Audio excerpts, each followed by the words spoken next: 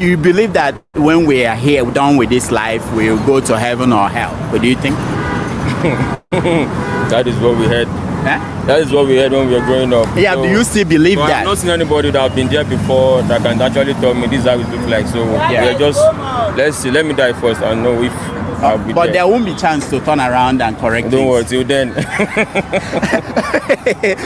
Till then, that's it. Yeah. No, but you know, what will you teach your children when you get married and have kids? Prophet T.B. Joshua, now that he's dead and cannot defend himself. Some of you said that they should have started with President Bola Tinubu. Some even said they should go and investigate the killings happening in Nigeria and leave a dead man alone. I'm not here to defend the BBC. The media you get is as good as the people you have. If Tinubu's friends who knew him in Osun and Chicago won't talk openly and on camera why he's alive, the media won't make things up to satisfy you. If people only feel free to speak when Tinubu is dead, the media will provide you with the story when it is verified and complete. Haven't the media tried to expose the scandals Apostle Suleiman has been involved in? Did you see how he fought back? Did you see how he silenced his accuser?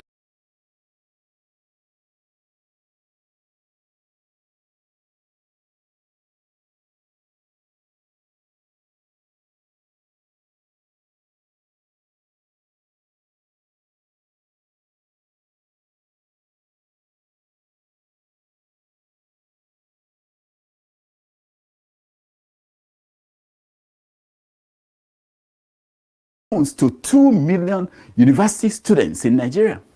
But Akwa Ibom State can find 32.3 billion to build a church for God. The federal government of Nigeria, they can find 240 billion to feed school children this year.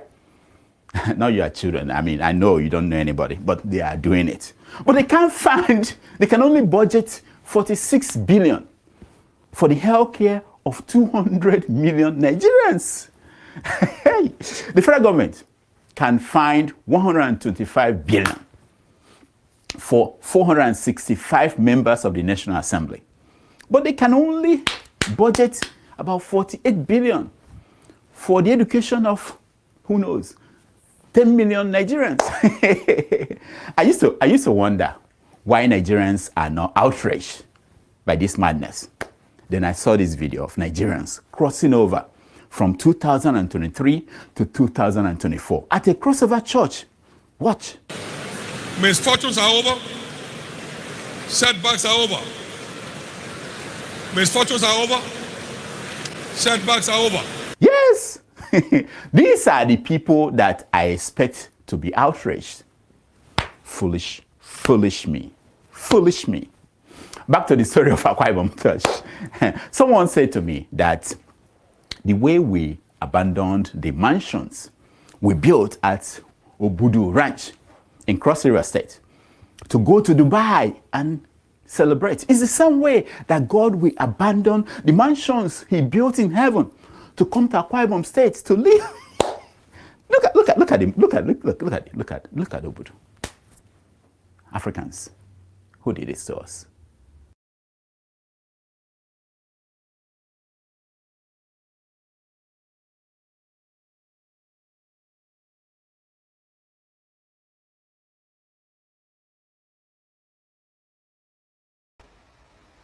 Let's tell ourselves the truth. I know what Governor Sanwo-Olu did was very, very wrong. But let's be sincere to ourselves. Let me tell you guys the truth, but most of our senior officers, they are very, very wicked. They are even worse than Governor Sanwo-Olu. Let me not lie to you. So let me tell you one story. Before I will tell you this story, I know definitely they will come for me. They will lock me up and they will dismiss me. I don't care. I can't even endure again. Before coming out to make this video, I can't endure again. I can't. So I don't want to die young. Definitely they will come for me. But before anybody will dismiss me, listen me. Anyone that call for the order, anybody that call me for any order, anybody that want to do my charge, anybody that want to do my order to dismiss me, the person that do the order will not see peace. He or she will not see peace. And if anything should happen to me, please hold Kone IB Abdul Karim responsible. Kone GS Ogo. And bigger than that, IB Abdul Karim, IB Shelibo. Hold these 3 people responsible. They don't want me to grow. They don't want my progress. This is what happened. 2022. I was supposed to Cantonment Medical Center or job where I met Kone IB Abdul Karim, who request sex for me and I refused. Ever since then, this man has been my nightmare in the army.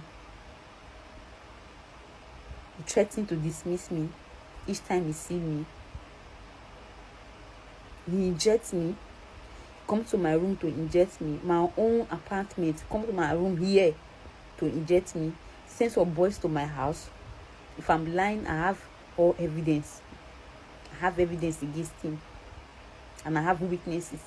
Come to my house to inject me. He also stigmatized me that I have mental illness. Each time I try to expose him, or each time any senior person, any senior officer trying to intervene, he will tell them that I have mental illness. He even wrote to DOA to board me out. He wrote to DOA 3 good times to board me out of army. He freezed my account for 1 year. He freezed my account February last 13 date, no salary. I cried to some senior officers. I wrote a petition using section 179 of the Armed Forces Act. I've seen so many officers, senior officers, junior officers to intervene, but none of them is giving me listen here. But and anyone who's trying to intervene, he will tell them I have mental illness. There's a day he locked me, he injected me, he almost raped me. When they caught him and he said I have mental illness, he took me to psychiatry hospital and he went to lock me up there. He locked me up there for 1 good month without any medication. He denied me access to military courses. And meanwhile, they know very well that my progression in the army determined my course attendance. No course. Now they've given me admission in medical school. They refuse to release me.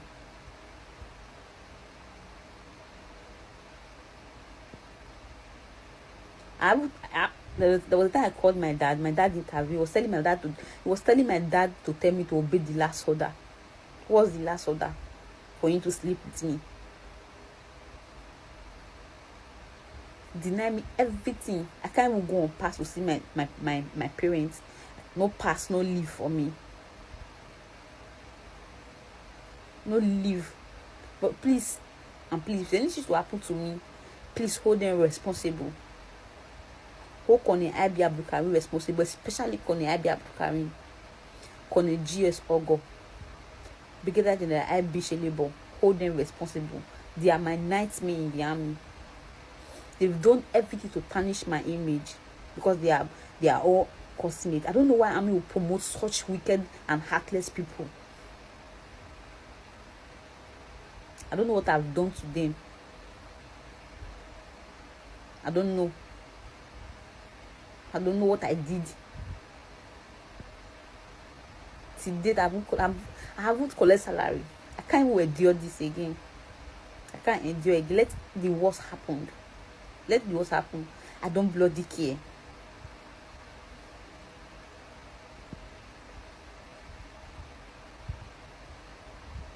You're going up and tarnishing my image.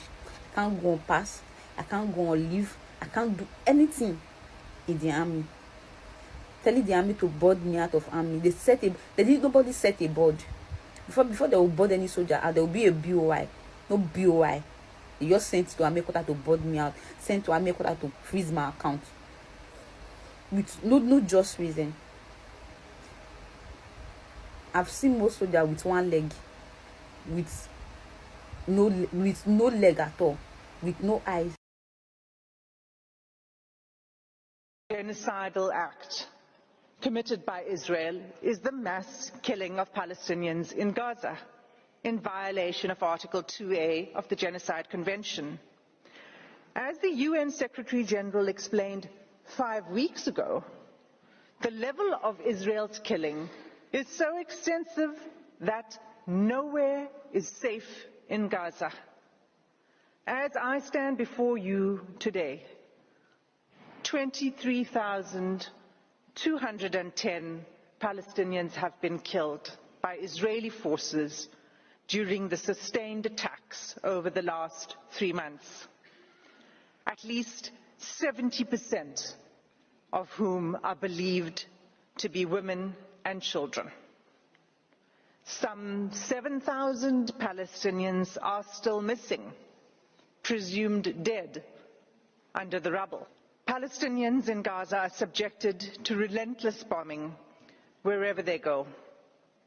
They are killed in their homes, in places where they seek shelter, in hospitals, in schools, in mosques, in churches, and as they try to find food and water for their families. They have been killed if they failed to evacuate. In the places to which they have fled, and even while they attempted to flee along Israeli-declared safe routes.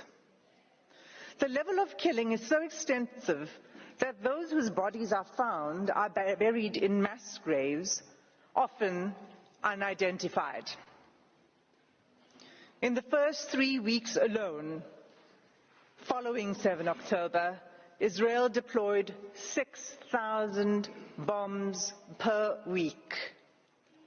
At least 200 times it has deployed 2,000-pound bombs in southern areas of Palestine designated as safe.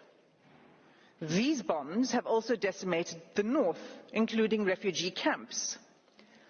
2,000-pound bombs are some of the biggest and most destructive bombs available. They are dropped by lethal fighter jets that are used to strike targets on the ground by one of the world's most resourced armies. Israel has killed an unparalleled and unprecedented number of civilians, with the full knowledge of how many civilian lives each bomb will take. More than 1,800 families, Palestinian families in Gaza, have lost multiple family members, and hundreds of multi-generational families have been wiped out, with no remaining survivors. Mothers, fathers, children, siblings, grandparents, aunts, cousins, often all killed together. This killing is nothing short of destruction of Palestinian life. It is inflicted deliberately. No one is spared, not even newborn babies. The scale of Palestinian child killings in Gaza is such that UN chiefs have described it as a graveyard for children. The devastation, we submit, is intended.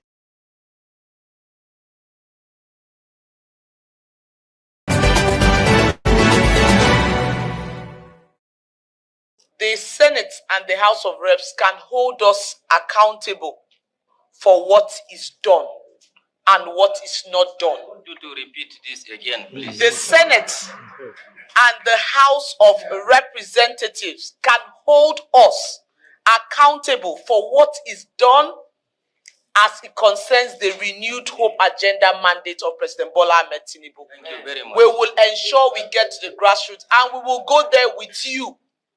We will go there with you to implement. At least when you are on the field with us implementing and you see what is going on and you are sure that your people have benefited from it, then you can be the ones to preach our own gospel when we come for the next budget session.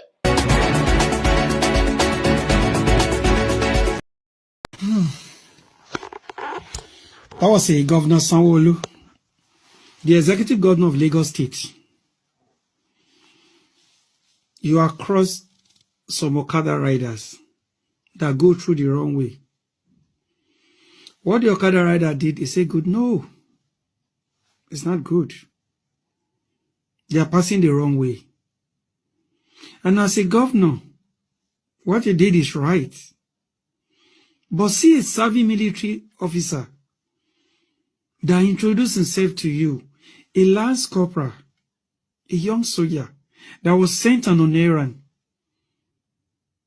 And he was unfortunately, he climbed that Okada. And he was begging you, Mr. Governor. He was begging you that I'm sorry, sir. I'm a soldier. I'm sorry. What do you expect that young guy to say? But because you're an arrogant governor, this ain't one way you passed 2 days earlier. You have been passing wrong way. You have been passing one way in Lagos State. So are you above the law now? The last corporal guy that you arrest there, he has been shot in Borno. He has a sling in his arm, an iron. He has an iron here. These are the people that fight the terrorists, the bandit that you and your co-workers, you are sponsoring them. And he's just begging you. And you are insulting his father. Go and call your father. This is why I'm going to lock you up. Stupid boy. A governor? I don't blame you. Sanwo-Olu, I don't blame you at all. Because from the beginning, you are out. We know what your brother did during the election in Lagos Island. When he was tormenting the people that follow PDP. We have the video all over. Most of us are serving in the UN. Some are in Sambisa Forest. Some are in Borno. Christmas Day, people were killed in Bokos. None of you say anything.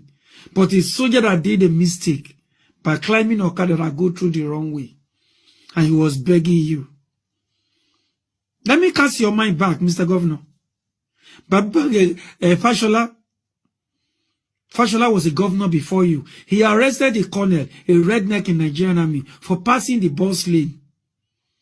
He did it with a humility as a man who is well educated, not a tot like you.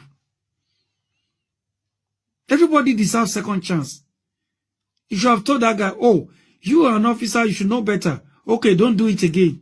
That is the reason why I'm asking you. That's the reason I'm arresting you. See, you're talking like a Amubo. Ori e ti daru, ori e. Ori e o ti daru. You want to call him governor? Àwọn táàtù tó ń lò nígboro Èkó, tó ń da Èkó rú, they destroy Lagos. Oh, arrest wọn. Oh, arrest wọn rárá. Sójà ló ń arrest and you ló ń káká sókè. Kí ló dé? You should be ashamed of yourself, Sanwo-Olu. But let me remind you, your 4 years will soon be finished now. Do whatever you like.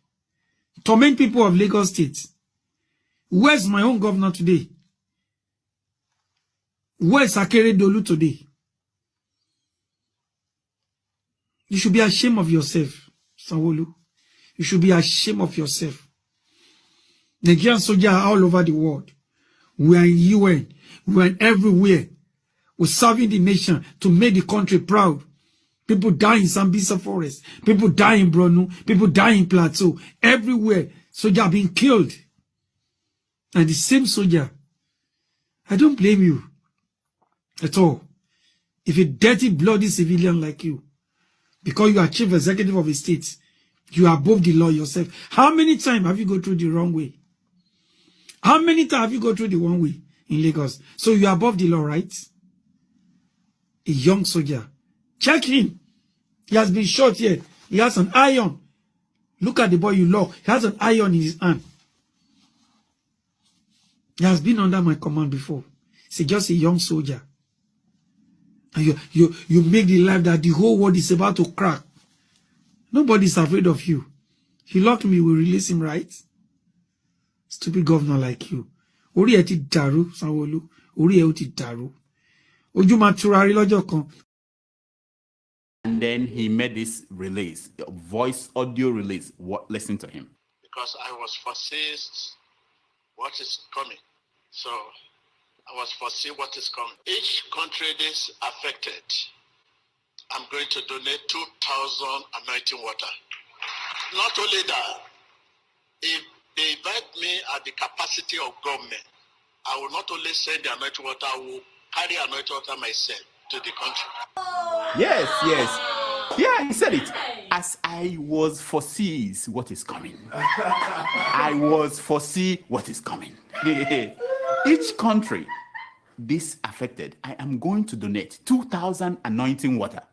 Wow. Yeah, 2,000. Yeah. Not only that, if they invite me at the capacity of government, I will not only send the water, I will bring it, carry it, the anointed water into the country. Oh. Yes.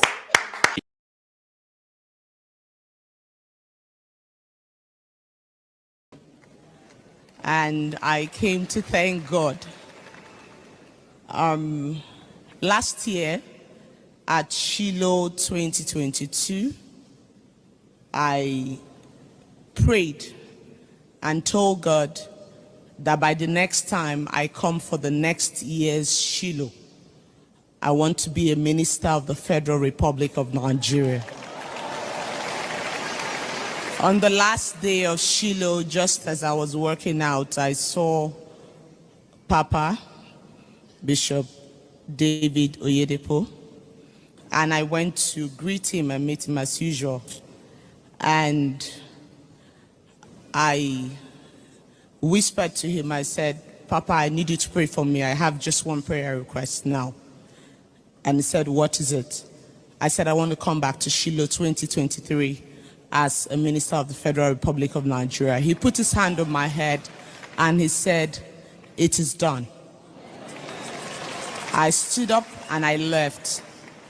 I came today to return all glory to God, that in spite of all odds, today I'm a minister of the Federal Republic of Nigeria, one of the youngest in the Fourth Republic. People my age are not at the Federal Executive Council of Nigeria in this Fourth Republic, but today I can boldly stand here to say God did it. I came to return all glory to God. Anybody, no grief for. Oga said that no grief for anybody. Everybody should be at peace. No grief for anybody is not a criminal state. So, fellow citizens of Nigeria, Oga said that if you see anything, come to the station and report. He's willing to cooperate with you citizens of this country. In his era, Lagos State go better. So if you see something, say something. If you cannot go to DPO, come to Keja, sir. Come to the commissioner. Come to the commissioner. Come and report. No fear anybody. Thank you, sir.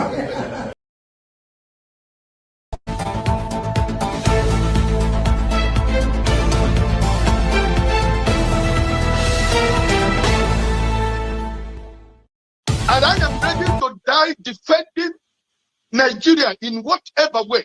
When it is God's time for us to go, it is and you not took my going time to God. You are ready to defend Nigeria. I gave you my time. No, I'm coming. Alexi, hold on. You already started. What I'm saying, defending Nigerians is this. I gave him my time and he's using it to defend me. No, sorry. I'm sorry. Alexi. This is not a joke. It's not a turn-by-turn thing here. I wouldn't be here. After this election, stop coddling Showore and having him running his mouth. He cannot win a single local government. So you are the one running your mouth. Stop. Be respectful to Showore. Are you mad? Are you alright? Mute that guy. Mute him. It's my turn. Are you mad? Mute that boy right now. Amari, hold on. Mute that son of a bitch. No. No. Pansa, no, you don't say. no, this is not good. You see, this is what I think I've said, why do you people want me to be making commentary, you know, editorial commentary on this? This is your chance to speak, but you guys are making me to make editorial commentary. Why do we think that, hold on, hold on. I'll call you when I'm done. Hold on, everybody, hold on. Why do all of us think that we are that important? Anybody, whoever you are. Why is this? Do you think this election will? I've seen the world. I don't know where you live. I don't know how you study history. I've seen the world. Nothing. This is not the end. This is not the end. We can't allow people to come here and talk this way. It's not good. You can make your point and quietly, and people will get your point. You understand? Nobody. No, not yet. I'm not finished. Maybe I'll start treating this as like a classroom. You know, I teach a class. Nobody can speak like this in my class. It's not possible. But I just know that I want to engage. I want people to have conversation. I want to make it free. I don't want to start putting people, banning people, stopping people from talking. I don't like that. You know. That's a good question. That's a great question. I don't know what is wrong with them all. I don't know what is wrong with them. Somebody is asking for where you do your course and you are sure you did your course there. I agree with you. But a lot of what we hear, because you didn't hear this direct from Tinubu, because you know lawyers are very funny. Sometimes lawyers will say, you must not say this. I mean, you know what is happening to Donald Trump right now? Donald Trump that guy is walking himself to jail. And he's coming down to say that, oh, well, it was my lawyer who said it. It was your lawyer who said it. It was your lawyer who said that you should march people to the Capitol and stage a coup. People who stage coup in Nigeria, they never live to tell the story. That's what I tell them. They never live to tell the story. They are summarily tried within a short time and sent to jail or made to face the firing squad. That is the way it works. But it's only in America where somebody put a gun to your head and you say, all right, well, you are quoting the First Amendment right. What is First Amendment right? What is it? I don't understand. So I don't know why he's denying Atiku the chance to go there, because the news media, they tell a lot of lies, things that are not true. I knew this man went to Chicago State University. I knew that. I won't like Dr. Wumi, yes. if you were aware of Tinubu when he was at University of Chicago. Yes. Can you elaborate on us the accusations whether he was actually distributing drugs and was a drug dealer in Chicago in those days? What do you know about this? Okay, thank you, sir. I heard about it, that he was distributing drug, and I know a lot of people who distributed drug. Who was the girlfriend of? But let's be more specific. So look, we've all heard that Tinubu was a big drug tycoon. We have all heard that. What kind of specifics? I mean, when you say you heard that from people, were your friends the ones who were buying from him? Did he tell them that he was selling? Like what can you tell us as a distinguished man around that area at the time when Tinubu was there? What can you tell us that he was really up to? Well, what I tell you, I don't know whether, in fact, the first time I saw drug, I thought it was in Lubo. I hope that Nigeria wins. I'm never going to wish any president evil so that I can say I told you so. No, I won't wish them evil. I hope. You see, I'm not praying. There's no point. I can't pray for Nigeria to be fine. I only hope that Nigeria wins and Nigerians win. Because if you choose a dodgy doctor who has a dodgy record, who has, all sort of accusations leveled against him, to say this doctor, we think he's done this, or this doctor, this surgeon, yes, he's a senior surgeon, he's the most whatever surgeon, but there are a lot of accusations leveled against him. If you choose him to operate on you, and you tell me to pray for you that it doesn't kill you surgery. What's the point? I can't pray. You might make it, you might not make it. My prayer won't change anything. So I hope Nigeria and Nigerians win during Tinubu's 4 years. Thank you. Thank you, Short. Tinubu is a criminal, yes, of course, a categorical grade 1 criminal. The only person more criminal than Tinubu in Nigeria is probably Babangida. But he's a criminal, and is he fit for purpose? Absolutely not. Should Tinubu be the president of Nigeria? Categorical no. Is there a better option than him? That is subjective. So show me who he is.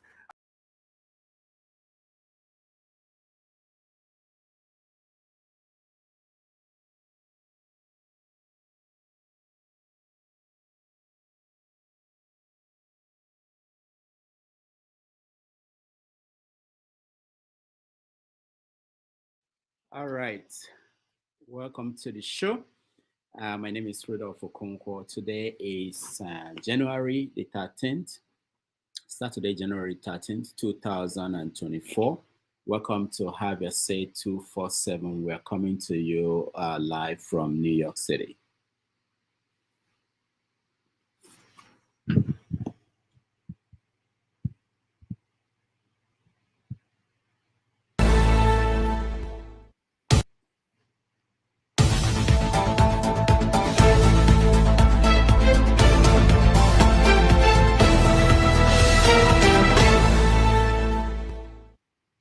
All right, it's a beautiful day here in New York City. I hope it's beautiful where you are, and thank you for joining us.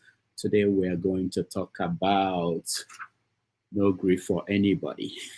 We're going to examine if Nigerians have opened a new chapter in accountability in their country. So we're going to look into this through several premise. One of them is we're looking at what's going on with the administration that we have, which is Bola Tinubu, and the people who are being questioned and who are being held accountable for their ministries and departments that they control. Talking about people like Beta Edu, people like the Minister for Interior, Tunji, and so many others. We are going to look at what they've been doing, what the EFCC is trying to do, and what ICPC, what they are trying to do to hold these people accountable. We're also going to talk about other aspects of life in Nigeria. We had the Supreme Court rule yesterday, and it was amazing how they basically pushed through everybody. They didn't want any more crisis. They want to get away from anything to do with the last election. So they allowed all the governors who are in office to continue to be there, whether you have fake NYSC certificates or you have fake degree, they didn't care. And in a way, they avoided crises that could have happened in places like Plateau and Kano, where it will have led to some political disturbances that we are thinking. So that's the activity of the courts. And of course, the BBC came up with the documentary on TB Joshua, which was an interesting look at what the churches are doing across Nigeria. And Nigerians reacted. A lot of people were critical of the BBC for doing the documentary. So we're going to talk about what you think about what the BBC did, and whether it's there are other churches like that in Nigeria.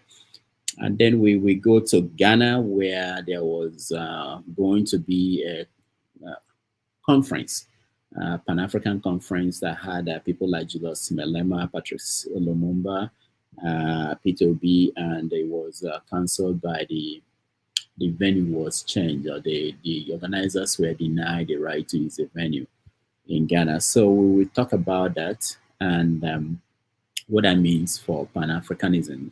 I'm hoping to get a guest from Ghana to join us in a few minutes to tell us something that we may not know about that. And thinking about Ghana and Nkrumah, I want to know what that means for Pan-Africanism, and whether someone is afraid of people like Julius Melama coming to Ghana and speaking. Also, there's Dr. Arikana, who also was there. Okay, so the other thing we want to touch on is Tiwa Savage. I know, sometimes we don't talk a lot about entertainment and sports. So Tiwa Savage and Davido, they unfollowed each other. This is big news for those who follow entertainment news. But it also goes to the heart of what happens in the music industry. We know what happened to Mobad and all the crisis that followed. So we touch on that. And of course, African Cup of Nations, I think is going on. Don't ask me where, but I know our players are out there, and we want to, those who follow those things, we talk about that. All right, let me just bring in our guests, people who are in the studio who want to join us. And if you're in the studio and you want to come up, please turn on your camera so that we can bring you on. And all right, welcome.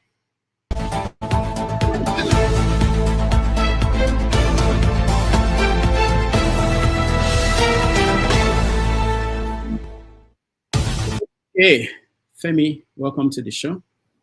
Good morning, Dr. Damages. Nice to see you.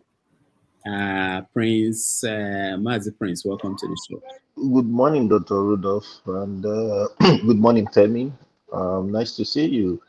Dr. Rudolph, the avalanche, I hope it did not get to you guys in New York. Oh, no, I didn't even know. I have not looked at the local news. I don't know what's going on outside. Yeah, it's going on. Even Iowa is going to be -3 by Monday. The cold. Okay. Yeah. The weather, yeah. Yeah.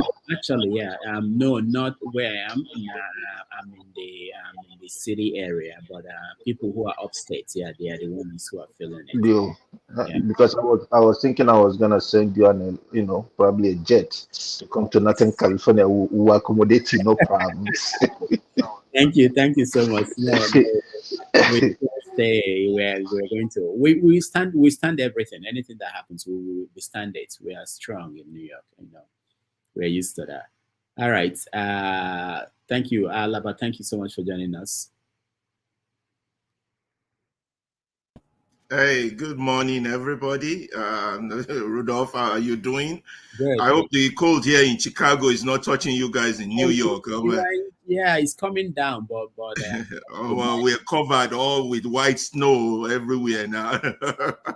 It's cold as hell. Anyway, I was hearing your introduction. I didn't hear. What did you say happened to Tiwa Savage? I missed that part. Oh, you missed that. Oh, that she's fighting with Davido, and they unfollowed each other, and they are threats. She wrote the police saying that Davido is trying to do something bad to her, that they should hold Davido responsible if anything happens to her. And I'm always wondering about that, if anything happens to it. But then you are gone. If something happens I guess she will be counting on the rest of us to go tackle Davido. I don't want anything to happen to me. I don't care what happens to who is wrong. Just make sure nothing happens to me. That's what you should do. You say that. Make sure nothing happens to me, not hold someone irresponsible after something happened. Anyway, yeah, entertainment news is interesting. There are always these fights that we see, but there are some people think they are fake. There are things they make up to make people buy or keep themselves in the news because they need keep themselves in the market. I don't know because when Mobad was complaining, people thought he was that way until something bad happened. Anyway, so let's quickly go around and start that way by adding to stories. If there's anything important I missed, we just put them down. Hopefully, we'll get to them. So let me start with you, Femi. Femi, is there anything that is important to you in the news? I talked about African Cup of Nations. So. Yeah, and of course, we know you probably don't watch soccer. You probably don't know any Nigerian player. I don't know what you're saying. I cannot relate with you at all. It's a sad commentary on your part, but that's we give you a waiver. The only other thing I can think of, you've practically covered. I mean, again, I keep saying Nigeria is a vibe. Because it's almost like per second billing when it comes to Nigerian news, the news cycle. Probably the fact that the Dangote refinery has started producing. Yeah. Although not petrol per se. Yeah, important. Yeah, diesel Right. and Right. But that's still a start. The fact that officially started with the 6 million barrels that it has in stock as of today, this moment. Yeah, you already mentioned the TB Joshua, very important story. I'm not sure you mentioned the Supreme Court rulings. You Yes, probably yes, I did. The Okay, governorship. you did that. Yeah. And again, correct me if I'm wrong, because Nigerian news sometimes you wonder if what happened last week actually happened this week. Did you mention things to do with Donyo Kwe and Oh did it no, happen this week? no, this Was week. it Yeah, this? yeah. It was this It was, week, right? yeah. See, this is what I meant when I say Nigerian news is like per second. The moment you're still talking about saying things, some things are already happening on top of what you mentioned. So I was almost confused as to whether Donyo Okupe leaving LP and Daniel Boale also also visiting the president. I was almost confused if it happened this week or last week or 2 weeks ago, because you can almost superimpose what happens each week onto the next week in Nigeria. That's all I'm gonna add. All right, thank you. Those are important. Okupe and yeah, very good. Mazi Prince. I believe you've pretty much said it all. The one I actually might, well, the Israel thing that South Africa is suing them, to the ICC, which you mentioned. However, my gut tells me, why would they sue Israel? Why don't they sue Russia that is doing what they're doing to Ukraine? But it is what it is. When it comes to that, and we'll deal with it. Um, Another interesting thing is the girl. I don't know if you know about, you heard about the banker Oh, that killed herself. that killed herself. Yes, is something I feel is very much worthy for us to talk about. It goes a long way to tell much about Nigeria. Things are not going well. Things are not going well at all. Yeah. I'm not saying we should judge her, because some people are gonna come here and start quoting the Bible. If they want to judge her, they can as well go to heaven or hell and go meet her there and deal with the judgment. Yeah. All right, thank you. Alaba, go ahead. Rudolph, I think I didn't hear you put up the case, the lawyer who sued them in Nigeria for the office of the first lady. I think that's important if you can. Oh, I didn't know that. Well, who The Nigerian lawyer, I can't remember his name. Okonkwo. No, I don't know his name. Let me not speculate. He sued. It's not Okonkwo. It's not you. He sued. He filed a lawsuit. That the office of the first lady is not constitutional. They should not be budgeting money to it. Okay. That's a good one. Yeah, that's a good thing. Also, I hope That's Serap. Well, I you think remember the the guy's guy name? Serap. We get to that. No. Okay. Yeah. I think Opara something, but Opara something. His name is Maxwell. His name is Maxwell. Maxwell. His name is Maxwell. So it's Maxwell Opara. Yeah. Maxwell Opara then. And then lastly, I hope Ovie comes on the show today. There was some things he mentioned the last time that I think would be of interest to talk about, when he mentioned some issue about those who really hold the Nigerian power base. And then I think the South African effort is a real great thing on behalf of the black man. We'll talk more about that. And also, I think online event like your show is beginning to, little by little, affecting Nigerians, and no Gree For Anybody, I think, is part of the online movement things that is going on. That's just my view, but there's more to talk about. And I think Nigerian standards are very low on this Dangote refinery thing, producing shitty stuff should not be praised at all. Look, I just mentioned Ovie, the boy just showed up now. Wow. All right, thank you. All right, those are the ones I want to mention. Don't go to others. Flagship. Thank you. Good morning. Can you hear me? Yeah, good morning. All right, good morning, Dr. Rudolph. Good morning, everybody. I hope we all have a great week. I think Alaba and the last speaker just took out the two major news that I wanted to speak about today. For me, the biggest one is the young lady at the back that took a body. I want us to really talk about that, if you will allow me to suggest that we speak out of the, come from the angle of education and raising an awareness as against the condemning or talking about whatever issue is that led her to take that action. Flagship, sorry, we can't hear you very well. You have this fanciful mic in front of you, but it's not. I'm not sure what's going on. I stopped even hearing you guys in the background. Can you hear me still? Okay, we can hear you. Yeah. Okay, yeah. I'm not sure what you missed me, but I was saying let's speak on the young lady at the bank issue with suicide. I want us to talk about it from the angle of raising an awareness, because it's one too many that has occurred. But if we can look at it and speak from the angle of awareness to somehow pass some sort of education to the Nigerian people to think otherwise rather than take that route.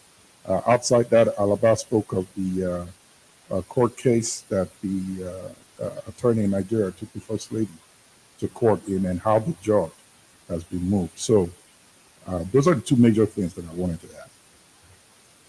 Thank you so much, the flagship. Righteous Man, welcome to the show. Yeah, good evening, all the panelists. Good evening, Dr. Ruth. All of you are looking fantastically marvelous. I think that English language is correct, right? Yeah. Especially since Dr. Rudolph came to Nigeria and returned back. Honestly, there's a big change. Doctor, you are shining and looking younger than ever before. I think Nigeria did well. Yeah.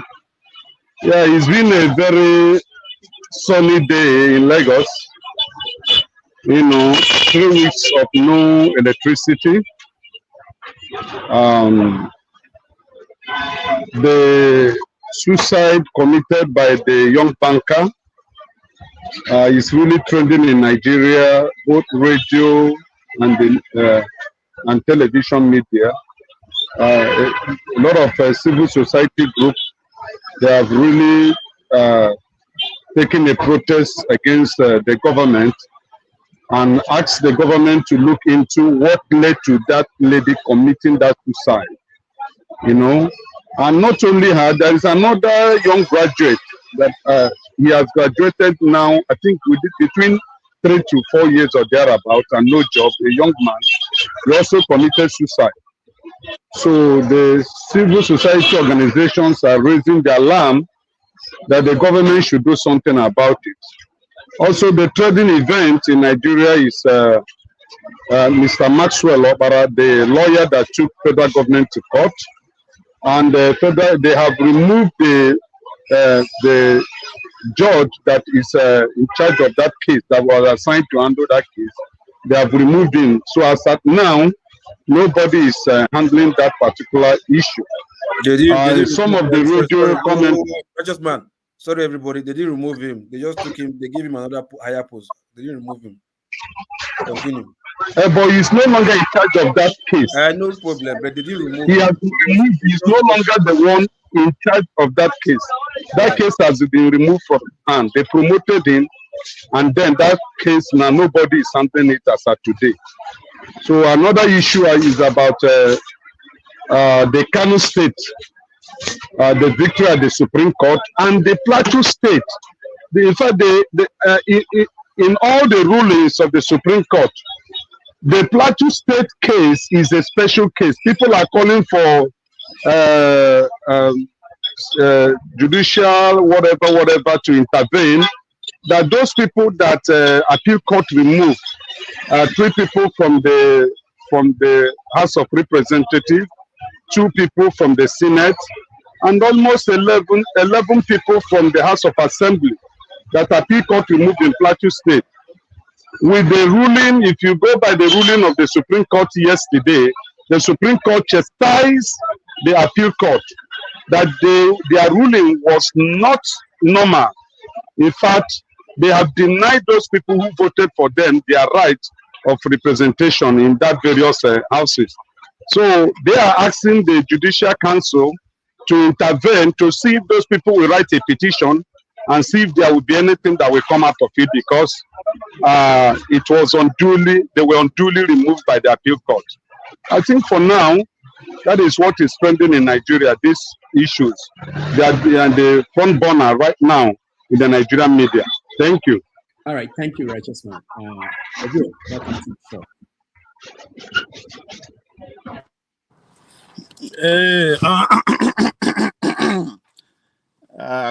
My people, Happy New Year, everybody.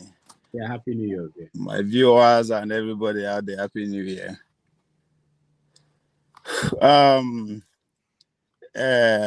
I'll be going in and out.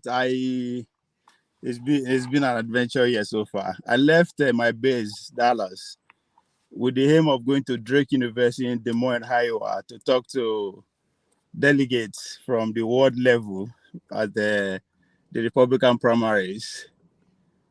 But the situation report in terms of weather, I don't know if I go through. So I'm in Texas Tech at the Lubbock, where some of the Nigerian track and field athletes are starting up their season. As we all know, two major events will be happening this year: the American election and the Olympics. The Paris Olympics is also taking place, and as we all know, I'm a stakeholder, so I'm here to cover the indoor track and field. I will have about more than 10 Nigerians actually taking part today. The throwing event I've already started. I just got here, so I'm just looking for a place to park before I go into the indoor hall. Maybe I'll bring out some glimpse and some results and some maybe live interview if the situation allow me to do that. So yeah, that's the journey I'm in so far. So I've been I've been driving for the past 48 hours now, Abby. So that's why I see my height this day kind of. All right, Obie, thank you. I'm surprised. If you're a reporter and you are sent to Iowa, you should go despite the weather. Reporters don't have any option. You are right. When I don't have sponsor, I'm sponsoring my expense, spending my own money, and my equipment, my car no go reach. My car no go reach. So if I get big budget, maybe I'll go for buy a cyber truck. Or even pretty much to bulldoze my way through the snow. I mean, we are so far they don't do that. They get live report from there, 8 to 12 inches, especially at the end of the day. So that's I mean, and I can't even go through the highway. Not talk about going through the street. So for me to even cover the next one, make I just take a detour and cover the Nigerian athlete first, and we'll see maybe the next one. All right. Thank you, Obie. Prince. Obie, the main caucus day is on Monday. You should have waited. That would have been so nice for you to attend. At least ask Donald Trump some questions, because obviously the weather is not going to get better. It's going to be negative 12, negative 17, 18 on that Monday itself. Yeah, negative 12 and minus, that's the highs, and the lows will be negative 3. I lived that life. Well, I lived that life while I was in college in North Dakota. So no, I know how it feels to be on that negative degree for months. I know it's not happy New Year, and now Joko, you are looking more beautiful. Okay. All right. Thank you. Let me go to Tony Ernest. Yeah, hi, hello everybody. Yeah, so much to talk about, but the one that caught my attention really is the repentant thugs in Kano being trained for just a fortnight and commissioned into the police force, the Nigerian police force. Is that not a joke? So what's enough? What's happening in our country? And yet we have time to run down a man of God that has died, and I mean Nigerians being very active, lying, people that know him, people who have never even been to a church, saying all sort of stupid things, and some more serious things are happening in the country. I mean, when we get on with this discussion today, I think I know what is just playing out, but a lot of people don't just get it. Thank you. All right. Thank you so much, Tone. Loco P, when I saw you, I got scared. Is it night time? Yeah, like take your time. It's time for you to go. It's time for you to go. Yeah. Anyway, what's trendy? What's trendy? Lots of it, like Tone said. Too many things now. This January. I think this year is a leap year, right? So, yeah, I think lots of things will happen, But I just pray God to keep all of us safe, So, that's it. Yeah. So for the things that happened, let me see. I think I wrote some things down. So, yeah, I was supposed to talk about this Ghana convention that was cancelled, because that one there, what's it called? Okay, I think yeah, the BBC documentary on TB Joshua said just now. Yeah, I think Don Yokukwe say resigned from Labour Party. Who cares, And what else again? Yeah, okay, yeah, the soldier stuff, yeah, some will look Kinikom. And yeah, I think the interior minister, yes, and involved in better stuff. There was saying that he has resigned. But the question no journalists have it fit to ask him is, who is the current director? Is it your wife that's the current director? Nobody's asking that question. They're just saying that yeah, he's resigned. And yeah, you resigned, I know. But you are the major signatory to that company till date. And who is the current director? What's the relationship with you and the current director? I think it's his wife, but no smart journalist has even come up trying to ask him that question. Then yeah, I think then the CEOs of different banks, EFCC region CEOs of Zenith Bank, JS Bank, and Providence Bank. Then yeah, you're in New York. What's happened to the Jewish people digging underground tunnel to do to do? I was thinking when I saw the news, like, it's your city, it's your town. What is happening there? As in, have they is there Are they copying Hamas? Is it the new Gaza? They are copying Hamas. Yeah, they're trying to do some stuff. Then what else again? Okay, yeah, I think I'm surprised. What's happening? Ecuador, like gang members are raiding the country now, going to TV station and announcing that yeah, they're taking over the country in Ecuador. I was like, wow, man. Did they do it well? Did they do it well like they do it in Nigeria, or it wasn't done very well? Okay, yeah, okay. Well, I think it was an impromptu stuff. They just did it without planning, thinking. If not, I think they would have, made a good statement if they want to. But I think they were just driving past the station, and they just got the idea. Let's do this thing, and they just did it. And I think that was what happened, because if they have planned it properly, they would have, give them a better show. They're like, yeah, we are here, man. What's happening, man? They would have given a national broadcast, but I think it was just as they are doing it, they were still scared of getting busted. So just shampoo anyway. But at least it was part of a few news that I just saw over the weekend, and that's it. All right. So let's go to electricity. Welcome to the show. Yeah, good morning, good afternoon, good evening, depending on geographical location. Just a lot has happened, but I just want to ask Righteous Man. Righteous Man, you're supposed to make contact. Do you mind clarifying why you've not made contact? I understand. Contact with you. Don't answer that question. This is not where. This is not where you question someone about.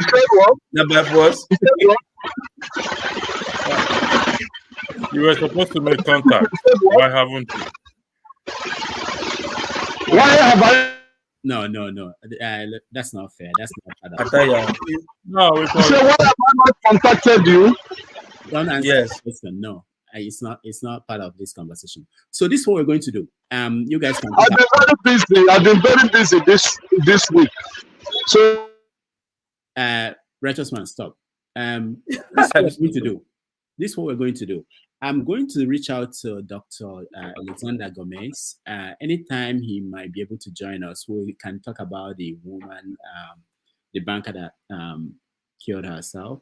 And then I have a friend, a journalist from Ghana that I'm trying to reach out to. Anytime he could join us, we will talk about the conference that was disrupted in Ghana. So because I want us not just to talk about this as from one angle, I want someone who has a little bit more information. So that's why I want Gomez. I know he's around, and if he can indicate to me when he will be able to join us, we can talk about that so that he can give us a professional angle to that. The same thing with the Ghanaian story. But I want us to begin with Apostle, no, not Apostle Solomon, Prophet T.B. Joshua and the documentary by BBC. So let's watch a little bit of that, and then we will begin the conversation.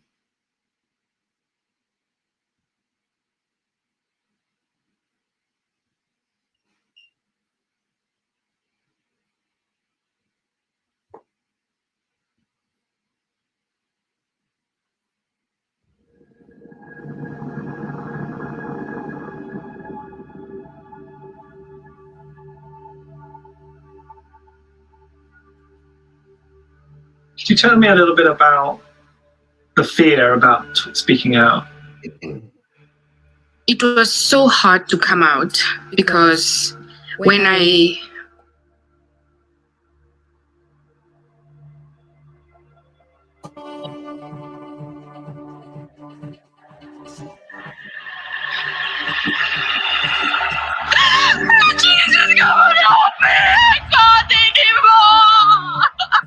You find yourself doing prostitution, you find yourself fornicating, you find yourself doing every evil thing.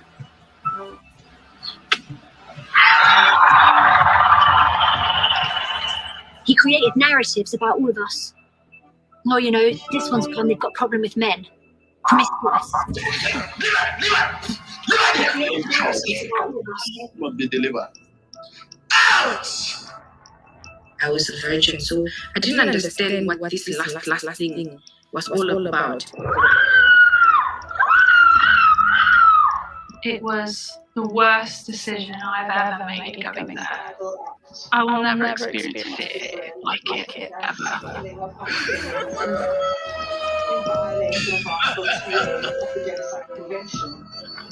Everybody wanted to know how he got his power, but the story was just like, There's a witch doctor here. You are not a pastor, but you call yourself pastor. But you use your power. the world to be awakened.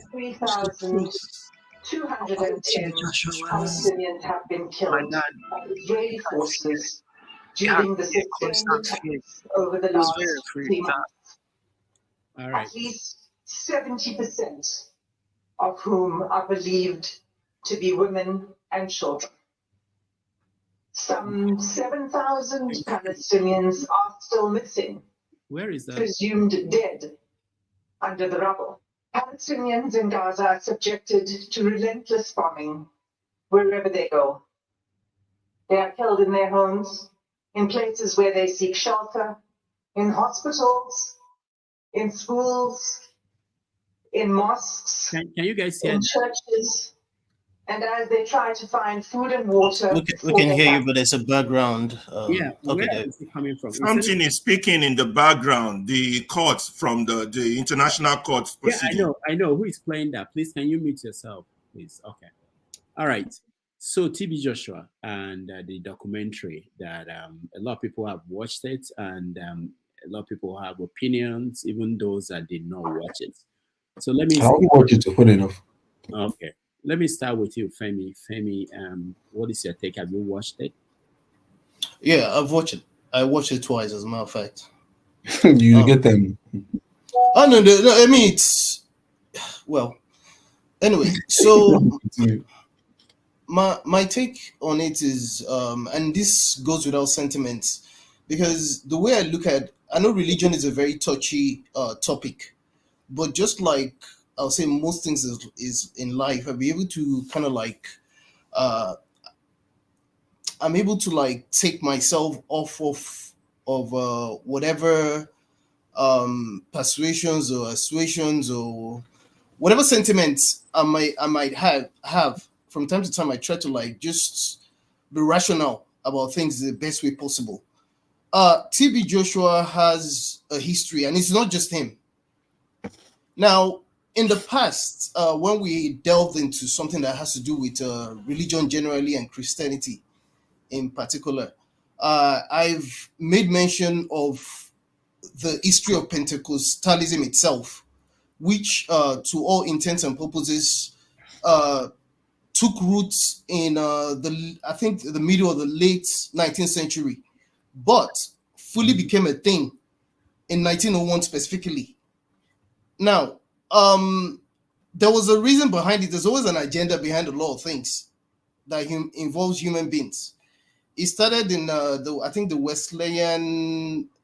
I mean, I don't have the full context of that. That was the name now, but it started in America basically, and the idea behind it was almost what you have in all religions, whereby you have sects that come with a different narrative of certain aspects of the Bible that they choose to go with.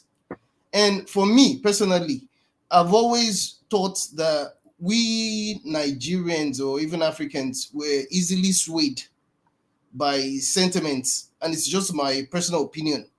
I mean, that doesn't make me any less Christian than any other person. I just thought to start with that. Again, it's not just TB Joshua. If you recall, and I lived in Maryland, by the way, at some point before I left Nigeria.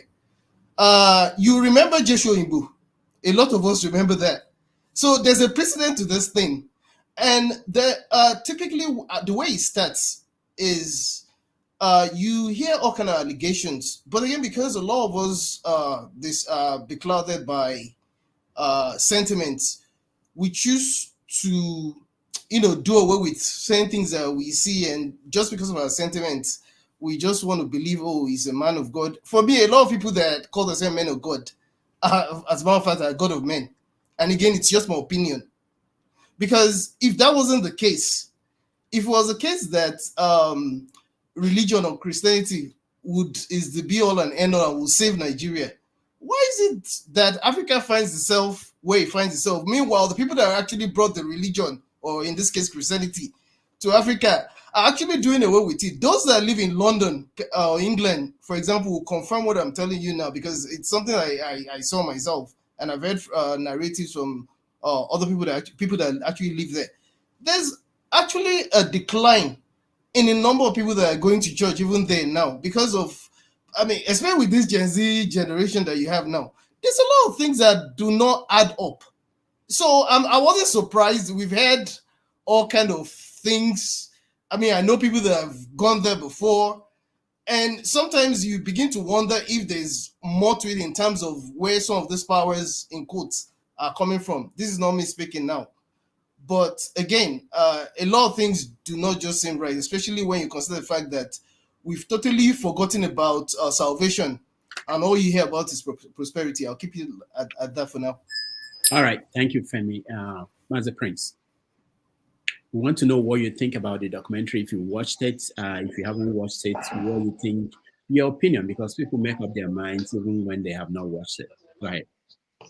Okay, so for me, first and foremost, I'll start by saying I hate when people talk about touch not my anointed, and oh, don't talk about the dead. Oh, let the dead rest. Nobody is talking about going to exhume him and ask him questions. However, is it important to investigate all these things?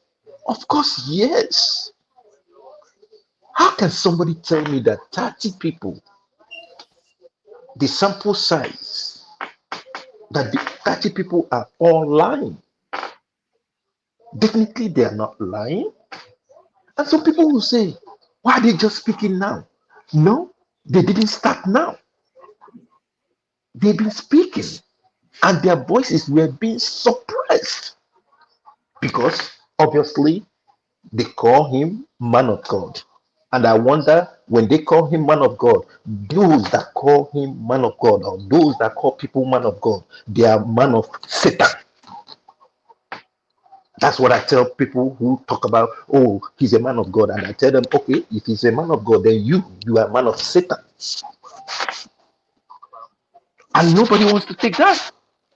I don't think anybody here will want to be a man of Satan. Is there anybody? They can raise their hand. Let's see. You see, Nigeria is so, I don't know how we think. I don't know how we, some people will say, oh, let it be, just let it be, you know. Or some people, some will come up with some conspiracy theory and talk about, oh, the BBC wants to spoil his name or tarnish his, no. Do I support BBC? Not really. But if they have to do their job, they have to do their job. They did an investigation which took them about 2 years. And before now, I have already known about. You see, when something did not happen to you, then you will not, you will not know how painful it is. I have an in-law who went to that man's church in the name of healing. Till today, we didn't see the man anymore. Till today, we didn't see the man. The only luck they have is just that he's kind of like, a divorced in-law of mine. Had he been, he's a current in-law of mine, I will spend whatever it takes to make sure that I will fight them, and I will fight them hard. The man is gone. We don't know where the man, they said he went to that church for healing. As a matter of fact, before he went there, I think he met me and he told me he was going to that church. When I asked after some months, they said, oh, that they went there, they said, oh, that he died. Where is his body? Nobody knows. How could people be treated that way? I also have an uncle who developed, which is normal. He developed, dementia. And the children said, oh, yeah, they're gonna hear him. Today, my uncle is dead. He never did anything.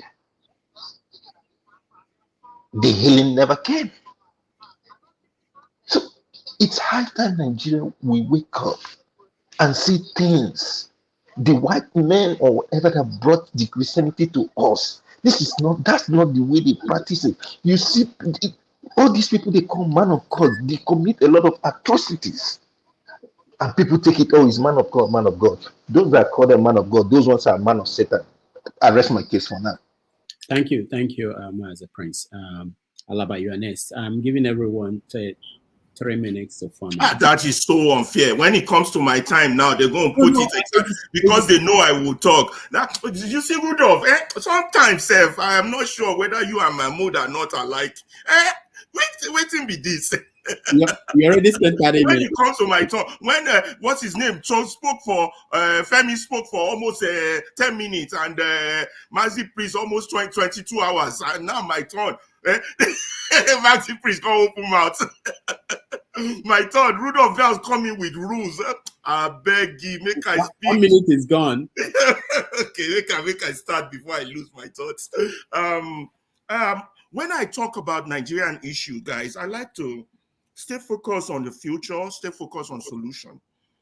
BBC is an hypocritical institution. Why talk about a man that is dead? Yeah, we could put all the blame, but those are recent issues. I'm not interested.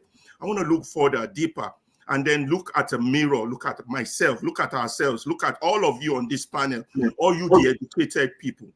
First of all, to start with, BBC should not be telling the Nigerian story. That's the failure of our journalism. That's the failure of the educated class. It's the Nigerian people, those of you who went to school with a bachelor's, even with a high school degree, that should be in journalism, should be telling the story of the Nigerian people. But they are doing it. Good job. I praise them for that, just like they did the Rivers report. It should have been the Nigerian press. Guys, let's focus on what's important. Let's not focus on blaming BBC. Let's not focus on blaming T.B. Joshua. There are 1,000 T.B. Joshuas in Nigeria, people. He's not the only one. All this Pentecostal movement, even I could say the Catholic Church, even full disclosure, I'm a Catholic. Like I tell my students, I'm a Catholic as well as a voodoo priest. In case they fuck with me, I can put voodoo on their head. They get so scared, the American kids, when I talk about voodoo. So now, that's number one, the hypocrisy of the BBC, going after the, well, there are those alive. You can go and bet you all these religion people are sick. They got so much in their skeleton, it's beyond words. But religion is the opium of the masses. It creates idiocy out of the people. Let's focus on that. But if we had a real country, a good country that we are all hoping for, the government would be able to regulate the atrocities of these institutions, because religion organizations are institutions on their own, and they have power, and they abuse those powers. You understand?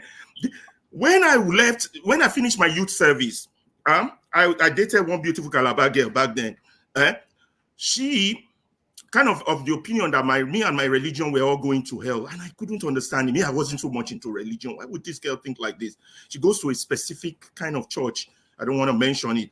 You understand? And then one day I was coming back home, and then I stopped at CMS bus stop. I saw these people that used to sell books on the floor. Oh my God, there was this big book. The book big like this. It has the history of the church, the history of the Catholic Church. Big book. It was like about maybe 1 naira or very few amount. I had the change in the left change that the conductor gave me. I bought that book, man. I begin read. Oh boy, there's no theologian in this world that's a Christian or a priest or a bishop who can debate Christianity with me with the level of information that book gave me. The history, I wish I know the author, but I still Google it. I saw the history of the church. It's a chronological detail of from the time Christ died to the Renaissance period to now. The point of that is that there's nothing new under the sky. Everything has been happened before, and it was all documented chronologically.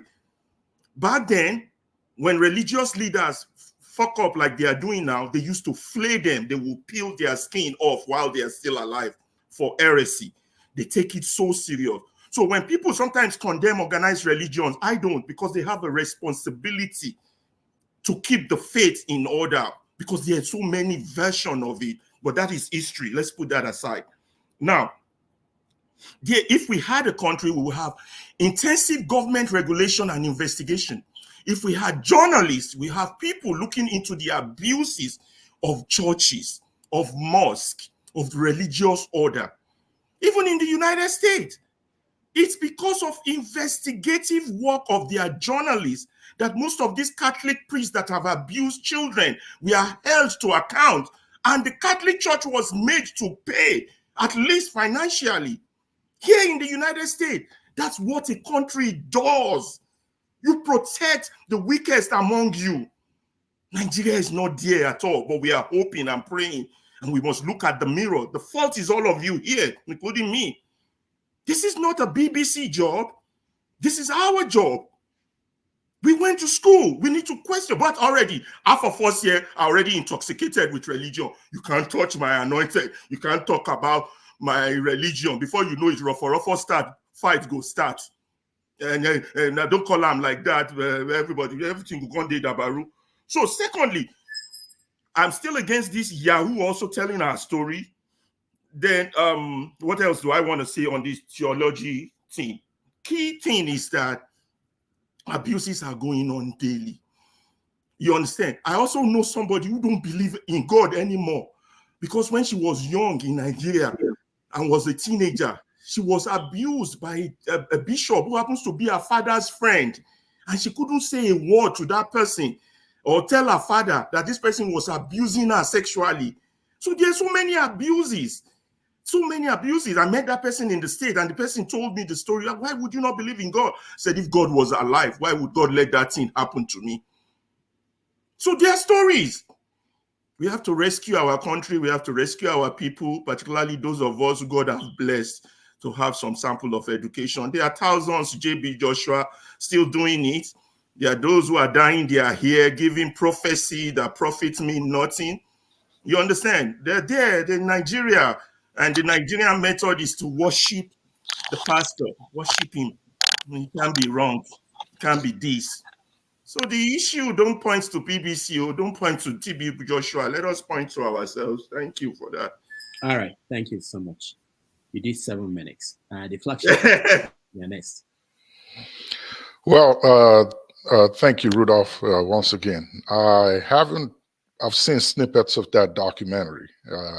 It's nothing new, in my opinion. These things have been happening. And like Alaba said, there are more than 1,000 of the TB Joshuas outside there. My question is, why not the BBC if we cannot do it? I'd like to look at it from this angle. I'm happy that it came out. I'm not putting blames on anybody, but I'm very happy that somebody at least said something about it to put a stop to this sort of nonsense that's going on. Since we failed to do it, let's allow them to do it. My joy is that I hope that those that are so engraved in religion would learn from this and emancipate themselves from this sort of abuse that is going on in the churches out there. For those that have suffered from this kind of dastardly behavior, there is healing, there is hope for them, there is help. You can get it. And those that are still in need, please do not be obsessed by your preachers. They are men like you. Try to come out of this. Learn from this one. Today, this TB Joshua is gone. The big message there is learn from it. Get out of it if you're in it. You can run. Talk to someone. Find a way out so we can stop this sort of nonsense that's going on within our religious institutions. Thank you.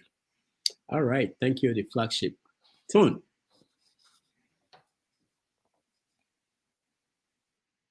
Tone, we can't hear you. Unmute yourself. Or are you talking to someone else? We can't hear you, Tone. I think it's on the phone. He's talking to somebody else. Loco, go ahead. Okay. Where will I start from? Well, if like for me, I didn't watch the documentary. I saw snippets of visual bits of 1, 2, 3. Say it came out in 3 parts. But am I surprised? No. I knew the guy's foundation. I knew how he started. I knew one guy that could not even communicate in, good communication, and he's not even preaching from the Bible. He was just talking from his mouth. If he could not read then, I don't know, but and I've never watched him reading from the Bible, teaching the Bible, this and that. I think it was more of, charity and pretending to be a miracle healer, pranking them to believe that he was doing miracle instead of magic and all that stuff. So I never expected it only pains me that the black race is just so, has consumed themselves with, being lazy and looking for miracle. They just want, probably like what we say, they want handouts. You just want to believe. You go to a place where they'll tell you miracle is happening and you rush there and you want to go and collect the miracle. Meanwhile, you don't have faith and you don't want to walk. You just want the so-called man of whatever they call him, and to lay their hand on you and you just get manners from heaven, and so be it, without working on it. So I'm not surprised that the documentary came out, but saying BBC that did it, yeah, BBC did a great job.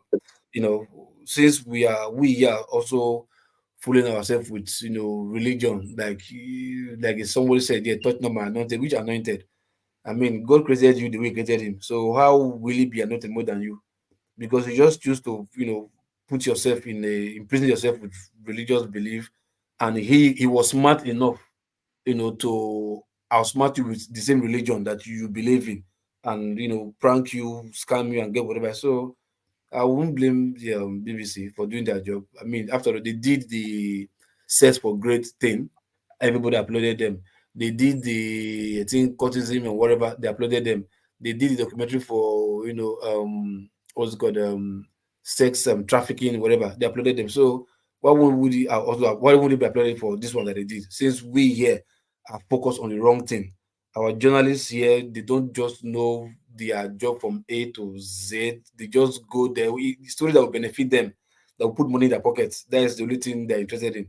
Anything that will not put money in their pockets, they don't care, because they will tell you that believers, And for me, it is what it is, man. Nigeria should move on from there, and I think this should just be an eye opener for every other, Nigerians who look onto this that is geo, that is not this. And I will tell you this: see, even if the documentary came out, right, and the guy is still alive today, trust me, the guy will still be having followers, regardless of this documentary. If he was still alive after this documentary, people will still go to his church and continue. And I can remember one of the main what's called a victim there, one Yoruba woman that has like cross eyes. I remember her when she came out that time. She even wrote a book, went to front of the church, and she was shouting on top of her voice, using megaphone to shout, "Hey, this man is fake, this man is fake, this man is fake." What would they call it? They will call it that she's a witch, and she was mentally deranged.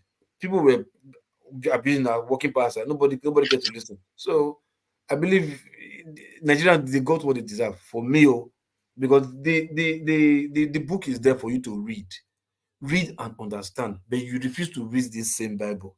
Understand it for yourself, but you don't want to read it. You want another so-called man of God to read it and interpret it in his own way that will profit him or that will benefit him to you, and you will be there following them sheepishly. And by the time it casts now, they'll be shouting, oh, I don't know. Meanwhile, they've told you several times, read for yourself, but so somebody take over anyway. Because I'm done. I mean, I don't want to keep myself with those church people. I'm tired of them.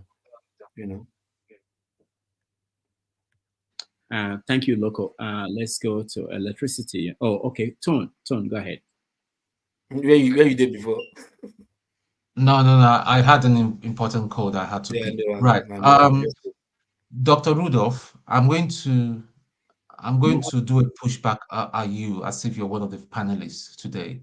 You represent the Nigerian journalism, investigative journalism, and the journalists in Nigeria had failed a lot of people, including this man that is being castigated. And why I say he's being castigated, let me just do a quick announcement here before people will start saying that I'm a member of his church. I've never met T.B. Joshua. I only have watched and seen him on TV, almost like everybody here. I've never stepped my foot in his church before. But for me, what I hate is when an innocent man is being castigated. When people present half truths, I don't care whether even if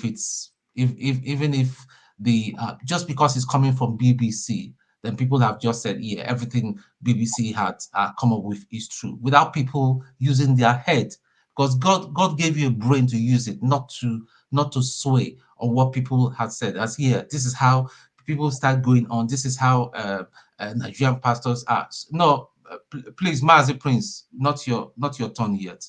Let me just clear my thoughts here, because you're one of those people. I heard you on Mayibun the other day. I heard what you said. No, let's just be clear on this. People should do a fair and balanced research in order to come up with the truth. All the people in that documentary, all their accounts are not credible because of the antecedents behind them. They are not credible. And let me just tell everybody here, that girl is not TB Joshua's biological daughter. She was abandoned. She was barely 2 weeks old. This man, she was adopted and brought up, and by the time she turned into her teenage years, she became rebellious. Excuse me, you're distracting me, Mazi. Please, I don't want to see your fingers. I'm sorry. Now, she became rebellious. Consequent to that rebellious nature and all that, the dad refused to send her to England. The other 3 girls went to England. They went to LSE.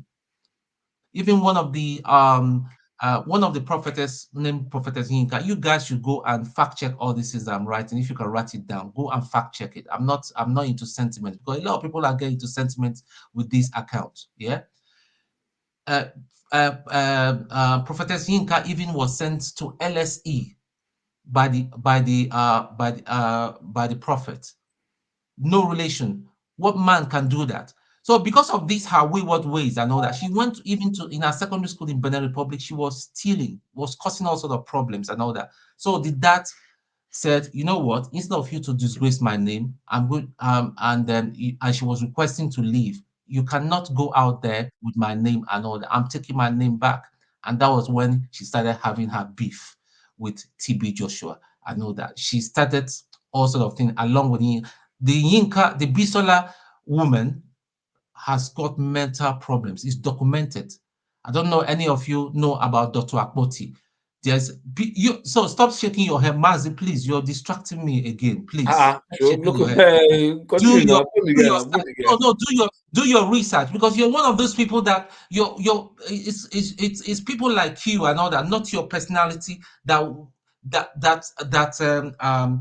makes rumors like this, false information about people, destroying people's character and all that. It goes ripple effect. I hate it. I hate it when this sort of thing happens. Now, this girl became bitter since then, that she wasn't sent to England. TB Joshua had taken back her name and all that. So what do you expect? It's only natural. Can't people see what is playing out? The other characters, the other South African woman, she has a history of blackmailing. There was even a video that came out where she slept with the king of what's the name of this nation near South Africa and all that. So she's a professional blackmailer. So what are we talking about? I said I wasn't going to talk about. I said I wasn't going to talk about this. There is the Nigerian police and all that. If they think TB Joshua has committed an offense, even though he's gone, let them go into SCON and investigate. The other woman that was saying that they did a lot of abortions and all that, the doctors are still alive. Let them go and investigate. No investigation done, nothing done. And you're troubling the man. The man has been the most persecuted man of God in Nigeria. And you people come here and start telling me because he does his hands somehow or another, because he does not fit into your religiosity, then that means he's operating from some powers other than God. That is simply unfair. Come on, let's wake up. BBC that stands for gay and all that sort of thing and all that, anything that does not line up with proper religion and all that, is to tell us our story. We've got a problem. We've got real problem in Africa, and now everybody is now an expert, proclaiming that TB Joshua is evil. We have always known it and all that. This man, the only offense he is committed is to be strict. Many during the pandemic, how many of the so-called bishops and all that helped the poor? Even before the pandemic, he's been helping the poor. Bags of rice, being distributed to the community. And now you guys, even in his death, they don't want the poor man to rest. So all these things are just glorified rumor. I believe that the truth will come out. This man, I believe, did not do it. People should go and research. I'm not talking about then. Somebody might say, okay, how about the collapsed building? Did he build it? Did he build it himself? He did not build it. How do I know? I had to research. There was a construction company that put up that building. The foundation for that building was for a 6-story. But when they got to number 6, the prophet said they should stop for one best reason known to him. I know that. Then it was even found out the pillars on the building was compromised. So it was a controlled demolition of the building. Did the Nigerian government or the authorities bother to get to the bottom of it and find out the truth? And people have been wagging their tongues, saying that Prophet T.B. Joshua built a dodgy structure. What are we talking about? Can't you see what is playing out? So that's my take. I'm not I've always said that I'm not going to discuss this with anybody anymore. I know that, but all I'm just going to say to you is, people, use your head. Go and have a balanced view, and then make your judgment. If you feel is of the devil, that is fine. That is between you. I know that you that is still living, work out your own salvation, because one day you're going to die, and we're all going to give account to God. This man, in my own view, in my own a balanced view, because I've read a lot extensively and listened to both camps and all that. All these things are just smear campaign. And I believe some of the so-called GOs in Nigeria are behind it. They've started it. Crystal Cote has always been saying some terrible things about him. So that's what I've got to say for now. Thank you. All right. Thank you. Thank you so much. Please, I have to give him a rebuttal. No, Please, I'm begging. No, because you see what he said. I'll remove you now. I'll remove you now. You cannot. Not yet. Just wait for your turn when I get to you. You know, you know the new law, not Gree For Anybody. That's the new law. Not Gree For Anybody. They go arrest you. You'll be arrested. Not Gree For Anybody. You'll be arrested. All right. Electricity, you're next. Thank you. Good morning, good afternoon, good evening. Rudolph, Dr. Professor Rudolph, my apologies, please. You give honor to whom honor is due. I wish you could play that your 27-second video in regards to we should examine our argument first before we present it. I wish you could play it. I played it several times in my broadcast yesterday. It's there in the distance. You will see it if you want to. I don't mind you. Where it is now. I uploaded it in the banner section. I mean, it should be the last video at the bottom. Oh, okay. All right. Let me please. Okay. We should always spend more time examining the foundations of our arguments than we spend proclaiming the conclusions. The reason is simple. When the basis of a claim is incorrect, the decision arrived at with those claims must also be false. And wrong decisions are almost always dangerous. Thank you very much. Tone, I'm a little bit, your argument threw me off balance, to be honest. And I'm telling you the facts. You guys you do not allow you. Whoa. You do unto others as you want others to do unto you. Gaga. Action film. On this platform, you sat down to condemn other men of God or to speak about them. And you have issues, people talking about TB Joshua's, and you claim you are drawing a balanced argument. How is that balance? All these are allegations, and people have a right to say what they want to say. I said it yesterday. I'm not going to weigh in much into TB Joshua because why they said, speak ill not of the dead, because why they are not around to defend themselves. However, if the allegations were true, it must have enablers, and the enablers should be the one the authorities should go after. And somebody said there in the comment section, he got away with it because the system protects him. Now, it's gone. If we bring that to the present, nobody is above the law, not even the man of God. Because even the Bible itself says everyone should obey the land of the law of the land. So if the preacher violates the law of the land, he is subject to be punished, to face the consequences. If a priest breaks a traffic light here and the cops finds out or his vehicle is taken, he's going to pay the fine. So I don't see the basis where I was thrown off balance. You said, "Oh, is the only offense he commits." How do you arrive at such conclusion? He's the most persecuted man of God. That is ridiculous. I don't understand. We've sat down here the fact of the matter is, if the allegations are true, it's not different from Better Edu that nothing will be done to him. It's not different from Wike. It's not different from any other person. It's because the system protects, there is no consequences. That is why things happen the way it is. So it's not different. Like we said, he's not here to defend himself. That is the only way they say. That's the reason they say, don't speak ill of the dead. You can speak ill of me. I can defend you. I can speak ill of you, Rudolph. Rudolph will come out and defend himself. But if the allegations were true, it was enabled by people. Firstly, they need to ask his wife. The allegation were because according to her, she was with him till the last day he took his breath. So she must know something about it if they are true. So we can't say because it's TB Joshua. No, everybody. Sorry, electricity. Who was with him? Who was with her? Who was he? Listen, if you interject me again, I'm going to insult you. I don't insult people. That is false. You made a false statement. I have to push you back. You're making a false statement. You have your time to push back. You were more on print. You just made a false statement. He wasn't. She wasn't there the last day he took his breath. What are you talking about, man?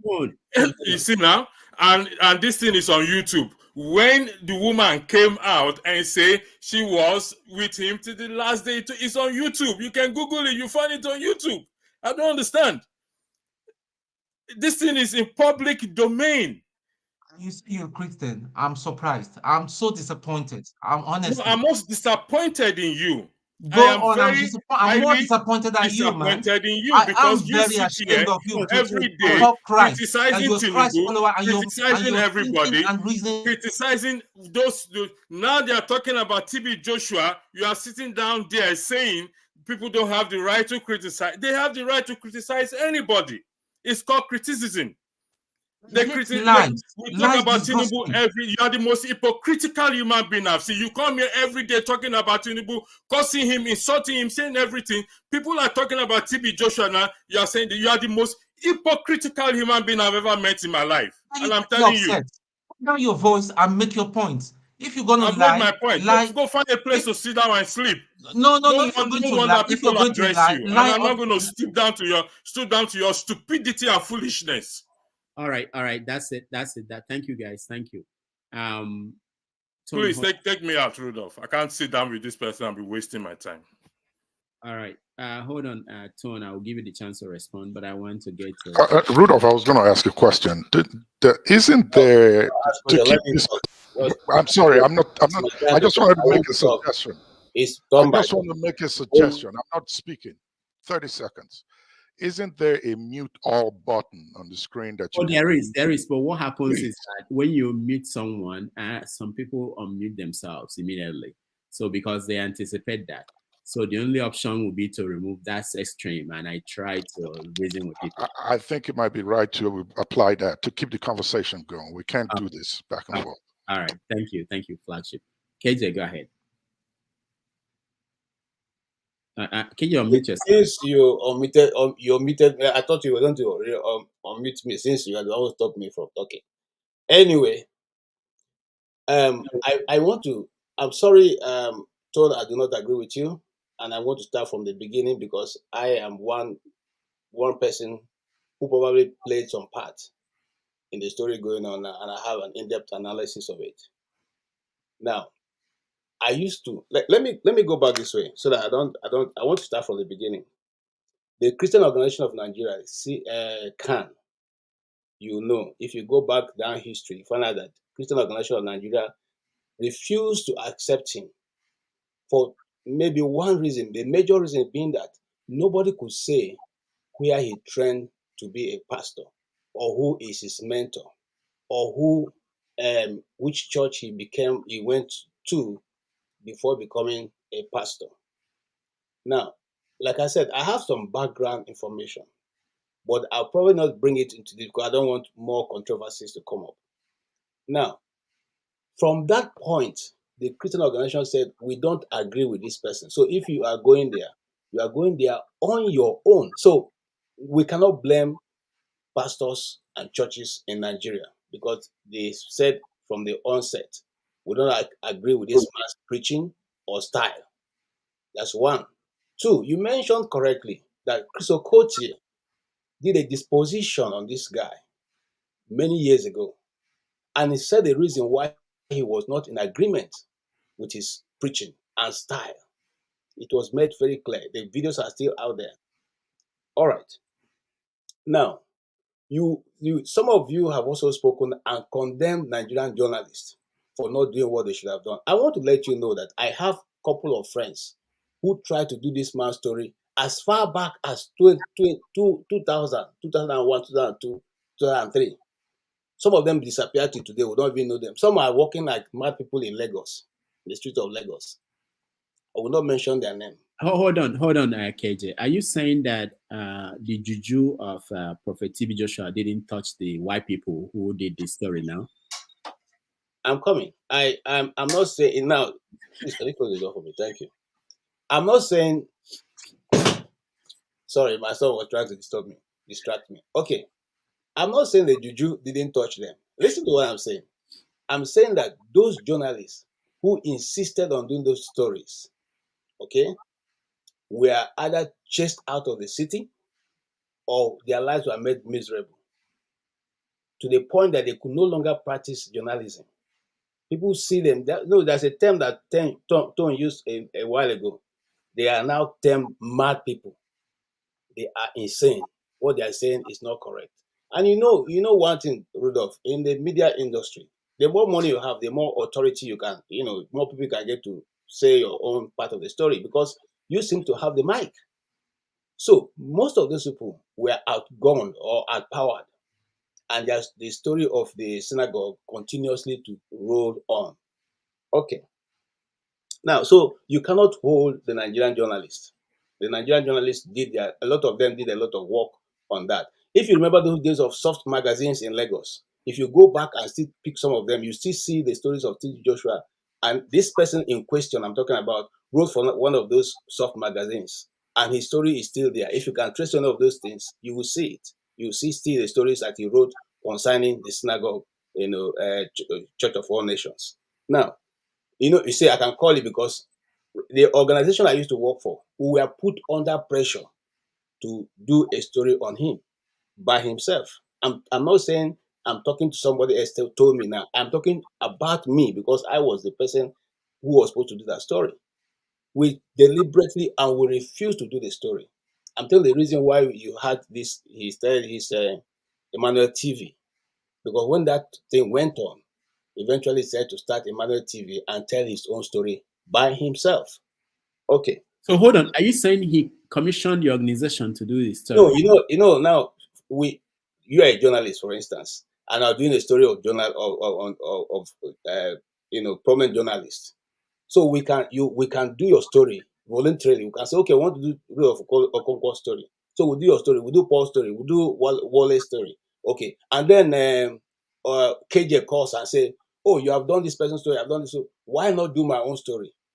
And then we'll look at the criteria we are using to measure, and you don't fall within that criteria. And we say, no, we can't do your story. You say, okay, what will it cost for you to do my story? You say, no, we can't do your story. You say, okay, what do you want me to do so I can do my story? I don't know if you understand what I'm saying. Because it's like what we're talking about now. The BBC seemed to be a credible network, whether you like it or not. And so people seem to go along with the story. And because they have a big audience, the story has caught a lot of airwaves. Not because the first time somebody is coming out to talk about this ministry, but because this is the bigger platform. And so bigger people get to know about it. Now, I'm not one person who is in support of BBC because as somebody who works with an international organization, I know that some of the stories you are asked to do are not portraying Africa in the right way, actually. And a BBC had been found of doing that. Remember, it is the BBC reporter that gave the title, the Igbo coup. That's stuck with till today, the Igbo coup, the 5 Igbo coup majors, So even with that alone, I know, like having practiced for a long time, I know that sometimes you do stories that you are driven to a point to write that story in such a way that it will look as if, where you are coming from is all nothing working. All right. I don't want to waste too much time. I don't know how much time he has given me. The daughter's story in question, I think, Tony, you have it wrong. Okay. And I'm saying this because I follow that story. Now, the little girl was, yes, just like you said, was discovered in a parking garage, okay, when the church had finished. And he picked her up and accepted to, instead of sending the little girl to the motherless baby's home. He had said he was going to adopt her. And they gave that little girl to one of his relatives living behind the church, okay, to train. Okay, that was the person who took care of her until she became, you know, a grown up. And eventually, look, she went to the same school with T.B. Joshua's biological children. We do not know for sure. And I don't want to say it, I know. We don't know for sure because people said the mother of the late girl eventually showed up some time later. And T.B. Joshua knows the woman, and the woman knows the T.B. Joshua. I don't want to say, because that is now in the realm of procrastination or whatever. I don't want to say, you know, speculation that they know anything about it. I just want to believe the story that Synagogue told, that they adopted her and she became it. But here is the catch I want you to understand. The girl didn't become stubborn because she had become a young girl at the age of 18 and all that. I started hearing from her friends who are members of the church some of the atrocities being done to them. This was the reason for a rebellion. So let's put things in proper context. This was the reason for, it's just like me now, if I have a daughter and every time I seem to be molesting her friends, you think the daughter will respect me? The respect will be gone because once they go and say, this, look at what your father is doing to us, that's the end of the respect. Okay, so that aside, again, it is in the realm of speculations. So I will not let the lady tell her story because she's still alive. All right, now the woman you're talking about, the woman, the cross-eye woman. I think if you've been following the story, you find out that even that other preacher in Benin, somewhere towards Ekoma, has responded to the woman. And you can see that his story is even very contradictory. This woman is telling her story with evidence. She's calling names of people who are living. You see, one of the things that makes us, if you're a producer for this thing, is that you balance your story. If you ask a story from me, and then when I tell my own side, you go to Chim and ask Chim, this thing that this guy said, you are part of it. Is it true? So you try to balance and give the other person the right to respond. BBC gave them right to respond. They refused to respond. They said it is witch hunt, it is a blackmail, it is that, is this. No, they are saying these are credible stories. We are going to the press. Are you ready to put in your own part of it? If they didn't give them a reason to respond, then you say, okay, these people just went to the press, they didn't ask us. But they waited for you. They gave you people tons of opportunity and time for you to respond. You didn't respond. Now, whatever T.B. Joshua is doing right, or whatever he had done, okay, so people say, we shouldn't talk about him because he's dead. The evil that men do, live after them. The evil that men do. So if you don't want evil to live after you, you do the right thing. Okay? Am I condemning him? Look, I have always known I will never, and even yours talking here, I had a fight with my elder brother when he wanted to carry his children there because they said they needed to go. I said, come on, if you can even bring them, I will deliver them. I said, don't need to take them to the Joshua. Okay? So what am I trying to say? A lot of people were sold into it. If you want to go back and go back to the early days of T.B. Joshua when he started the ministry. There was one video, that time it was a VHS. There was one VHS, this thing that we watched, and he said the Holy Spirit used to flog people. And the Holy Spirit was lifting the people up and bouncing them on the ground and hitting them up and down in the church. And I said, which is of that Holy Spirit? Is it the Holy Spirit we know, or the Holy Spirit that these people know? So these are some of the contradictions. Let's not be sentimental about it. Because being sentimental about it, you are trying to deny the probability that these things are true. And people who have suffered the consequence are living. They are telling their story. Are they being paid for it? Are they getting any money from it? Is somebody supporting them for it? Nobody. Just like what I'm saying now. Is anybody paying me for it? I know tons of journalists who careers ended because of T.B. Joshua's church. And you are saying this about Nigerian distance. Okay, sorry, I'm taking more time, but I didn't just to put that out. Thank you, sir. All right, thank you, KJ. Let me say a few things before we continue. Because this journalist and what they're talking about journalists, the first thing is this. People don't understand this. The BBC African Service, their budget is probably bigger than the budget of all the media houses in Nigeria. Just BBC African Service. And if you don't have money, you don't do investigative reporting. It's not easy. It's not cheap. It's not something you give somebody 10,000 naira and say, go and investigate T.B. Joshua. If you have to fly people out of the country to interview them, you do that. If you have to pay people, you do whatever it takes. It's expensive. So the reason why it's not done a lot in Nigeria is because it's not easy. So people expect too much without understanding the environment that they expect these things to happen. Then the other thing I wanted to talk about, this idea of the dead, that you should not talk about the dead. Somebody, I think it was Labada was saying, or some people said things about, when somebody is dead, you can't criticize them. Why do we still have new books about Jefferson, Washington, George Washington? When there's new information, you talk about it, you research and you write about it. You don't have immunity because you're dead. We stop talking about you. I don't know where we got that concept. We still drag people like Ojukwu and Zeke and Amadu Bello, and we have to. I don't know what that you die doesn't stop us from reviewing what you did. Okay, the other thing is someone mentioned that Khan refused to accept TB Joshua because of whatever, he wasn't trained. The question I ask myself is, what about the people that were trained? Do they monitor them? Do they control what they do? There are people like TB Joshua who are trained and they are operating churches. Anyway, I just wanted to drop those things while we continue. Tosh, welcome to the show. You're next. Hi, thank you, Dr. Damages. Hello, everyone. All right. I won't take much of our time, but I just want to discuss about this issue about TB Joshua. It's quite appalling, reading public opinions, comment on social media. It's so funny, the way people are not, at least, people have to be neutral, if at least you're not going to take sides, but, they are just trying to take sides because he's a man of God and all that, okay? All right. Let me start this way. Actually, I grew up in Ibadan, and I knew TB Joshua as far back as 1996 because while growing up, there was a program called Nkombe in Yoruba. It means strange things, like something that there's something in the supernatural. So this program is usually heard in Ogun State, OGBC on Friday, and on Saturday morning on Radio Nigeria.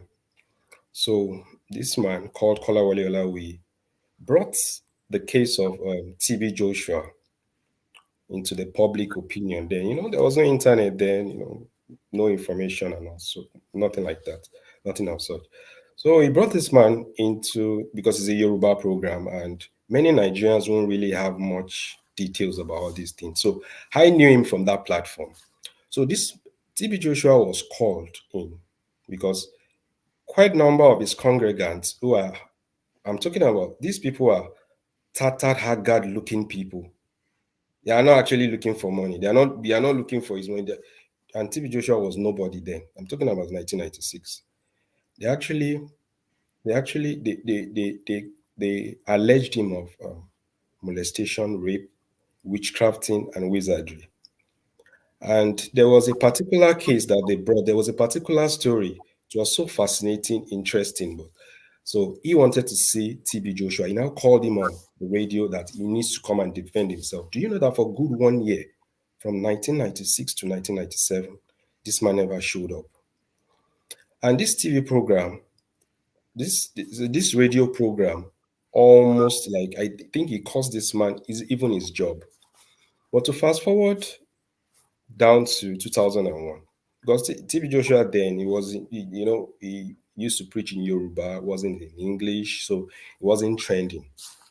So in 2001, he shot up to fame, started traveling abroad and, bringing these white people, and lo and behold, he had a large congregation, and before he knew it, I experienced, I witnessed this man grew.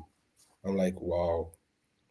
But it formed that thing formed my opinion. That 1996 saga formed my opinion, and I was distant. There was one time I had something to do at Ikotu and all that. I distanced myself, and I see people, I see all these miracles. I don't criticize it. I just But funny enough, I watched all those documentaries. I watched the part 1, part 2, part 3, and there are questions I ask myself. If part 1 video is not going to convince you, part 2 video is not going to convince you enough, then what about the part 3 video? which talks purposefully on the building that collapsed. So let's speak on that building that collapsed on the 12th of September 2014. When the building collapsed, you know what this man said at the during the what's it called, the Sunday service? He said, "The enemies are at it again. They are looking for my life. They want to kill me. There is an aeroplane hovering above the building, and they dropped something." He's half-baked English. Like, I'm sorry to say, they dropped something. But professionally, there was this investigation behind, which he knew. So the investigation came that the building wasn't strong enough. It wasn't. This building supposed the story building was not supposed to carry that huge number of story building it was carrying. So it collapsed, of course. So it has a technical fault from Corona Service in Lagos. So there was a report, and look at that narrative of the conspiracy theory. So that goes to me like, if truly you're a man of God, would you use a conspiracy theory to block the truth? Something that is blatant, so real that it's scientifically real that this is what is happening, but you used conspiracy theory to blank people's face like this is what happened. And not that there wasn't justice, or not that there wasn't an outcome out from the judicial system. There was, but this man was powerful. During that court session, from that part 3 video, if you watch it so well, they said this man never came to any hearing. He never visited. That enough should convince you as well too. And when we are talking about sexual molestation in churches, these things are not new things. They are not new things. It's in Catholic, even in Jehovah's Witnesses, as clandestine as they have a lot. I know how cults operate. I know it very well.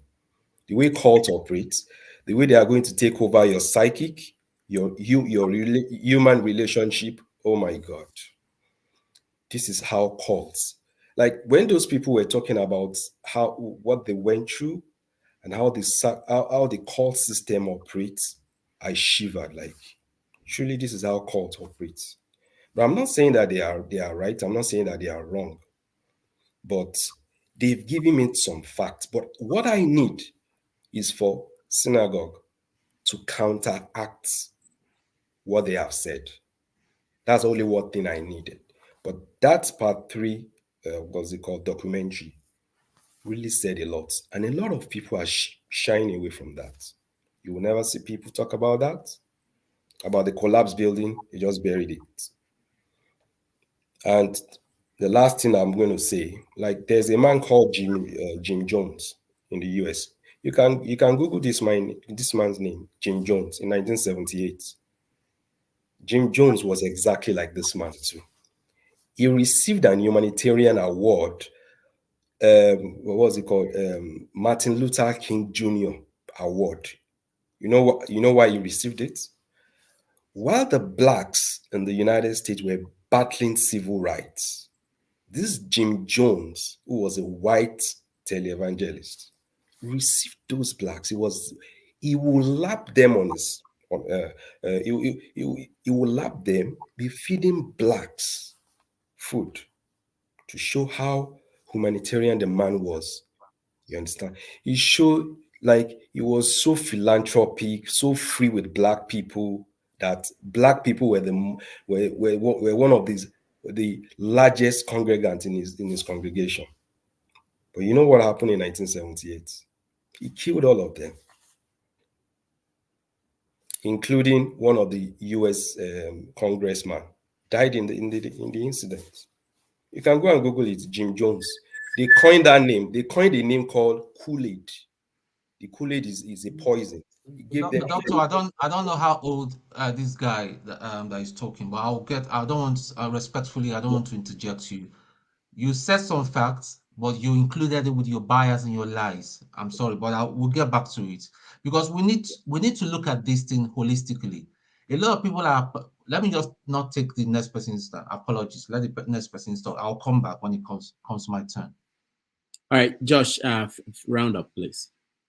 All right, I think I've just said it all. That's just what I'm just have to say. All right, thank you so much. Let's go to. I want to skip. Femi, you've said something, Prince. Who is next? Is it Chima or Paul? No. Paul. Doctor, please, before Paul. Before you talk, Paul, I'm sorry. Doctor, please, can you let us know interrupt? Thank you. And Doctor, please, can I say something before I lose my chain of thoughts?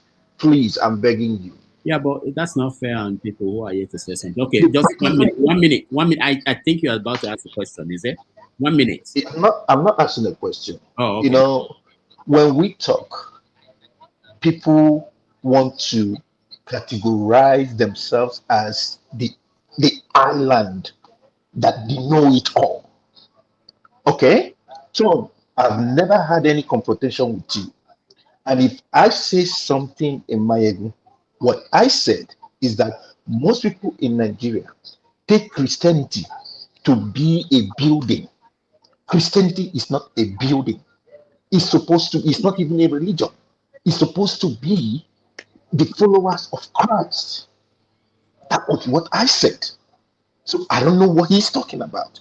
And I have never judged TB Joshua. What I have said about TB Joshua is let them investigate. That's fine. If there's any cause for it to be investigated, let it be investigated. Tosh, thank you so much. It's as if you copied me. It's as if you were sitting beside me. You know, when you talk about Ikombe, when you talk about most of the stuff you said was my chain of thought, but that's fine. This person you guys are seeing here, this is my cousin. And this guy is Jude Ikejora. Google him. He went to TB Joshua's church and they had an RG. And what was the RG? They told him on a service to come and lie that he's a cultist. And he did that. Afterwards, till today, this guy is suffering from what he said about himself. So, Tone, please, sometimes when we talk, you are not the only person that can do research. I can show you so many research. Even TB Joshua came from Cherubim and Seraphim. Do you know the church he came out from? So people, please, sometimes let's think before we say things. Thank you. Thank you. Paul, you're next, and then Chim.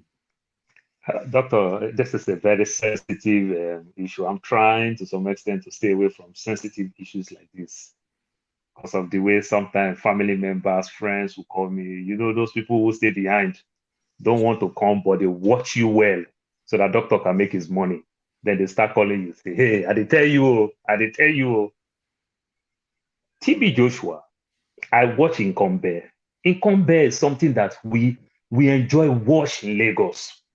You know, when they train us with all those type of mystic things, spiritual things, we enjoy watching Nkrumah.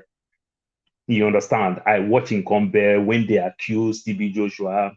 They make laid of so many people and the likes. TB Joshua started as a Muslim, became Christian, garments. He didn't come from anywhere as a Christian folks and every other thing. Before you know, this guy spring up. I know it's easy for people to say, I know somebody, this person is still there today. Doctor,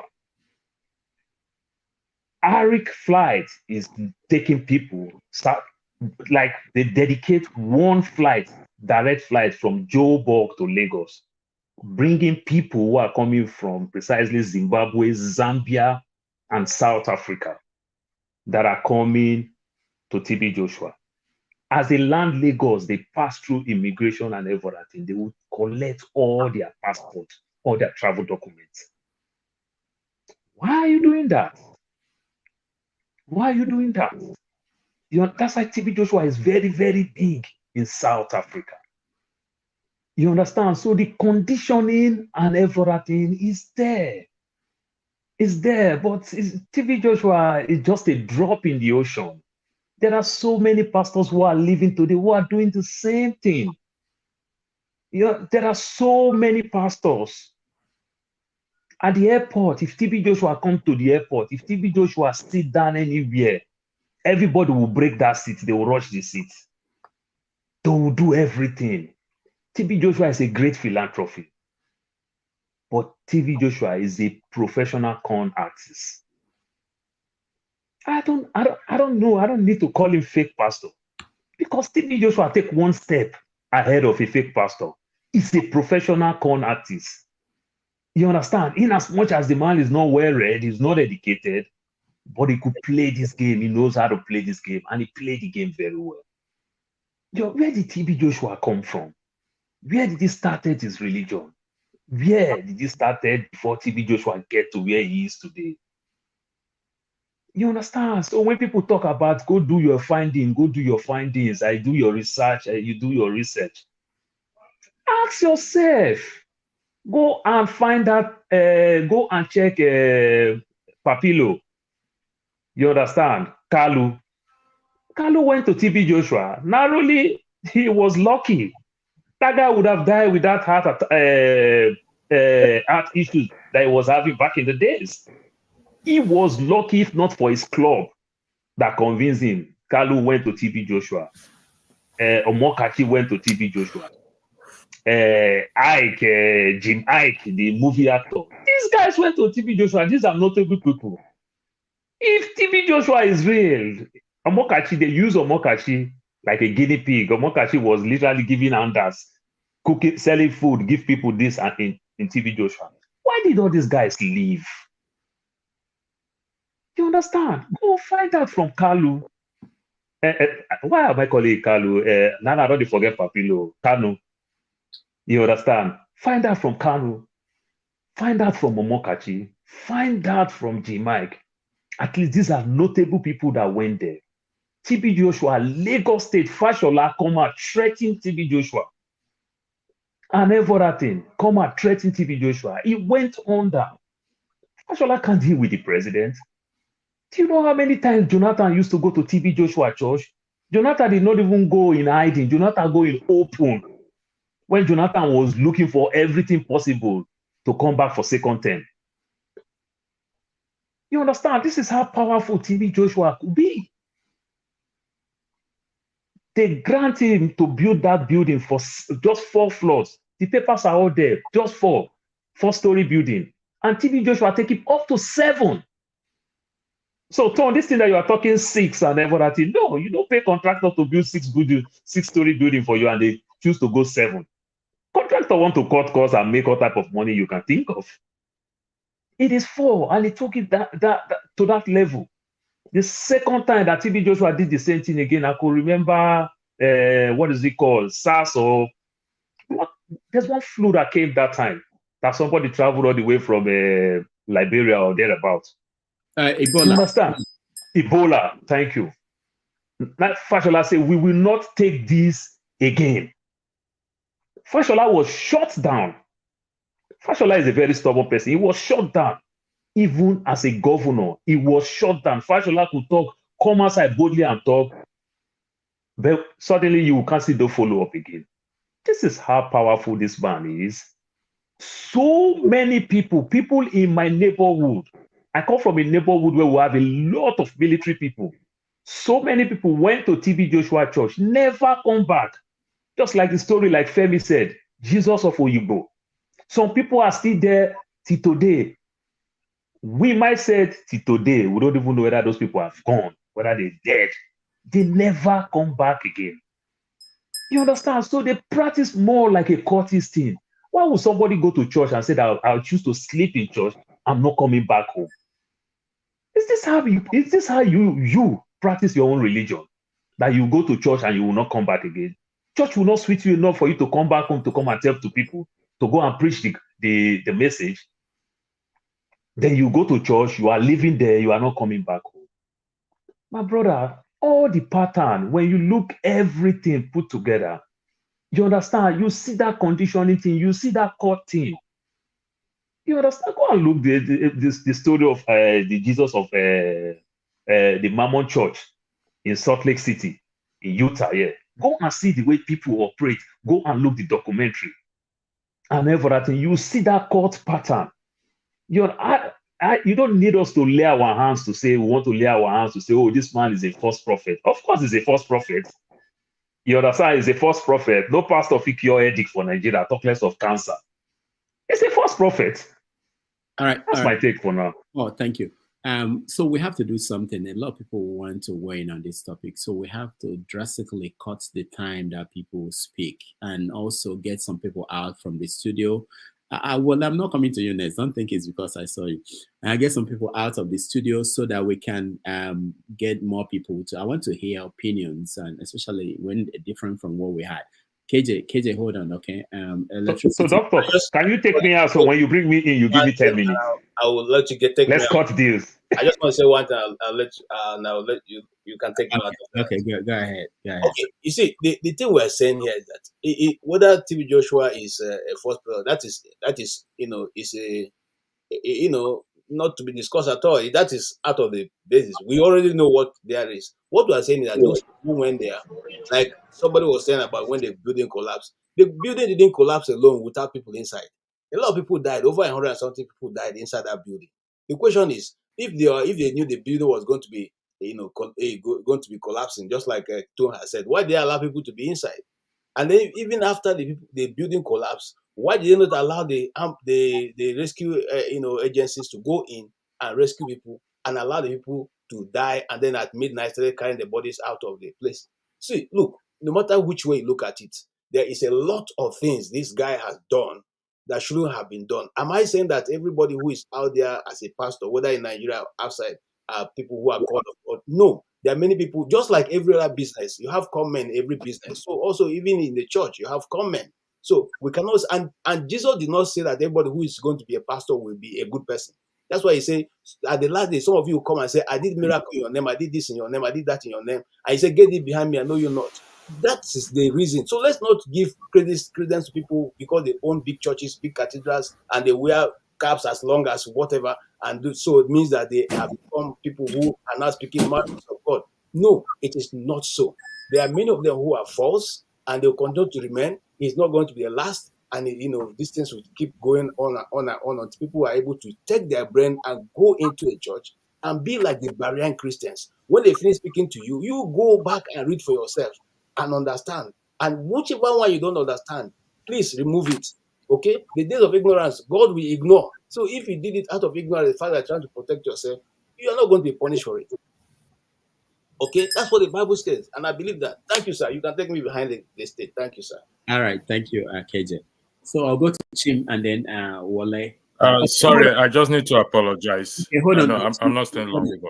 Let's hear electricity. Go ahead, electricity. Yeah, I'm apologizing for my language used earlier before to both the panelists and the viewers. And Tone, I'm addressing you. If you have any issue with anybody henceforth in the comment section, please kindly direct it to Rudolph. Don't direct it to me again. Again, I sincerely apologize for the language used. Thank you for your time. God bless. All right. Chim, you're next. Good morning, everybody. It's still morning here, so pardon me. It's afternoon. Good afternoon, wherever you are. So in trying to, I will because of time, let me dwell on this TB Joshua's thing, and then start with a little joke. No grief for anybody.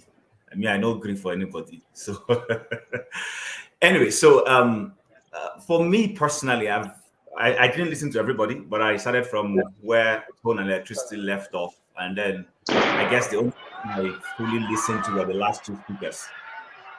But the point I want to make is this. For me, TB Joshua, I lived in Nigeria at a time when he became popular.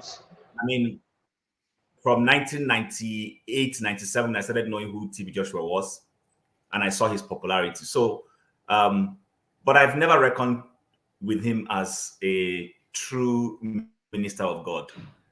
Not because of his looks, not because he can't speak English, not because of some of the mundane things people look at, but I just found a couple of the things he was doing quite sinister, and and yes, I remember the Jonestown story because I was old enough to know when Jonestown happened. Now, but here's where my own views differ with majority of people. I'm not into this political correctness. You know, everybody wants to hit TB Joshua because it's TB Joshua and be on the side of the acceptable norm. No, I refuse to do that. Number one, there is the concept of responsibility. TB Joshua is a religious institution, or what's the name of his church? The Tabernacle of what?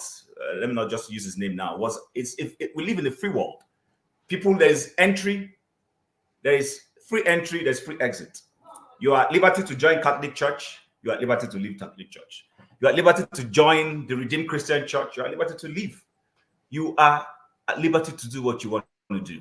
So take the responsibility for yourself. The guys who live in the UK know how regulations work when it comes to religion. Yes, in Nigeria, we've given them a pedestal. They operate the way they like. But you cannot go to the United Kingdoms or the US or any civil society and run a church the way you like. We've seen Nigerian pastors who've gone to the UK and they've ran back to Nigeria because they couldn't pay taxes. The law came after them because you were collecting money, but you didn't play the other side of the law, which is when you collect charitable money, then you are accountable to government and you give them at the end of every year, you give them tax forms for them to be able to claim those things. That's the way the societies work. So this is where my view differs. Anybody who went to TB Joshua's church and got hooked, take your responsibility for yourself. Am I exonerating TB Joshua? Absolutely no. We have the law. If the law found TB Joshua doing anything wrong when he was alive, they should have penalized him, sent him to jail. The law who allowed him to build a church that collapsed should have stood up to say, you can't continue to do this and pull it down. They didn't do that. So the government of Nigeria is culpable, or the Lagos state government, wherever that authority resides, should take their responsibility. I watched portions of that video. I didn't watch everything, but I watched portions. And I saw what people were saying. I saw a documentary where people were carrying pans on their head to go build. I'm not sure TB Joshua hypnotized anybody from the United Kingdoms or South Africa or Australia to come to Nigeria and be carrying pans to build a citadel or a tabernacle. It was at your own choice. So while BBC is within their rights to engage in any documentary or investigative journalism they want to investigate, my own disagreement with them is in these grounds. For me as a Nigerian, the Nigerian issues are more important to me. I am not unsympathetic, or do I lack empathy about those who have suffered and are trying to tell their stories. Their stories should be heard. I choose not to be involved in it.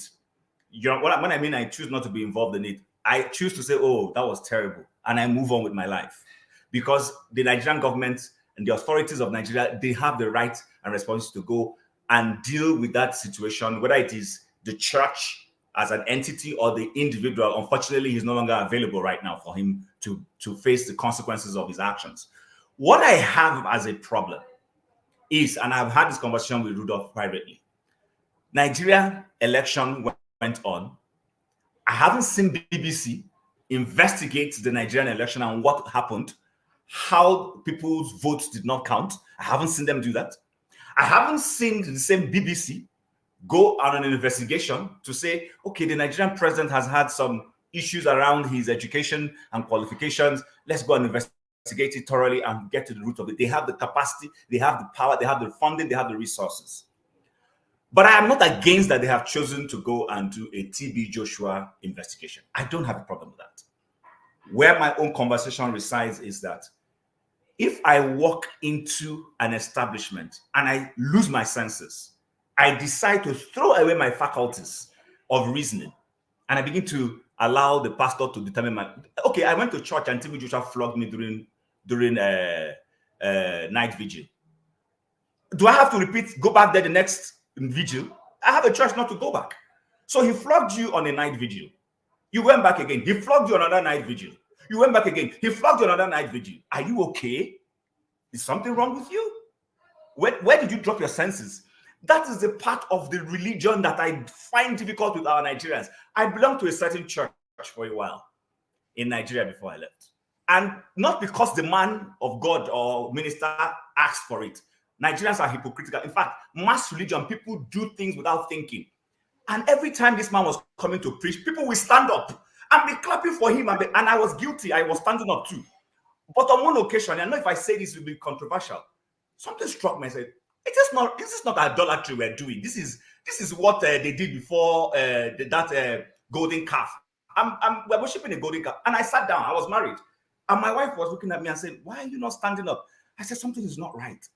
The next Sunday, I did the same thing. And she said, bro, what's going on? I said, and I'm having this nudge that this thing is turning to war. We're beginning to elevate a man. And I don't want to be involved in it. Guys, this is a true life story. The next Sunday, this minister addressed it. He got there after the whole normal mammoth human crowd. And he told the people to stop standing up for him, that he is a man, and that he doesn't want to fall under the guilt of God. Now, the next Sunday, people still repeated it. He found a way around it. And henceforth, when it's time for him to come and worship, somebody steps in first to say, bow down your heads, let us pray.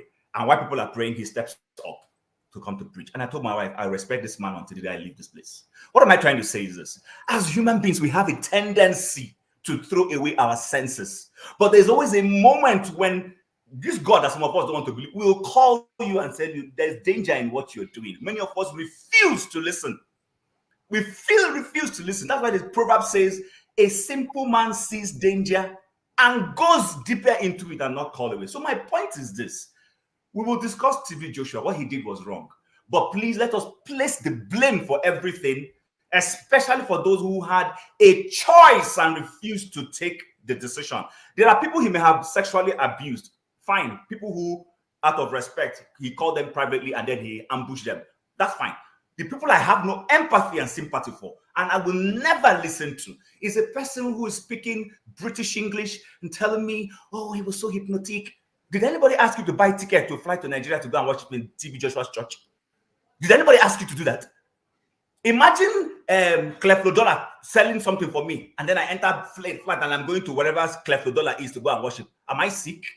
So please, I think Nigerians need to start taking responsibility for their lives. It's the same thing we do in religion. It's the same thing we do in politics. We just follow sheepishly. We don't even read this Bible that they've given us to see the truth for it. And then we come here bashing Christianity and then throw it a blanket this thing across everybody. That's not right. The Christianity, God says, I have led before you good and evil. Choose good that may be well with you. But if you choose evil, this is the direction it will take you to. We always forget these things, that this God that we always try to bash, and people are creating problem for him. Listen, he doesn't force anybody to do. Even if you're an atheist, it's your choice. If you don't believe there will be a day of reckoning of heaven and earth, it's your choice. But when the time comes, you bear responsibility for it. So I think the responsibility lays at the foot of the victims. They chose to be victims. I get scam emails every day. I'm trying to change careers. I get scam emails. People who probably know I'm trying to do that are sending me false things. Some of them I open, I delete. Because I know how a good employment interview or what is going to come. I'm not going to fall for anything because of desperation. What I've realized as human beings is that there are critical moments when you fall for false religion, when you are in need. For a man, when you don't have a job or you have financial crisis, anybody, anywhere they tell you there's a solution, you will go there. For a woman, when she's looking for a child or she's looking for a husband, anywhere they tell her there's going to be a solution, she will run there. Please, people, when you have challenges, learn to be critical, learn to evaluate things. Don't be following everything you see. That's the problem I have. Hold on, do I still have time so I can add one more thing on a different subject, or can I stop here? No, you can stop here. You've passed the time. All right. Yeah. All right, thank you. Reserve it for the next time. So that's fine. That's okay. Yeah, good. Can I just push back and you put me on the background for now? Okay, go ahead. Okay, right. I think I was very passionate the first time I spoke because of the lies that I keep hearing. I just hate people lying and destroying people's character. Now, what that TB Joshua, let me just disclaimer again, I have never met him. I've never been to his church. I only watch him sometimes. That was years ago.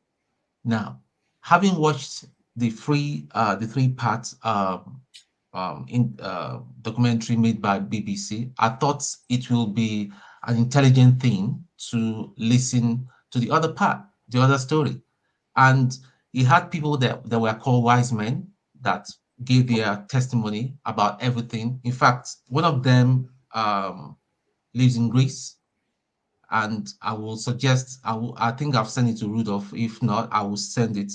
And that was where I got clarity about anything, about everything that's happened, because he addressed every issue, and plus other videos I've watched, the contrary view.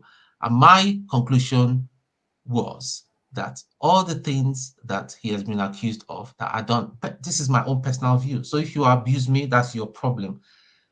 All the things he's been accused of are just pure lies. Now, whether the man is a true man of God, whether he's a prophet, or you think because of the way he carries on, and somebody's telling me that because there is no variable, he used to be a Muslim. I mean, what's wrong with being a Muslim before and now he has found God? As that now, some people are trying to connect him to Professor Pella. All sort of funny stories are coming out just to discredit him. I don't have a problem, but what I want to address is the issue that was raised in that video, and this issue was that of rape or was that of abuse. The people connected, please, I would employ everybody, plus you, Dr. Rudolph, go and watch the other parts of the videos and the account and all that. Then you can make an informed decision as to whether BBC is right or whether we are wrong and all that. The Nigerian police is there and all that. If we had a good country, because this has gone viral, if it was a proper country that we are, I mean, they should be going into to synagogue now with the investigation, digging up things, and even they have to arrest some people and interrogate some people to get to the bottom of it. So, but what I will not I cannot sit down here and watch a man that is dead, and not only that, I can talk about. I'm not in the school of thought that will say that we shouldn't talk about the dead because they are dead. No, I don't subscribe to that. But you cannot just come and start condemning somebody based on just one part. And there's more on the religious part of it. Tone, you said based on what? One. Okay, based on what BBC had portrayed, and on the other hand, I understand what is happening as a Christian, as a born again Christian. I understand what is happening. It's more than what we see on physically. I understand what is happening. I don't want to go into that because, with all due respect to everybody here in the comment section, they may not understand when I start getting on that level. I will not run down anybody. I am not in the company of those that will talk down on people that are men of God. It's between him and God that had called him. If God hasn't called him, it's his own business. But I will not stay. I have watched the video and I've listened to the other parts of the people that were there during those times and all that. And I've come to the conclusion that I don't think that all those things happened. Tone, hold on. You said when you were speaking before, you said he's an innocent man. Do you have any reason to believe he's an innocent man, or do you think he should have a different okay? Can I edit that statement? I believe he's an innocent man until proven beyond reasonable doubt that he did those. Those were allegations.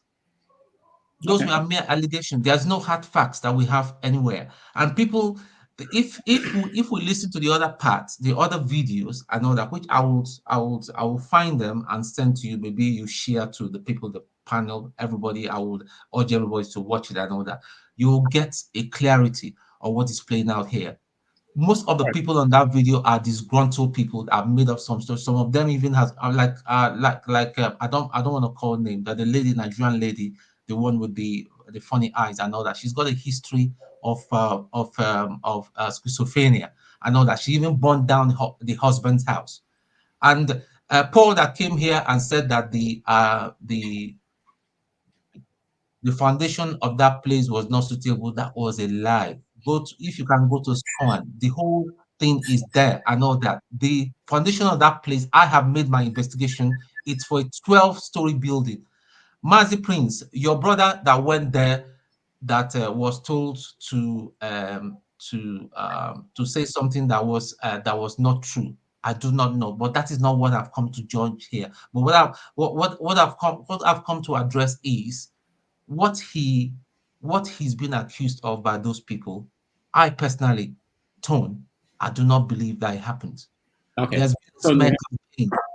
Rudolph, quickly for somebody on the chat, I just want to say something. 2YOK. I have never said that we should discountenance BBC's system because I have come here to express my own views. My views is that this is a distraction for me. TB Joshua is of no consequence to me, but it doesn't mean I do not empathize with the people who have gone through it. I empathize with them, but like I rightly said, people should take responsibility for their actions, and I leave it at that. All right, thank you. Let's go to Wallet.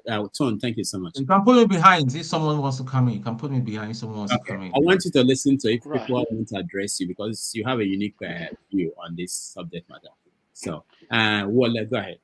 Okay, thank you. I greet everyone. Chi, honestly, whenever you speak, I always respect your views, your opinion, your perspective, the way you analyze things, you look at it from a very critical perspective, and that is how it should be. You know, you said something that really resonates with my thought initially. If you're an adult, there's entrance, there's exit. You know, if you're looking for something, you know the reason why you go there. Dr. Rudo, the damages doesn't force me to come here. It's my choice. I can press the red button, exit. Anybody can be saying anything. I can go and watch something else. I can go and sleep. It's my choice. But if someone say, Mr. Rudolph hypnotized me or forced me to be here, I'm an adult. I'm not a child. So if you are an adult and you want to follow any religious, if you want to follow Sadhguru Maharaji, it's your choice. The lady, Madam Neka that came here, Dr. Neka that came here about the Buddhism and everything, she said that no, she's not forcing anybody to do it. Dr. Rudolph showed the pastor that people are going under his leg. One video was it last week or 2 weeks ago. It's a choice. If you want to do that, don't come here and say, oh, the man, abused me. Where is your brain in the first place? Anyway, regarding TB Joshua, I think the gentleman that spoke before that mentioned the incumbent, I still remember I was young. And if anybody, well, you might not be a Yoruba, if you know Benga Deboye, when that TB Joshua and Kola Olawoye incident happened, I think the man make the record. Benga Deboye said, why are we even arguing about this man is a man of God, is using juju, whatever it is. Either there is a fish in the soup or there is a meat or whatever. Let us eat a bar, let us belly full. Forget about where he's getting his power from. That was when I was a little bit young for you to know that there was something around there. So anyway, TB Joshua, people there, they got hypnotized, they did whatever they did. You're an adult. Any single one of us can go to any of the living pastors now. Either they poo on the plate and you eat is your choice. Don't come here and allow me to pity you. You know what you're looking for. You know the reason why you want to eat this shit. If you want to go there, fine. The minister that was involved in the scandal, remember, I will come here in 2023, I will come and say this. I'm like, okay, it's your choice. Now, you're not expecting me to pity you or anything. You know, they say he who wants to wine and dine with the devil should have a long spoon. If you are not having a long leg to run, don't come and borrow my legs. It won't happen. So you know what you're looking for. If you're looking for fame, money, whatever you're looking for, deal with it. It's not my business. So, like Tim said, if you watch the video, you want to pity the people, is your choice. He's gone. And I remember I asked Adiola when she came here, touch not my anointed. We've heard this, we've heard it. It has happened before. It will still happen. Tomorrow it will happen again. Trust me. You will still, BBC or CNN will come up with something that, we found African people doing this. For how long are we going to continue this? They should investigate, go and investigate the living ones now. Not after they have died. Yeah. I'll now start hearing something happened in Lagos Ikorodu Expressway. Go and do it now, please. Definitely. And besides, I always think one thing in my mind, like, why we always, is it because we are black, we have to remain at the back? If you come to UK or go to US, Mr. Rudolph, I don't know how much money you could have to come and disturb me with your church, with the sound of your church or your Allah Akbar or whatever. You dare not. Honestly, you dare not come and put a speaker to disturb me when I finish a long hour shift and I want to rest. No. But what happened in our street?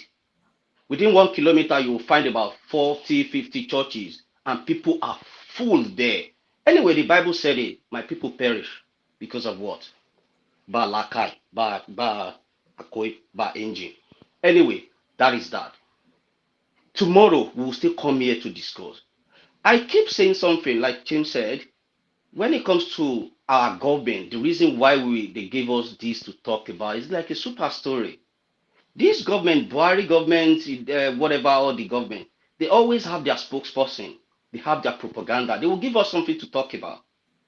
Yesterday was Better I Do. Tomorrow is going to be Fadekayo, they will call. I don't know what is going to even happen next week. Every second, every story. And that is how they will continue till 4 years will come. What is the solution? What are we doing? Are we actually training ourselves? Are we actually being honest with ourselves? Or are we just being hypocrite and not accountable or not transparent with our dealings? If I have okay, I'll tell you what happened to me today. This is a very typical example. We were meant to go to the shop. I told my daughter, put your jacket on. And she was telling me why. I said, when you get cold and you have pneumonia, you end up in the hospital, is that not going to affect me? So, I'm an adult. I made a decision for her. And she was like, no, I'm not going to put it on. I said, you dare not. And the African, or what should I say, the black man in me, because I thought about, okay, whatever you are doing now, if you cannot know your right from your left, I know, and I know what the consequence is going to be. So I'm not going to open my eyes and watch you doing that under my roof. If you want to, I know you're going to time me because you give everybody 5, 10, 20 minutes. When it comes to my turn, you start ringing bell. Anyway, what I'm going to say to every single one of us here is, one, we can come here every week and talk. But in as much we are not providing solution, or we are not strategizing how things going to get better till Jesus come, we'll be doing super story every day. What I will say to every single one of us is, put the wool in your eyes. If you're going to criticize Tinubu, this pastor, this, that one, that, ask yourself, are you doing the right thing? I asked Mr. Rudolph, was it last week or 2 weeks ago? Truth. Be true to yourself. And you say that, oh, the truth is, subjective or objective. It's not entirely what you call truth. So if you know the truth has set you free. If you are lying, you know you are lying. So this is right, this is wrong. Every single one of us should ask ourselves, when we accuse people of corruption, are we benefiting from it?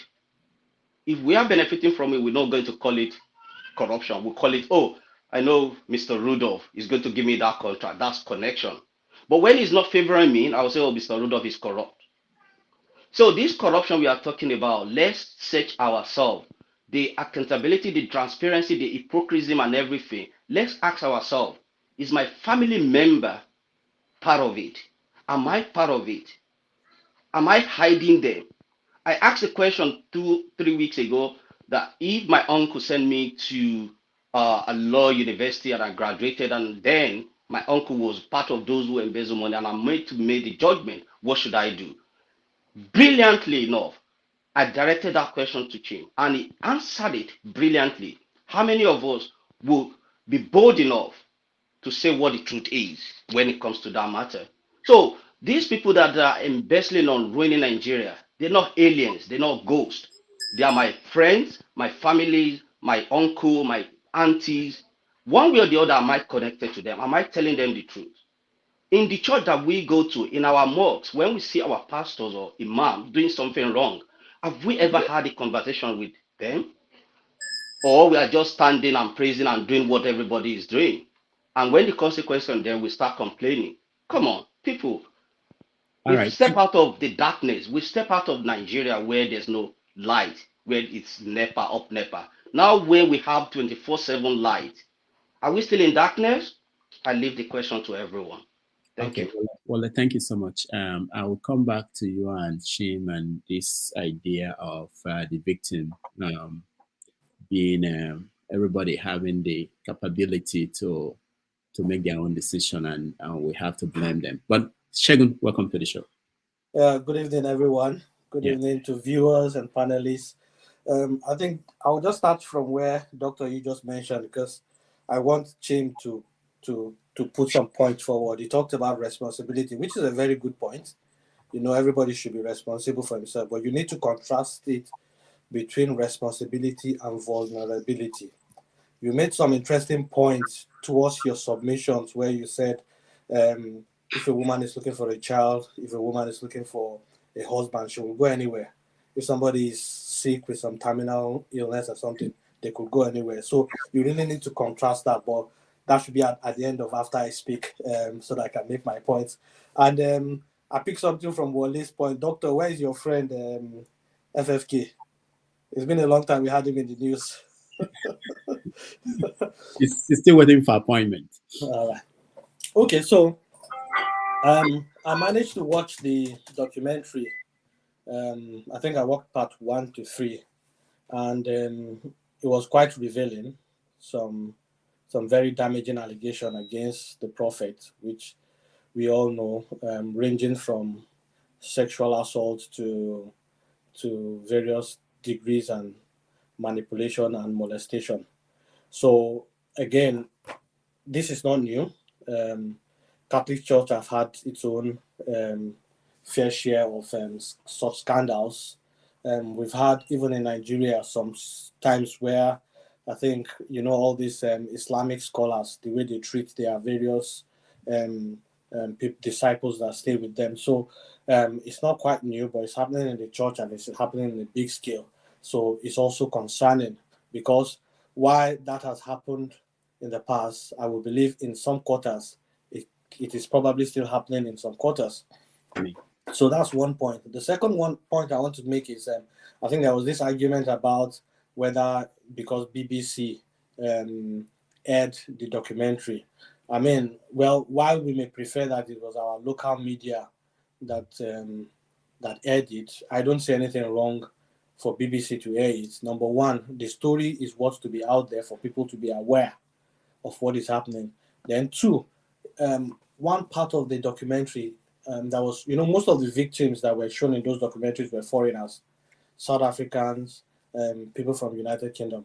And one of the ladies said once she escaped from that place, she went to the police in the UK and made a complaint. And the police in the UK said, we can't do anything about this because it didn't happen within our jurisdiction. The only thing that we can do is to flag this off to Interpol. And so you may not know, maybe because most of the victims were foreigners, that's why it generated BBC's, you know, interest in pulling this together. Plus, again, for me, while I say I don't see a problem with it, is BBC Africa Eye or something. Those journalists may be there may be Nigerians there. So again, I won't particularly try to slam the Nigerian media for not being the one to tackle it. Again, I said, so having gone around everything that has been said, right? Most of them are still in the realms of allegation, even though they are damaging ones. But I want to pick it from the point of what should actually happen from now on.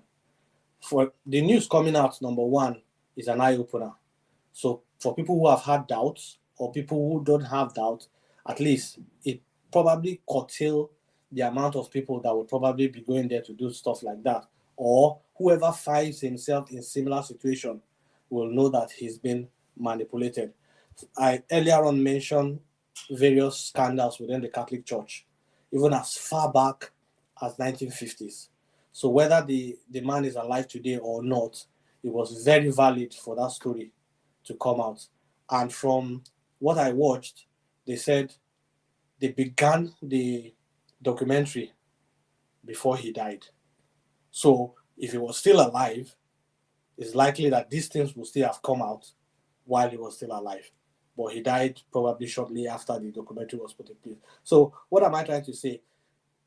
If it was a structured environment, this should actually raise a reason for an independent commission or independent inquiry to look into this allegation. BBC have said what they need to say, but the home government need to actually constitute an independent inquiry. We will then go into this and establish this allegation or refute them.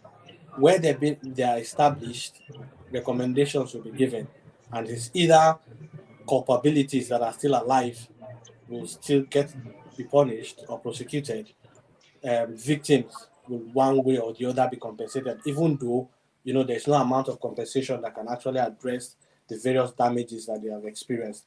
But ideally, because I was looking through the various allegations that the Catholic Church has experienced, they will raise up an independent inquiries, and after that, the result of that will be implemented. So that should be the similar thing that should happen, because the truth of the matter, just like I said earlier, is that while this is what happened in TB Joshua's church, it's happening elsewhere, both in the Christendom and also even in the Islamic religion. So I think that's one thing that's very critical that should be a fallout from this. I wanted to address Tone, and it would have been good if he's here to correct me or not, because he mentioned about the collapse of the building and he was talking about controlled demolition. And for me, I think he needs to come and just correct that. I think if you have a controlled demolition, then you shouldn't have casualties. But there were casualties in this. It was substantiated by even the man himself in one of his services when they said that planes were hovering and then the building came down.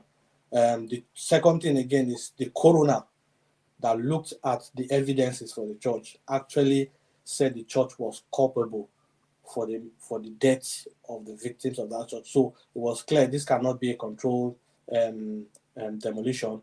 And then for me, building collapse is synonymous with Lagos.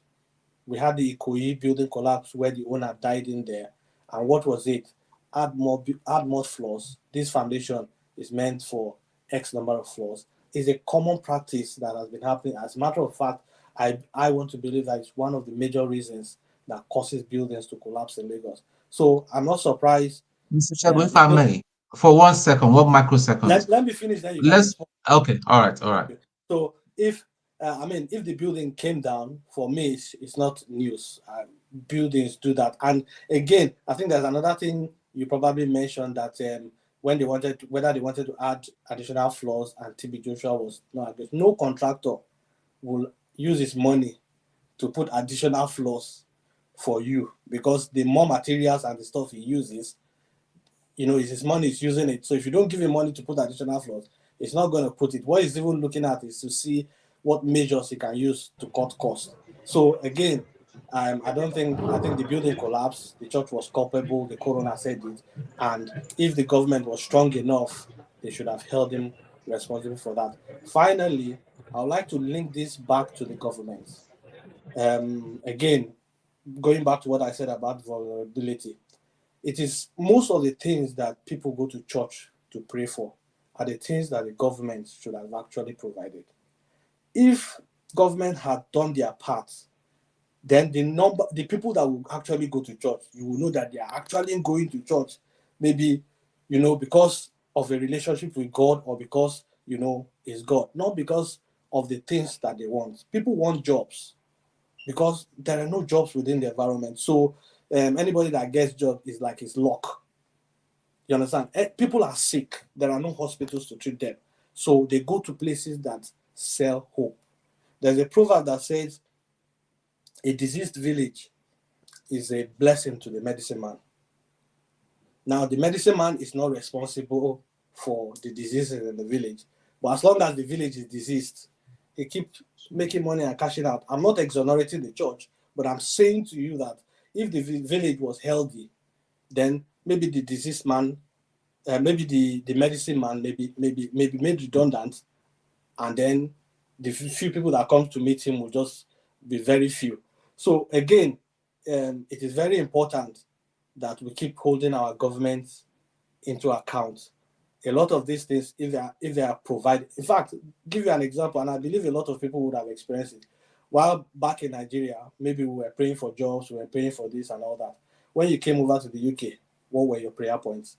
If today a census was taken, say for example, let's take a census over 4 Sundays, and let people be telling you the prayer points in their churches, you will realize that probably 60-70% of those things are the things that the government is responsible for. So again, I link it back to the government.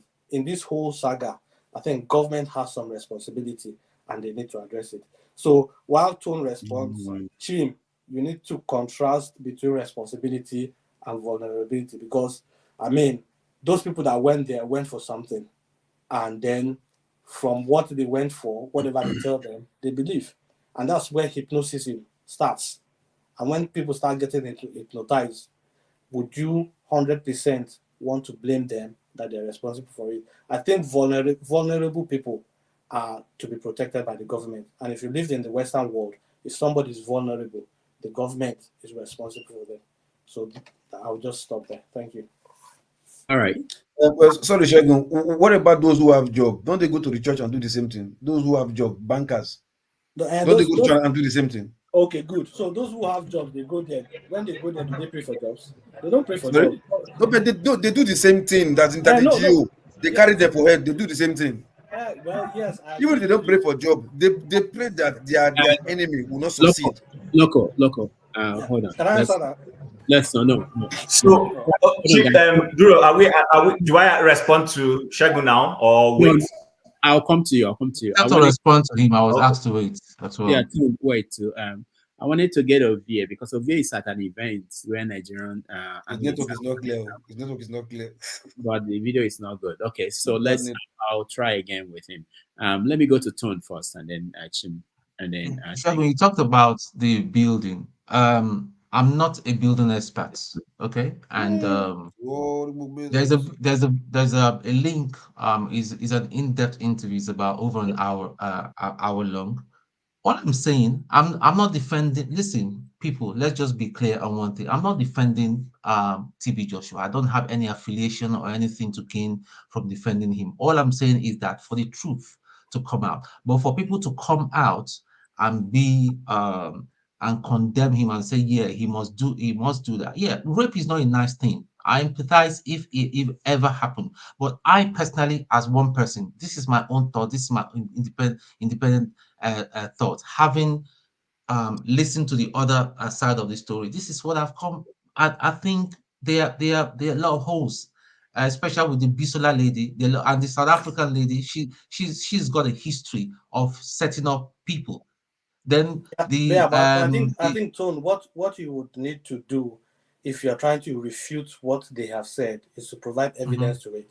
They provided, even though while still at the stage of allegation, they provided some level of evidence. And one of the evidence that was striking to me is they show you videos of when they were ordinary members. And then they showed you video of when they have been estranged. In between that, what happened? Do you understand? Those are allegations. Shagun, they were one of the allegations in the video.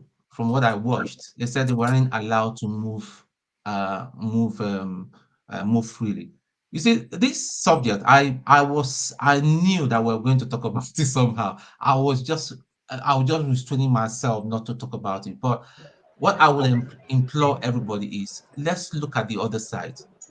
Those two video accounts from the other side, I've just sent to Dr. Rudolph. Dr. Rudolph, at your own time, you can peruse on it, and I'll drop one of them in the private chat. So what about the building collapse?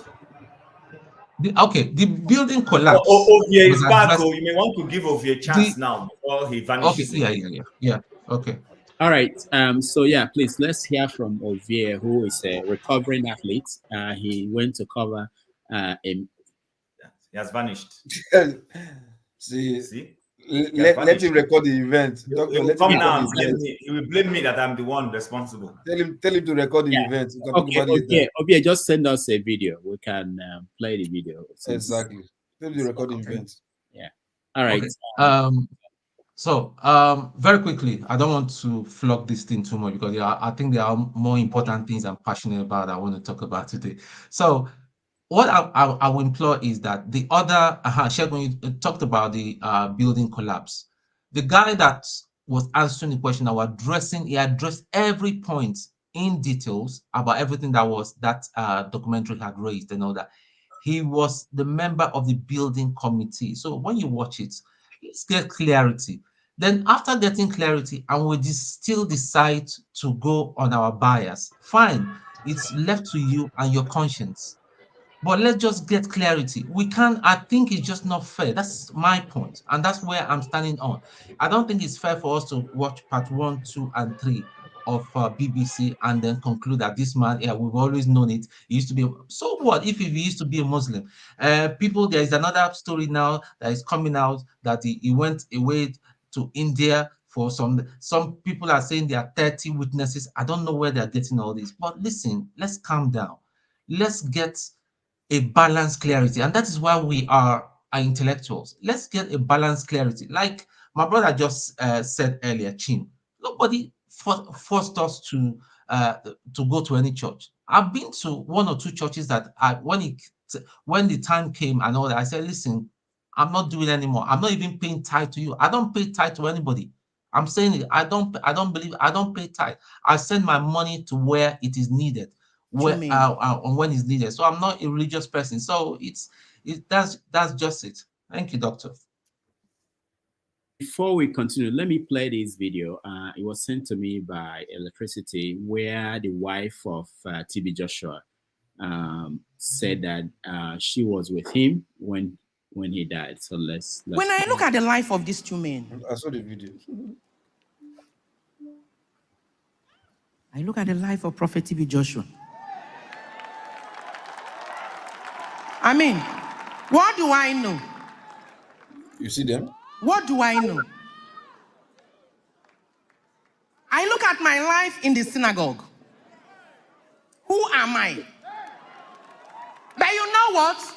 That is why nobody today, nobody will tell me that this is what Prophet T.B. Joshua said before he breathed last. Because I was alone with him in that room.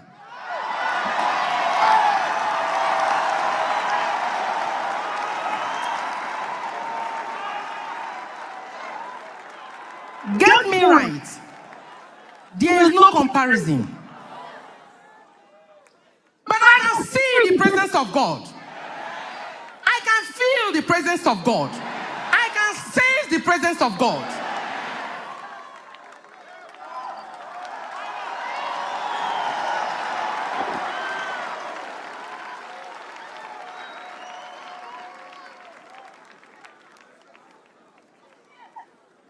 Thank you, Lord. All right, that was the wife of Prophet T.B. Joshua. Speaking there. Can I respond now? Okay, Chim, go ahead. Okay, so Shegun, thank you very much for your submissions, and I appreciate them. Very valid points you raised.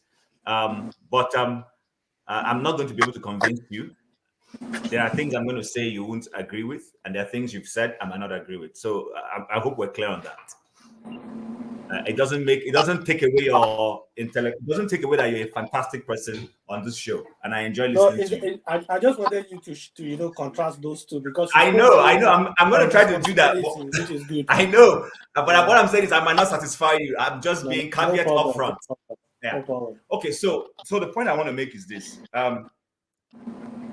there were several political persons, more prominent personalities. There are presidents from different countries who visited T.B. Joshua. There was the Ghanaian president who used to frequent that place, Professor, interestingly, Professor Atta Mills used to frequent that place a lot.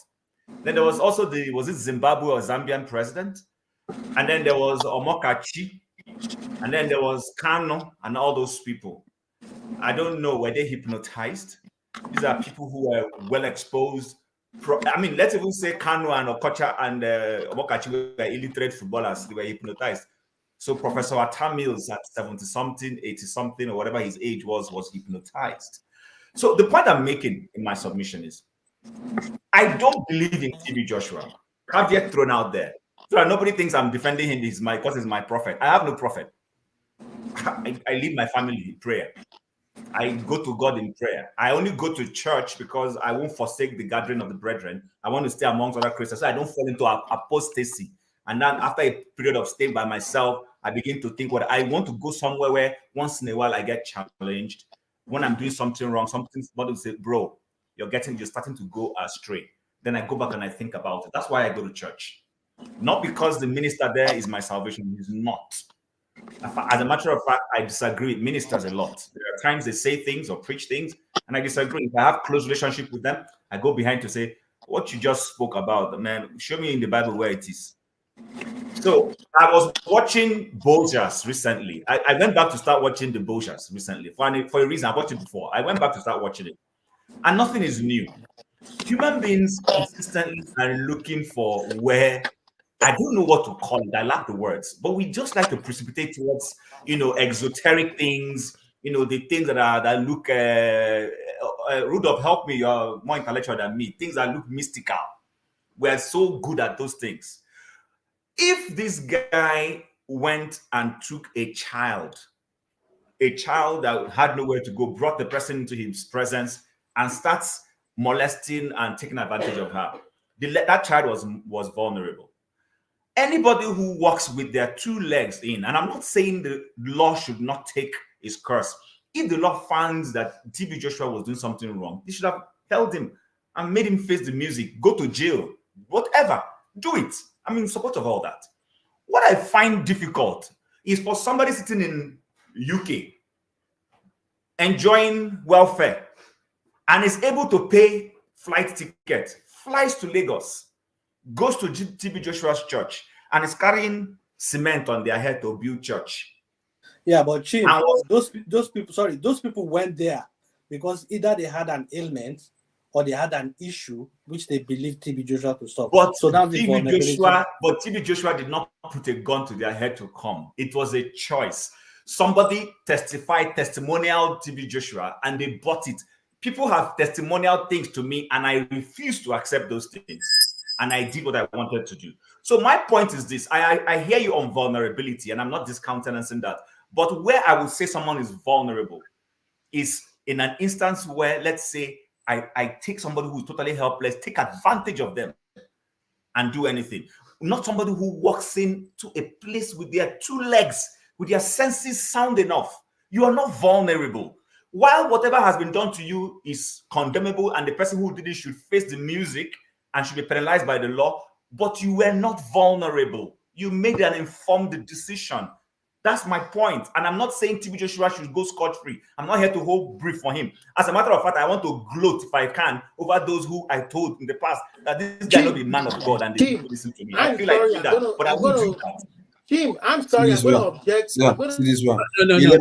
Keep quiet. Oh, look, no, not you yet. Not yet. I don't know why. all right. Yeah. You keep quiet. Look, Rudolph. Let me run this. Rudolph, just put me on the backstage. One of your viewers have reported me in an engineering meeting I'm supposed to be. I'm here. Okay. So All right. So, Chim, let me just push a little bit because your viewpoint. I want you to clarify this for people. You are saying that that the fact that you're a PhD or you're a professor doesn't mean that you are not vulnerable, going to be vulnerable under certain situations. That's not the fact that you are not today doesn't mean that you might not be tomorrow, depending on circumstances. I'll give you an example. Someone called me here a few years ago and said, I have an aunt from Uganda who wants to go and see TB Joshua. My first instinct is don't go. I mean, that's nonsense. I said, why? But he told me doctors here said that she had few more weeks to live. And she has her own money. She wants to go and try anything. And people are saying, go to TB Joshua. I didn't have the mind to say, oh, don't let her go. That man is a fraud. I couldn't do that. It's not my money. It's not, she's looking for how to, whatever option that is out there.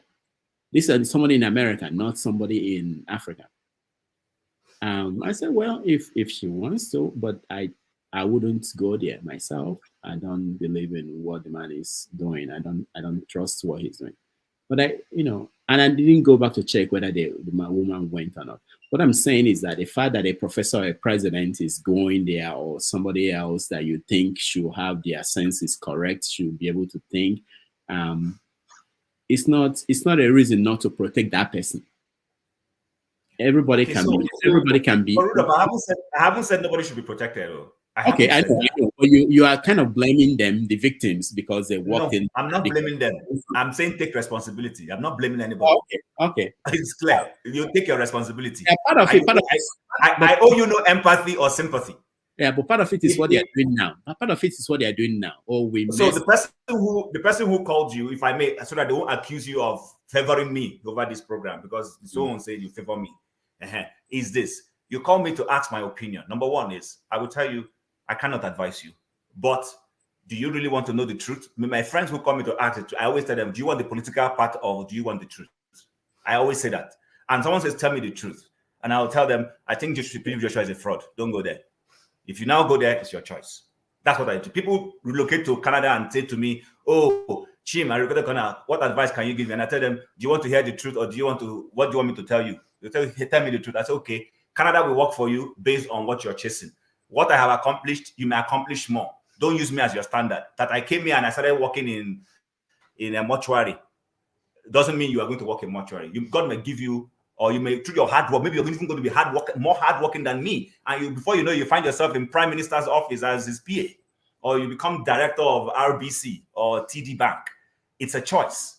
But Tim, you are changing your statement, so you are changing your facts. I'm not changing any statement, Mr. Olumide. What I am simply saying Olumide, please. What I am simply saying is this. People keep quiet there, okay? Keep quiet. Keep quiet. Nice shift. All right, Rudolph, go on. Let's go on to other people, please. My point is clear. Take responsibility. Keep quiet there, okay? Round up on this topic, but I see you. I'll come to you, but let me go to Igbo basics. I think you are still in Nigeria, and I'm coming to you first because you met Zebediah on Sunday. I spoke to him, but this story didn't break. I didn't know about this story before I spoke to Zebediah. I would have asked him because he was at T.B. Joshua's church, and that was one of my most disappointing day of my life, seeing him there. I will have asked him what he went there for and whether it worked. I don't know. You are doing a documentary on his life. Did you address that subject of going to see T.B. Joshua? I'll come at it from a different perspective. My condition make fish bend. And most, if not all, the people that have gone to either T.B. Joshua's church or any of those other churches was a result of one condition or the other. They were just seeking for solutions. But in most cases, when they get there, they just get roped in more and more and more. Before you know it, you bring in cow. Before you know it, you bring in chicken. So all a fallacy. To me, I'll ask you a question. All of us. By the way, congratulations, Dr. Damages, for holding the fort. If you come to your mother's house and you see the picture of T.B. Joshua hanging there, what would you say? I have witnessed such things. If you come to your village and everybody is talking about, not everybody, but some, because there's always a lot of people talking about other things, T.B. Joshua, T.G. Joshua. Somebody calls me and said, oh, just talk to this man. He's a man of God. He has all the answers. And I warned the person, I said, don't talk to me that way. Everybody has a direct link to God. That's what I believe in. But if your mind is weak enough that you must go through T.B. Joshua, that's your business. In essence, don't forget what is going on. If I can follow the story you guys are painting up now. Somebody is sick, they tried every other thing else. They say, let's try T.B. Joshua. They tried T.B. Joshua. In most cases, it don't work. In most cases, it doesn't work. Because I've seen a man whose son was so sick, and he sold everything to go to TB Joshua's church. Meanwhile, the child still died. And then when he asked me, I said, I told you that you would rather invest that in trying to save the child medically and otherwise. Let's put it this way, from my understanding of what is going on, as far as the TB Joshua's story that broke is concerned. There was Olumba. Do you all remember Olumba Church? The barrage that the TB Joshua Church is going through now, it might be what will sink them. It's all a part of the politics of the whole process. They come and they go. And as far as the answer to Zebi going to TB Joshua's church or not going, I wish that that story broke when I was with him, and then we would have been able to answer that question. But I can say this to you. The condition make a fish bend. When anybody is under serious situation, you will try anything. But all in all, let me put it this way, including TB Joshua, even though he's dead, and the ones who are still existing, write your story before you die. Otherwise, others will write your story for you. And that is my advice for the panel. Write your story now. Whatever it is that you've written, write it, because you don't know the day you will die. And that's all I have to say for as far as that is concerned. The documentary on Zebedee is going on a different gear now. And I'm glad that you were able to speak to him. And hopefully this panel will be able to put together something. And eventually maybe we'll get him down to New York and stuff like that. It's going on a bigger scale. Hopefully before the end of, by the first half of this year, we're looking at to bringing out the book. And actually we're looking at the foundation for the artists and things like that. So we'll discuss that off camera.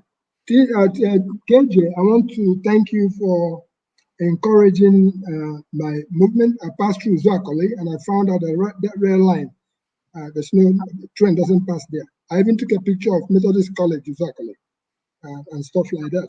So I want to appreciate the help that you guys are giving. Did you go to Mpa? Yeah.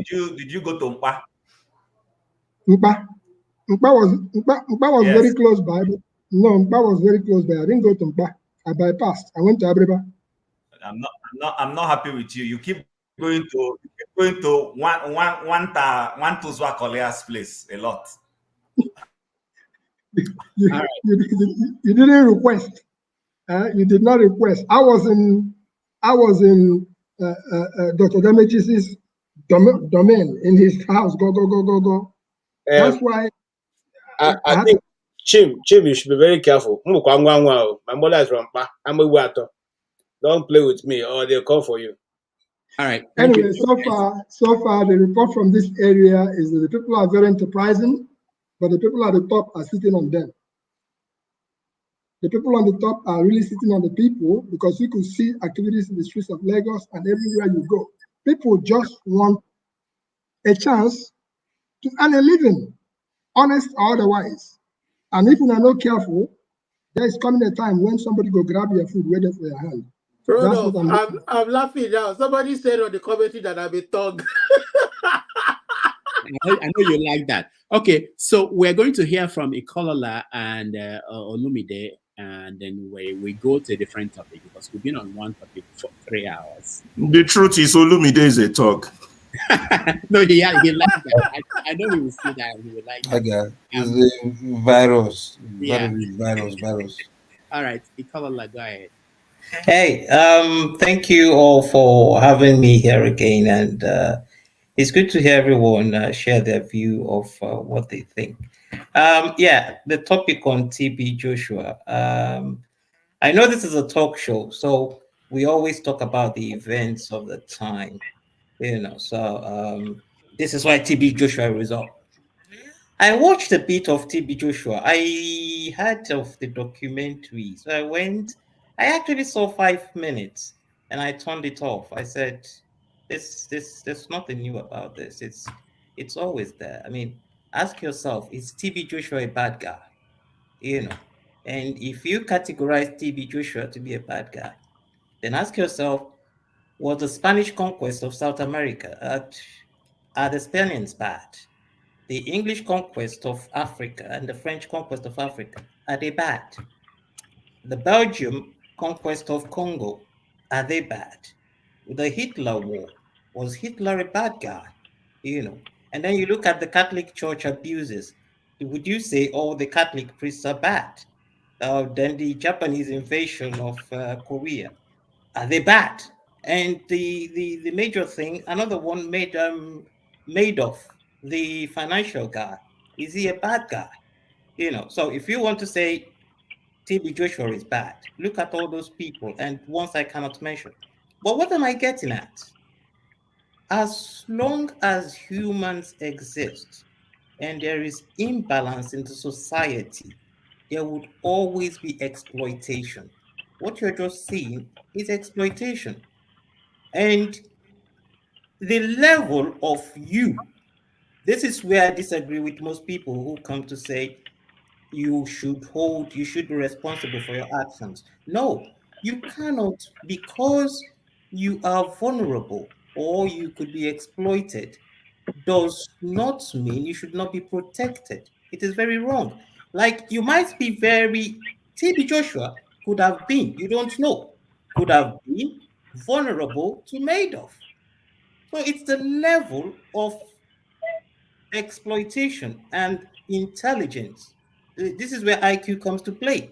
So you could be as smart as TB Joshua to exploit some people and get donations every Sunday. Some other person might sit on Wall Street and exploit you for all that money you've gathered for 10 years. So it's I just see it is another level of, it's just the actual word for everything we see from these churches. Because if we narrow it down to spiritualism, then we start making mistakes. But if you look at it from economic and political point of view, what you're looking at is exploitation, and exploitation of your disadvantage in the society. So when you're going to this church, when you're going to that man, when you're going to that prophet, or you're going to that financier, you're going to some, because there's something, no matter how intelligent you think you are, there's something you don't know. So you might think you know everything, and you still need an astrologer to tell you what will happen tomorrow. That astrologer will exploit you. You know, so when we say, it's a level, I'm so sorry to say this, but forgive me if it annoys anybody.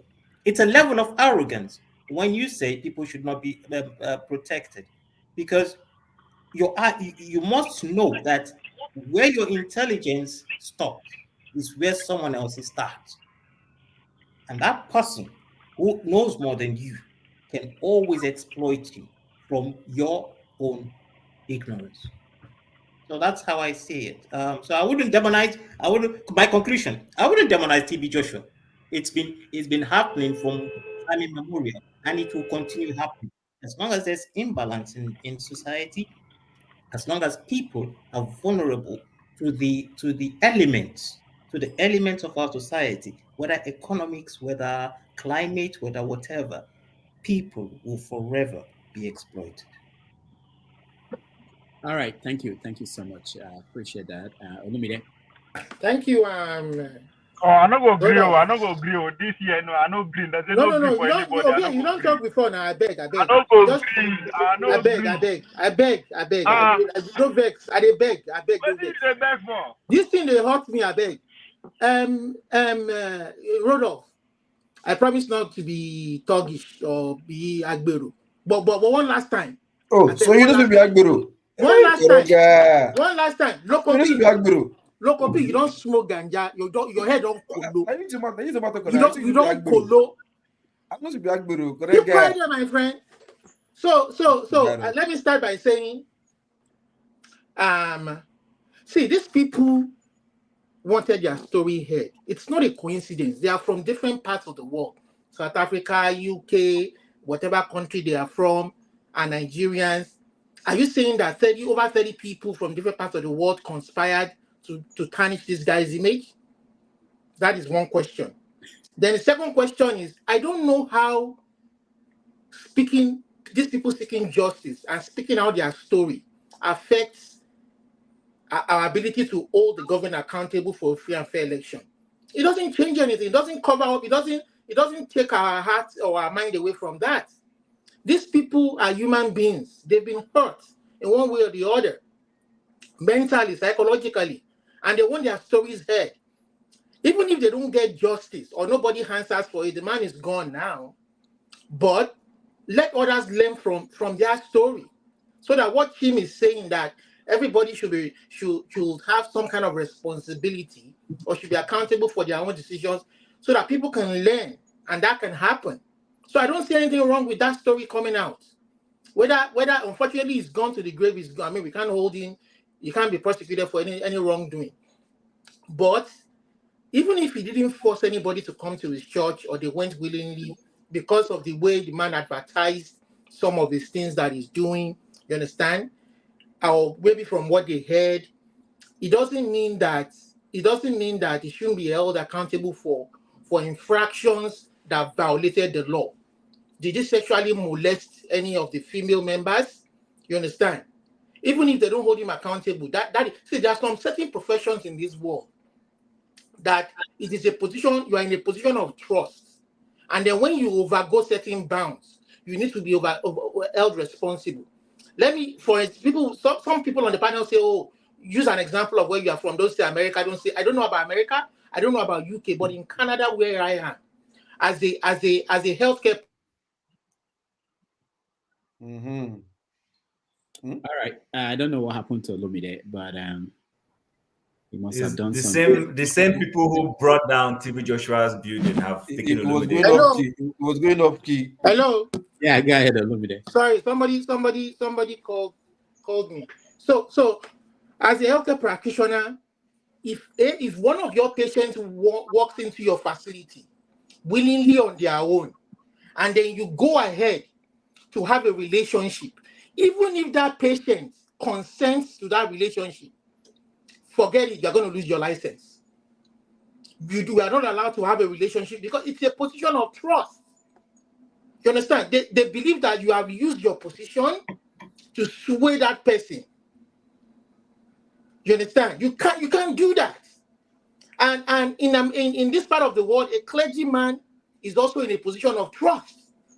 So even if the law does not prosecute you for wrongdoing, there are certain rules that you lay within your facility or within your organization that you shouldn't violate. Imagine the clergyman having affairs with all the choir members or impregnating them. We've heard all these stories before. Even though nobody can prosecute him for wrongdoing or willingly they allowed him, is it good in the eyes of everybody that he does that? We have to hold people accountable for don't say, oh, I mean, when you say that they should be, people who do that should be held responsible for their own actions, you are kind of being insensitive to their plight. You're not showing empathy, as a matter of fact, to that person's situation. Like what Igbo Basic was saying with his own fatherly accounts, that some of these people went there seeking a cure. We have so many people who, instead of going to the hospitals, because these people claim on their advert they can do miracles, people have needlessly lost their lives. You understand? They should be held responsible for that action. If they do that in this part of the world, that man will be held responsible for denying that person the right to live by saying that he could cure this, he could cure that, and they advertise it on television. You understand? We need to make sure we want to build a civilized society.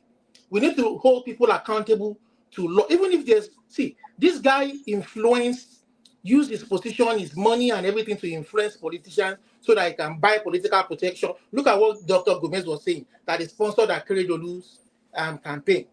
And if this guy had a problem, he knew the button to press. We've been hearing all this even before he died.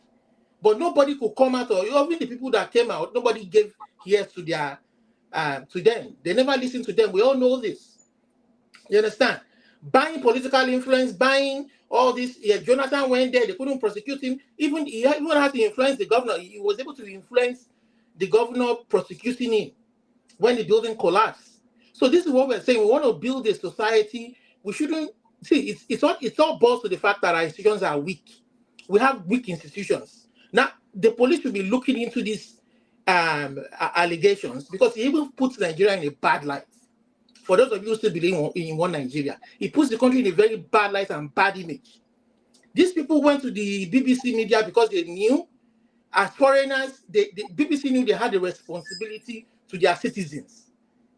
And they knew the Nigerian media wasn't going to do anything. Maybe because they were afraid of his influence or afraid of, or some persons who go to the church. But these people have a responsibility to their citizens that we in Nigeria shy away from. They were only trying to protect their citizens so that others would be wary, even if no opposition came. We have to look at it that way. We have to be unbiased and objective. It puts our country in a very bad light. So that's all I've got to say. I mean, we shouldn't put a defense for all that is wrong. I mean, please let's be objective in our thinking. It just boils down to our institution. I'll round up again finally. Our institutions are weak in all ramifications. Where is that department in Nigeria that is responsible for protecting women that have been violated? Are these departments working?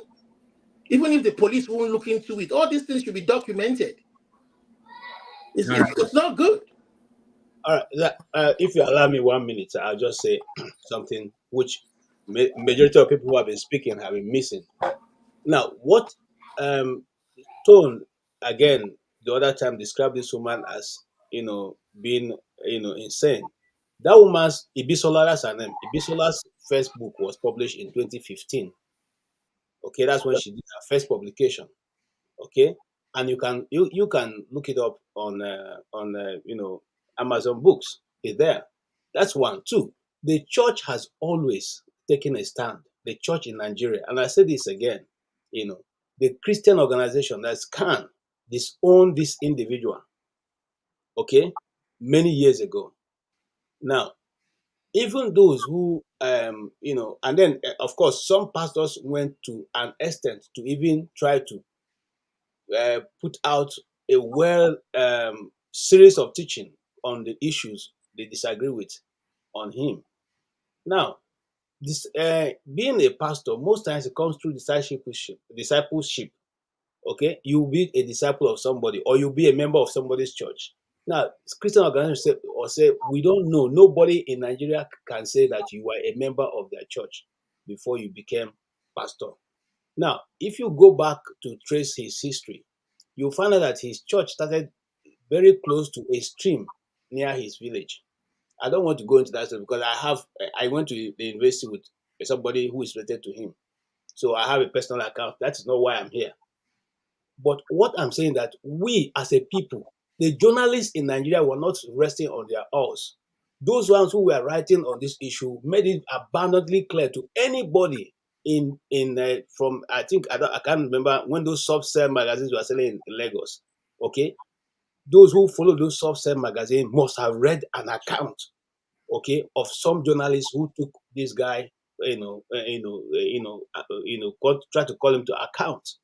And some of them who were very detailed were run out of town. I say, quote me, they were run out of Lagos. And if you want me, I can give you their names in private chats.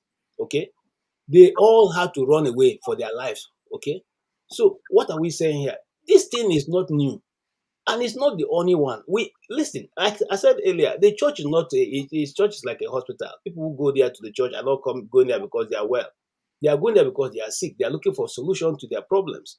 And even in the medical profession, which Olamide have talked about, people still take advantage of other people or people who come there who are vulnerable. The doctors do that. We have heard of women who have gone to ask for abortion and the doctors did all kinds of stuff with them. We have heard all those stories. It's there. But we are saying that why this one was allowed to go this far was because, and then, see, I am one person who will not agree that government should start regulating the church because you don't know how far that will go. And now I can speak again. It was based on T.D. Joshua's miracle listings that the Nigerian Broadcasting Commission stopped miracles on TV in Nigeria. I'm telling you now, go back and find out.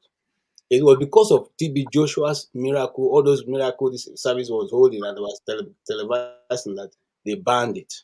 Okay. and you're not allowed to, your miracle is no longer allowed to be shown in Nigerian TV except you have verified,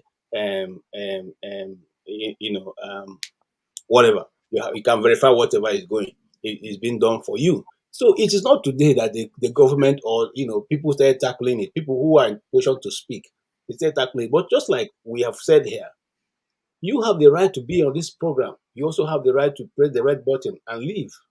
Okay, so that is the same thing with the church. The church, okay, you go there willingly, and if you don't like it, you can leave. But like I always say to people, you cannot find everybody who is going to be a Berean Christian. Go have your own Bible. When they read you, go and read for yourself and understand and implement. Thank you, sir. All right. Thank you. I just have a question for all of us, Dr. Damages. Do we know the reason why the politicians, all these ones we mentioned, like Good Luck and whoever else, do we know the reason why they go to, say, T.B. Joshua or what's the other one's name, the big one? Any of them? Do we know the reason why these politicians go there? Yes, if you don't, we know the reasons now. These people are, they have a false prophet thing. They tell you that, especially when Jonathan was going there was when he was looking for a way out, of the 2015 election. Okay. Syncretism. Yeah. Some people love syncretism. Thank you. So they go what they're going for, they're looking for votes. Not only looking for votes, they are looking for someone to tell them you are going to win. If you do this, you do that, you do this, you win. That's the one reason why they're going. Let me go. And the funniest thing, hold on, see, why is nobody? My anger here is like, because everybody talking here, playback. Why is nobody really giving some portion of blame to those people who are adamant, who just want to be blind, who just want to be dead? Please. But I said that here and I was accused. People have dropped vulnerability, and so I didn't want to go there again. We don't like to take. Wait, are you afraid to take us? Be like, oh, I fuck up. You say, oh, this one is my fault. See, my answer to that. Hold on, we can't go there now. My answer to that is that see, if you start church today, you go get follower. Olumide. Anybody who starts today, if that guy did not die, I'll tell you this, right? You see, this documentary was part of what killed that guy. This guy knew his end was coming. Trust me. This guy knew his end was coming. He knew what he did. He knew his end was coming. Yeah, that's the next conclusion. But hold on there. Let me before Jonaba will be the last word on this topic because we have to move. Let me just mention this. Olumide, I know you thought I was defending the media. It's always very easy for people outside the media. One of the goals of doing this is to give spotlight on the media, because like pharmacy now, I don't understand what you do and what the process. I can stay outside and always criticize pharmacists are not doing anything or they don't. But if you understand what you do in your profession, so sometimes it's easy to blame the media. I can tell you this. Most of the big stories you've seen in Nigeria in the last 10 years or so came from Nigerian media outside of Nigeria. You know why? Because the Nigerian media inside Nigeria cannot. They may not have the resources. They may not have the structure, the fear, the ownership. There are so many structures that is making it impossible for them to do this. But it's easy for people who are not in the media to expect a lot from them. And when they don't get it, they are disappointed. If I go to Nigeria today and say I'm from BBC, doors will open for me. If I say I'm from CNN, they will open the doors. Even your politicians will talk to me. But if I say, oh, I'm from Vanguard, go and sit down. There are so many problems. And sometimes we expect the media to perform miracles and without understanding what the handicaps and impediments. I just want to bring it up. Rudolph, in addition to that, when Vanguard and Co stop taking brown envelope, they will also be taken serious. We have to say that. You cannot give brown envelope to CNN on a good day to hide any story. Nor would you on a good day to a man who is a white man. You are wrong. You are very wrong.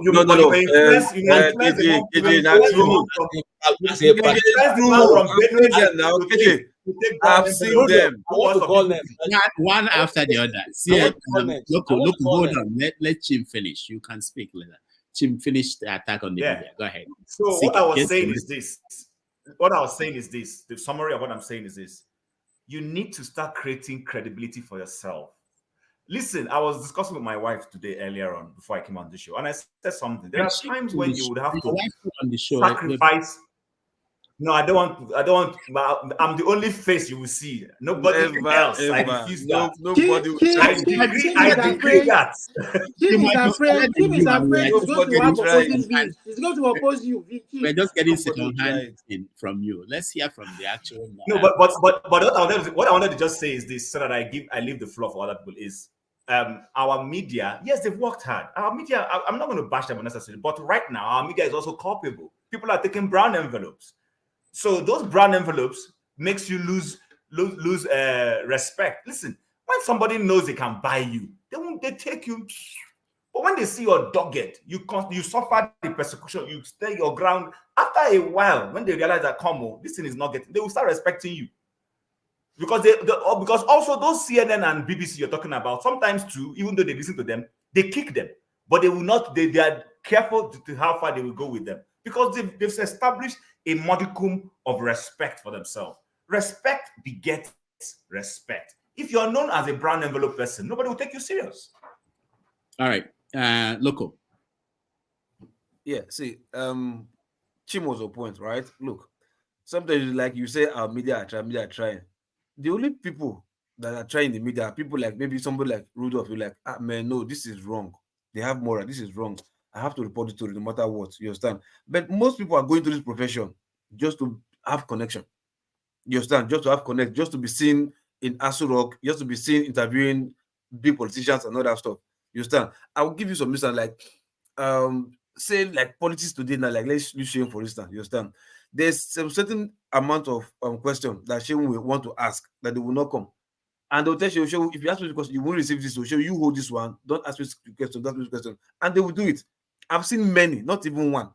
You understand? I've seen many. So, but if people like maybe like KJ now will say, no, I've done all it takes, stake my neck to bring some report out. You inside how many? You inside 1 million? I mean, come on. So if you are doing your job or you are doing your best, doesn't mean, and even your work is not even seen out there, doesn't mean those that we know will not say it out. And there are many. Because most people, like I said, they mingle politicians and they see what politicians do. And before you say Jack, they're into their system, their way of living. And they collect envelope not to have a story written out. Like, okay, we have politicians who they will say, okay, they have a story about them. And you see no media will say anything. No one will not say anything. One will not say anything. You think it's by chance? Me that is in the diaspora, I'll be hearing the story. I'll be looking for follow-up. Then they who are the journalists in Nigeria will not do follow-up. You understand? I'll be depending on social media, on bloggers to bring a story. Then who is doing 9 to 5 every day? You will be paid for your job. You will not even do it.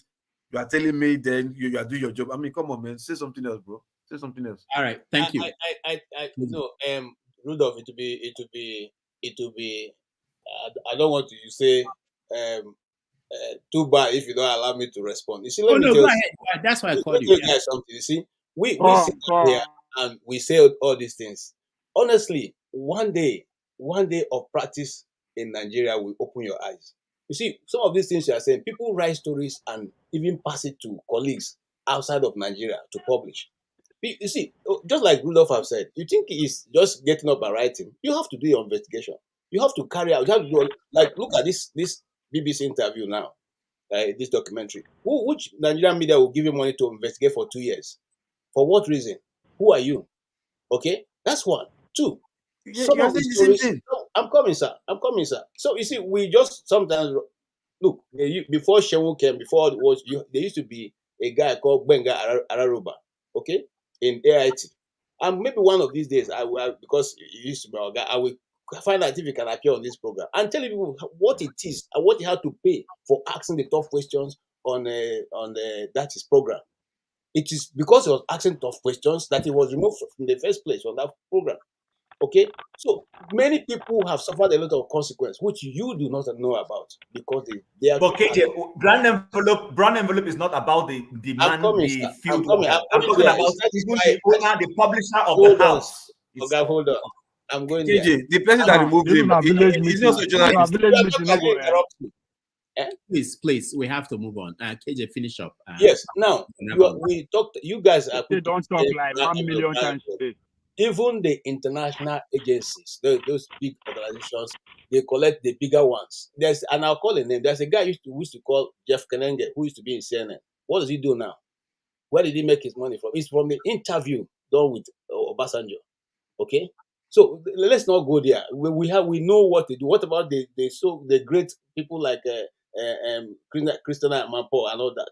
These are doctored interviews that they are conducting. Let's not go there. We're gonna leave that one. The Nigerian journalists we're not where we're supposed to be, but they are doing for the little they have.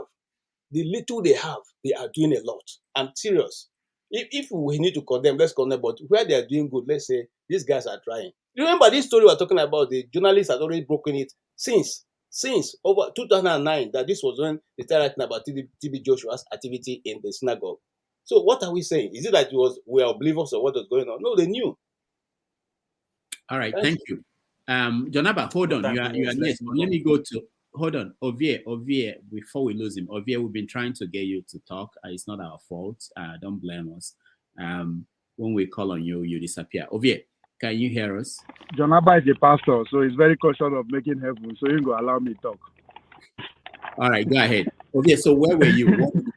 Where is the video? I'm still in Lubbock, so then they break. I was inside the indoor track and field, covering the competition, but I think that's why the network was bad. So I don't come and now they don't push me come out, so I don't go. So anyway, go ahead. Go ahead. No, who is running? Who is which what it remind us? Like it's the bunch of them. They're plenty. I think they are 10. They are from different schools. Since I think they're about almost 10 schools taking part in this competition. So there are a lot of them here in Texas Tech. I think there are about 5 Nigerians competing.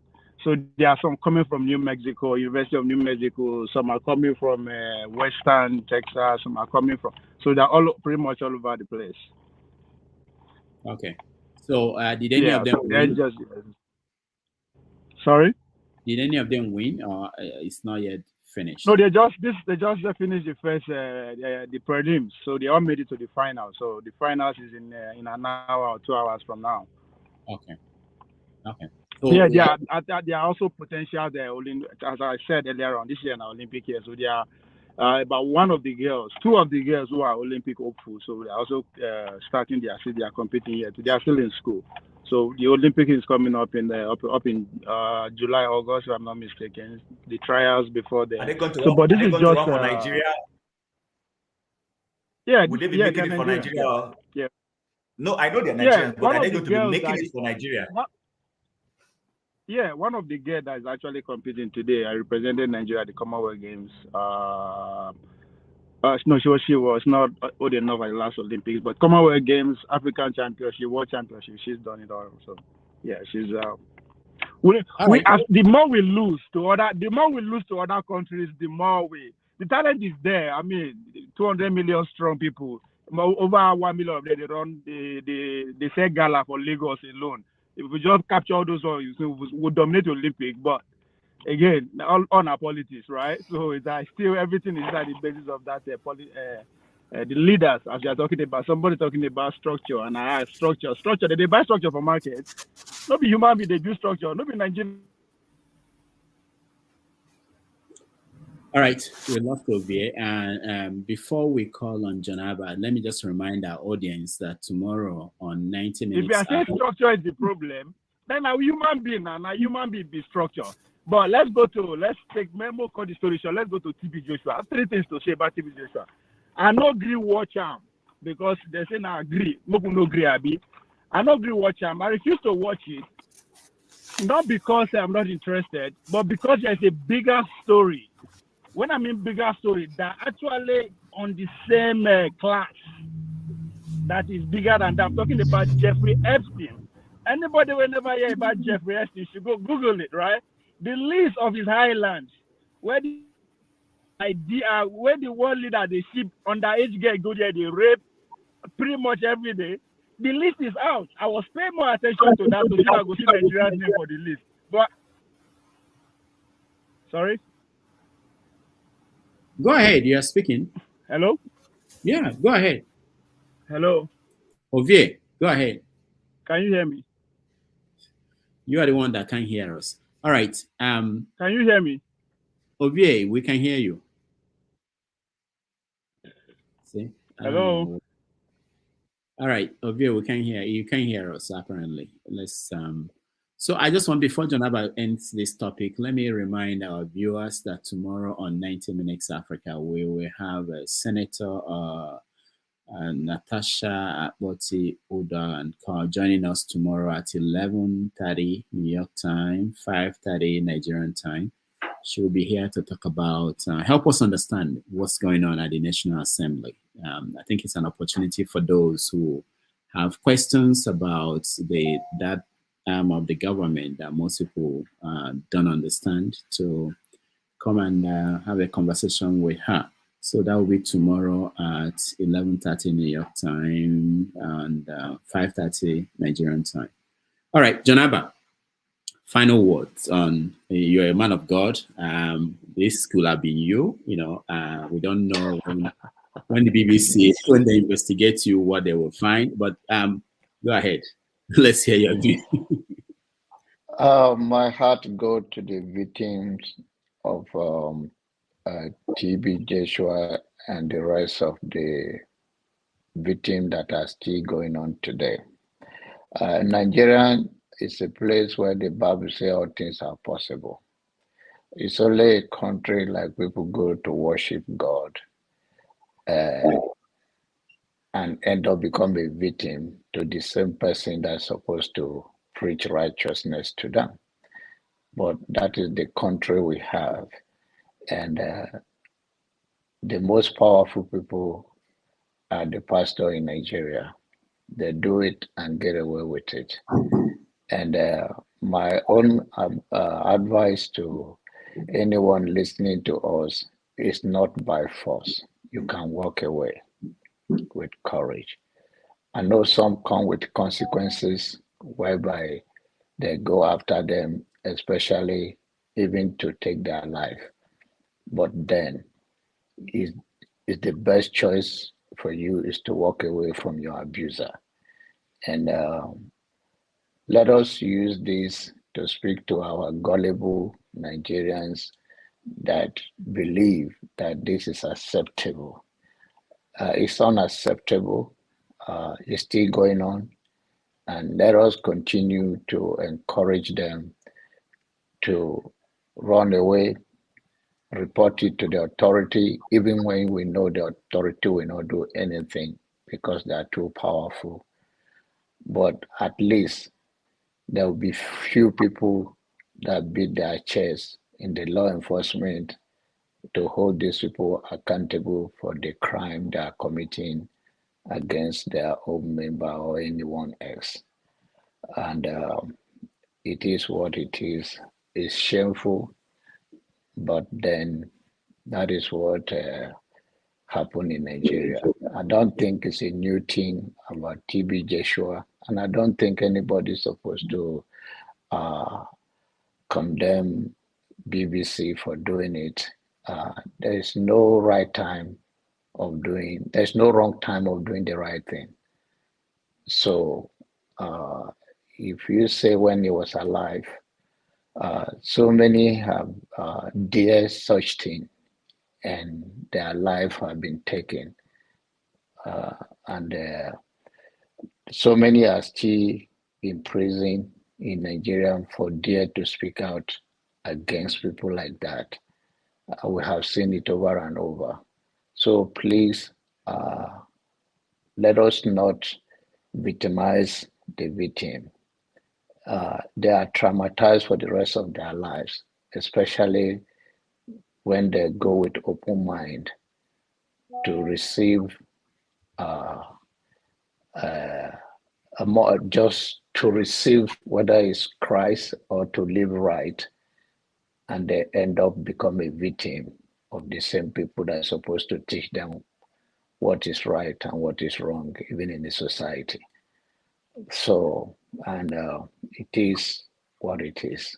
Please let us encourage all those people to walk away, report to the authority, even if they don't do anything about it. Let it be recorded that they venture to report it, and history will judge. Thank you. Thank you so much, Janaba. You spoke as if you are reading a Thank you. Let me make my point now, Rudolph. On Okay. TB Joshua, 3 quick things.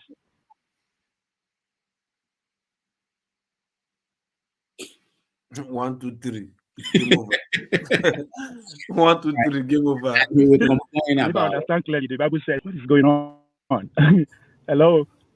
Yeah. Go ahead. Hello. Go ahead. Oh. I don't know what's going on. All right, Well, this is America. No be everywhere better for America. No be everywhere. We have to move on. Janaba, I wanted to, when you say report it, I want you to acknowledge also that there's a reason why people don't report things in Nigeria. Once you report something and you know that the person you are reporting, the authorities will not do anything to them, you are risking your life. And that's, most people will not do it, not because they don't want to.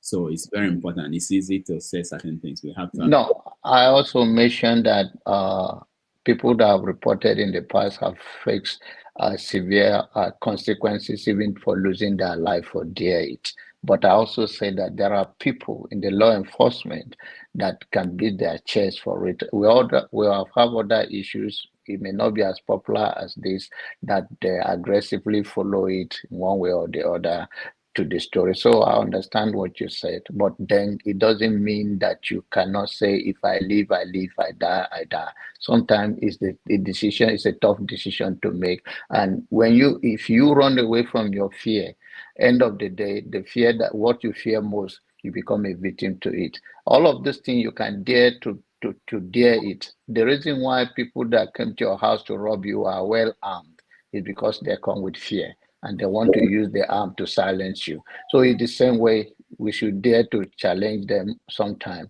and there will be decent people to carry it on themselves. Remember, during the young lady from Canada, you and I spoke about it at length. Somebody about the prophet from your area. So, which one is my area? New York? No, writing from Delta State or wherever, Apostle Suleiman. Okay. Apostle Suleiman. So I understand all those things, but it doesn't stop us from stepping on the higher ground. Thank you. All right. So we have to move on. No more on this topic. I want us to address. I want us to go far away from Nigeria a little bit. I want us to address it. Dr. Damages. Yeah. Can you give me just a minute? No. Just a minute on this topic. Just a minute. A minute, quickly. No, not a minute. I'll come to you on the next topic. You can sneak in whatever you want to say. But I have to introduce the next topic. Rudolph, can you put me in the backstage, please? Okay. Flagship, I wanted to hear from you on this next topic. Okay. I'll put in. I'll be back in 10 minutes. Okay. All right. So South Africa took Israel to the international court and made their case while they think Israel is committing genocide in Gaza. I know this one, people will take different positions on this one. So I want us to talk about it. Why South Africa? Why are they doing this? What is the defense Israel is putting up? And how does that impact our own view of our own country? Because it could be Nigeria, it could be any other country. Let me play this little bit of this video from the courts, then we go into the conversation. Committed by Israel is the mass killing of Palestinians in Gaza, in violation of Article 2A of the Genocide Convention. As the UN Secretary General explained 5 weeks ago, the level of Israel's killing is so extensive that nowhere is safe in Gaza. As I stand before you today, 23,210 Palestinians have been killed by Israeli forces during the sustained attacks over the last 3 months. At least 70% of whom are believed to be women and children. Some 7,000 Palestinians are still missing, presumed dead under the rubble. Palestinians in Gaza are subjected to relentless bombing wherever they go. They are killed in their homes, in places where they seek shelter, in hospitals, in schools, in mosques, in churches, and as they try to find food and water for their families. They have been killed if they failed to evacuate. In the places to which they have fled, and even while they attempted to flee along Israeli-declared safe routes. The level of killing is so extensive that those whose bodies are found are buried in mass graves, often unidentified. In the first 3 weeks alone, following 7 October, Israel deployed 6,000 bombs per week. At least 200 times it has deployed 2,000-pound bombs in southern areas of Palestine designated as safe. These bombs have also decimated the north, including refugee camps. 2,000-pound bombs are some of the biggest and most destructive bombs available. They are dropped by lethal fighter jets that are used to strike targets on the ground by one of the world's most resourced armies. Israel has killed an unparalleled and unprecedented number of civilians, with the full knowledge of how many civilian lives each bomb will take. All right. So, the implications of what's going on. In the past, we've had people report some Nigerian officials to the International Court for human rights violations and different charges. I think it's important to listen to what is happening there to understand how the court works and if it has implications for what has happened in Nigeria or what will happen in the future. So let me start with you, Mazi T.A. Welcome to the show.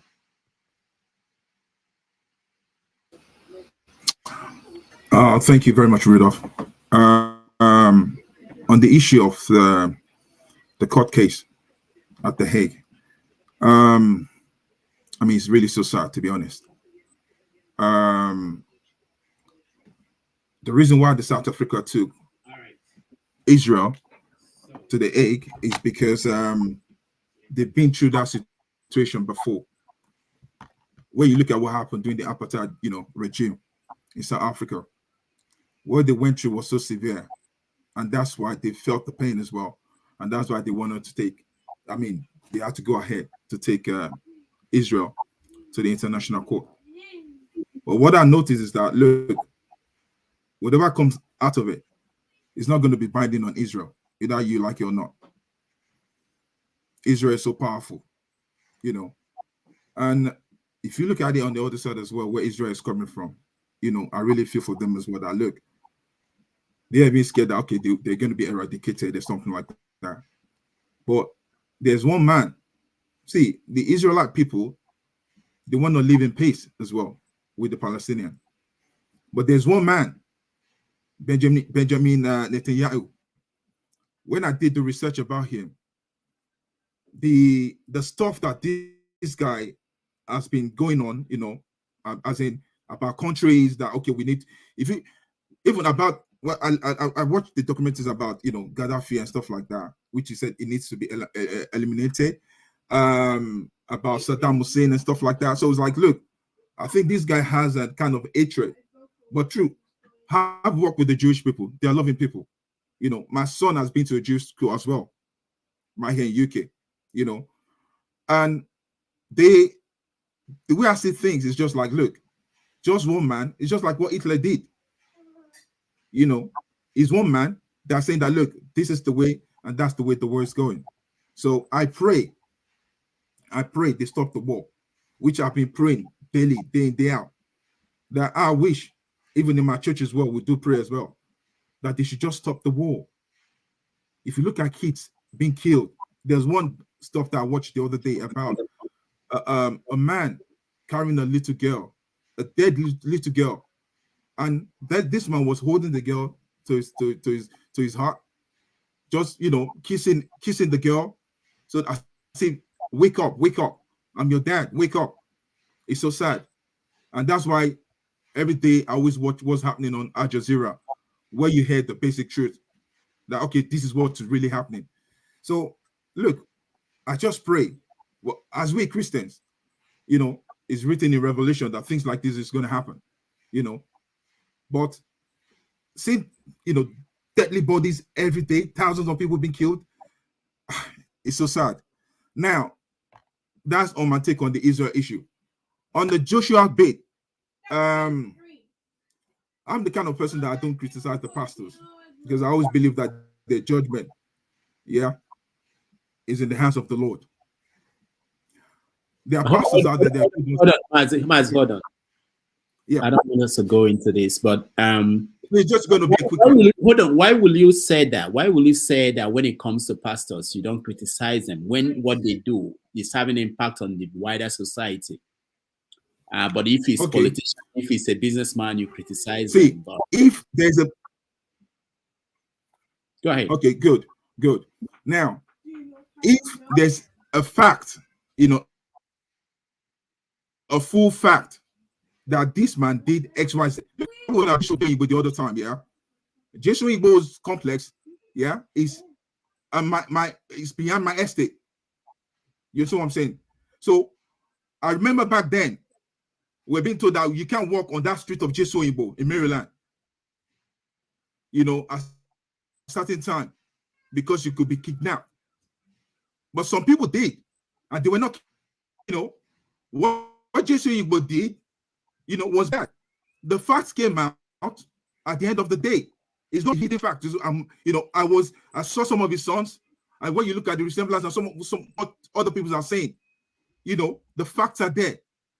But on this guy Joshua, I'm not a fan.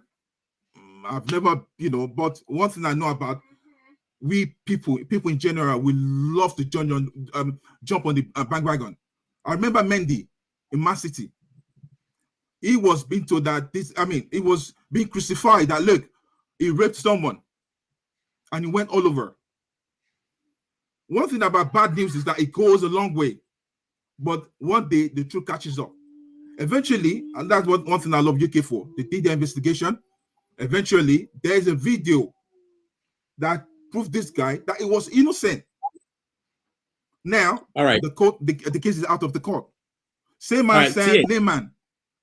Yeah, I don't want to go deep into this because that would distract us from the conversation. But if you had said that you don't think this there are enough facts, that would be okay. I won't have stopped you in any way. No, that's when you said that the issue is that what did he say again? That because it's what did he say? That God will judge him. That's where I had issues with that. Because we are not going to, he's not just working for God. He's not just in a space where God controls. He's in a space where we live. And the impact of what he's doing is on people that we know. So we are not going to leave that. If he's in heaven doing the thing he's doing, we don't care, but as long as he's on earth or whoever you're operating here, then we have reasons to question because what you're doing has impact on us. You understand? Yeah, so I agree. See, Dr. Damages, I agree. Yeah, Dr. Damages, I agree with you on that. That look, if it's not something fact, let me tell you. See, in this world, if you're found, I know a lot of people doing the capital punishment. Yeah, that they've been killed for things that they did not do. I know some people that have even been locked up in the States, black people, for over 50 years, and they now find out that okay, look. This guy is innocent, and that's why I'm not trying to jump on the bandwagon. If this guy is found guilty, definitely he should be prosecuted. That's one thing I believe. But look, on the final note, even the Christ that I believe in, he was see thousands of people say that he should be crucified. They said he's using what? Voodoo to heal people. That's human being for you. You understand what I'm saying? So look, let us not be so.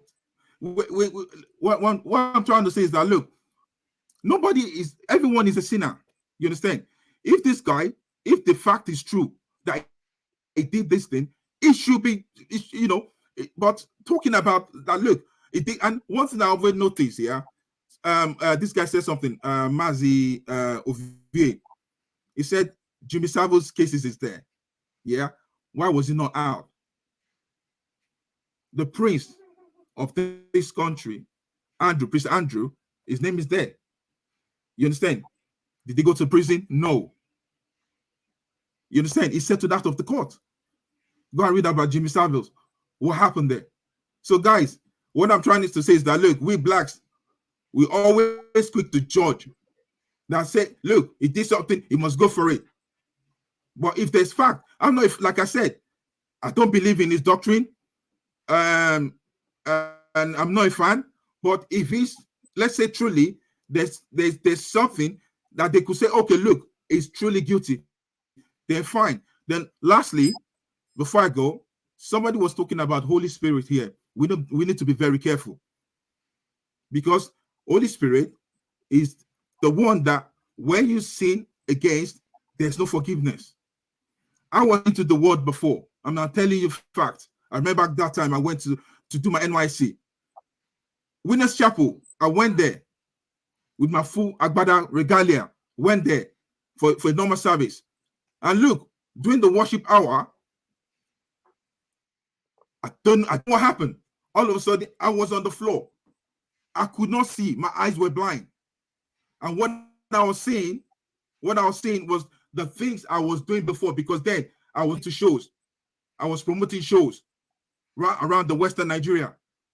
You know, even in Abuja, I did shows there where girls were naked on stage. And what I was hearing was that, look, you're meant to be sending, preaching the word of God to people. And this is what you're doing. And eventually, all of a sudden, somebody came over, just dropped me an handkerchief, and I regained my sight back. I remember that bishop then, Bishop Tayo Olutayo or something like that. He said, you were lost, but now you're found. Come out, you know yourself. And that's how I gave my life to Christ. Guys, I'm a talker. You guys, there's a lot of people here that, they're very good about words. They know how to, do things. But look, let us be careful. Let us not be just that, look, we want to be the judge. I understand where Tony is coming from. You might crucify him for that. But look, if you have a full fact, not just essay or what someone is, I'm not interested in watching the video because I've not watched it. All right. Thank you. Look, Thank you. I never believed in TB Joshua. Yeah. Thank you. All right. God bless you. All right. Thank you. So Please give me a minute. Let me talk then on the topic you start so I can step out quickly. Yeah. I'll give you. Hold on. I want to go according to So two things just to react to what Tia was saying. One is that he hasn't watched the video. Okay. So it's important that people should watch it. It will help you to actually be able to say, this is what I think about this. The second thing was what we do as a people, the country in Nigeria, Nigerians, is that we when we raise a topic like Babangida, we all criticize about him, but I don't think we have enough information as much as we have now on what 30 people were saying about TB Joshua. But we can easily talk about Babangida, about Tinubu, and about everybody else, about when it comes to something that we are connected to. And that's something that we should always think about it, so that we can know our own biases, because we are connected to this, maybe because we know somebody that he cured, or we go to church, or if it's somebody like maybe Gumi, that we have the same amount of information. People will be brave in here talking, nobody will say, oh, we don't have enough information. This is just an allegation. So it's really very important that we ask ourselves questions when we say some of the things we say, especially when it's something that we feel we are part of this tribe. Because I think most people are discussing this from the tribal perspective. I mean tribe, I don't mean Yoruba or Igbo. I'm thinking about the tribe of Christians or the tribe of people who have been touched by God. The tribe of, people look at things that way. They are attacking our religion. They are attacking our... All right, let me not weigh into much. Let me round up, Rudolph. Let me go back to Ovie. Not that he's important. Jegun, you are the next, but Ovie, let me see, because all these obedience. Okay, you're getting attention today. Don't complain tomorrow. all these obedience are disturbing my network. If there's still anything like that, anyway. Yes, I said three things. One is a man of God, and the Bible tells us to not to. There's a do no more harm to my how they talk or the Christian way there. How normal I prophet no harm. And do my prophet no harm. So I'm not sure all of us qualify. No living for God one. That's one. Two. I remember clearly when the man died, it now came to public consciousness that this place, the synagogue, is the most visited spot in Nigeria. That means apart from oil, he has brought more foreign exchange to that country than any other person. I remember those are the things we were celebrating about him, because even the Adebo and the rest who were kind of grudge about him, those are the questions they were putting about these people. That with the level of attention this man is bringing to that country, I mean, they say can't do no wrong. I still remember clearly. That's one. That's two. Three, if to say a man take over the mantle of leadership when the man die, we go get documentary. That's another question, because I remember again, there was people were going after the wife. Immediately when the man died, there was a struggle. Who to take over? Who to be in charge? So knowing us, knowing we now, forget structure, knowing us, we Nigerians, to say a man there, take over, not being wife. Would we have documentary? So, I mean, I like to ask questions. Let's ask questions. Ovie, I could have stopped you long ago. You didn't watch the documentary, obviously. They started doing it when he was still alive. So I don't know where you have all these your ideas about if we were to be able to. Of course, all the footage where they come and not be him, live footage. I am not saying that when he died before they bring a corner. This is a years of violation of whatever they say they put together. I'm not saying that the man is wrong or right. I'm just asking questions as we as people, not the Christian or a tribe, as a people, knowing us. If to say a man take over, we experience what we are experiencing now. Let's Okay, sorry. Your point. If to say a man, what did it happen? What would have happened if it's a man? I mean, that's what I'm saying. I don't know, but I'm pretty sure. Why are you asking questions that you don't have answer for? One thing I'm sure of, not what is happening now. That I am sure of.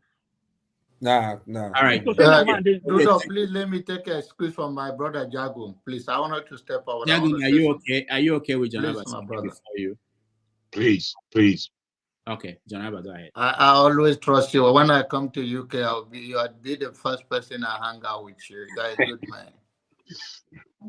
Thank you. We're talking about the Israel and Gaza thing. It's something that's very touching. My thinking every day, if his Christ is to look down from heaven, who will he support?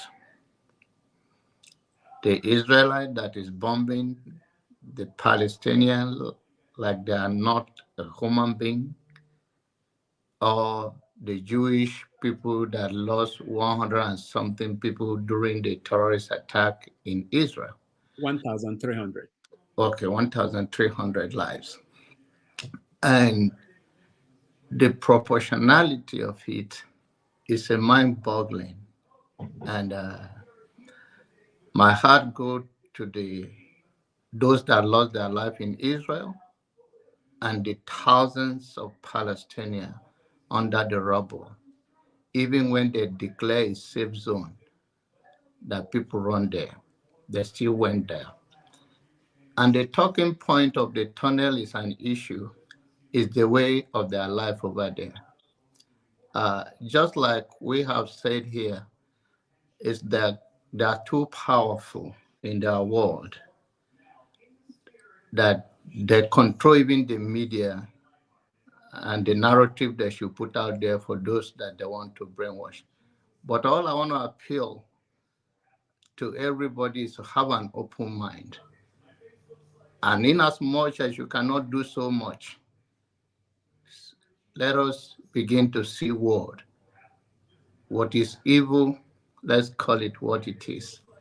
The Bible says something that even though you may not have done it, but if you have pleasure in those that do it, you share in the same sour cup.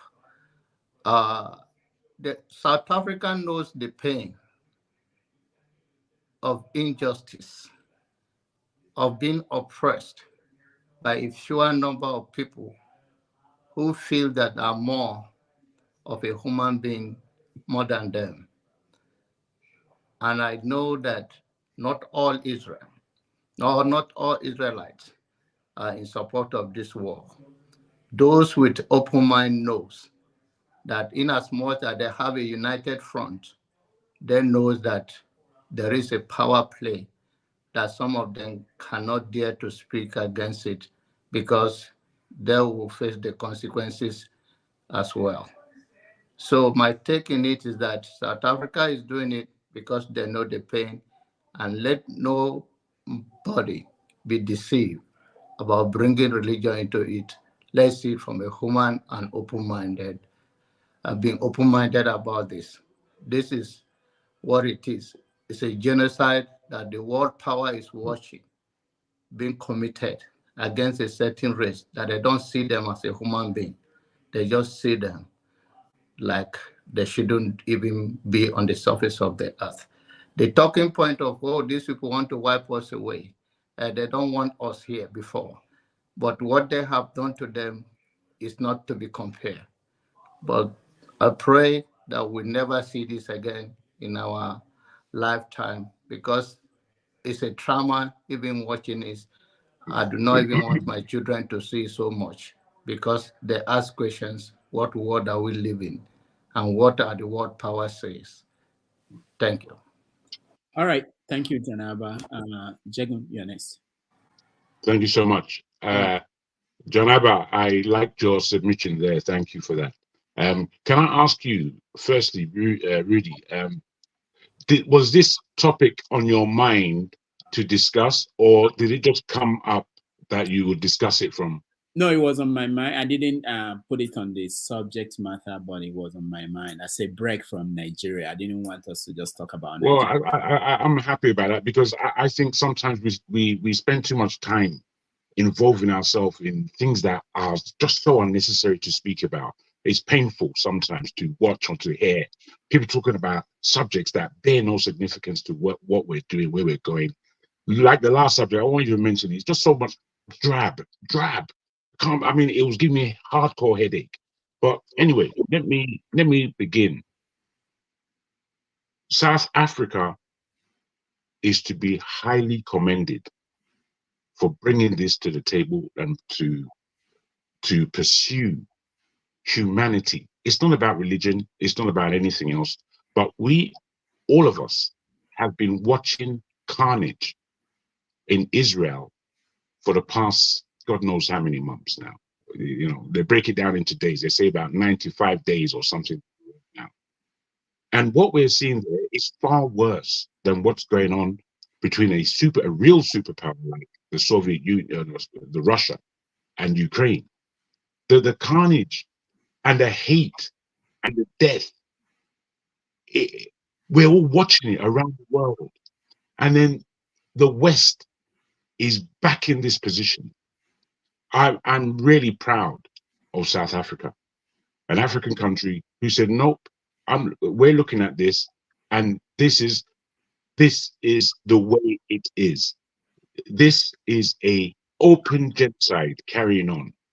And with that, we are going to bring Israel, who in their guise as a nation, have propagated propaganda upon the world that we are right and they are wrong.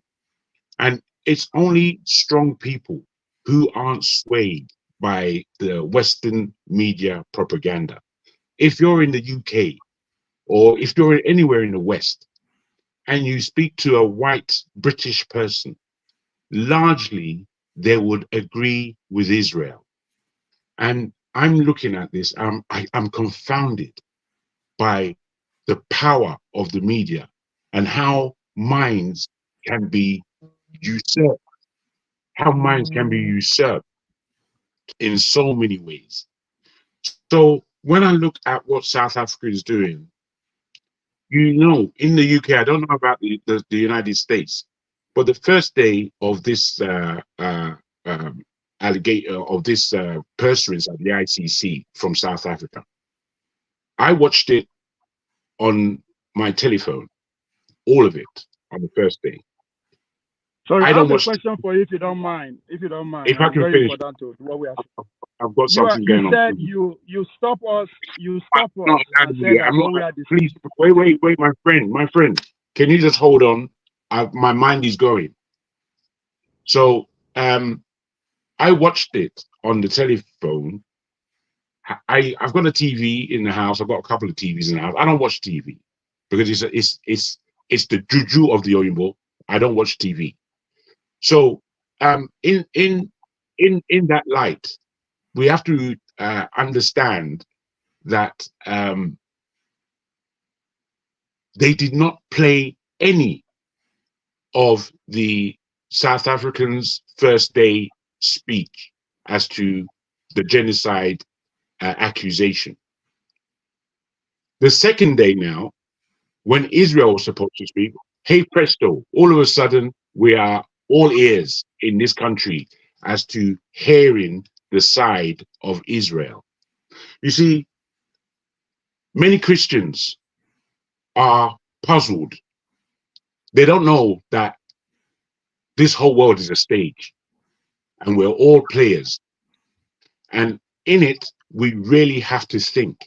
Unfortunately, many Christians don't know how to think. They only know how to swallow garbage all day long. Not only Christians, or anybody who is involved in hardcore religious understanding, they're swallowers. They don't think. They don't put their thinking cap on ever.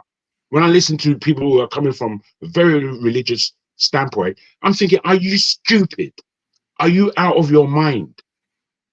What's going on in Israel, Gaza, the whole Palestinian question is open carnage that the world is watching.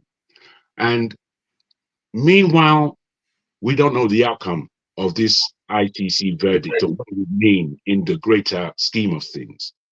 But for me, I have to congratulate South Africa for standing up, because those who do not stand with them at the moment, or those who are unthinking, for me, these are culprit people.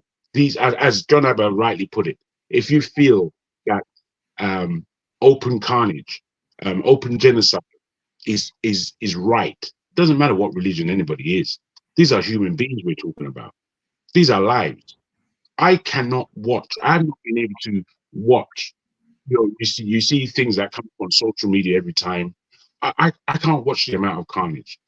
I would end on this. There was something I saw from a child, a girl child. She was about 6 years old. The level of wisdom and intelligence that this Israeli carnage that's going on is putting in the people of the Palestine is not easy. The young girl said, "You have blown up my house. You have killed my parents." This is a 6-year-old. "You have blown up my house. You have killed my parents. What we are going to do when we grow up we're going to do the same to you. The thing is, it's wisdom. These children are fully in the understanding of what's going on around them. They're fully, and it's not to say that they don't. They would be children if they were allowed to be children. But what they've been asked to grow up immediately. That people are killing you. So I'm fully on the side of South Africa for bringing this agenda to the table, and I would like to hear what other people think on this subject. Thank you. Alaba, can you? I was going the other way. If I change direction now, it's kind of no. Especially Eagles Air. He hasn't said anything today, so let me just go that direction. Maybe when I get to the end, I'll come through Alaba the other way. All right, go ahead, Eagles Air. Welcome to the show. Thank you. Good morning from India. I have to speak before Alaba. I have to speak before Alaba. Okay, I will continue that way. All right. Go ahead. I hope people can hear me clearly. Yeah, we can hear you. Okay, Rudolph, thank you for the opportunity you give to me to be part of this program. And I'm happy to be a part of this program because we learn a lot and we contribute towards it. So let me start from the Gaza and Israel of a thing. One, we want to understand that Hamas and his sponsors don't know that this thing will come to this level in Gaza. Because if they know, they won't have go to the level of attacking Israelites. We're supposed to say the truth where it is. And Israel itself is looking a way to eliminate Hamas. And this is a great opportunity for them to do what? To attack and make sure they eliminate everything concerning Hamas. But in terms of South Africa issue that took Israel to ICC, International Courts, I want us to understand something. South Africa understands what is going on concerning the genocide in the Gaza. And they are trying to make sure that they reduce their power and the forces the Israelites were using against Palestinians. What they are trying to do in effect is that to make sure that the whole world see that not everybody that supports Israelite on what they are doing in Gaza. But who is the sponsor of South Africa towards international court? They went to that place. Who is the sponsor? We know South Africa is people they use. I wanted to ask. Who's the sponsor? BRICS. South Africa is used to upfront to present, but there are some people that are behind it. One, Gulf countries are the part of people who are sponsoring South Africa towards the court. Hold on. I know I don't like to interrupt people, but can you tell me, do you think South Africa cannot afford to go to this to the international court? Why do they need sponsors? Why do you think? Okay. South Africa, you now think they need sponsors? Why don't you think they can do that without anybody sponsoring them? Are you talking about money or what? What does it take? All right, thank you so much. South Africa don't have the strength to stand Israel. What do you mean strength? What do you explain that? Okay. What I mean by the strength that South Africa is not have the kind of war power to stand against the West. All this thing that happening in the Gaza. Hold on, Eagles. Hold on. You are talking about South Africa, not Nigeria, not Kenya. I'm not talking about Nigeria. I know. I'm not talking about Nigeria. When you say they don't have, what do you mean by that? Because South Africa joined the BRICS bloc. South Africa has been opposing America. If you listen to their politicians, they don't fear. Why are you saying this? Because of all right. I want you to understand it clearly so that we know where we are heading to. In these challenges of life, especially in politics way, there is limits. Everybody have their own limit of strength where they get to.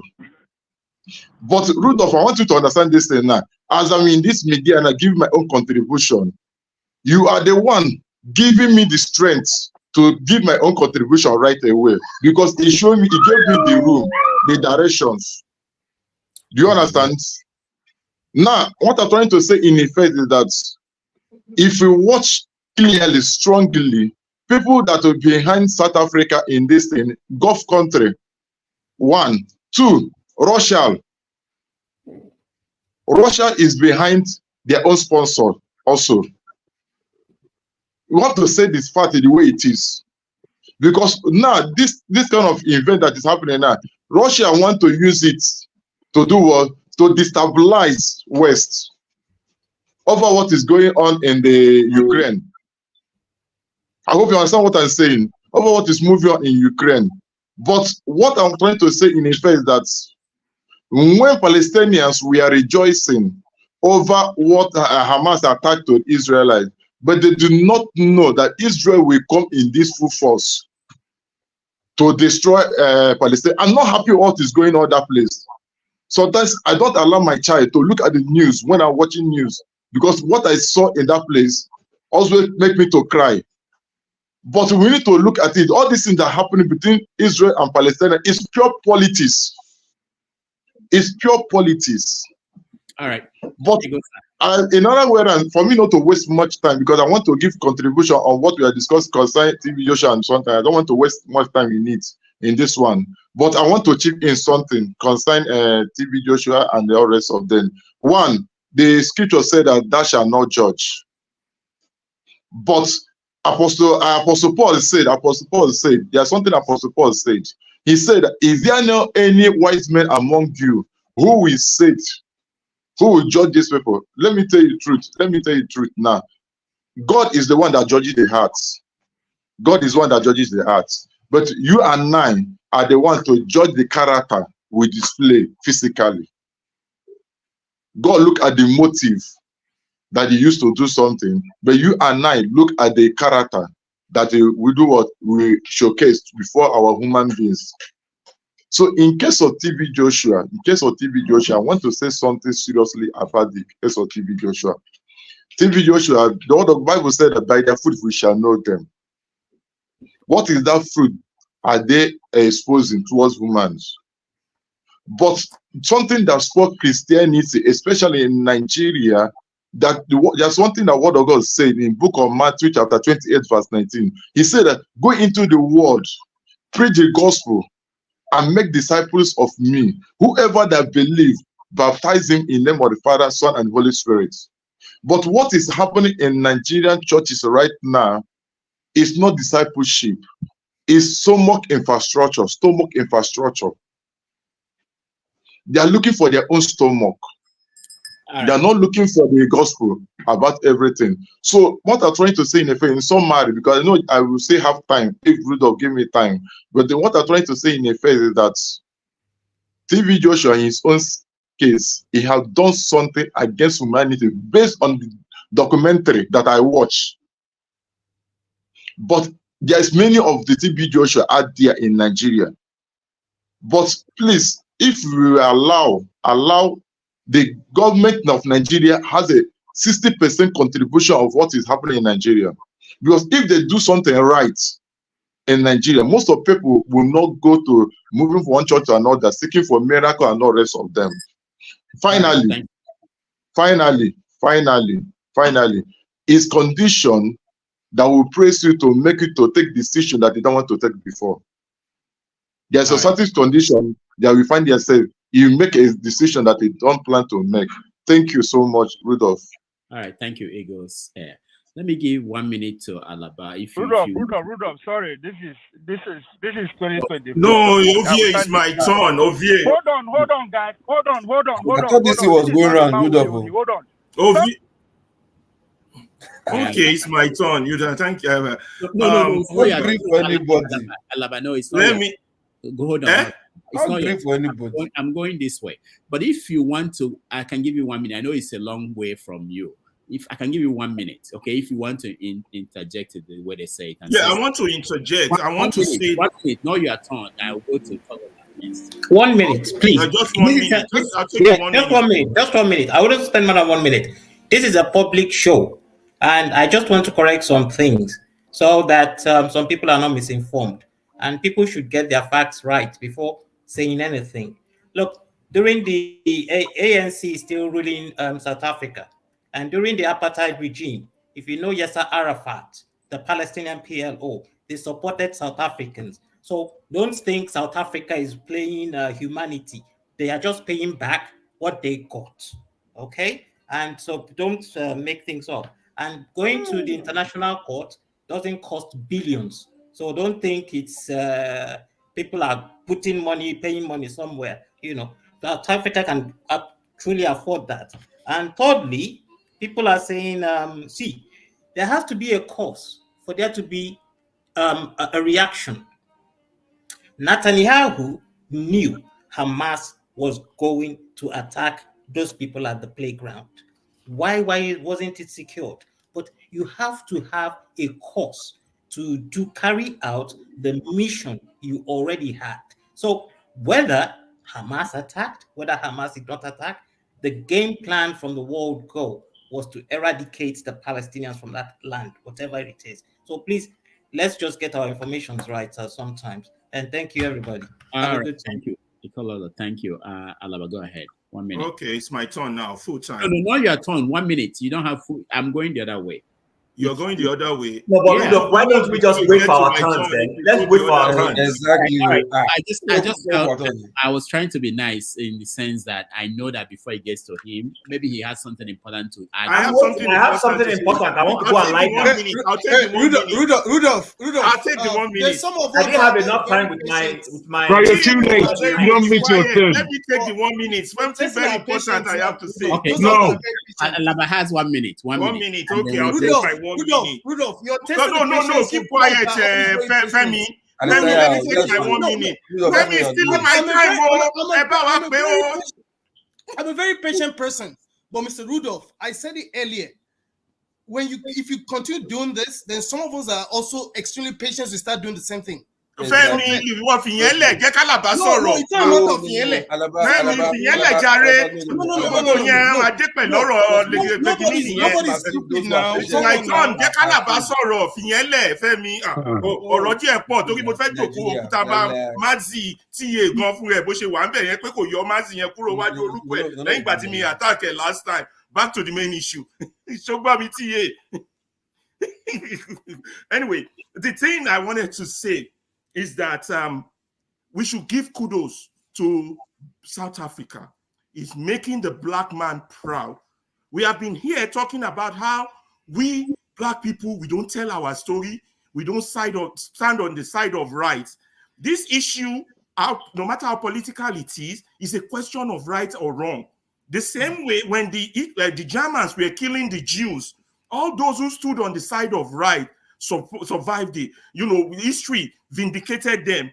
The same way now, the fact that they're going to court, they're making that evil of mass genocide visible to the rest of the world. There's no political ideology that surpasses human life, particularly civilians, children.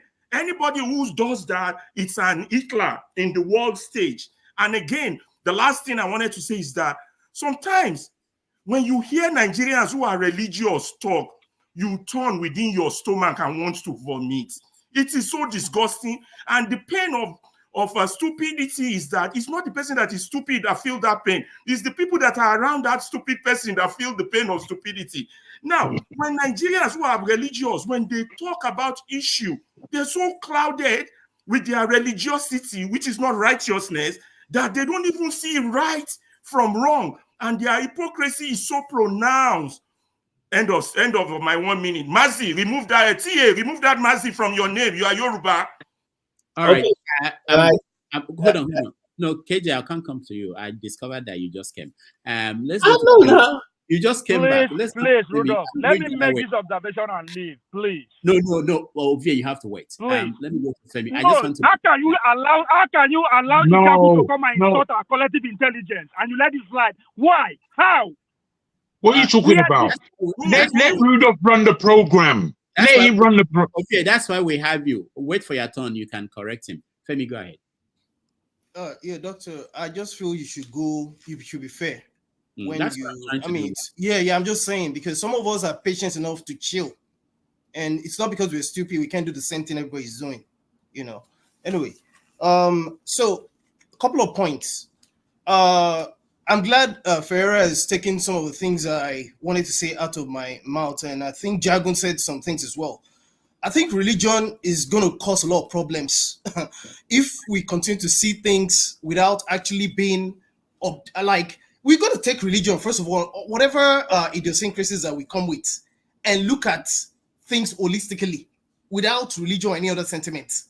It's kind of painful listening to certain things, especially when they're not facts. As far as I know, for example, Rudolph, this is the opt-in time. I'm going to show this book. It's written by someone that's an Israeli. Again, I keep saying it. I mean, take it the way you want. It's considered one of the greatest Israeli generals of all time. I read this book for the first time as a teenager when I was trying to get into NDA. And, you know, there's something about history and the fact that it's story. It depends on who's writing it.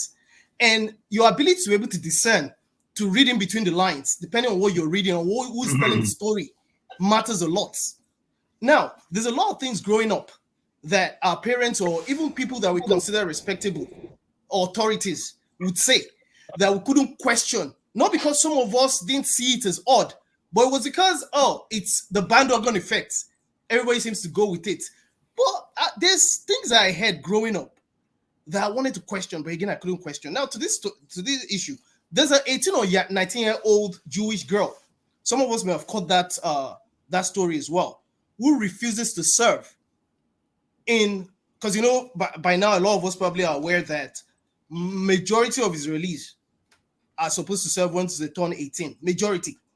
She refused to serve because based off of the fact that what she knew, what she saw, she was like, I cannot be part of this. She's lying. She's in jail now. And I think it's going to be 3 months or something. Now, there's reason why I'm coming this way. That's on one hand.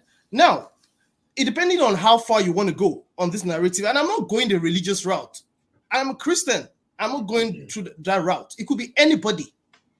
Based on how far back you want to go, whether all the way through biblical times or whatever, there was always a Palestine as well.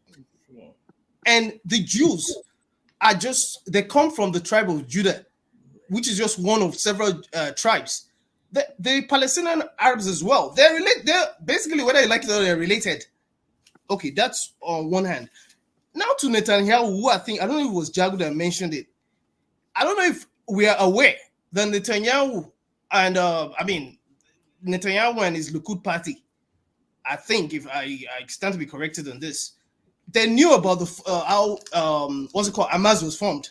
If you're not aware of that, you better be aware now. Part of it is all games and politics, and there's all kind of narratives that we see. Femi, I just said. I was going to say I mentioned Benjamin Netanyahu. Okay, sorry. So there's all kind of narratives I see, but if you don't understand what is really going on, you might want to kowtow to whatever you see in. And I think I should thank Jago at this point in time. You also mentioned something that I continue to tell people, that there's a reason why when TV started, or even radio or something, that there's a reason why the word program became the name of whatever, a lot of what we watched. It comes from programming. Go check the history as well. You got to be careful what you read, and that's why I quickly realized that sometimes you have to watch some. I watch a lot of Al Jazeera. I saw the court presentations by the South Africans and the Israeli. Was I surprised by what the Israeli side came up with? No, because if anything, if nothing else will prove this point, look at what happened with that lady, that professor, the Claudine Gay, for example, how she had to succumb to a millionaire Jewish guy who's one of the top 10, I think it's number 10 or something. Billionaires that donate. There's a lot. See, and I live in New York as well. Rudolph, you live in New York. You know what happens. I'm not going to mention. There's some things you don't want to say on YouTube. You know what happens there. So you are controlling all of what you see going on. I rest my case for now. Thank you. Loco, you're next. Timmy, you want me to follow this? Please, I need to go back and finish what I started, please. Okay. Right. Let me get to after Chima, I'll come to you just because you are on assignment. Okay. Local guy. Okay. First of all, see, real, thank you. This case didn't just come out of the blue. Like they just look up one day like, oh, enough is enough. We have big issue in Africa. You understand? Big massive issue in Africa. So if they want to be like, hey, no, we don't like oppression. I mean, what is happening? What have they done for Africa? Are they the mouthpiece of Africa concerning the Who are issues you that talking Africans are about? having? Who are you talking about? I mean, SA now. Oh, South Africa. Okay. Yeah. Are they the mouthpiece of Africa? You understand? If they are speaking about the issues of Africa, what we are having internally, they are not doing that. Since they joined the BRICS, I'm still yet to see the effects of the BRICS nation on Africa. Can remember when it came out newly, we were like, yeah, BRICS, yeah, BRICS, they need BRICS to counter the world power, this and that. Yeah. I'm still yet to see the effects of BRICS now on Africa.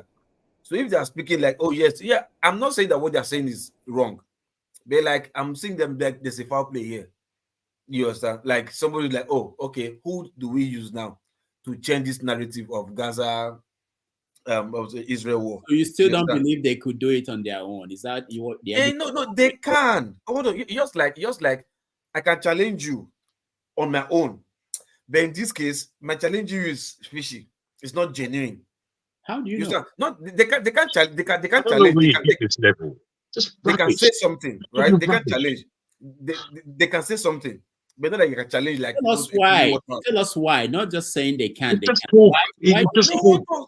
See. Look, charity begins at home. Now, come on. You get my point. Like, if they be championing African issue to the world now, to like, okay, no, Africa must be this. AU must stand to their duties. AU can challenge other countries. Why is this happening in Africa? Why African government is this and like that? Why are we not, why are we not having say in G20 or G7, so something like that? Why they're not promoting Africa to the world? But it comes to this case, they are saying something. So like they are right, but they are not right. Like it seems rubbish. they're saying the right thing, but it's not genuine. I think that's what I'm saying. And like I said, so for me, I felt it was BRICS like just orchestrating all this stuff, because I know Hamas on their own, Hamas machinery created by Israel. So the issue is not really clear for me. So that's just what I want to say, just very brief. All right, thank you, Loco. Chim. Okay, so I want to start first of all, Jago. I'd like you to sit down and listen a little bit, please. Jago, Number one is you're my person, but I want to address something quickly. I think it's very ingenious of you to call anybody's own views rubbish. No, man. Not right. Don't do that. That's not right. Because the same way you are saying that someone can say that about you, I think let's learn. Even if the person is saying something you don't agree with, take it, look for a civil way, and contradict them. Don't keep saying rubbish. You don't agree. Rubbish, absolute rubbish. Like if I tell you that, you'll be That's happy. not right. That's not right. You're a good man, but I just wanted to let you know that. I hear you very well, Jim. But it stands still. That is rubbish. Okay, that's fine. All right, that's fine. So let me start by this. Ovie, let me borrow from you. Honor politics. And that honor politics is that South Africa has its eye on a bigger pie. A pie that Nigeria should have been going for. But Nigeria is rubbish and is messing itself up. And South Africa is trying to supplant Nigeria. Kudos to them if they accomplish it. I will clap for them. They have an eye on something. And they've identified a demographic in the world that might help them accomplish that when the time comes. And they're playing their politics well. I'll leave that for those who are discerning. Number two, South Africa is not exactly a racially homogeneous black nation, if you know that. South Africa has Indians who are citizens. And I'm not talking about Chimezie going to Canada to become a citizen. Indians born in India who are born in South Africa who are South Africans. They have Palestinians, Arabs who are South Africans. They are in parliament. So their foreign policy is going to reflect their demography. Let's not get that middle messed up. They're not doing the Palestinians any favor. They are playing a foreign policy that is in tandem with who they are. Number three, Yasser Arafat and Mandela were very good friends. PLO supported ANC. ANC is paying back that favor done for them in many years ago. Go read it up. We all know this. We're all alive. We saw this. So South Africa is not necessarily doing anything fantastic. Now, the other thing is this. I don't agree with the concept of a carnage going on in that place. I've always said this. I would have rather not engage in this conversation because of how it can easily get out of hand. Whether we have a conspiracy that they were planning to remove the Palestinians or not, I don't know. All I do know is that on October 7th, the world was at peace. Life was going on. Yes, we had issues here and there, but nobody was bombing anybody yet. And a group of people came up, kidnapped some people, did everything. I've asked you, Rudolph, if you were the government of the nation and your citizens are kidnapped, what would you do? See, it's so easy to come here. I go and look for trouble with somebody who can beat me. I went and I looked for trouble, whatever my grounds was. I went and looked for someone's trouble. The person starts bashing me. And everybody forgets that I was the one who started the trouble. And all of a sudden, the beating is too much now. The beating is too much now. The beating is too much. But I went to look for trouble. I'm not going to be politically correct here. I'm not saying if there is a way to resolve this so that the Palestinians can have their life and Israel can have their life, let's accomplish that. But we must never forget the genesis of the current situation. I'm not saying there were no prior issues happening. That's what you are saying. But I'm saying this current conflict started on October 7th. You kidnap some people who belong from a particular country and you expect them not to respond. I don't understand how that, in which alternative world you live in, that you don't expect them to respond. Lastly, you see, this black story that somebody told us that they are telling black story. South Africa is not telling it, it's not telling. Xenophobic South Africa is telling my story. Xenophobic South Africa is telling my story. That's not true. That's not true. So they have chosen to go tell, they've not told the story of Zimbabweans. Listen, Nigerians told, in the days when we had sane leadership, when we were not yet crazy, we told the black man's story very well. That's why it's painful. These are the people who we were described as a frontline nation fighting for them. But today, if a black man from Zimbabwe or anywhere goes to South Africa, you accuse him of stealing your jobs. So I think we need to get some of these things right. South Africa is at liberty to go to world court and do whatever they want to do. But I'm also at liberty not to see beyond their skirt and understand that they're not doing this for any altruistic reason. I'm not praising them. I'm not going to give them any credit for anything. As far as I'm concerned, they are playing a foreign policy. This is international politics. They're playing something that suits them in terms of foreign politics, in terms of foreign affairs.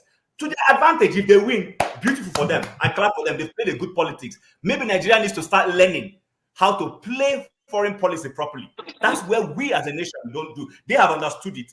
The days when they finish this thing and there's a vote for permanent seats at the United Nations, of course the Arab nations are going to vote for them because of what they've done. So I'm not mused or carried away by this. Anybody can be, but I'm not. And this is my view. I respect your view. Your view is not stupid. Your view is not rubbish. So my view cannot be rubbish to you. I hope we can rest on that. All right. I'm not happy with your view. I'm quite upset. Can I now? No. I hear you. But for me, like, you're not reading the thing well. Hold on. You're just saying You're not reading it also well. You're not reading it well too. Can I now? Terrible. No, KJ, it's not you. I'll come to you. So I'll let Ovie. Ovie has to go back to cover this event he's at. So Ovie. Egbojagun, bros, I'm addressing it to you because I know you have the intellectual intelligence to see through all the rubbish, to use your words. Couple of weeks ago, you stood before this august chambers to checkmate to Nigeria. You went so hard, literally, to actually naked him before the whole world. I had no choice than to pull over where I did to just digest, experience the whole thing because I was on your side. You went that deep and hard onto Nigeria because you saw what I saw today. And it's painful and pain because it's coming from you. you saw that there's a guy who was providing solution, which is, as far as I'm concerned, this is what this platform is all about. But to Nigeria, out of his own way, he ignored it and just carry on. But you came in and put everything straight. I was happy. Today, we are talking about the ill of our society. What is at the core of our problem? When we have individuals using our ignorance and our miseducation to enrich himself and build an empire, to turn around to use that empire to victimize the less privileged in our society. That is a sacrilege. That is unforgivable. But from nowhere, hold on. I'm not quite clear. Let me finish. No, I want you to finish. Oh my God. I'm not clear. Sorry. I apologize, but I'm not clear on what you're talking about. I need you to come to the point. I'm not clear at all. So can you just please listen? That's not the point I'm trying to make. I'm getting to the point. The point here is that as far as you are concerned, that is not important. You badge in and tell everybody to F up. And that we should talk about. Can I finish, please? You start talking about Gaza and Israel. For God's sake, how does that reflect to our problem? How does it even relate to us? Oh, because South Africa, all of a sudden, they are doing what they are doing. For God's sake, there's genocide taking place every day in our own continent. Where is South Africa with their own? Not even that. Ataya, my brother. Ataya. Can I finish, please? Please. Let's see through all this bullshit. Let's look into the UN where we have the Security Council. America alone, the country I love so much, one of the greatest nations to ever existed. So today, my statistics may not be accurate, but has exhausted over 800 watt power over anything that has to do with security regarding Israel. 65% of those veto powers was only to protect the state of Israel. Man, for God's sake, we live in a world whereby yes, you might say there's not hierarchy, but whether you like it or not, America, nothing goes under this planet Earth without him involving or knowing or have no solution to it. For her to be using a veto power to say everybody shut up says a lot, but that's not the point. How does what is going on in Gaza affect, more important to how individuals in our society, so-called elite, the people who have power to actually do better to turn our situation around are using it against us? And that is what we are discussing today. But to you, for no reason, that is not important. We should travel to Gaza and talk about their problem. That's why I'm so hungry. You shut everybody up. That is so important. What is so important that one of our leaders, I sarcastically pointed out how this man singularly brings foreigners that to country that everybody is celebrating. He has so much power. He has so much influence. But this is what he's using it to do. But for some reason, it is not important. He is just one out of the millions of our elites. And it's just church. What goes on in the business elite? What goes on within our royal fathers? What goes on within the military elite? But no, it's not important. What is dying in Gaza is not important. With due respect to what is going on in Gaza, it's happening in South is every blessed day. It's happening in the North is every blessed day. Congo today is nothing to write home about.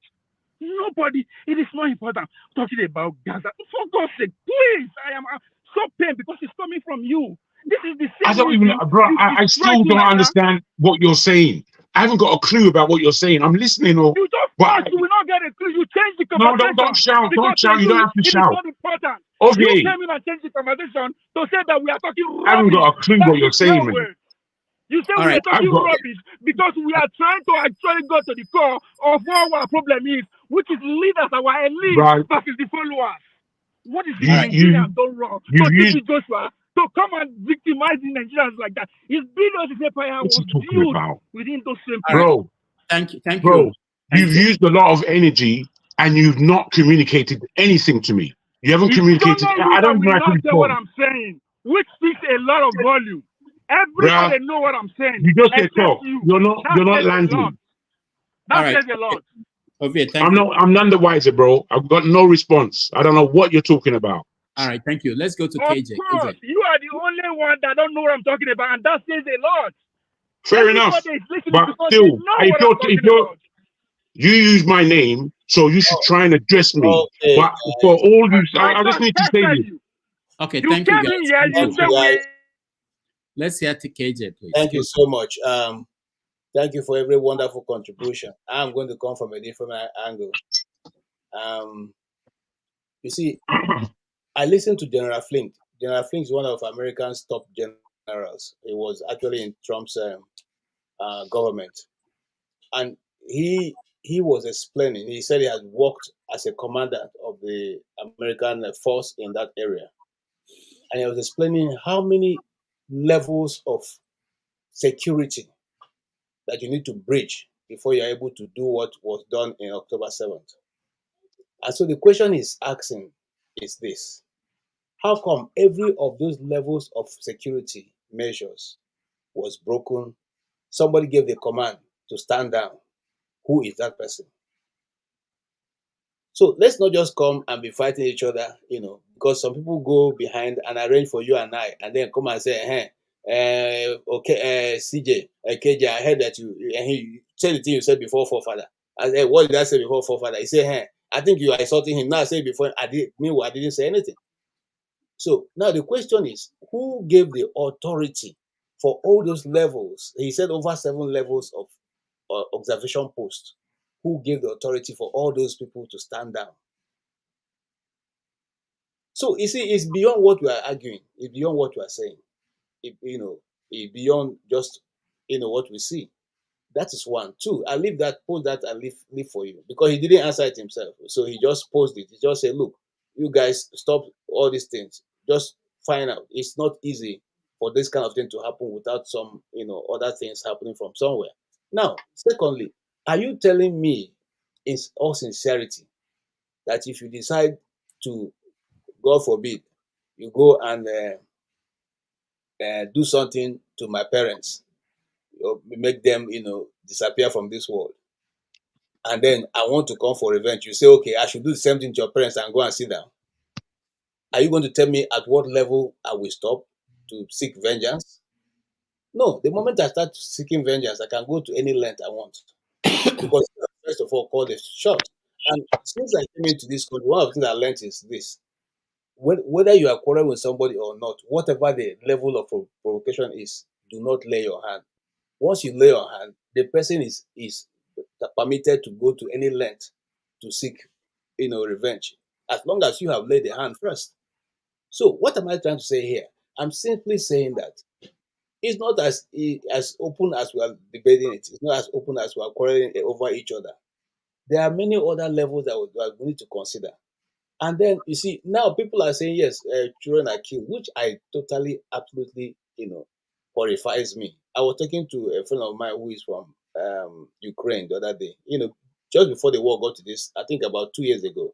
And I told her, I said, my pain is that you guys are not going to win, okay? No matter how much you put into it, you guys are not going to win. If I were your president, I would call off the nonsense, because at the end, we will be the ones who will lose the most. Because, and so if you trace the history and the things that have been put down before these wars begin to come up, you will find out that those who are the aggressors are those the ones who cause the issue. And the people who are now seeking revenge are the ones who have been now termed to be the evil. Again, I want to say this thing. Somebody who says South Africa is doing no, they're not doing nothing. They are doing what was done for them, many years ago. And that relationship which they are honoring now is what they should have honored to Nigerians, because Nigeria was a frontline state. We contribute. I was in primary school when they were fighting apartheid. I contributed my 2 kobo to that war, that apartheid fight. Okay, so Nigerians all over, all the primary schools in Nigeria, secondary and all that, everybody contributed money that was used to support ANC. Okay, and so, but today, the same South Africa who are all present here see Nigerians as their greatest rivals, and even don't even want to see Nigerians in South Africa. Okay, so much so that we are looked at as people who have come to take their jobs and take their women. So what am I saying here? I'm saying that maybe again the problem is not to be push to them, it will push to our government. We don't know how to maximize the gains we have made in other nations. Because I see the same thing in Sierra Leone, I see the same thing in Senegal, I see the same thing in Liberia. Okay, we have not been able to make any meaningful headway in those places which most of our people, lay their lives down for. So that's what I would say, sir. Let's think beyond just look at those questions I posed. Thank you. I yield my rest of my time to Chim. I don't know what you have to ask. Yeah, okay, hold on, Chim. I want Chim and KJ to respond to this, because sometimes, and who? Me, local. OT, I see you. What I will do is after this, and then I'll go to forefathers, OT, and then. But let me just. I want you to respond to this. Ovie was trying to say something. I know the way he was talking, and he could have said it very easily. He was trying to say, Jegun said that we were talking about TB Joshua when there are more important issues we should have been talking about. At the same time, there were people who Ovie came when he came first. He kept talking about Jeffrey Epstein, something like that. That is more important than what we are talking about. So people have different viewpoints, and it's not the important thing. Why we talk about these topics, it may not look that directly as impacting us, but there are connections, and that's the question I want to frame for Chim and KJ now. So let's say if you listen to Simon Ekpa, most of you don't listen to him. If he has his way, and if he's able to implement things he says that he wants to do, okay, you could have a situation where there are no oil flowing in the Niger Delta. There are the military establishments in the Niger Delta, in the east. We all have to move out of the east. If he's able to implement some of these things, what will happen is that the Nigerian government will take action against his people in the southeast. And if the Nigerian government is taking action and they decide to take the kind of action that Israel is taking in Gaza, what will be your reaction? Do you want me to go first or KJ? No, you go first. Okay. Sorry, Rudolph, please. I think that direction, that narrative you are trying to give, I think it's different from the real Israel-Gaza stuff. Don't worry, I was going to address it, but it's okay. All right, it's different. I'm not saying it's the same, but I'm just saying that. Yeah, that's fine. That's fine. Don't worry. Don't change it. Keep it the way you have kept it. Exactly. So, no for cashew. Go ahead. But is the queue going round again, or we are starting a new topic? No. It's a follow-up question. We're rounding up. I know you haven't spoken. Please just indulge us a little bit, please. Don't be offended. Go ahead. So, number one, yeah, I don't follow Simon Ekpa. I don't listen to him. I've stopped. Even in fact, if people send me stuff now, I delete it. For my own sanity, I don't listen to him. So just full disclosure.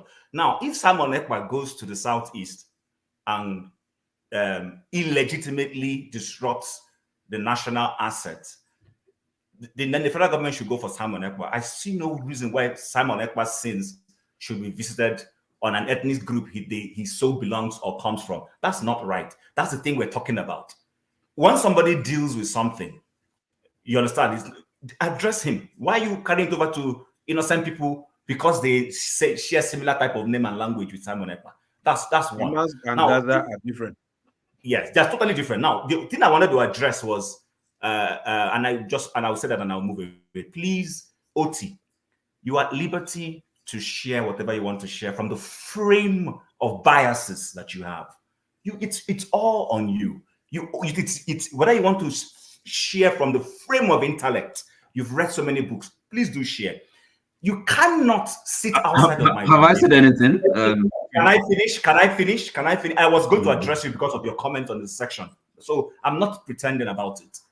If I share something, it's very unfair for you to sit outside of my brain and say I am sharing what I'm sharing because of something you suspect. That's wrong. That's so unintelligent to say.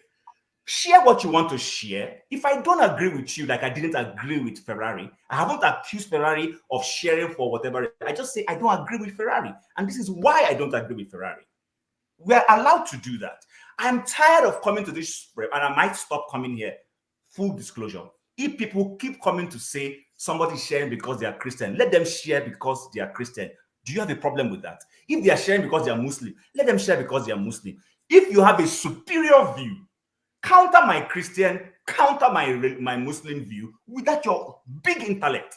That's what I want to see. And I can bet you I'm very humble enough to hear your intellect and say, you know what?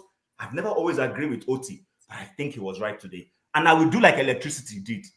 I actually told electricity to come back and come and apologize. I told him clearly, you can disagree with Tone, but don't use dirty words on him.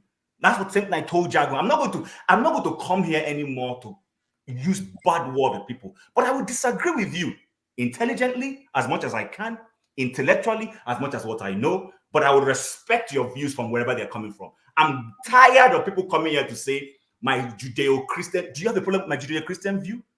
Go and have your Muslim Imam view, or hold your Ahmadiyya view, and let your Ahmadiyya view influence you. I don't think No, I need to talk. No, not yet. Chim, stand by, okay? Because KJ, go ahead. Okay, now, yes, look, and I think the question has already been answered. I, for one, do not listen to Simon Ekpa. I don't agree with his. I don't even think he holds enough, capacity to hold my interest. So, but if for peradventure he decides to stop the flow of oil in Nigeria to the federal government, remember he's a disciple of Ahmad Nnamdi Kano.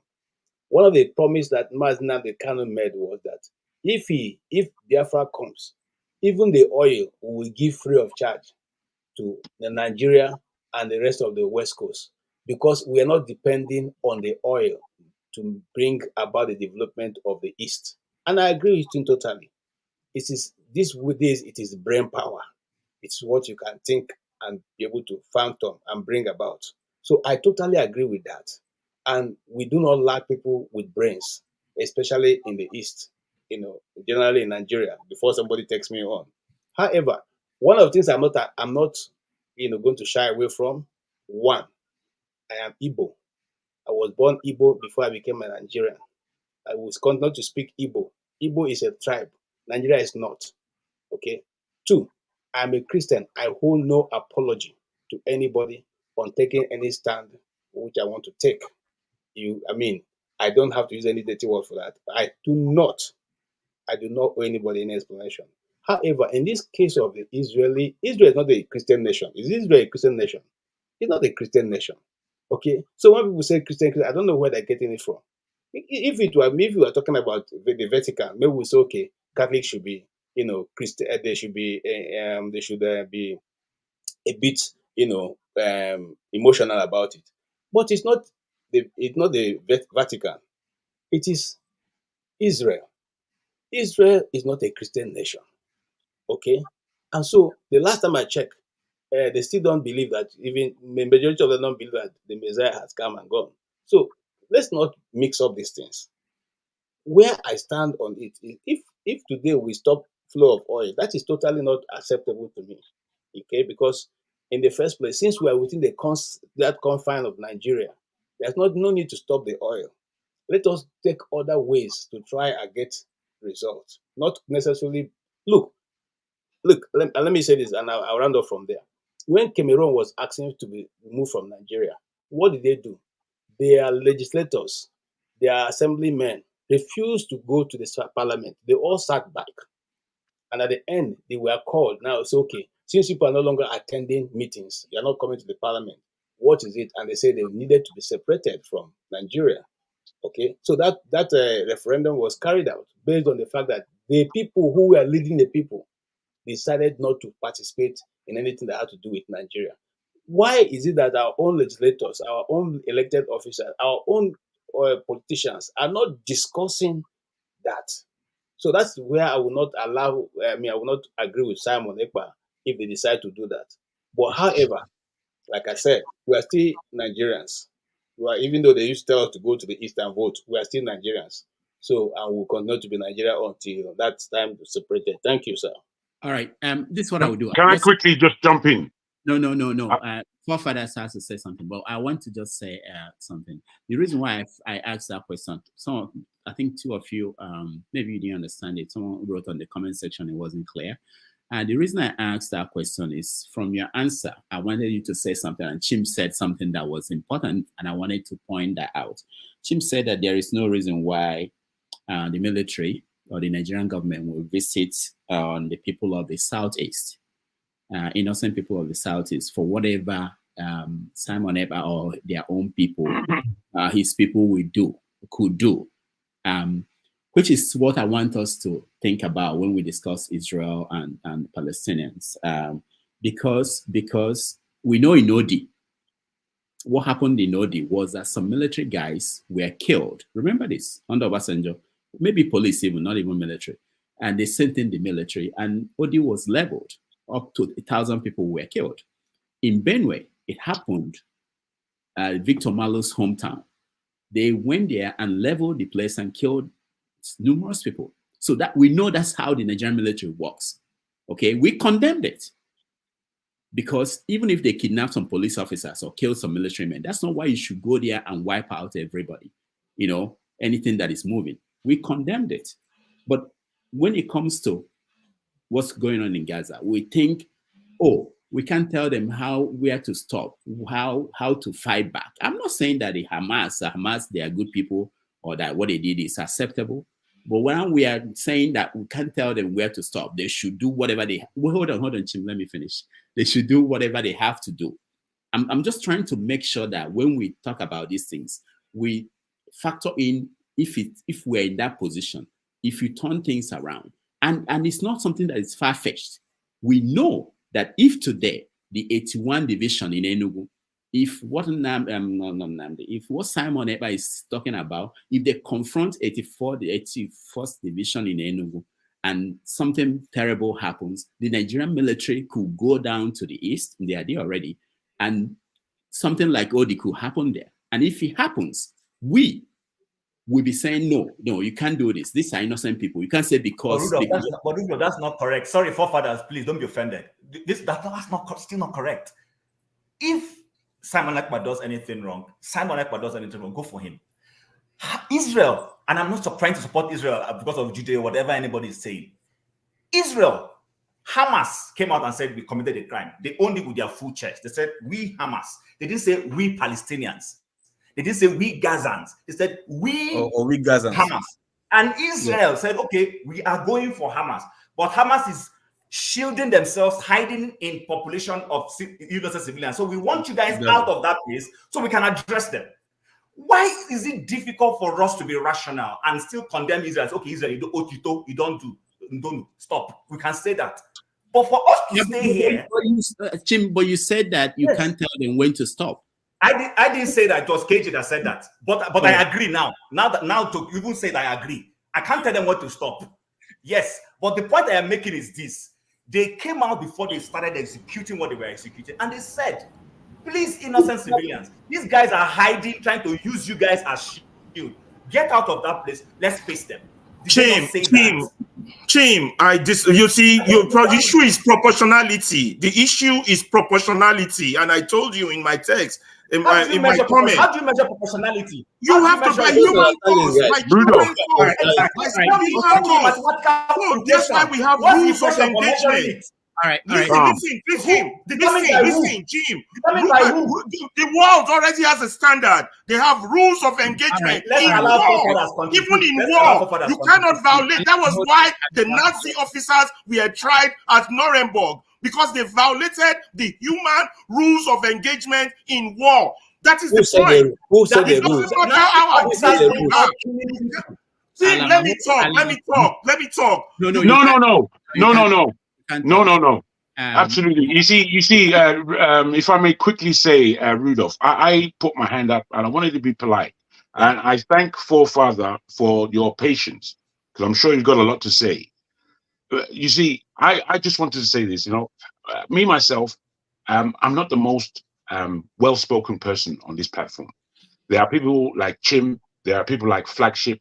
There are many people, when they speak, you have to listen to their diction. Their diction is very clear, very good, better than mine. I go back I've gone back 3 times to watch the programs again, and I've watched them at length, and I've seen my own conduct. And whilst I'm quite happy with myself, I can't lie, I know that there are people who are far superior and how to get things across in a way that is understandable and legible. When I was listening to OVA, I couldn't get a grip on what he was saying. And if what you said, what he was saying, look, you made one sentence and it was clear that, okay, we're talking about the Middle East. And the Middle East right now, for me, as far as that Israel is concerned, that's on the tectonic plate of Africa. It includes us. I'm saying to you guys that South Africa, regardless of the past, regardless, they have stood up for a humanitarian reason.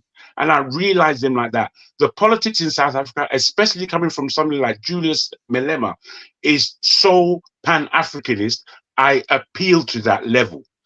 Ghana, as a country and the history that they had recently had a serious meeting, as far as I'm concerned, of Pan-Africanism, cancelled an hour before the event was supposed to take place. Now, I know that that's not the Ghanaian government doing that. I know that's a bigger power, telling the Ghanaian government what to do, and they did it. I feel that there's a way all of us here can communicate with some level of reasonable sense. There are individuals like Olumide and Ferreira, I must call your name, that charge. Maybe I'm guilty of it myself, but you guys charge the panel in such a way it causes a lot of confusion. You need to wait your turn. People are here to listen to you. It's not about bully tactics. You know, the level of Niger bullying that we do here, where you see, I'm ashamed of Nigeria. And this is why I doff my cap to South Africa in this light. Nigeria is not in any reasonable position, unfortunately, to moralize on a global stage. They keep shut. They keep shut. Nigeria is a puppet of the West by way of our governance, not by our way of our people. You know, when we speak, sometimes we have to really understand that there are serious nuances to taking place. So I'm just hoping for a deep intellectual, passionate discussion as opposed to disturbances, because sometimes we have too much disturbance. Thank you. All right, thank you so much. Let's hear from forefathers. Wow, that took a while for everybody to settle. Greetings, and this is Dr. Rudolph for having me, and greetings to everyone on the panel and to the chat and the viewers. Yeah, it's funny because I had a show this morning and everything went smoothly. Nobody accused moderators of doing nonsense and all that. There's something about Nigerians, I tell you. We really need to check our egos. Crazy. Regarding this issue of Israeli-Palestinian conflict, I've always considered it the most evil conflict on the face of the earth today. It's been going on since my eyes opened up to watching international news.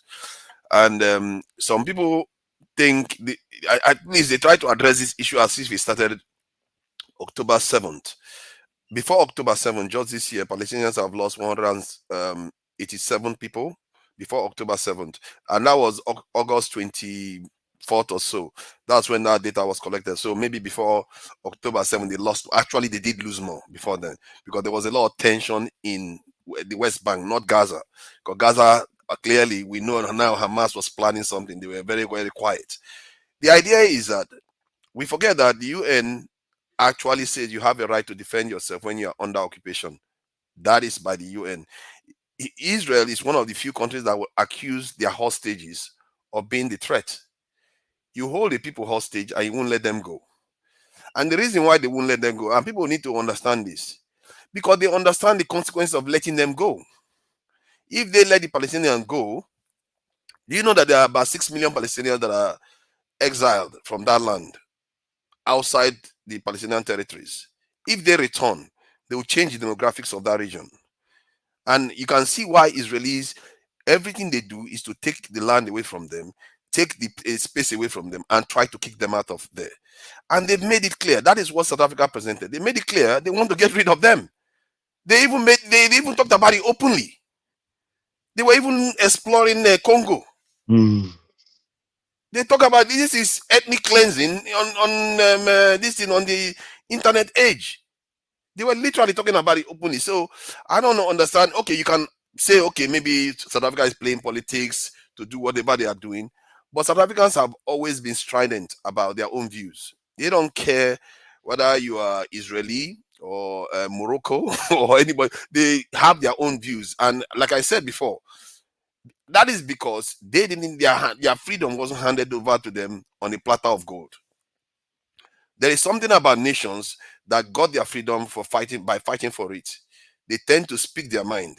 The same thing with Algeria and the other countries that earn their freedom. Most of us, we just give us to us and we're just silent for it. We've been silent. Nigeria, one of the most powerful countries in Africa, doesn't take sides. Now, you know they are backing South Africa. Now, Nigeria is one of the countries queuing behind to back South Africa, like boy, because we don't have any voice. We are just like total puppets of the West. We don't have any voice. We don't want to join BRICS. We don't want to do anything. We don't want to strike out on our own. The truth is, if you want to make your way in this world, you have to strike out sometime. All the countries that have done well in this world, they were not puppets of the West. If you remain puppets, you are going to be done for, including your friends. Their friends are not. Israel is not a puppet of the West. I can assure you. Israel doesn't take nonsense from where there are Israeli spies in American prisons right now. How many Nigerian spies do you have there? Why is America still friends with Israel? Israelis have killed American soldiers, American citizens. That's Israeli soldiers killed American citizens. How many times have Nigerian soldiers killed American citizens? What have we gotten for it? If you want to make it in this world, you have to strike out on your own. And I say good on South Africa. People that think that South Africa has not done things for Africa before, they have. They are one of the first people to champion this vaccination. You know, during the COVID-19, they were not allowing African countries to manufacture their own vaccines.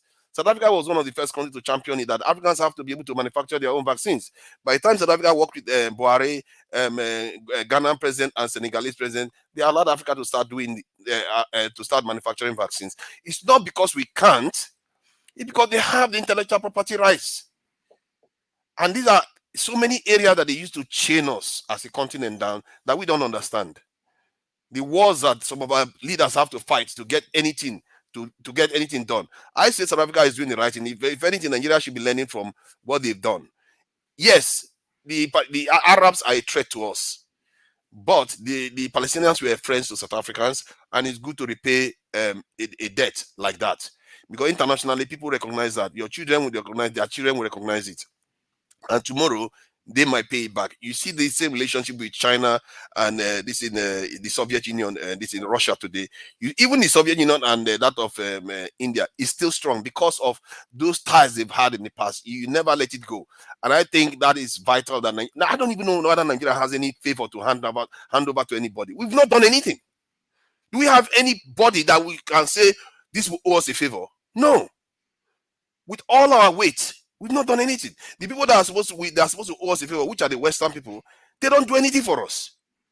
If anything, they are the ones chaining us like this, and we are supposed to say South Africa is doing the wrong thing.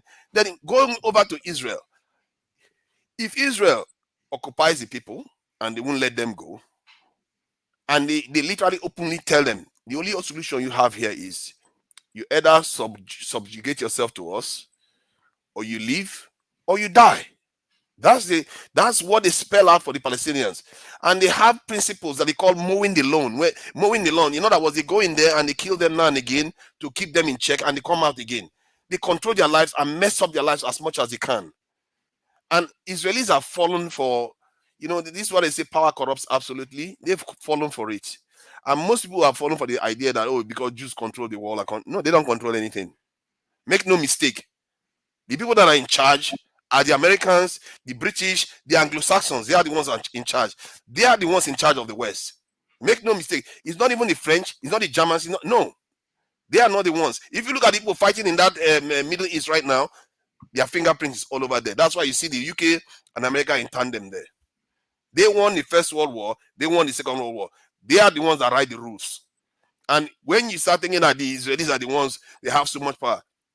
No, they don't. They have money, and they may even have some power now. They used to have money before. They used to buy slaves. They used to own ships. They used to have insurance companies. They used to own banks. But look at what happened in the Second World War. That didn't save them, did it? It told you that who is truly in it. What that tells you is that who is truly in charge. The idea that the West, they are very, very crafty. They are some of the most crafty people. They will not tell you the truth. They will make you think they will have scapegoats. How can you put this on Jews? The Jews are not responsible for this. If the West want peace there, they will get peace. They don't want it there for their own reason, for their strategic reasons. That's why they want that place to be like that. Because if that place is organized, their power is going to win. The same thing they do with Russia. If Russia and Europe work together, and China is right next door to Russia, they all work together, where do you think America's power would be? Where do you think the British power would be? This is why they don't want those people to work together. That is the only explanation for what you are seeing on the ground today. America talks about human rights, and they watch 12,000 children get mowed down in 3 months. Something that they even have not done. That should tell you everything you need to know. This is not about, their calculation is that it is worth this price than going there, watching that area become more powerful, and they have to fight a bigger war. And they are looking for a war to fight with Iran right now. Because if they can fight Iran now, better now than tomorrow. They are losing power every single year that the world is moving on. The East is rising, the Chinese are rising, the Indians are rising, the Russians are getting stronger.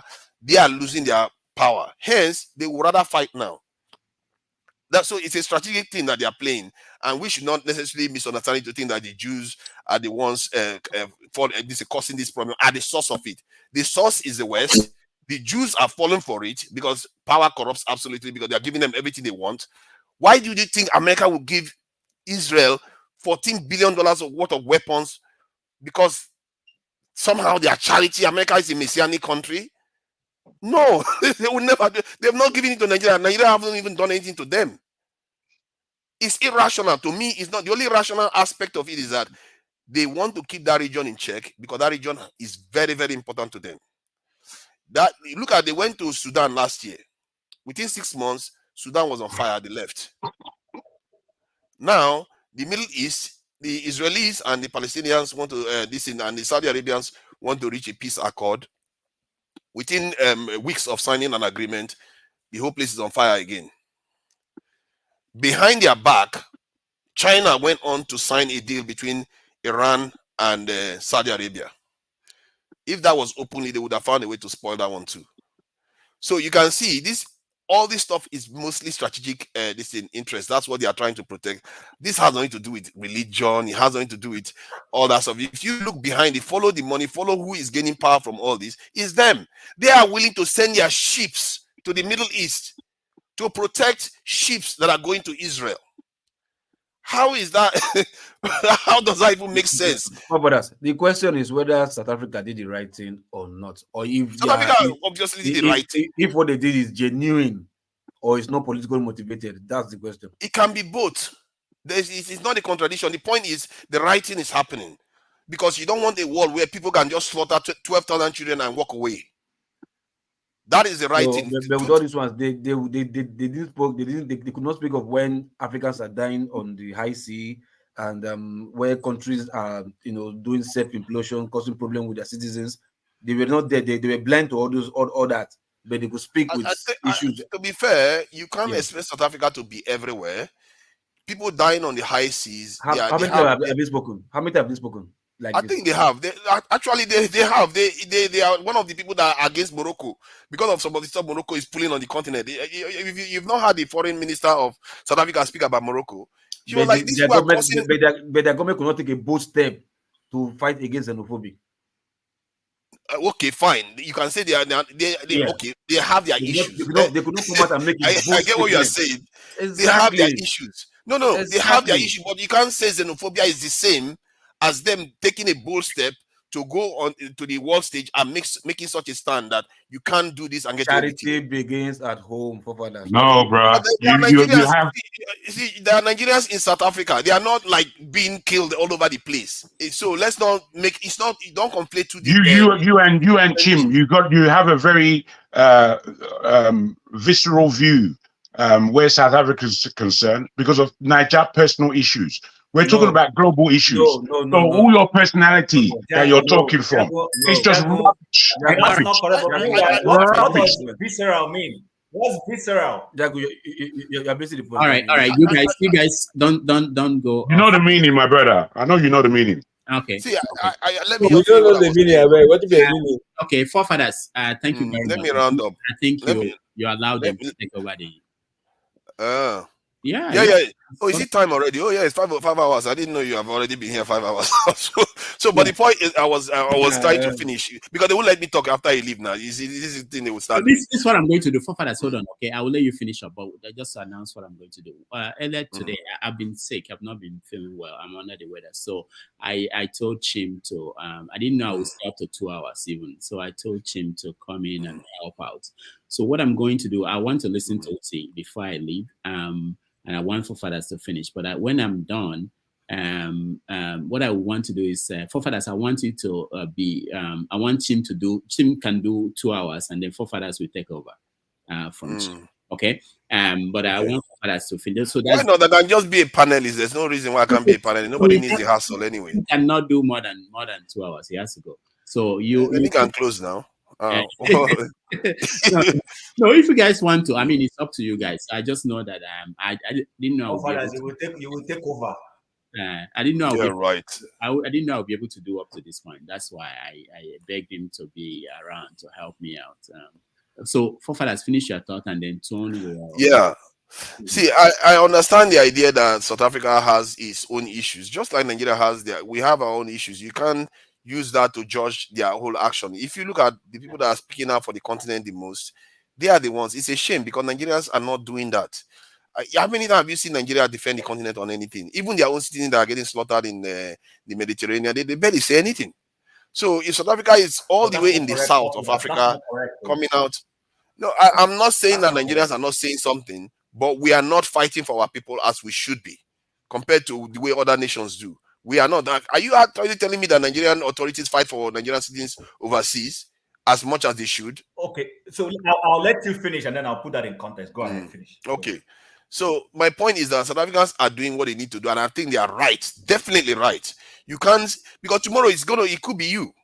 It could be another country that is facing that same problem. You cannot watch 12,000 children being slaughtered by one nation and a people calling for extermination of another people, and you think that is okay. You don't want to live in that world, believe you me, and we are not even equipped for that world. We are not living in that world. If you try to justify that kind of behavior, then we are, in other words, in trouble. Because we are naked and they can slaughter millions and get away with it. That is what they call total war. You can't have a situation by 12,000 children. America didn't do that, even in the Second World War. In how many weeks?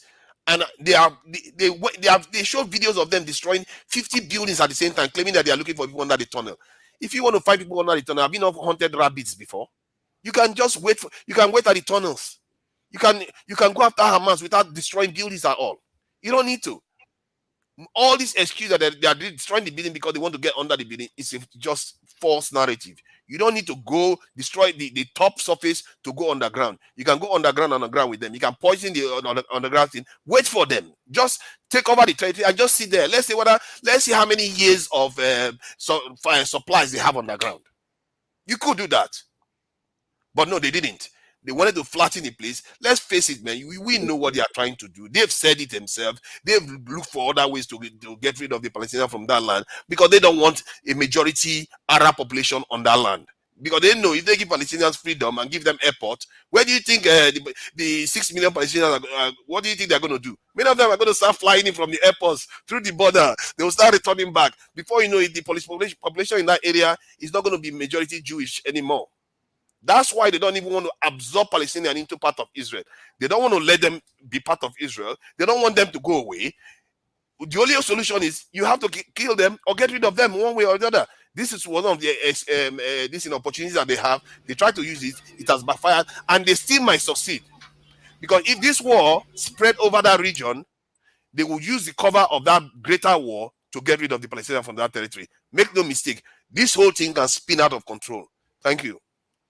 All right, thank you so much. Hold on. Just address something that Papa said. Okay. Can I?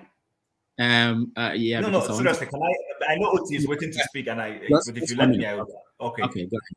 All right. So, forefathers, Nigeria's failings in the international world in terms of foreign affairs, foreign policy, started nosediving following the 1993 Abiola annulled election and Abacha's coming, and then our relationship with South Africa, where we started losing grounds internationally to them, is when Mandela came to Nigeria to beg for the freedom of Ken Saro-Wiwa, and Abacha said he would think about it, and before he got home, they killed Saro-Wiwa. So the point I'm trying to make is this. Nigeria, even with all our bad leadership internally, Nigeria has stood up several times for Africa. Many of those Southern African nations you see today, Namibia, Zimbabwe, South Africa itself, Lesotho, and all those people got their independence because of Nigeria's petrodollar money. Go and read up this and find out. It's a known fact. KJ has mentioned a couple of things. South Africa benefited immensely. But I agree as a Nigerian, we failed to be able to reap where we have invested. Our bad leadership made the South Africans start looking at us miserly. Listen, most of the Western investment that comes into Africa. Oh. Wait, can I say something? I'm responding to forefathers and I took permission. Yeah, Ferrari, Joe, me, How many minutes? How many minutes? Is that how you're going to moderate us? Don't, please. So, but where we started failing on a serious note is that South Africa, majority of the international investment that flows into South Africa, South Africa gets more than 60% of it. All the Mercedes, all the car manufacturing companies you see, where do they go to? This is Southern Africa they go to. The same South Africa that is telling you they are fighting the Western world is the one reaping all those things. So please, I know where to knock South Africa, and I'm not knocking them because of their bad relationship with Nigeria. I'm able to look through to see, yes, it's good to pay back what PLO did to them. Fine, I said it here. Beautiful. Go ahead, pay back. But there's also a bigger prize they are looking at, and they are playing their politics well. I may not like them, but I have said it here, they are playing their politics well, and they will gain from it. That's the point I want to make. All right, thank you, Tim. Tone, I'll give you 1 minute. I hope it's enough because I want to hear OT. If it's not enough, you can wait. Aarons, I see you. I know you've not. I've not been here for. OT's been very patient too. You should make him speak. There are a lot of people. I think OT should let OT go. Let OT go. I'll go after him. Okay. OT, go ahead. Hello. Good evening, everyone. Yeah. Hi. So right, I'll start off by Chim. I don't know. I don't know what what I said. Well, look, when I said that, I mean, we all speak from kind of, a certain point of view. Oh, OT, can I just ask you to not start 5 sentences and try and please finish one? You've started sentences. I don't know where you're going. Make you finish the sentence, my brother. Okay. Thank you. So what I'm saying, Chim, look, it's not. I don't know when I said that. I speak from a particular perspective, right? So as the same applies to every person. Really, is we have lived experience. So we don't just talk. I mean, there's a context, there's a background. So when I say that a nation, you coming from a Judeo-Christian perspective outlook, that is not. I don't mean it in a kind of demeaning manner or something that is an insult or that anybody should take an offense at. I'm a Christian myself, and again, my worldview, the way I look at things, is informed by that background. So, right. Now, the question about South Africa, well, from my point of view, is a good thing they did. We have to realize that we live in we are from the global south, what they call global south, okay? And then, of course, the global north, the west. The the colonial imperial powers, we have suffered. People of the global south, the peoples of the global south have suffered under colonialism, imperialism. So we have to understand where we're coming from. The South Africa did what they did.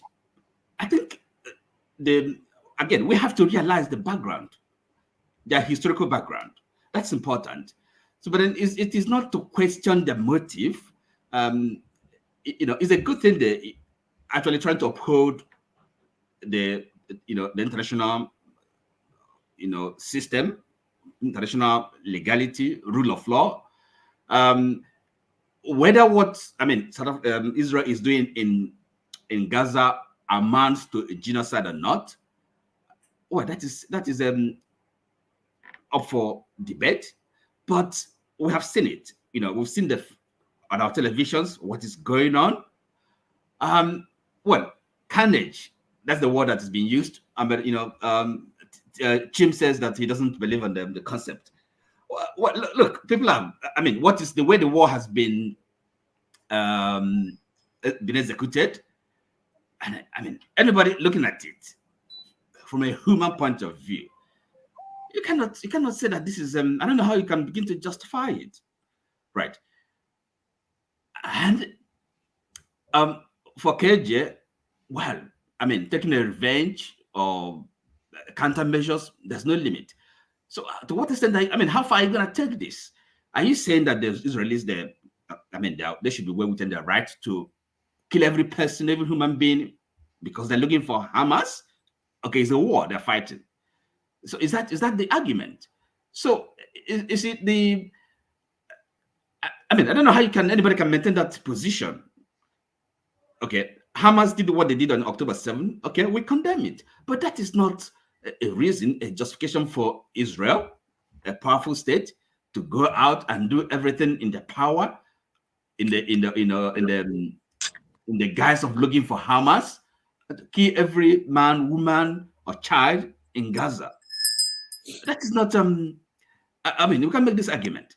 So South Africa, on their own part, what they're doing, on the international space, geopolitics, that's something that is separate, from their domestic politics. Okay, and then whether they are doing every other thing right, or representing Africa, or treating people living in the African in South Africa well, again, it's a different thing entirely.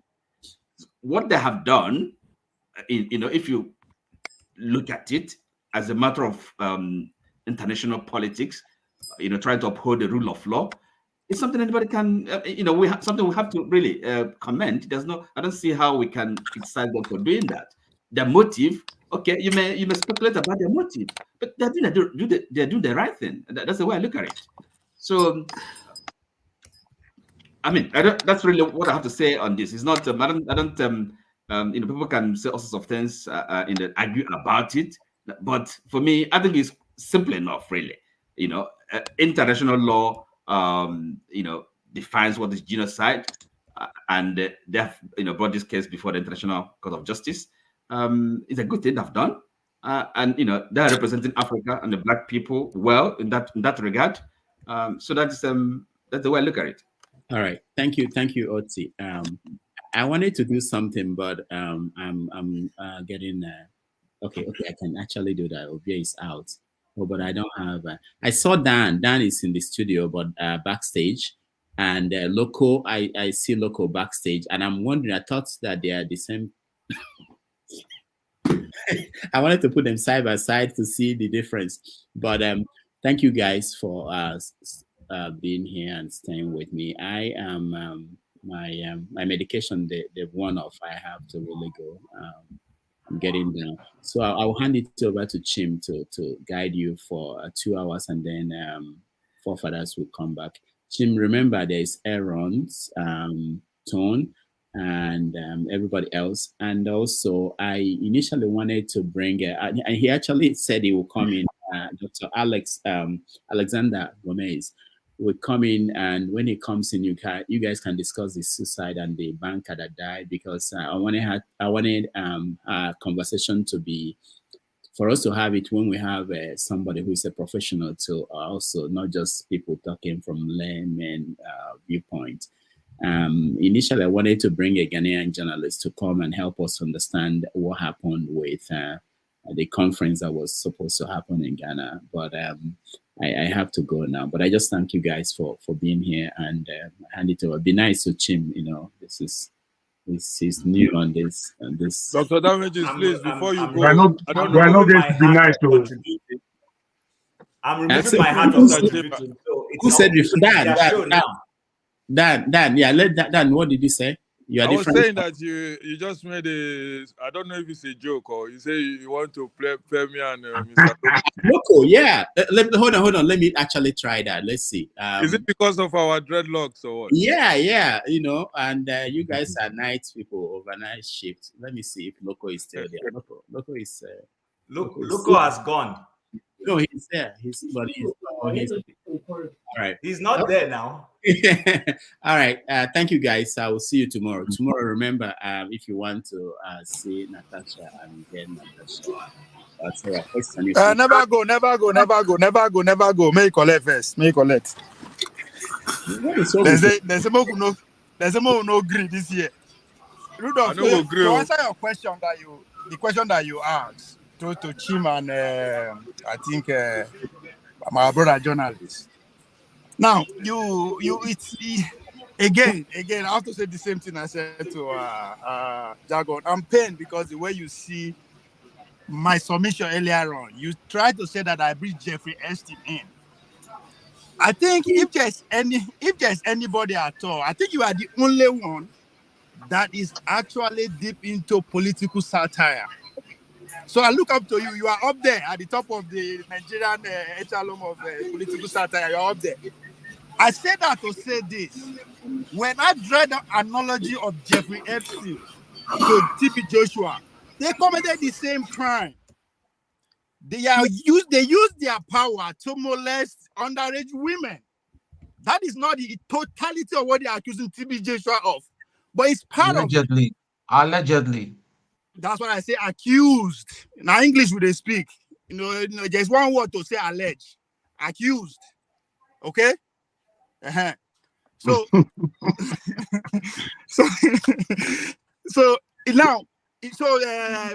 Rudolph, as a satire expert, you can see that analogy there. And again, I was also speaking to back those who are saying, why BBC? It's a valid question.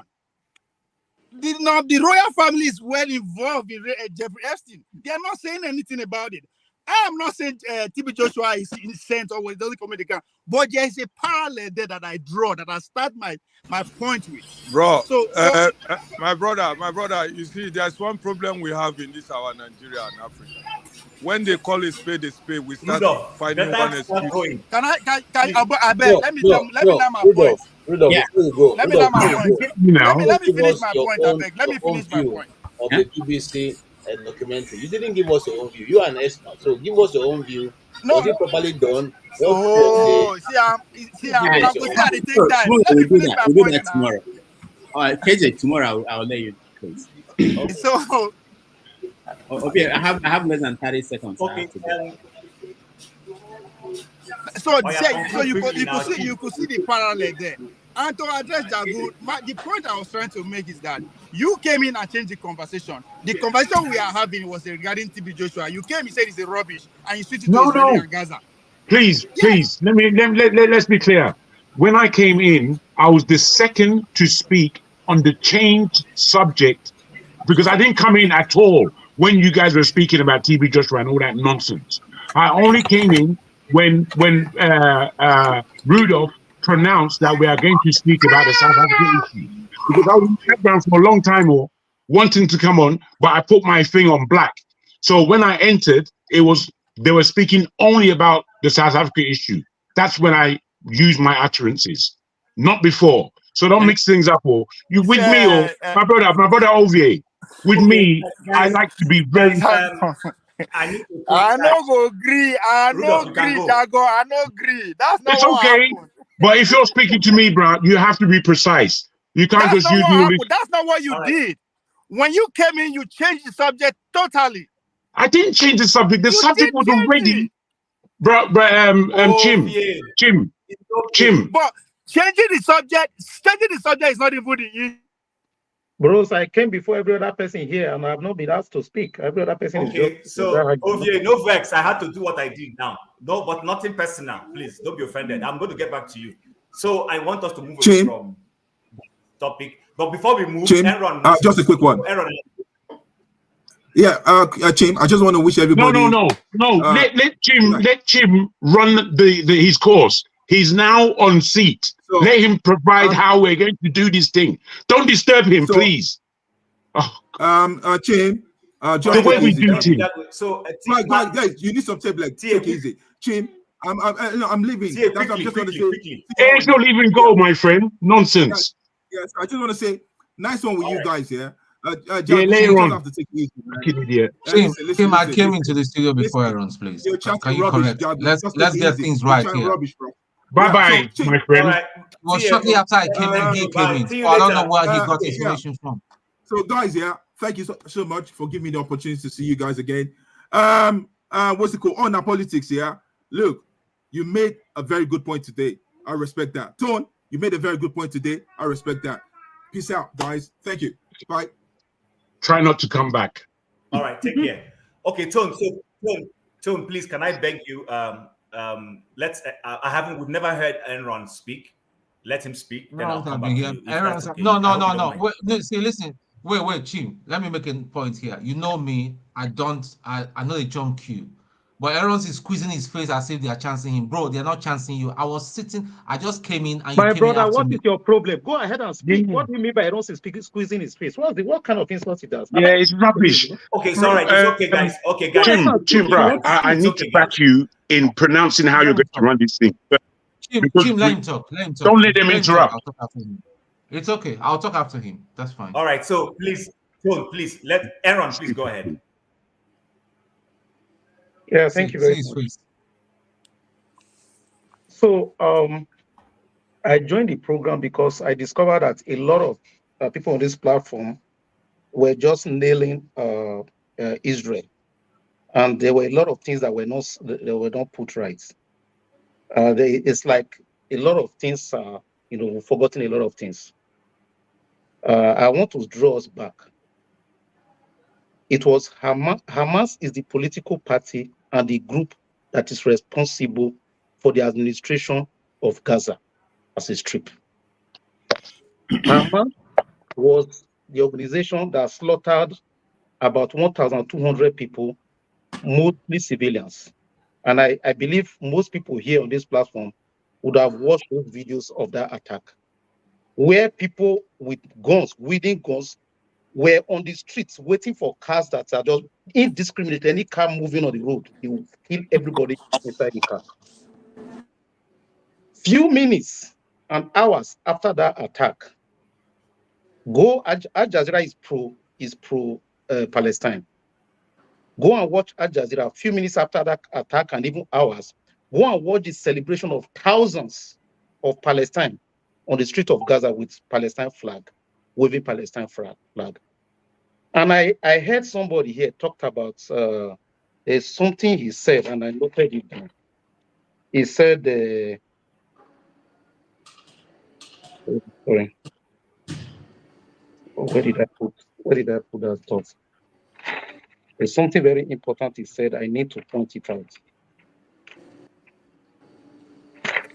If you don't have that now, you can go on to other things so that we don't waste so much time. Okay, I'm sorry, so that I will not waste the time. Because let me explain it. I wanted to use the right term that he used, but what he said was like it should be a commensurate reaction from Israel. Proportionality. So yes, I'm wondering what he means by proportionality.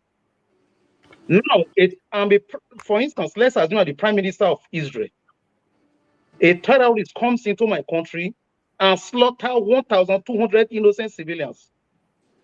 And you are telling me to use proportionality. So you mean Israel should just go into... Okay. So, sorry, let me tell you what proportionality means. Let him finish, please. Brother, No, turn by turn now. Turn by turn. Oti, guys, let me land. Oti, Turn by hold turn. on. Let me land. Hold on. I will So, come to you. You would respond. Please let him finish. So he doesn't yes. lose his train of thought. Please. So now a terrorist comes into my country as a prime minister, slaughter mainly military men, mostly civilians, indiscriminately. Then you are expecting me to act proportional, use proportional method. So I should go in there and look for Hamas fighters and slaughter 1,200 to be proportional. What Israel is doing is Israel is not going after civilians. Israel is going into Gaza to make sure that what happened on that fateful day never happens again. It's unfortunate that a lot of civilians have to die. But the truth is that when you go, when you support terrorism to do what they did, go and watch those videos again. Few minutes after the attack, who were those people in Gaza that were celebrating with Palestine flag? Thousands of people were on the streets. Who were they? So you mean Israel should fold their hands and just wait? In the next 2 years, then they will attack them. Israel is not Nigeria. Brother, I thought That you will would be wait for talking about the terrorists to go into solution. their country What and is the slaughter solution? all their people. Why are you They still immediately blaming? fold their hands and just wait for Hamas to Hold on, reorganize again. Dan, let's not do this. I don't want to Yeah. start. Let's not do this. You mean Please. Israel as a response? So They have can a you make your point? Are you rounded off? Have you rounded off your points? I'm rounding up now. Israel cannot fold their arms and wait for after 5 years' time for these people to reorganize and come and attack them. It's not going to happen. So for those criticizing Israel, you need to go back to how it started. What happened? How did it start? Who are the people that are building tunnels, building hospital on top of tunnels? Those Can I are things that respond to him? and You for made the point. South Africa is only just paying back what sorry, have you made the point? Okay. All right, Aaron, so Aaron, let's OT. South Africa is only paying back what Yasser Arafat did for them during ANC, during Mandela. Because Listen, Aaron, okay, that's fine. It doesn't matter. I mean, whether they are doing it. All right, Aaron, let's have sorry. So now, hold on a second. I'm coming to you. Please, hold on a second. I'm coming to you. I'm coming to you immediately. Hold on a second. Please, after OT, Dan hasn't spoken. Then we go to Righteous Man, if that's okay. So OT. Sorry, yes. Mr. Aarons, are you saying you don't understand what proportionality means? I know proportionality. Now listen, we can hear you very well. You don't understand what proportionality means. I understand what proportionality means. And then unless probably the way you use it is a different context. So no. Sorry, it's a word, it's a concept, it's an idea. I'll give you. Okay, let me. So what's the meaning of proportionality? Let's assume I don't know. I don't know what it means. So, for example, if somebody based on who's KJ, let me. Based on who's KJ, hold on, guys. Let him. Aaron, KJ, hold on, guys. Let him speak. Oti, go ahead. Okay. Oti, go ahead. Proportionality. If somebody slaps you, okay, you have a right to self-defense. So, are you gonna use the hammer, break the person's head? Okay. If you slap me, are you going to tell me how we react? Sorry? Aaron, hold on. Aaron, hold on. No, I don't want us to do that. We lose. Now, me, I'm a panelist. I can start doing all the stuff panelists do. All right. Let's start. Let's start our own too. Excuse me. Aaron, hold on. Excuse me. Let OT. Let me make this point. I don't spend a lot of time. If you have anything to interject, I'll let you. I don't spend a lot of time talking and. But are you done, OT? No, I'm not done. I'm not done. But so what I'm saying, look. So go ahead. The floor is yours. Go on.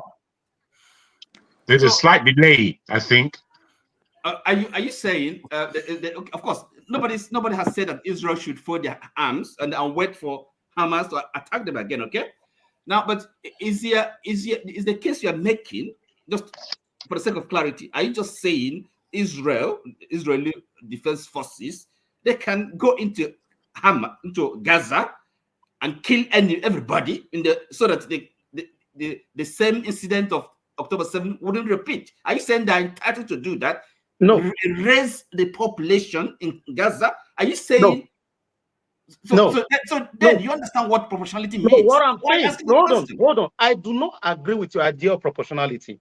What do you mean Because you don't if understand you the slap me, hold on.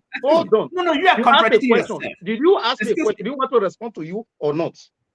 Okay. When your idea of proportionality, you use a scenario of slap. No, forget about slapping now. If Forget you about slap me, slapping. you will I not asked be you, the one responsible to decide if I'm going to hit you on your mouth. No, or excuse not. me, sir. No, I listen. can decide to do that. Excuse me. This is a serious matter. We're not joking here, right? Now, Do you think I'm joking that I joined hold on. Now, you talked about civilians, Hamas killing about over 1,000 people, right? Okay, tragic. Okay, Hamas they did this, killing civilians. But now you are saying that the defense forces of Israel can go into Gaza and kill as many. It doesn't matter the number. 100,000. Did you hear me say anything like that?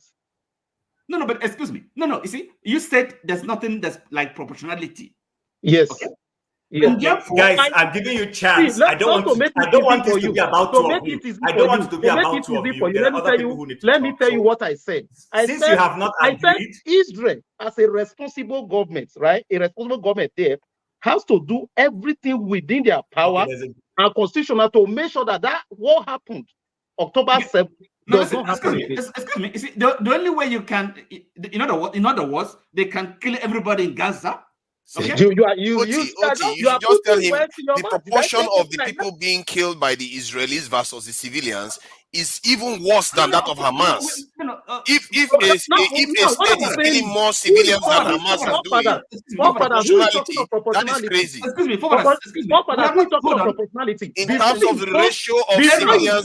Hold on, forefather, before you come and slap me, you should be ready for the consequence of slapping me. It may be decking your mouth. Hold on, if that was the case, if that was the case, Israel would be losing millions of people. Palestinians have been, 6 million Palestinians live outside Palestine.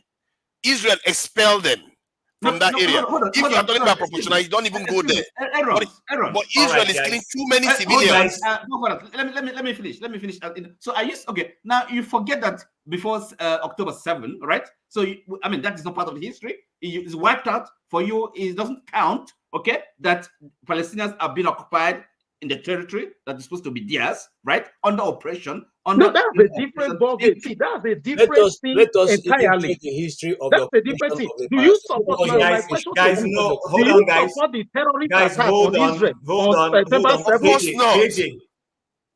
Nobody supports that. Aaron, hold on. When you are killing too many civilians, that's where the issue is. Okay, let's hear from other people. Since OT and Aaron were not able to come to an agreement, I want to hear what from Dan and Righteous Man. Dan first and then Righteous Man. I want to say good evening. It's been a while. I've been on holiday. In fact, I'm just on a transit heading home after 2 months of chilling out, But really, heading to Mbise or where is home?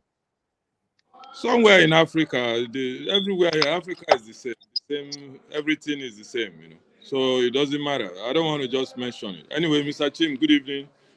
And I want to say good evening to all the brothers, Jagun, Tone, and everybody. I respect, everybody. Thank you, brother. We hear you. Yeah, you see this issue about Palestine and Israel. I don't think is the topic of today. But diving into that situation, I remember my father. He's late now. When I was still a very young boy, we were hearing about this Palestine-Israel. You know what he told me? He said he has been hearing this when he was my age. And that time he was not a young man. So this push and pull, front and back, once some people take one side, the other people take the other side. We should focus about Nigeria. Nigeria is burning. I don't want to hear about Israel. I'm sorry, anyway, everybody have their opinion. But for me, at this stage, where Nigeria is on fire, somebody is talking about Israel and Palestine. This one taking side, people say proportionalism and all speaking English, which is confusing Nigeria. Instead of us hitting it, I think it's high time we forget about people's business and mind our own. Because more people are dying in Nigeria every day than all these Palestinian, and it's been going front. But if I thought by now Palestinians would not even be able to shoot one arrow, because the Israelites have been paying back. If you kill one Israel, they kill 50. But still, Big Dan, Big Dan, can I bring you to the point that it is the question of what South Africa has done in bringing this whole situation to the International Criminal Court. Yeah, that's the angle we're coming from. Yeah, thank you for pointing that. I had the news about South Africa saying, I mean, Mandela, when he was alive, he has already said that what Israel is doing to Palestine is a genocide. Mandela himself, he said it, So we all know about these things, And there's no solution. America is in the side of Israel, European side of Israel. No matter what happens, they will be with them. The Arab world is on the other side. So I think, for me, sorry to say, but Dan, sorry to yeah. Dan, I want to go to the point. Please, Jagun brought me inside. No, hold on. Before you go to the point, just see, is it correct to say all Western nations are on the side of Israel? Because if you look at what's going on in the US right now, in terms of who is in power, it doesn't look like the Democrats are really in support of Israel. They may have a national foreign policy that aligns towards Israel, but the government of Biden, do they really support Israel? Then continue from there, please. Okay, you see, Mr. Shim, I like that question. In the situation of, I wish you give me a little time to explain why I say we should forget about this. When it comes to politics of America and Europe with part of Israel, when it comes to the nitty-gritty of it, they will all support Israel. Whether we like it or not, the truth is supposed to be told. Anytime it comes to the nitty-gritty of the situation, they stand on the side of Israel, whether we like it or not. So when somebody comes and tell me that South Africa, suddenly they followed up Mandela's, Mandela has always supported Palestine and has always believed that the handling of the Palestinians by the Israelis is unfair. We know this. And maybe these guys now who have taken the Israel people to the court, they want to bring up that issue. And it's not only about supporting Palestine. Israelis worked very closely with the apartheid regime to develop the nuclear weapon that the apartheid regime had. They worked very closely with the apartheid regime. That is also part of it. Yeah, forefather. I mean, Mandela, who is our hero, he said it clearly that what Israel is doing to the Palestine is genocide. So let us, when people like us want to put our mouth in things like that, we go directly to the point, not just bringing up one advantage or one disadvantage. So anyway, so that I don't waste your time. South Africa going to court, nothing will come out of it. It's one of these political things they always use to cover us. So this is what I'm saying, brothers, let us focus on Nigerian issue. People are there in Plateau State. People can't go to their farm killing people every day. Is it not what's worse than what is happening in Palestine and Israel? That's what I just want to say. I mean, let us focus on our own issue. You cannot have issue and you have they say remove the thing where your eye before you remove somebody on. That's my point on the issue. Thank you. All right. Thank you very much, Dan. Righteous Man. So, Righteous Man, to bring you back to speed, according to Jagun, we're talking about what South Africa did in terms of taking Israel to the international court. What's your perspective in that? Yeah, good evening, every gentleman that is in this panel. Good evening. Dan has spoken well. Jegu, I love Jegu so much. I hope one day I will see you one-on-one. I'm coming this year, brother. I'm coming this year to make trouble down to home. Okay. And the brother on Chelsea Jesse, you spoke very well. Yeah, you really spoke my mind. It is very unfortunate, very, very unfortunate. In fact, I will call the attention of the owner of this platform for the issue of TB Joshua to be brought as a discussion. A man that is in the grave, resting, is that I heard of it, I just switched off. I said, this is nonsense. A man that is in the grave. Righteous man, hold on. Please, can we stay on this particular subject and leave Joshua? Because you're going back to that matter now. Before you handed the floor to me, issues of TB Joshua was referenced. And I don't think it's a taboo to reference it. And anyone who raised his voice to condemn the dead, to begin to speak ill of the dead, I pity that person. That's where I will end that. Then concerning South Africa, they are just making noise. South Africa is the worst country in the continent of Africa. What happened to Libya? Were they not the one that sold Gaddafi out? South Africa and Nigeria, when they were at the head of African Union, they sold Gaddafi out. They were even the cause of what we are suffering in Nigeria today, because the destruction of Libya gave room for armed struggle that came to North Africa, and even to northern Nigeria, where there was armed struggling that gave birth to Boko Haram and the rest of it. It was South Africa and Nigeria that conspired to bring down Gaddafi. But they didn't play any role. What are you talking about? Hey, my friend. Tell us the role they played. Just take it easy, please. Just say stuff. Tell us how. Listen to me. As you claim you're a student of history now, so don't start. I know.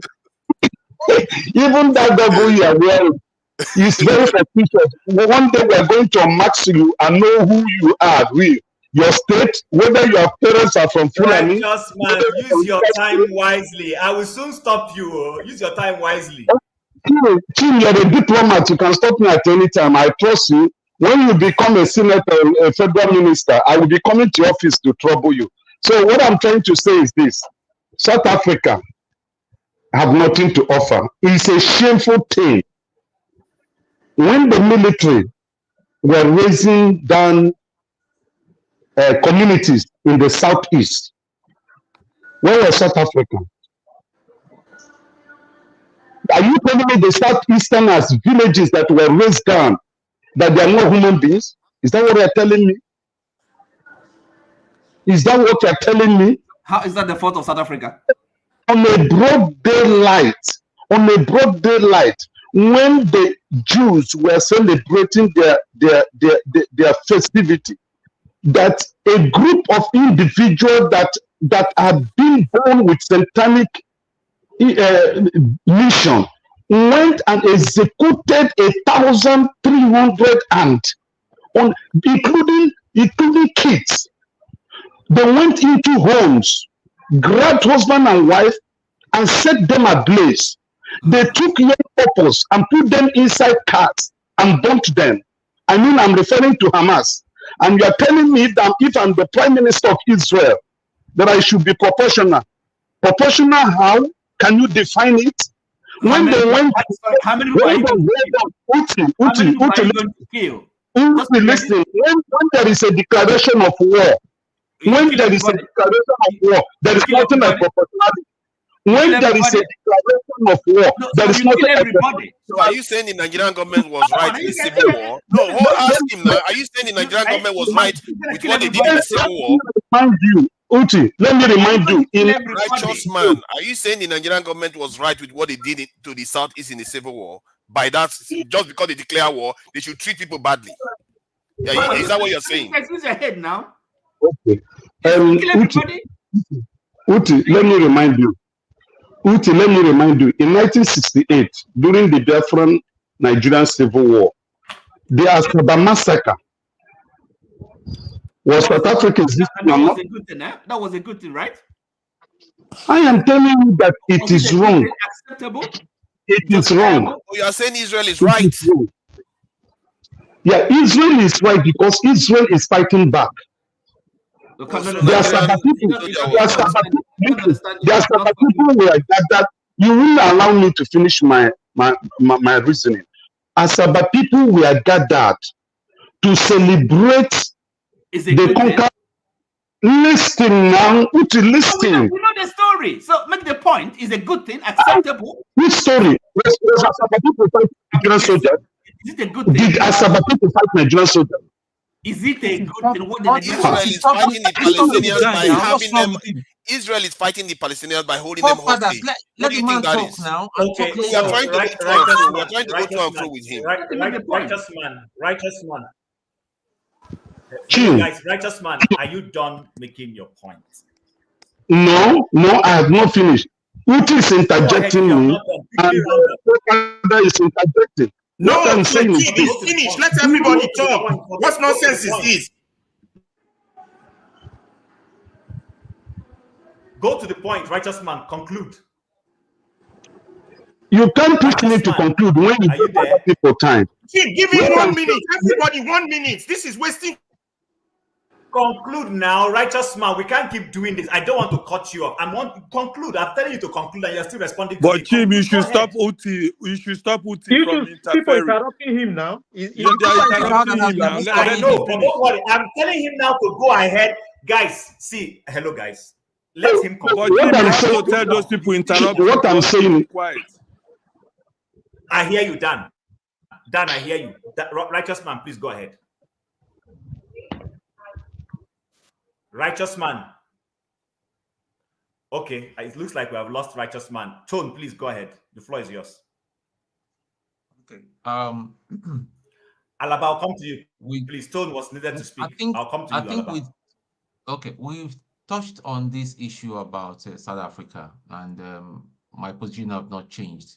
Aaron's have said everything. I align completely with his thoughts, but I would like to bring my thoughts to what I said earlier at the beginning of this program about Nigeria, and that is, and interestingly, I've been thinking about it, and I'm happy that my brother forefathers is here. That's been calling for us to recruit 1 million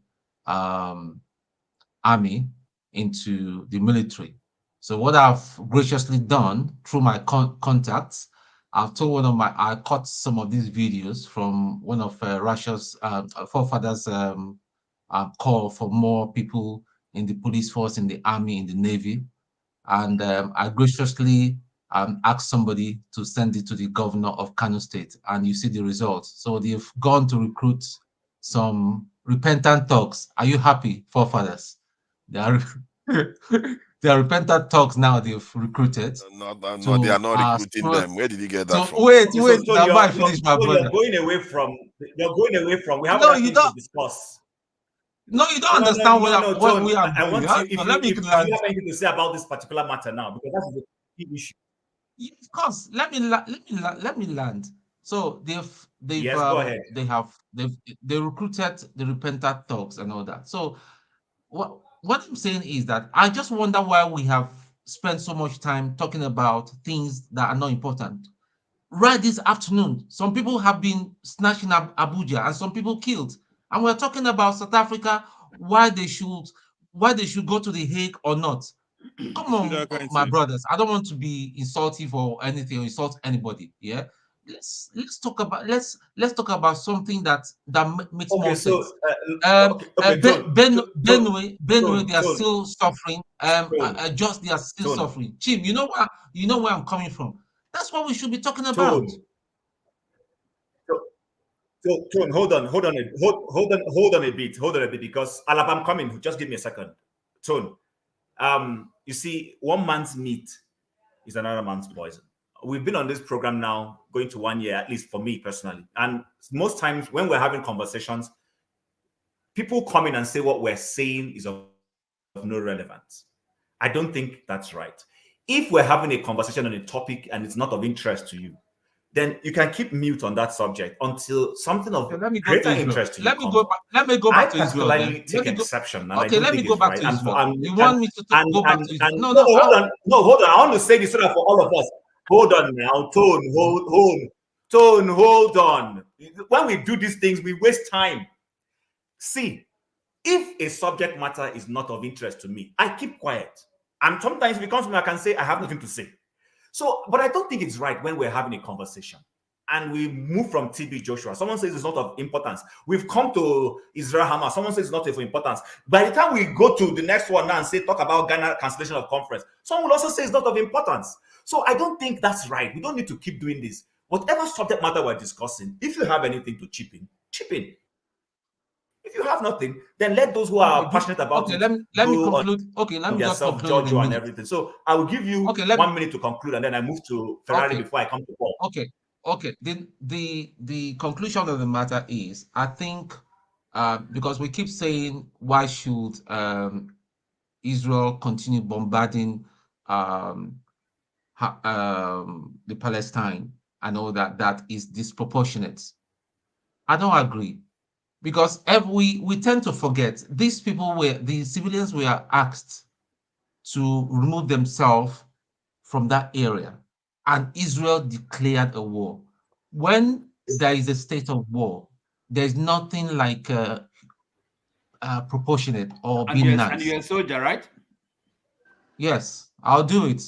I wish I was more fit and all that. But Tim, you have to be fair. Tell OT to keep quiet. Tim, you have to be fair. Tell OT to keep quiet. Don't do that, please. Let him finish. Now, no, don't do that. Let him finish. It's not. That's not nice. My brother, hold on. We're on the same boat. You understand where I'm coming? Listen, yeah, but these people continued.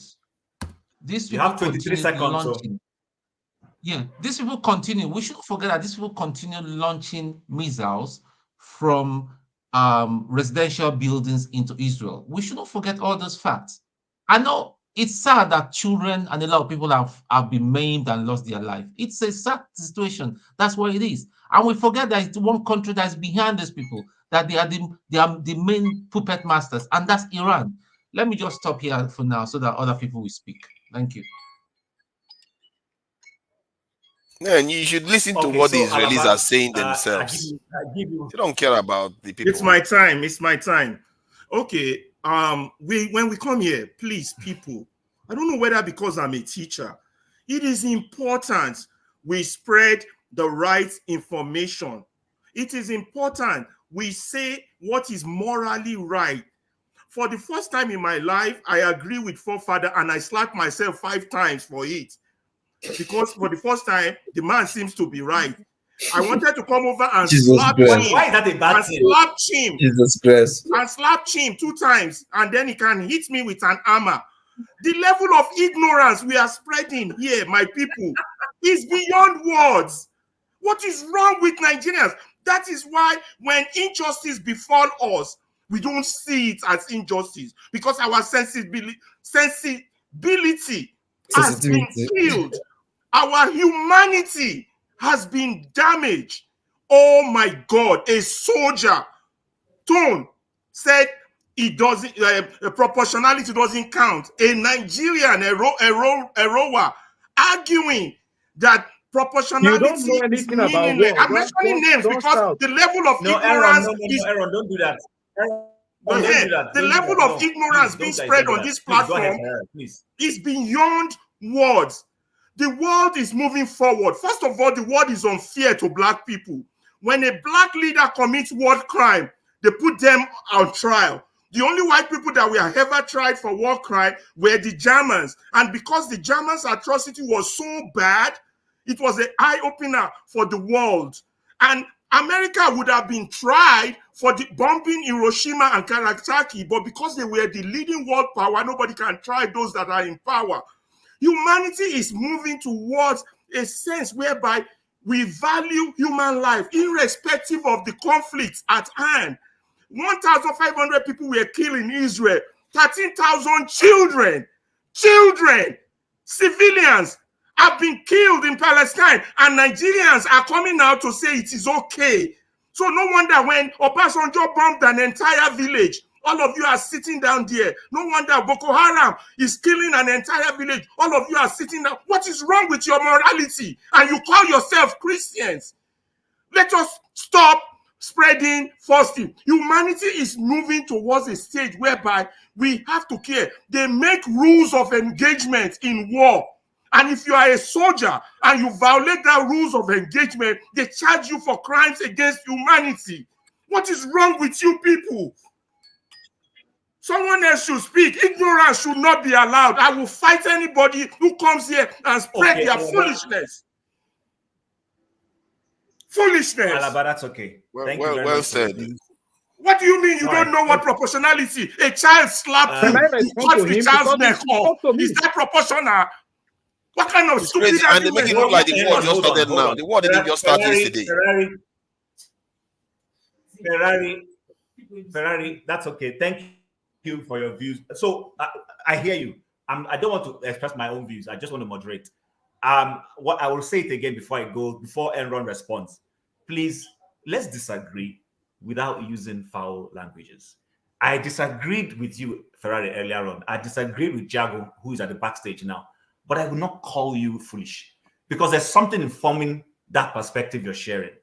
But we can disagree. Let's disagree. I don't have a problem with that. But let's not see that the other person's perspective is foolish. I don't agree with that. So that being said, Enron, quickly express your views before I move to Paul. Brother, you are going back to Aaron again. Yeah, so many people haven't spoken. That is your opinion, again. My brother, you spoke confirming me. No, but hold on, Dan, hold on, Aaron, hold on, Dan, hold on, Aaron, hold on, Dan. Can I explain why I went to Aaron?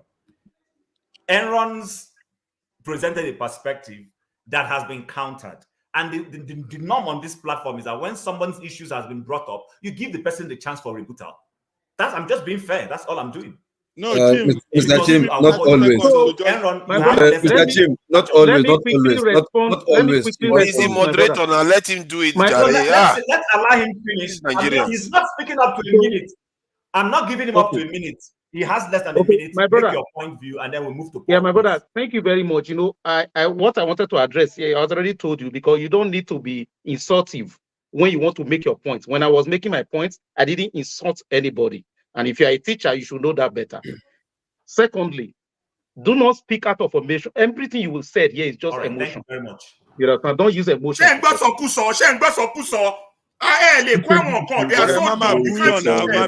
address any of the points he raised.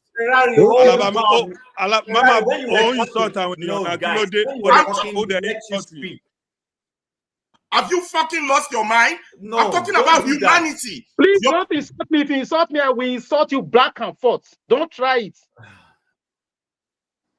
See, you didn't address the point. You just talked about emotions. Guys, you didn't even address the point you raised. You could down this platform. Aaron, please, you could down. Aaron. Okay, I'm going to move on. Aaron, I gave you a chance. You didn't express it. Paul, please, you're welcome to the platform. Yeah, I think Aaron already explained his own side of things and everything. But when it comes to black, when it comes to human race, when it comes to black, as Paul, black you're freezing. People, Paul, you're freezing. Am I good now? Yeah, I think it's on Chim's side. Yeah, you're freezing. Yeah, go ahead. Go ahead. Okay. So when it comes to black, go ahead. Go on. Please go on. Okay. So when it comes to black people, as black people, we are trained in terms of our religion, our culture, our tradition to forgive. My younger one will offend me. My parents will tell me, just forgive and forget. No man, I'm not a yet person. Our religion, our culture, our society train us like that. Where did we lost it? Because of this religion thing? Where did we lost it with what Israel is doing? This is barbaric. If Israel is so powerful and they are doing what they are doing, why can't they go pay back Moses' law to what the Germans did to them? Why can't they go pay back with what the Germans did to them? You understand? They kill, and a military person is saying this type of thing. What is the meaning of the word called war crime? When they charge soldiers for war crime, what is the meaning? You are taking down mothers and children. You are doing anything? Doing all this nonsense? It took America 20 years to bring Osama bin Laden down. And guess what? How did they bring Osama bin Laden down? At the end of the day, intelligence gathering. When they know that Osama bin Laden is in Pakistan, why did they go to Pakistan and go do that type of thing? I'm asking. They destroy Afghanistan. They cause a whole lot of problems and everything. They couldn't achieve anything. They've been trying these things all the time. They never achieve it. I will go racist now. For all I care. White people in their DNA, they like to fight. France and England fought war for 100 years. It's in their DNA. They love fighting. They find one if they can't see anyone to fight. My brother, we are Africans. We should stop these things. This thing that Israel is doing is barbaric. It's unheard of. You understand? The word anti-Semitic, you can't use those type of words. It can cost me my job if I say anything. But what are they doing to the Palestine? What is it called? because of 1,200 and something people. Because of a life is a life, Paul. Paul, withdraw that statement. Any life is a life, please. Every life matter. Yes, every life matter. We understand. Then you are taking mothers and children. How did you get your information that you say, oh, you blow up this hospital because one Hamas person is there and you did not bring the Hamas person? At least America proved to us they have Osama bin Laden DNA. They have this, they have that. They prove all type of proof that they can prove that they take Osama bin Laden down. But this one, you just throw 2,000-pound bomb on a building, you level the place. You understand? You want to esteem these people. What is the meaning of genocide? That is the first question. And what they is the are meaning saying of genocide? what they want to do. People are still defending them. You are taking down properties. You are bringing down all your properties. You level down these people. The population of these people is over 2 million. In just the size of people in a small city called Las Vegas. You understand? You've leveled over 70% of that building. Is that not genocide? Apart from you are even killing mothers and children. Is that not wickedness? And everything. The other day, Chief talked down on me. So for that reason, I will do everything possible to bring Chief down because nobody talked down on me in my culture and tradition. My brother, let's not even use technicality. Let's use common sense. I'm expecting this Israel to borrow that same thing, that same Moses law. Let them go pay Germans what Germans did to them. It takes that 6 billion of them. Why would they do that? Because these people are Arab. You understand? Okay. Let's tell ourselves the truth. This is wickedness. This is barbaric. This is inhuman. Okay, Paul. Thank you very much. I think is it local or no? I think it's John Abba. Before we come to local. I hope we do not continue with the trend of Dr. Rudolph trying to silence minority. It will be a consequence, Chim, if you try it.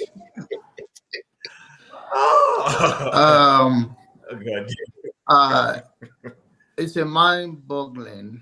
I'm short of words because we all know the truth, but religion have done so much damage to us that we become animal. Somebody to just detail a little bit that they should not speak ill of the dead one. The life is damaged that are still alive. So it's even more peace for the person that have died than the people that are still alive. They will live in the trauma for the rest of their life. And this is how they have used religion to tame us. That the person abuses, there's a guy, he's still alive in Lagos. Twin sister, he abused them. The man told the children not to say it because if he said it, if they said it, they will never get married again. So I do not understand what kind of religion we practice that. The same Bible said that a slave should obey your master. So are you going to pick that you are a slave and you should obey your master? There is no absolute truth in anywhere. But under the moral compass, we should have fair judgment as a human being. That what is going on, whether you should talk about T.B. Joshua or you talk about the war between Hamas and Israel, how many Palestinians will die for Israel to be satisfied, or the supporters? How many? How many will die? Don't have a number. And the shameful part of it is that the part of our brother here, during the civil war in Nigeria, water, food were seized from there. They say it was a war crime. Israel pronounced it before the war. Now you are satisfied with it. It's not a problem for you. For whatever the religious victory you have, that you have a heart of stone, that any other human being doesn't matter again. The same thing happened to you. Biafra was not a terrorist nation. Correction. Please stop comparing Biafra and Hamas. All Palestinians are terrorists, please. Tone, allow him, please. Tone, it's his time. Please, John, go ahead. Whenever you are talking, I never interject anybody, not because I don't want to. So please, I want that the same respect of what I give out. Please let me have it. Yeah, so you want to commit a war crime. It's not a problem for you to interject me. Yeah, now your time is running. so in fact, I'm here to we can talk about what is going on in our country, but right now there is no bomb running, shielding the city around us. This is outstanding crime. We have our own issue, even in our own family, even in your own life. If you, because of what you are going through, and you will not step out to talk about other issue that is bigger than you, actually you find comfort to fight for those because you can feel the pain. So we, the Nigerians too, we feel the pain. So there's nothing wrong in speaking to issues like this around the world, especially the Israel issue and whatever is going on around the world. And everybody are entitled to their own view. I don't know why somebody has to come here and control somebody else, the word to use and what not to use. Is have your say. We should be mindful of our word, and then we choose our word carefully, but then you have the right to spin it to any subject you want. Thank you. All right, thank you, Janaba. You've spoken like an elder that you are, and you not only did you speak like elder, you even subused your time. So I want to acknowledge that. So guys, before I come to either Jagu or KJ, whoever is going to be the person, do you guys want to? You will say loco. You wait. See, Chim. You said loco just now. Chim, you said loco just now. Loco, no vex, I beg. I fear this Jagu behavior. Now Jagu make me. See my own tuna. I get them tuna. My own big chance, your own. Which kind you elder my heart? No. Olumide, man. Vampire. Loco, if you want to go ahead, guys, please go ahead. I'll follow you. Please, Jagu, hold on. Yes. So, question for all of us.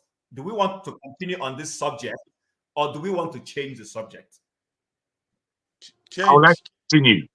Maybe about to change, like probably maybe for those who haven't had their say, let them have their say in 1 minute or 2 minutes and change the subject. I mean, see time now, sure. Chief, me, I haven't waited. No, right, I haven't waited at all. Okay, so hold on. Hold on. So, Loco, what do you want to say on this subject before we move on? For me, right, I want to be a little bit practical here, okay? People are talking about retaliating proportionately or not, right? Let's be practical. Let's put ourselves in this scenario. Now, somebody might slap me, okay? Now it depends on how I'm hot. I might just take a bottle or a revolver and blow the person out. You understand? Will you say that is proportionate in response? Of course not. But it depends on my situation at that time, my state of mind. You understand? I can retaliate the way I want to. But in this case, it's not an entity versus an entity. You understand? It's a group of persons versus another group of persons. Now, who are you attacking? Are you attacking a nation or a faction in that nation? Now, we all know that you were the people who even created this Hamas. You were the one who created them, who weaponized them, and now they are turning against you. Okay, fine. They told you that they were coming. All right, you knew, maybe intelligence or report or whatever. And I know for a fact that your airspace, for security reasons, you've always secured your airspace.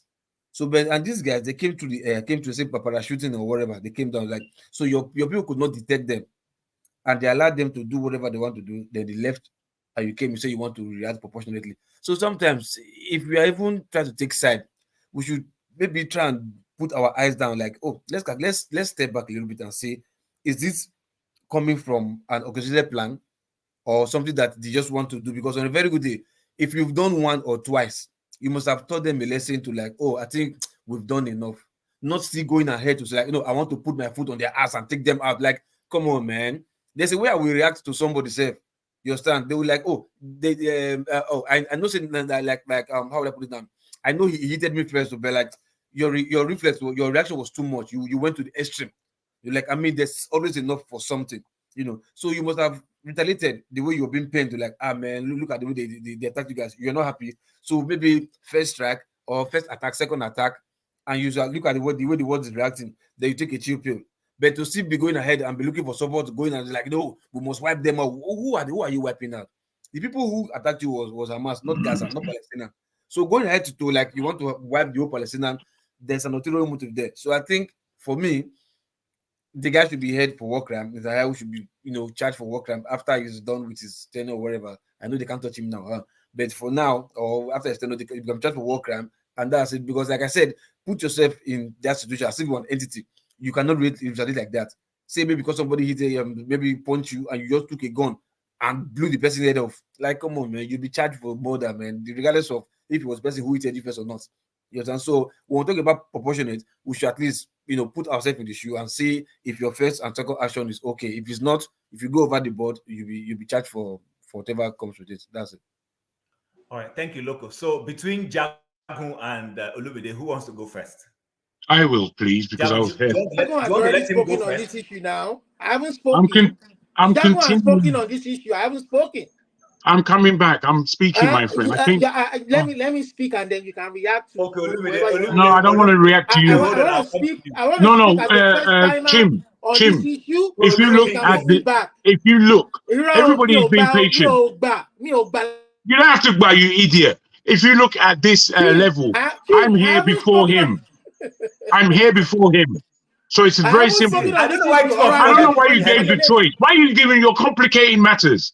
Why are you complicating matters? I'm here first. Do your job. Do your job now. Okay, do your job. Thank you. Jagun, go ahead. Go ahead. Thank you very much.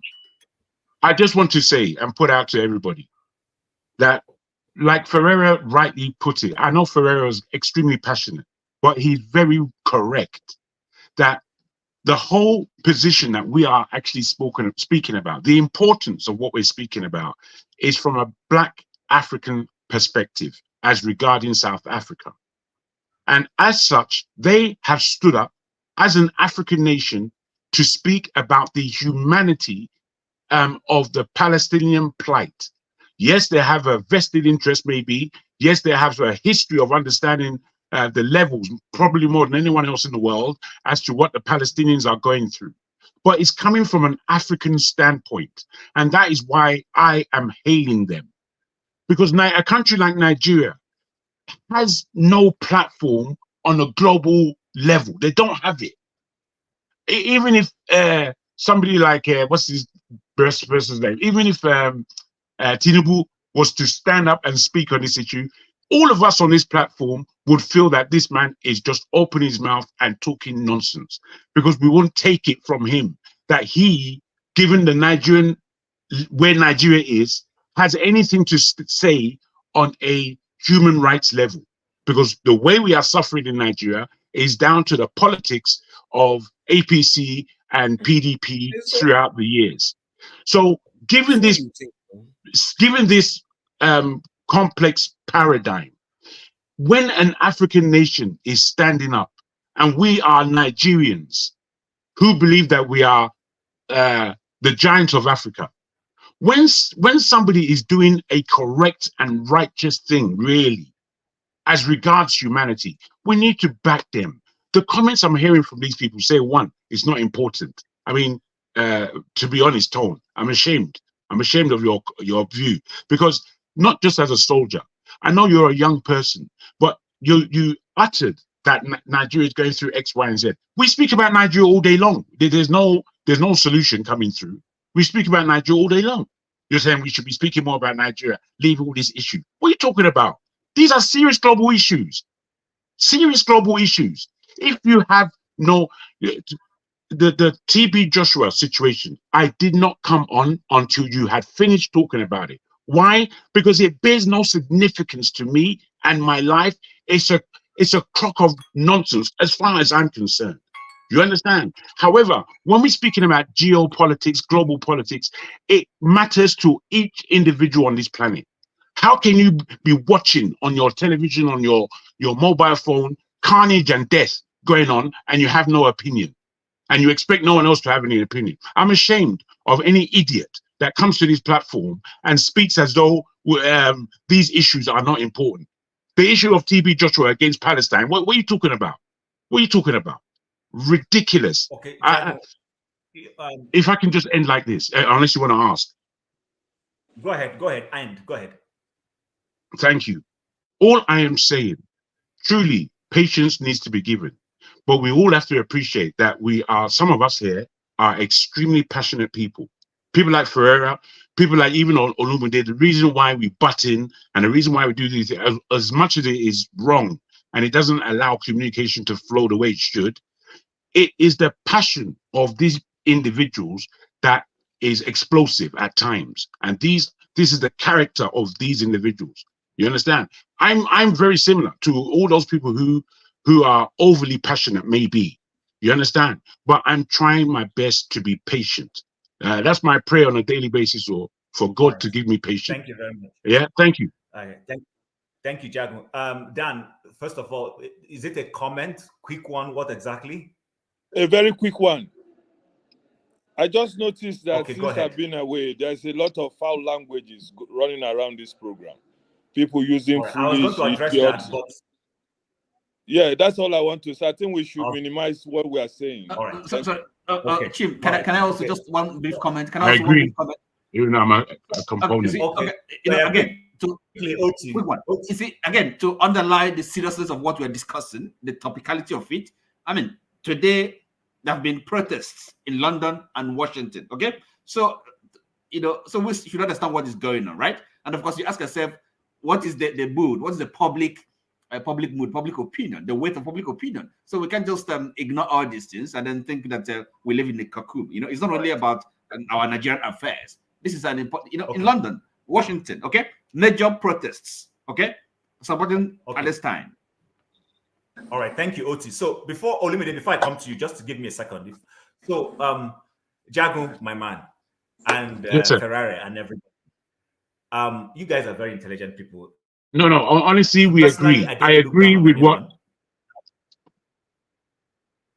Yeah, I don't. Everybody here is very intelligent. But what I want us to begin to understand is this, and this is the way I see life. This is my perspective, is as passionate as you are with whatever perspective or views you want to project, someone else, that is why it's a conversation. If there wasn't that alternative perspective to whatever subject matter we're discussing, then you will not be having these conversations. So when people say things that you don't agree with, that kind of, what's the right word, pinch you or get you aggravated, I want you to take a pause, review what they're saying, come back with a superior view, and avoid using words like foolish, idiotic, and all those things. It doesn't help us. It is when you start using those words that you now start butting heads in a way that is no longer intellectual with that person. I would rather I express a view you don't agree. Yagun. I will try, but the thing hard. One person sit down here, they hear rubbish. I'm calling your name. All right. So I won't go any further. I'm happy if Ferrari understands where I'm going to. So that being said, now let Olumide come in before he kills me. Olumide, the floor is yours. So thank you, Jim. Thank you for addressing that one. I won't address the fact that Manuel used the F word on somebody else on this platform, which is very sad. And then Jagun called somebody idiotic because I don't want you to go into that matter again. Just go straight to the point. Please don't be offended. What I was going to say is that, I mean, you can't, it's your own opinion if you don't want to talk about people who have come out to voice the fact that they were violated by somebody, even though that person is dead. That's your own opinion. You understand? For me, it tells a lot about the kind of person you are, and the way you think. So be that as it may, I'm going to start off from where someone or two people, I won't mention names, mentioned the fact that Israel knew about, they got intelligence that Hamas was going to strike, and they deliberately did not want to act, and they allowed the carnage that Hamas committed to go on. You understand? I don't know how is that logical? That the Israeli intelligence will, I mean, the government will allow Hamas to commit that act so that they can go ahead to clear people, to allow over 200 innocent people to die, so that they can go ahead to claim Gaza from the Palestinians. It belies logic. You understand? I mean, is that even reasonable? That is one. Then two. Somebody said they should go and fight the Germans. Do you know what the Israeli intelligence did after the Second World War to these Germans who harmed them? Do you know how many people they captured in secret or even killed that these German soldiers that went into hiding that served Hitler? Do you know how many books have been written on what they did, the Mossad did to these German people? So you need to go and read your history. You need to go and read your books and your facts to know what they did. You understand?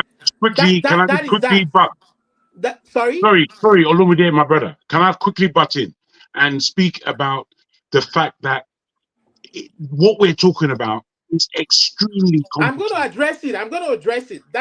Sorry, can I just say this? I just want to put this in. I beg your pardon. I'm coming there. So I just want to say, I understand the fact that the Israeli people, I mean the Palestinian people, women, children are suffering untold harm from the Israeli attack. But we have to go back to the beginning. You understand? When Hamas committed this act, that's not the beginning. It doesn't matter if in the beginning Israeli trained Hamas in the beginning or anything. The fact that, or maybe they armed them against Arafat when Arafat was alive, then against the PLO. If Hamas came after them, it was only logical that they were going to go back after Hamas. So that argument is dead. The second thing again is when these guys committed these acts and then took over 200 hostages, you understand? Not one single Arab country condemned what they did. Tell me one single Arab country that did. Not even Saudi Arabia, not even Qatar, not even Bahrain, not even condemned what these guys did. Like Sir Aaron said, they were jubilating on the streets. You understand? When Israel went in, it took about a month or a month and a half before Israel decided to go in against Hamas. They gave a condition. They gave a condition for ceasefire. Release the hostages. Nobody from the Arab world spoke. Not any one of them spoke. All of you here on this platform, not one person spoke to say, you know what? This is what these guys did. You release these hostages, and now they are suffering the consequences of what their children did. And you are crying, and they are fighting on a non-conventional army. An army without uniform. Using their own people as human shield. And then you are coming, and then when Israel followed every war, what do they call it? Every war law or the rules of engagement, they would send down leaflets to say, you know what, vacate this area. We are coming to this time. You understand? They will send leaflets. They will make announcements in Arabic on radios, tell them to vacate.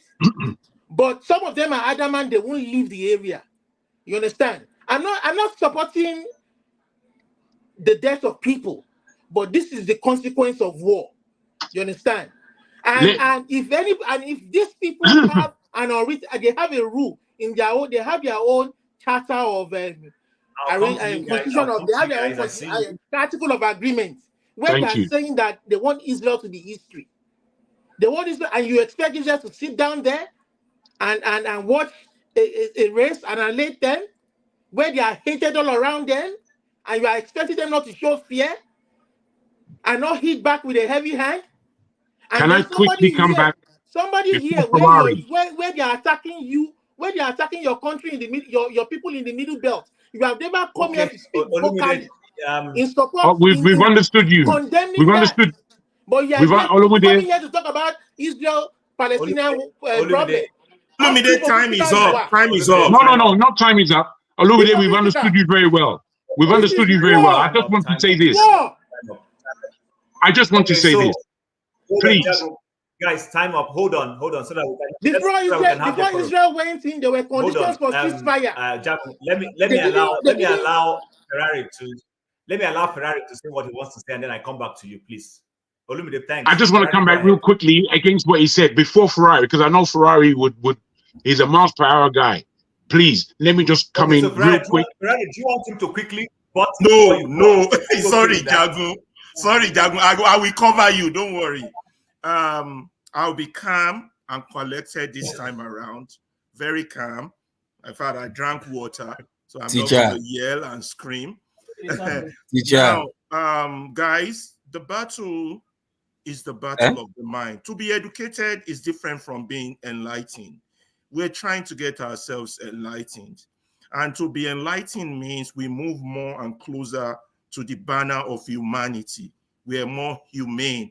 Even Christ purpose was to preach humanity. So Ferrari, can I stop you for a Ferrari? Can I stop you for a second? Yeah. I'm going to give you enough time. So I want to throw in a question while you answer while you give response. So several people have come here to say that on October, and guess me, guys, for those listening, I'm not saying this whole entire Palestine-Israel crisis started on October 7th. I'm not dumb.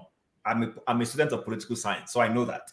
But on October 7th, when this happened, this current issue escalated, there were jubilations across the world by Palestinians and some Arab people. Now, when those things happened, someone has pointed out, not even Olumide, some other person has also said it here, that he didn't see people condemn those things. So while you are addressing that, not addressing one what you're addressing, country from the Arab world, not one. Able to hold on, Olumide, hold on. So Ferrari, when you are addressing, continue with your point, I'll give you enough time. Can you please address that in the concept of the humanity you spoke about? Your time starts now. Yeah, that is right. You see, when you're the victim or you're being enslaved or your rights are being suppressed, when an opportunity or David is fighting Goliath, an opportunity like that creates joy for the smaller guy, which is the Palestinian. The people will react like that. These are basic human things. It doesn't make it right because we are here preaching humanity, but it is expected. They are suppressed. They are in a prison in their own land. They are victims in their mind. So the trauma of their pain will be excited that, finally I can strike at the giant. You got to understand that. Any of you who've studied human psychology or humanity, go back. So to condemn it, and for them, it's not even on the agenda. Now, I'm not saying it's right. So that's how I will put that. It's expected. And therefore, Israel to pretend they are in the dark, that they don't expect such type of action from those they are suppressing, is another misconception. They're lying because you're suppressing these people. Look, I'm not saying it's right. Down the line, Israel keep doing what they are doing. I'm not saying it will happen. Or give them 50, 20 years. These Palestinians, they get their hand on a dirty bomb or a nuclear bomb. They will use it. So the only way to solve this problem is the two-state system and equity. The master-slave or master-slave relationship cannot work. And this has been going on for 40, 50 years. The only thing that creates war is injustice. Anyway, let's put that aside. I'm not concerned about Nigeria. Nigeria, we are learning. And when Nigerians come out here and speak, for me, it gives me my heart becomes more troubled.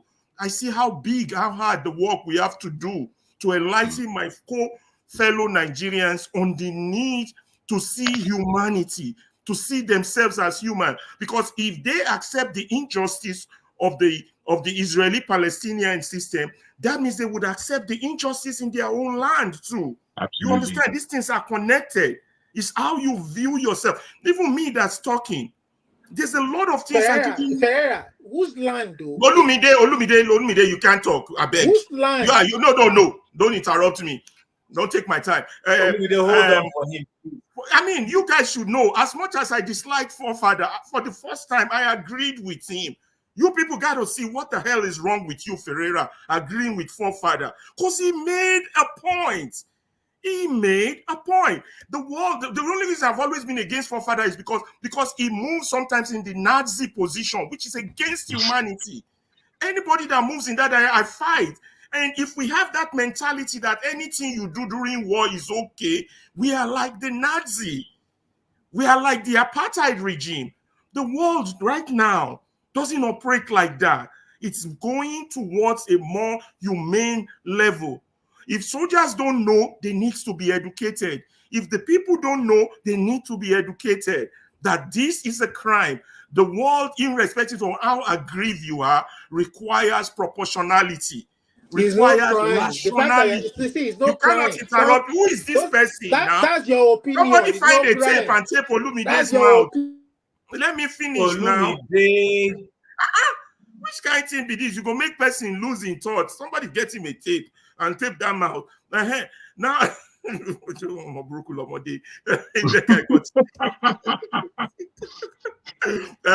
what was I saying? So, in the context of Nigeria, people are right. We're talking too much time on the Palestinian thing. Let everybody go around 1 minute, conclude on this, so we can get on the Nigerian issue, the things that the lawyers are doing, suing the Supreme for the First Lady's position. Let's talk of Nigeria. But from our comments here, I see that we still have a lot of work to do in terms of educating ourselves on what the right direction is, what is equity, what is fairness, and what is right for people. How this, you see, the strength of a nation depends on how they treat their weakest. So, you know,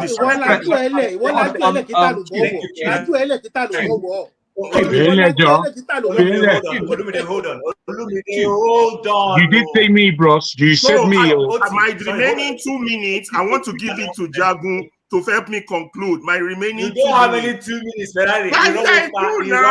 There is no 2 minutes anyway. Okay. 2 minutes. We're just throwing you over anyhow on this program. If I may, sir. Before I let you speak, I'll come to you, Jago, but Oti seems to want to say something sharply. I'll just let us. Okay, sorry. Maybe perhaps my last minute on this topic. So, what I want to say is not Tim, I'm addressing you because you said that you are referring to the jubilation, by in Palestine and maybe Arab countries. Okay, it may well be, but it's not true that people that ordinarily support Palestine and condemn injustice and oppression. It's not true. I mean, they did condemn the terrorist attack of the 7th of October. What? So, and they did condemn it. So it's not as if they have said it's a good thing. I mean, commentators on the Palestine-Israeli conflict. Even if they don't, it's a state of their trauma. No, but just to kind of really even if they don't, I wouldn't fault them for that. No, but I'm talking about people that are really okay. So Oti, I hear you. Sorry, I didn't. It wasn't intentional to cut you off. What I wanted to say is two things. One, and I'll come back to your point, is there are two people who are waiting to come in. So I don't know if there's anybody who wants to volunteer to go off so that those people can come in. That's one. Then two, back to what you just said. Mm-hmm. You want to go? Okay, fine, beautiful. Thank you very much. For that, you can help with that while I make this point, please, if you don't mind.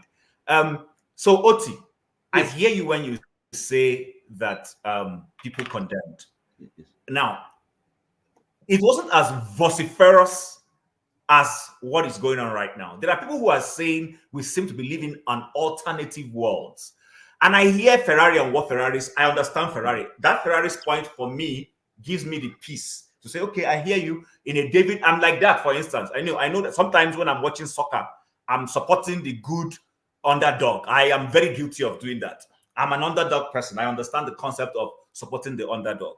But remember, we're talking of humanity.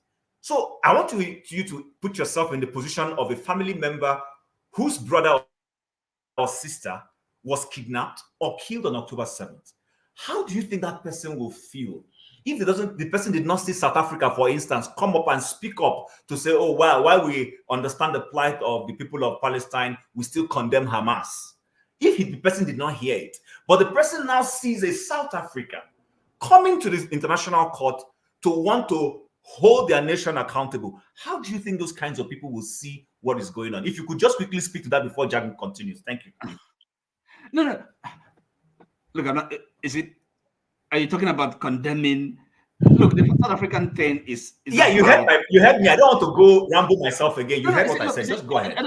Look, the South Africa, what they're doing is quite specific. They have brought a case, before the International Court of Justice.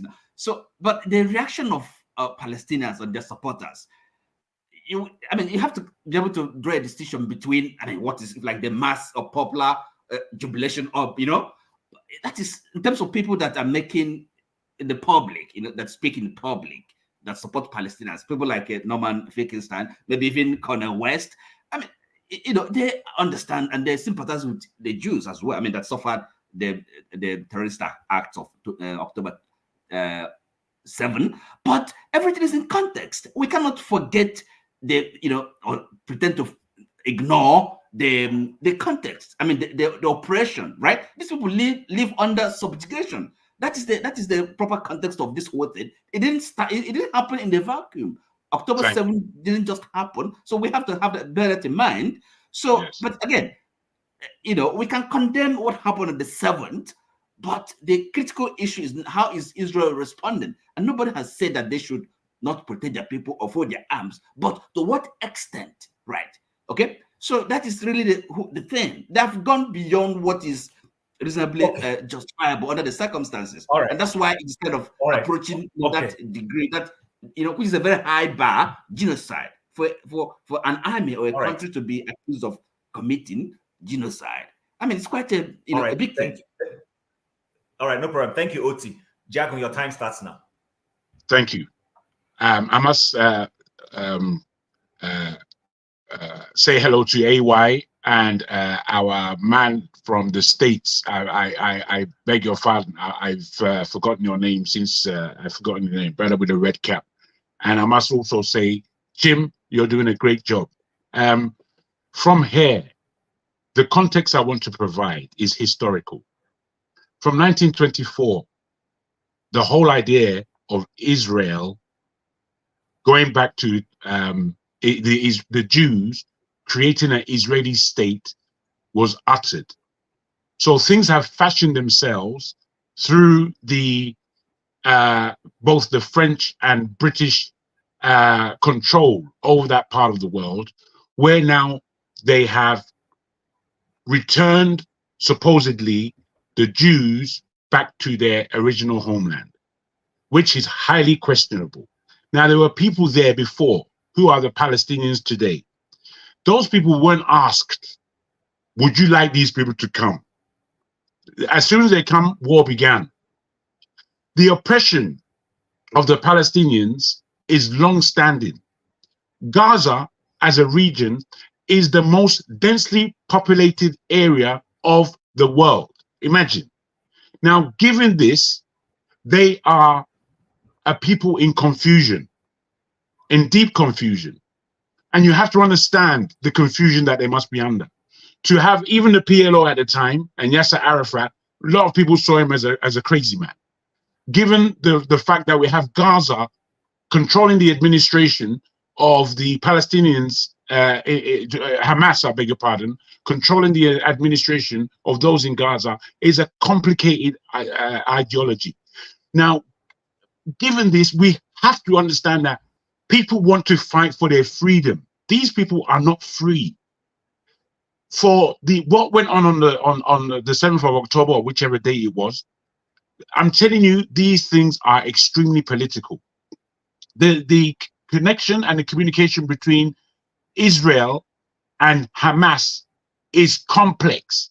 It's hard to understand. Olumide was making mention that they knew before, and how can they have known before and allowed their people to be killed? I'm telling you, this is a real point of the confusion in that territory. So now we come to the point where over 7,000 innocent people have died. They haven't found any Gaza enemies, or they haven't brought any Gaza people to the table, or, but what they have done is slaughtered humanity. And unless we are seeing things in this paradigm, I'm afraid we're going to get all our utterances wrong. And that is quite frustrating. I'll end there. Thank you. Thank you very much. Okay, so guys, there are two new people who haven't spoken. I've not spoken. I think everybody has spoken twice now. I've even not spoken twice. I'm a panelist. I refuse to be denied my opportunity to speak. Okay. Everybody has spoken twice at least. You will speak. Jim, remember you They speak twice. All right, no problem. I will come to you. I'm going to come to you, but quick ones. So you see, I'm listening. I'm also watching our chat group, and people are saying we're overflogging this issue. So you see that there's really no topic you're going to engage in, and you will please everybody. People are going to keep saying, "Oh, you overflog this one." The other one, they said you overflogged it. I want to move away from this topic, but I know that at least 2-3 people haven't spoken, and I want them to speak before we change topic. So, forefathers, if you permit me, let's talk to AY and please, my brother, help me. I don't know how to pronounce your name. It's I'm being honest. I don't know how to pronounce I speak the truth. I speak the truth. His name is Pansat. I speak the truth. The truth. Yeah, the truth. Is that how it's pronounced? Yeah, that's it. He just said that. I speak the truth. That's it. Speak the truth. Yeah. Okay, I speak the truth. All right, thank you. So, not America, you do. Sure. Okay, I know they. That's it. I speak the truth. We'll speak AY, and then we'll come to forefathers. So I speak the truth. I'm going to give you 3 minutes to air your view on this particular matter. Please go ahead. The floor is yours, sir. All right, thank you. Thanks. Well, basically everybody has said everything. I just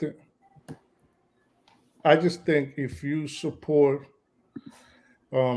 Israel at this point, I just think, like I said, it might sound harsh, but I think you have to either be very unread, you have to be a bigot, hypocritical bigot, an unrepentant one, or you're just plain ignorant. Because nobody, and let's keep aside the humanitarian aspect. Let's go with the premise that in war, everything is fair in love and war.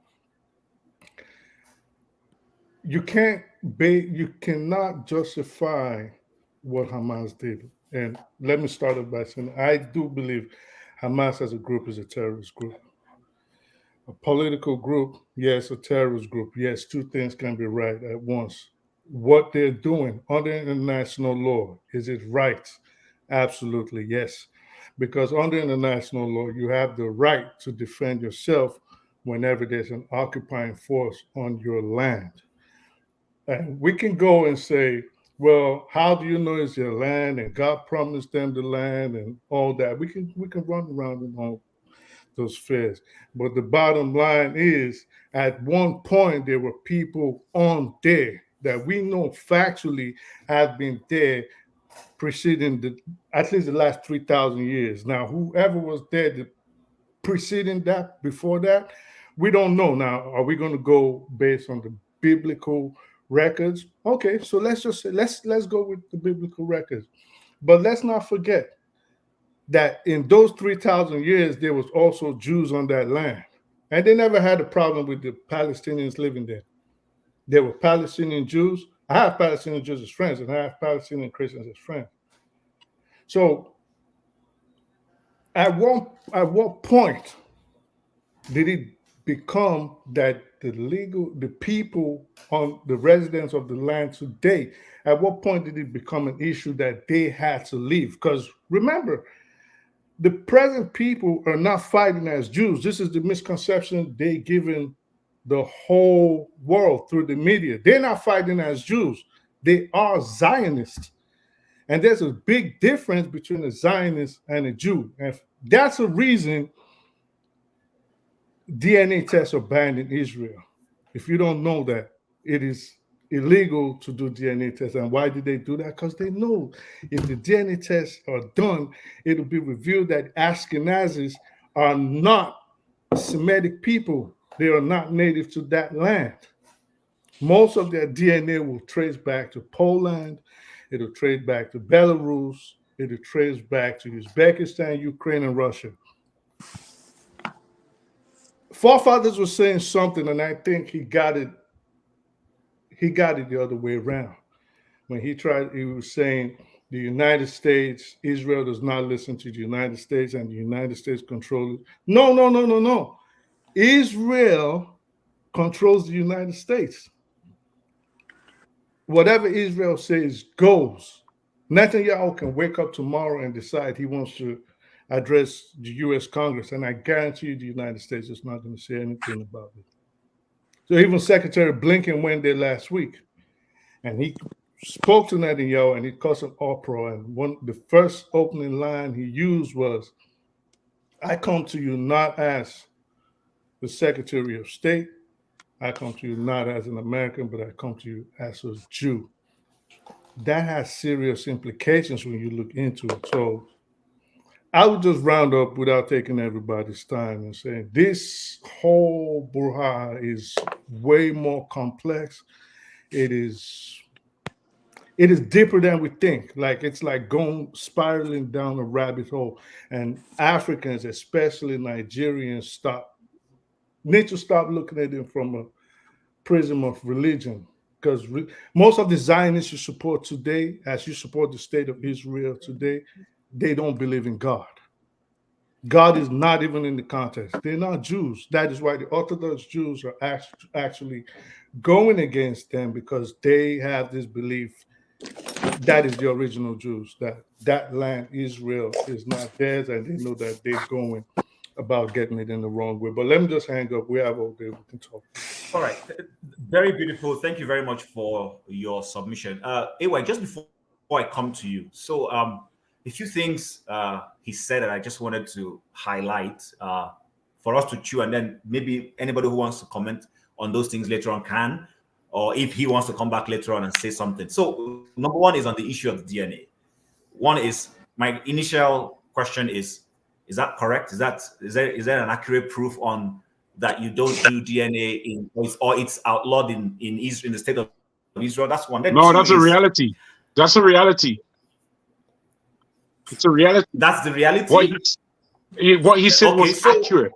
So, okay, hold on. So now the other thing I was going to talk about is, you see, people keep coming here to say, let's not look at this from a religious perspective, suggesting that a couple of people's perspective to this conversation is tainted by their religious affiliation. So, in other words, because I am Christian or Christian, Judeo-Christian, I am going to have a softer spot towards Israel.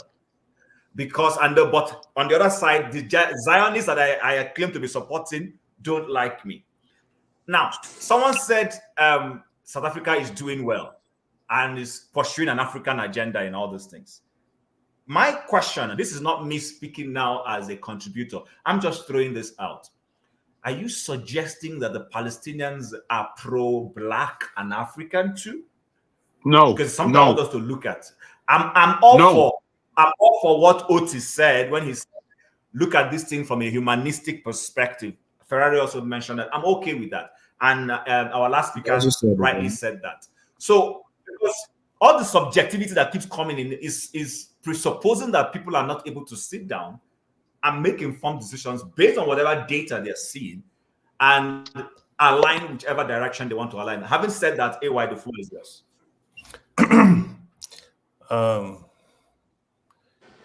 Well done, people, my people. So, first of all, I don't even know how we got into this topic again today. For me, I don't think that is Dr. Damages gave us that topic. Yeah, I don't think I have much to say.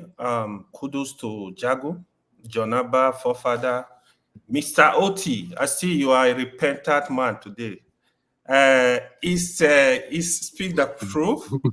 I can't agree more with what you said. I think a lot of people, Chim, I think you're making a mistake. To be honest, I don't think this is a religious issue. I don't think so. I also share the strong view. I'm not the one making it one. I'm just asking a question. No, hold on. If, assuming Russia and Ukraine, one was a Christian country, another one was a Muslim country, I'm sure today the issue people will be discussing is going to be, oh, Muslim and Christian are killing themselves. We need to look at issue above this thing. It's costing us a lot. I really don't, because if you AY, ask hold on. me, Can I AY, sorry to cut in. Can you, because I'm happy you brought in the issue of Russia and Ukraine. Beautiful. Thank you very much. So South Africa, remember our conversation originally is what South Africa did by taking Israel to the international court. The same South Africa that we're praising in the conflict between Russia and Ukraine. Remember that the invocation there is that Russia supposedly is annexing Ukraine. Russia. Don't forget that. No, South Africa actually wanted to. The same South Africa supports Russia. No, to settle. But South Africa supports Russia. That's not correct. No, that's not correct. That's not correct. That's not correct. I don't want us to bounce on this. Okay, so an African but the point delegation, is peacemaking. Whether does I mean, at least they made the effort to settle. Okay. No, I think they supported. I hear you. But the posturing, the international posturing that we see of South Africa is that subtly they are on the side of Russia. So, AY, in the context of this, I'm not seeing. For me, I want peace. I want peace, and however we can accomplish that peace, let's accomplish it. What I am struggling with is when someone sides one side, we pick holes with the person, but if the person sides this other side, we find no issues with it. So in the context of this, how do you address the same South Africa that is taking Israel to the international court? But when some countries took Russia to the international court, South Africa voted to veto that particular thing. Yeah, you have a point, but here is it, right? South Africa, I don't know how you see South Africa. South Africa, they are only play their own politics. They are giving to what was given to them. They are giving it out. Like supporting, I don't think they're really supporting Russia, but I know they have good alliance with Russia because for me, the way I view it, South Africa, they lean towards Russia more than US, of course, because of their history. Nobody will deny that fact. Again, because South Africa, they are experienced. This apartheid, it seems some of us don't really know what happened, to be honest. If you've passed through this kind of pain, this kind of evil, there is no way you're going to go. If South Africa supports Israel today to attack Palestinians, how will people call them? They passed through the worst experience any human, like they were slaves in their whole country. We're talking of slavery in Africa. In their whole case, they were slaves in their whole land. So I don't expect South Africa to do otherwise, to be honest with you. So South Africa might have their it can be political, but they know they kind of fighting for justice in this case. So if to me, going to details of Israel Palestine, like, it's just too much. I can go start from what happened from inception, but to me, it's unnecessary at this point. But one thing I would say is, we need to put humanity, whatever we do, whatever, because what is happening to Palestine, the state of Palestine today, what if it happens to us? What if it happens to you as a people? How will you take it? It's very serious. We are talking of children dying, women dying. Like, you are not fighting the military. You are fighting. Why is it not what is it what you are saying? Sorry, brothers, I don't like to interject, but please, you are saying now if it happens to us, is it not happening to Nigeria, or is it because it's in another way? It's happening.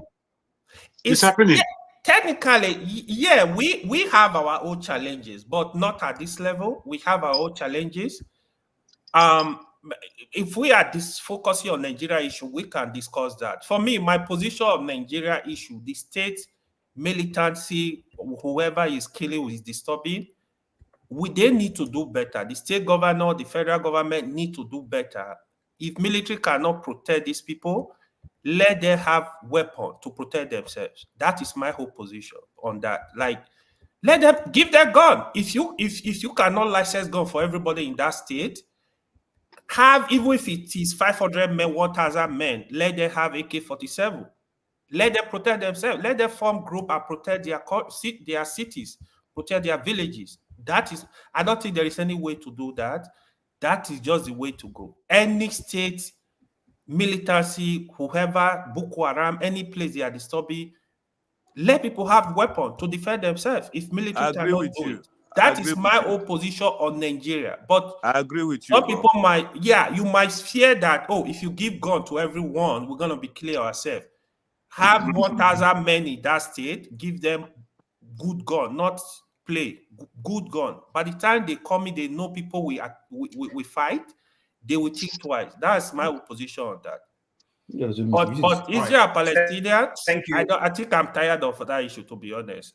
For me, it's just humanity for me. Like, I'm tired of discussing it. Yeah, thank you, man. Thank you. All right. Thank you very much. Thank you. Dan, I will shoot you my number. I beg. I need to talk to you, okay? Okay, no We problem. I did. Yeah, I will send you my number. Okay, thank you. Okay, so forefathers, ordinarily the floor is supposed to be yours. So, but the question I want to ask is, do you want us to continue on this topic, or should we start with a new one and then you can contribute from there? No, I will have my say on this topic now. While everybody has, I just spoke once, so all right. So the floor is yours. Yeah. I think clearly a lot of people have said something about humanity and aspect of this. I consider this the most evil conflict in the world because it undermines international order, and America has spent majority of its vetoes in the UN, frustrating UN because of this conflict. And the idea that Jews somehow have so much power to affect Americans, then we are really not reading this stuff properly.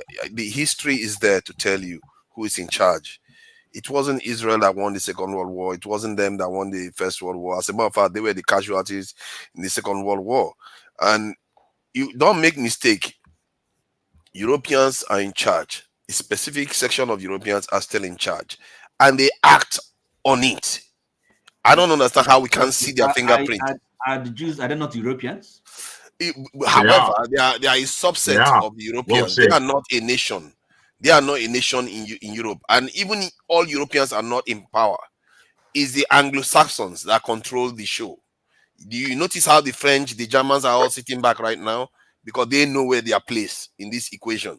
They are not the ones that... France was invaded, conquered in the Second World War. Germany was running roughshod. Sorry, think about the American politics today. How is the politics influenced? The politics today is money, what people fall for. Money, okay? The money and they hold on, now, let me finish my point. Not just money, but put this in I hear about money. All those is just surface stuff. You are looking at surface stuff. You are not... see, surface stuff. That's how... Forefather, if you can place this into your understanding, that in the States, politically, on both sides, the appointments to Jewish administrators within that polity are at the highest point. They are the ones driving the polity and the persuasion upon the world. They are the ones who are putting these vetoes in place. Don't miss out that. Don't miss that out. They have well positioned. The world doesn't make sense. Check. It's there. Yeah, I know they do that. All those things are happening. The world doesn't make sense if that was the narrative. If they are so popular, they are fighting over a desert land. They are a small population. The truth is, history has been replete with people thinking that the Jews are the ones controlling everything, when in reality, the powers that be at the time are the ones in charge. You have had that all through history. Can I just put this to you, my brother? Sorry to disturb you. I really am. Are you aware of the wealth of, like, the Rothschild family? Yes. They're talking about 500 trillion. That's the wealth. So that money is not stupid money. That's hardcore. See, you can't pay me that kind of money. That is a lot of conspiracy people saying they have all that kind of money. The truth is that banking, media, the Rothschilds, the conspiracy. The Rothschilds were there when Germans marched Jews into the chambers. 6 million done for in the chambers. Yes. The Rothschilds were there. It tells you that money is a privilege, it's a gift, but it's not power. The raw power belongs to the people that control the forces. And the people that control the forces, there's a reason why the UK left the European Union. I'm in the UK here. You should know that. They say it all the time. They want their sovereignty back. Your forefathers can't fight and win 2 world wars and you concede power to any other people. What do you think they are? You think they're just stupid? They will just concede power to the Jews because of what? How do you think people are so stupid? You think we are the only ones that have brains? I They don't have understand where brains. you've gone. I'm not quite clear on how My you've gone point to is where that you've gone. can you listen? Okay, If so you don't forefathers, understand simple stuff, listen. can I throw in something? I'm trying. I'm just saying. Forefathers, can I throw something in for you? Sorry, hold on, Jago, please. Forefathers, so I love where we're going now, right now, because we've gone into a realm where we're now talking races, but we forget that in the middle of all this, because someone has said that the OT specifically says that the Jews, not Europeans or white people or something like that. Was that correct? Am I being correct, Oti? Sure. You said something. He said, "Are they not European?" Okay, European, fine. So my question to us is this. All right, beautiful. So, forefathers, in the light of the direction you're going, there is a lot of intermarrying. So someone is Jewish but married to a, let's say, married to, for purpose of this conversation, married to a German. Well, someone is a Jew, you're married to a Polish. Someone is a Jew, you're married to a Russian. Someone is a Jew, you're married to all those people. But now those same people, their children after them are the ones who now went back to this place of conflict as a country. They are Caucasian. In the light of what we're saying, remember now that they have dual blood in them now. How do you put that?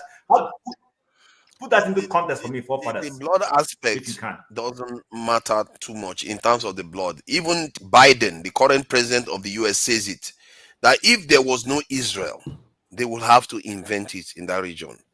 They are using them as a tool. And when they are done, they will do with them like they did with Saddam Hussein. They supported Saddam Hussein. Hold on.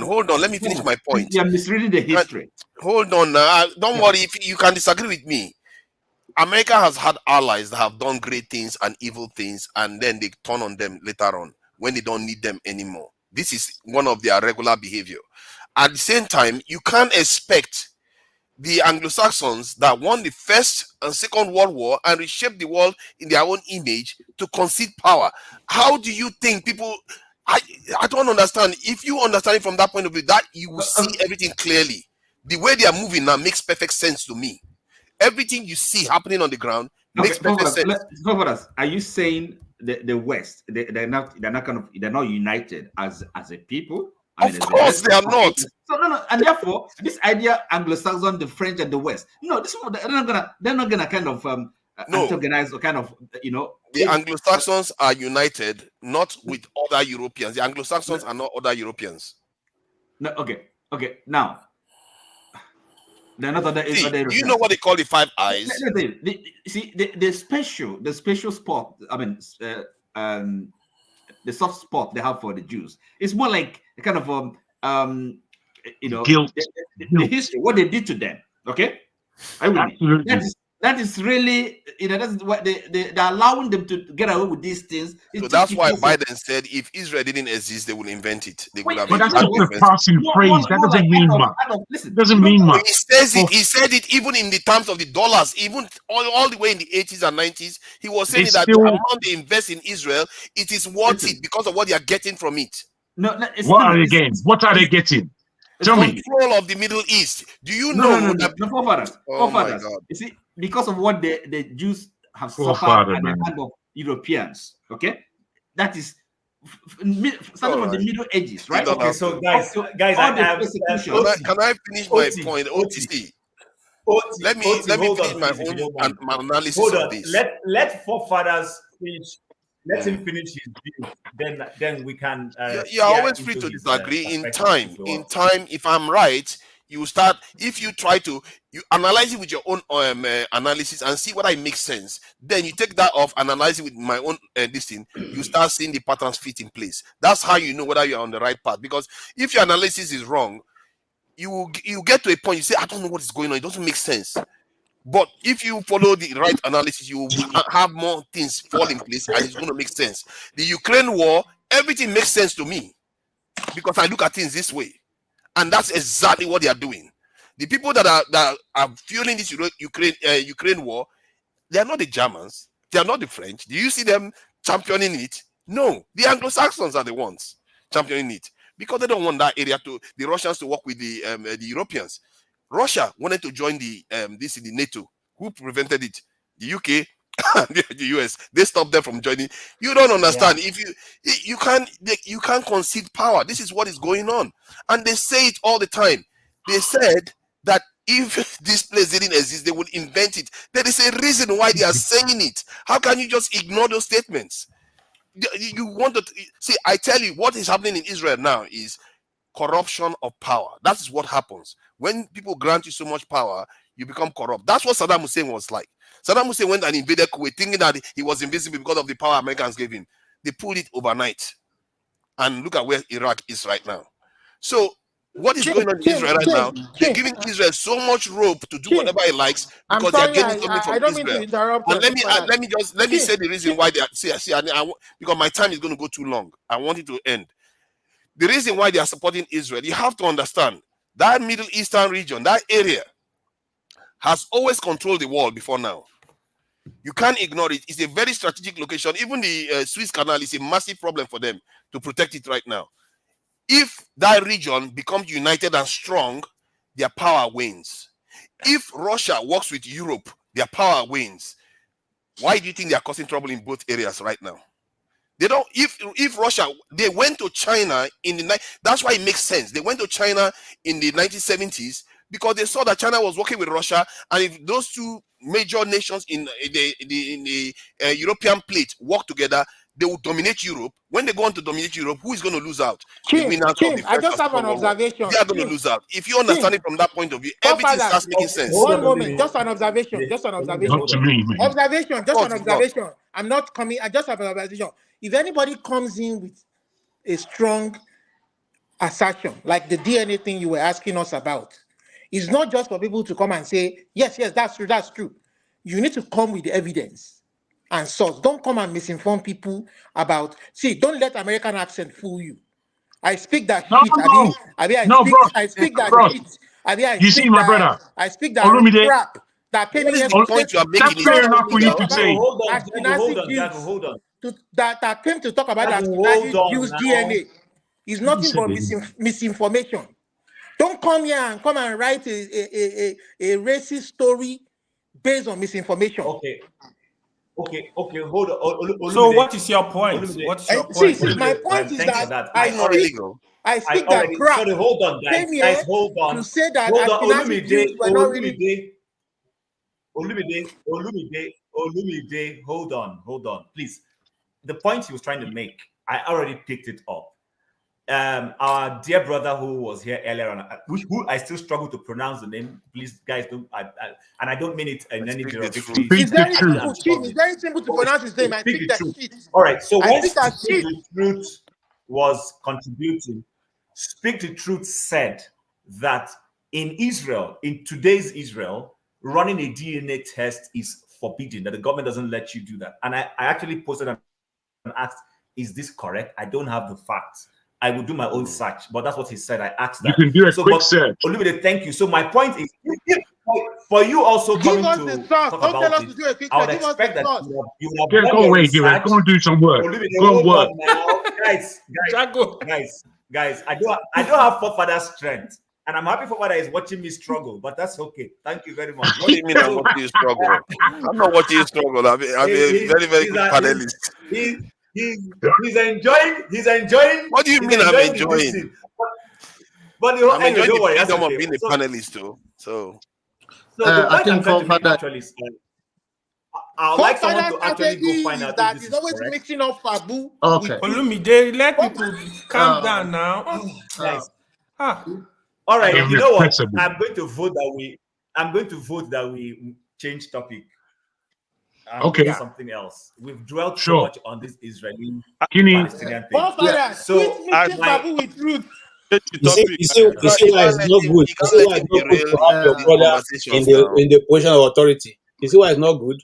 I've been sitting here now. I know you are going to say that. You see why it's not good to have your brother. But KJ, you've spoken on this matter now. You've spoken on this matter. The rest who have been There's no point coming back to say anything on it again. They've not been speaking on this matter since.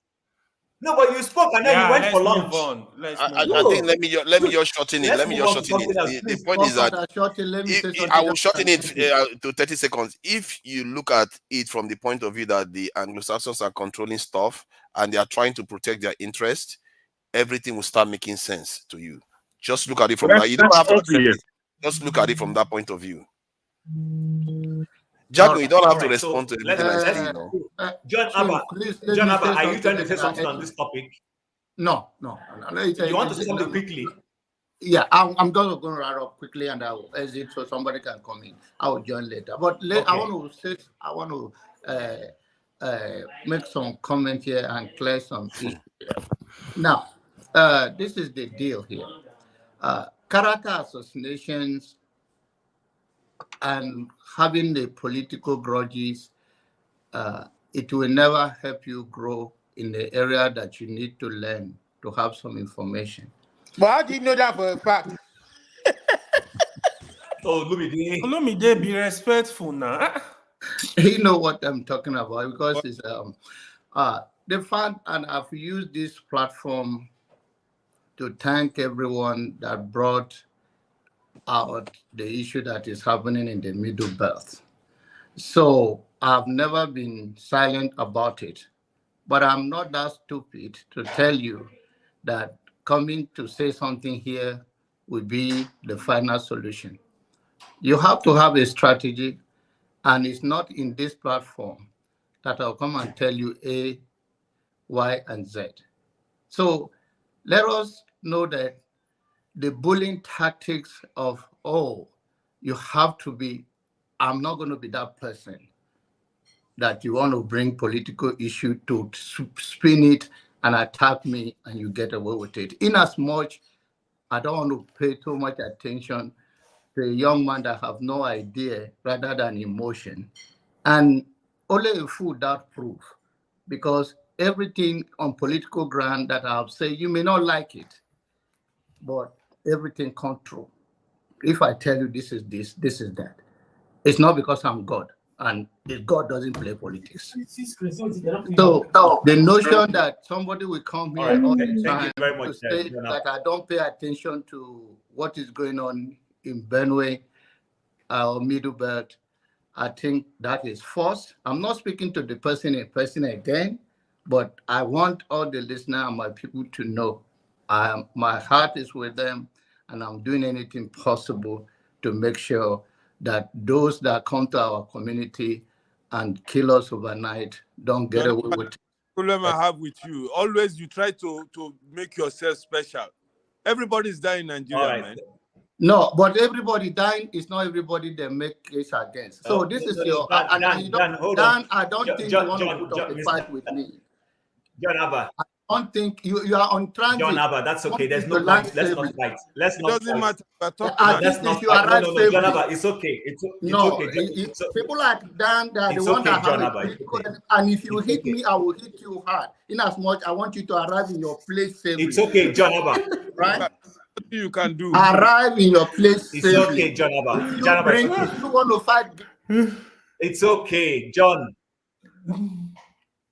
It's okay, John Abba. So it's okay. It's okay. So mic, please, guys. Mic. Okay. Off the mic. I don't think. Off your mic. I don't think. John Abba, it's okay. Don't talk to me like that. It's okay. It's okay. Now 2024, no grief for anybody. No grief. All right, no grief for anybody.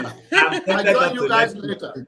Bye. So let's move on. Let's move on to something else, please, so that it's not become a day of just one or two topics.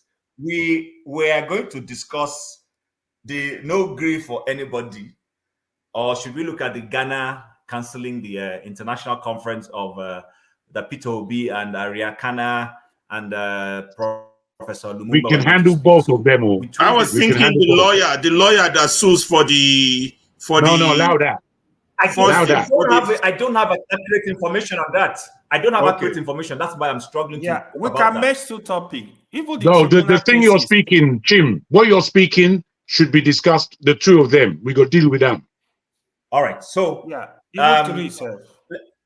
All right, so let me give a little context. I would have loved to play videos here. I don't know, but I don't think I have those videos here. So, in the course of the week, I went on Twitter and I heard the Nigerian, I think the spokesperson of the Nigerian Defense Headquarters, DHQ, and he used that particular phraseology. He said that as they fight insurgency and as they try to keep the country safe, but that they need the support of Nigerians, and that he's calling on Nigerians not to agree for terrorists, bandits, and all criminals. And he smiled and people laughed about it.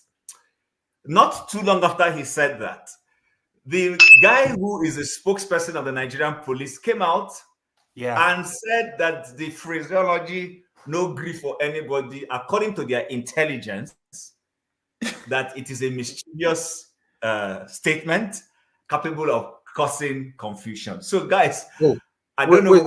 Sorry, Jim, sorry. Which one came first? Is it the police or the army? The army guy came first, I think. No, he said it's a revolutionary statement. Yes, no, yeah, anyway, but Loco is asking who came first. Who came first? I'm not sure who came first, but the one I saw first.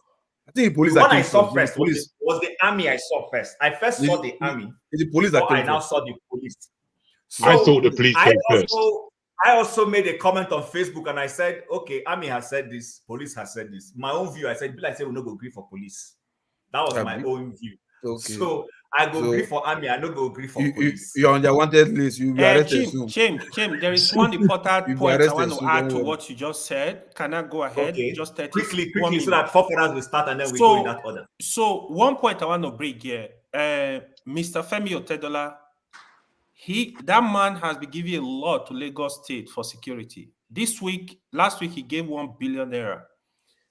I want us to take this issue very seriously. I think even other states can replicate what is going on in Lagos.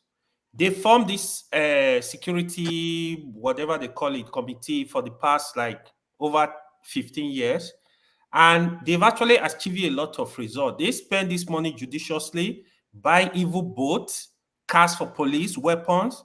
I think other states can look in this direction and try to protect their state, to be honest. For me, I think if I have 1 billion, I will give it out to my state if it's going to work for the people to protect them. That's where state police come in. So, so that we don't get disjointed in this. So let's start and just go in that order. Forefathers, in the light of this conversation, and then maybe you want to chip in the. I would know, of course, for sure. I'm going to give everybody 4 minutes. I will 4 minutes. So no Gree and then Ghana. What's your perspective on this issue? Which one is no Gree? I'm not exactly sure what no Gree is. Okay, so let me help you. Let me help you. So at the beginning of the year, Nigerian youths overwhelmingly came up and said, in this year 2024, no Gree for anybody. Don't Gree for anybody. I'm sure you probably have heard it. After they said so father is not Nigerian, he will not understand. Okay. So the army bought into it. The army bought into it and used it as a platform to say, fine, beautiful, no Gree for anybody. But we are begging you as Nigerian citizens, no Gree for terrorists. In other words, support us, give us information, no Gree for bandits. But the police came out and said, no Gree for anybody as a phraseology. I think the police were scared. They were scared. People are coming for them. Nigerians to use it. So we are discussing it in that context to say, how do you see this whole police now coming to say no Gree for everybody is bad? Or generally, do you think the Nigerian is coming up to say this year, 2024, no Gree for forefather, no Gree for KJ, no Gree for Oti, no Gree for Tinubu? What do you think about it? Yeah, I think I saw some reports about if the people started coming up with certain slangs and it will pose national security problems. Of course, it's going to pose a problem for them. I've said it earlier on that there are 1,000 people to one soldier. You can see that if the people really wanted to change, they can get it. And regarding that aspect, that whether it's a fact that the authorities are afraid of. They should be afraid. However, the people themselves are not organized. They are not looking to do anything from what we can see so far. We've not really started putting pressure. So far, P2B has started to an extent. He's beginning to talk, but it talks days after the incident has occurred. Sometimes something will occur last week and he will make a comment today. Maybe he's waiting to get more information, but when you are in opposition, you have freedom to an extent. You don't have to prove anything. You don't have any ledger to read. You just have to respond to what the government say. And that is one of the benefits of being in opposition. And I think we need to start having a more robust opposition that people can line up behind. And I must say, it's also tied to the cancellation of the conference in Ghana, because that could have given P2B a launching pad to become a statesman and a Pan-Africanist and a nationalist all in one swoop. That could also be the reason why it was cancelled. And just him alone, because I know PLO Lumumba has been around, Arikana has been around, including Ghana, but Mulema hasn't been around much, and P2B hasn't been around at all.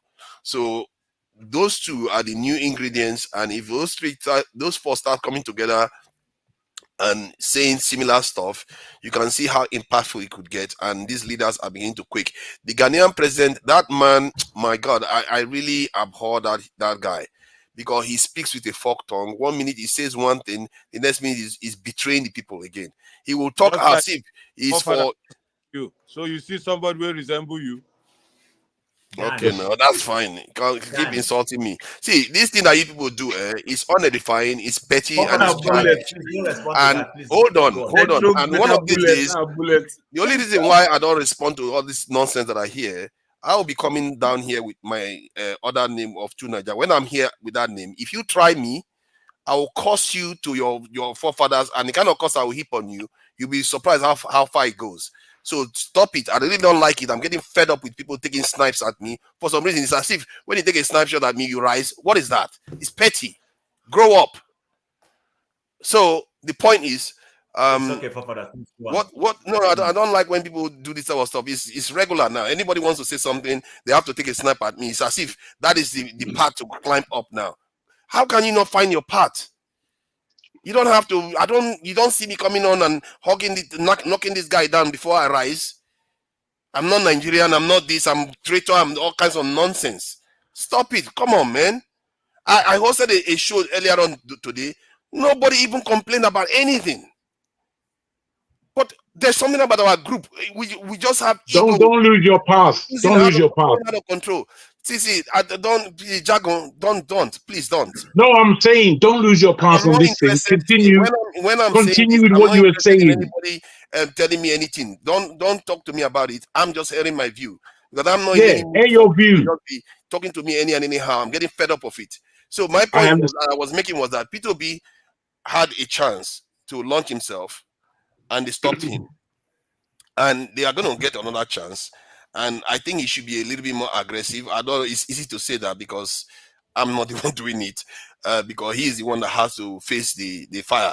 These people are brave people. They are doing the right thing by the people. And I really don't understand that, there's criticism online, but there is not enough groundswell of opinion to really change these governments from the way they behave.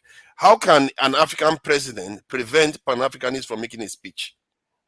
What is that? Is it because that president is the one that gave Americans one of the terminals in his airport to use for their military operations on the continent?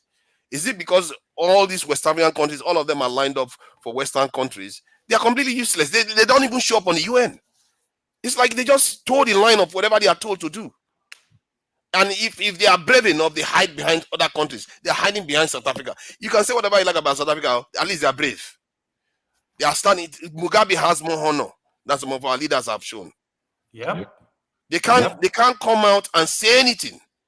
If you think hiding is going to save you, since when has he saved anybody? If Tabini works, I would have said, okay, that's a smart strategy. It's good. They're scared of death. No, if you are dying, you are going to die. Either way, you're just choosing to die without even fighting at all. What kind of useless life is that? Yeah. I say the whole world is going on that. Look at Michael Zuckerberg. I think they say he's building billions of dollars worth of underground this in installation.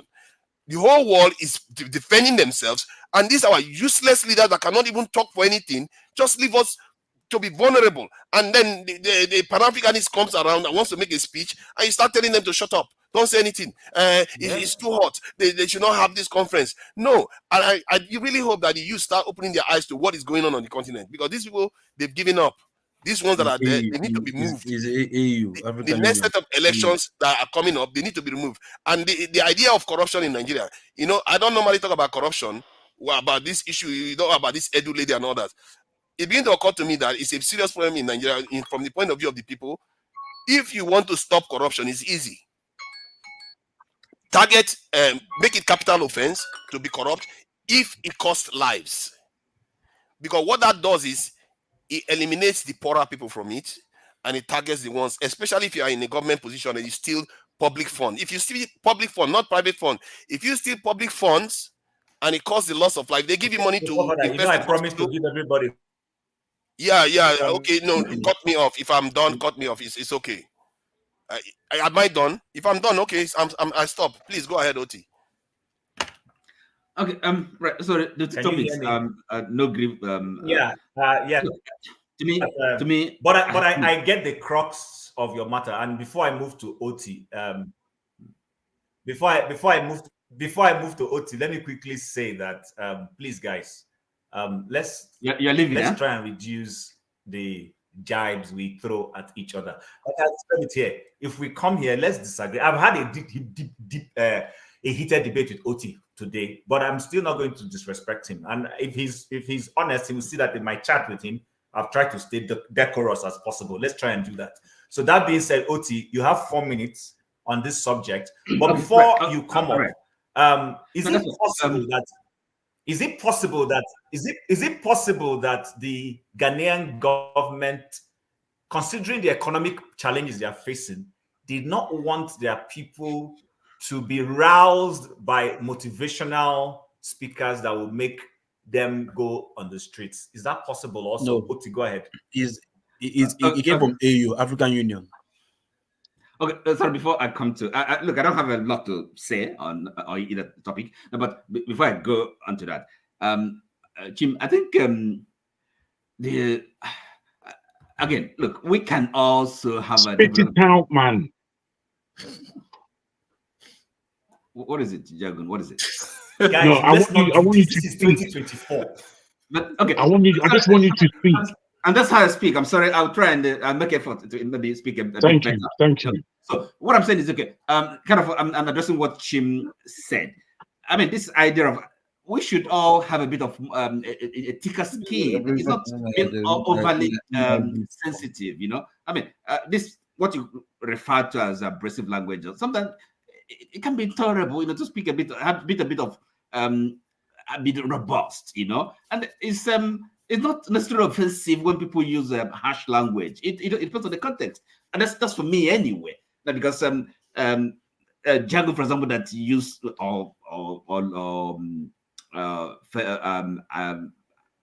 Ferreira, or even maybe myself sometimes, saying that maybe look, there's a difference between attacking and an opinion, that someone has expressed, or a point of view, from attacking that individual person. You can, I think it's quite proper to say that somebody's opinion is you can say it's rubbish. I mean, why should anybody really be offended by that?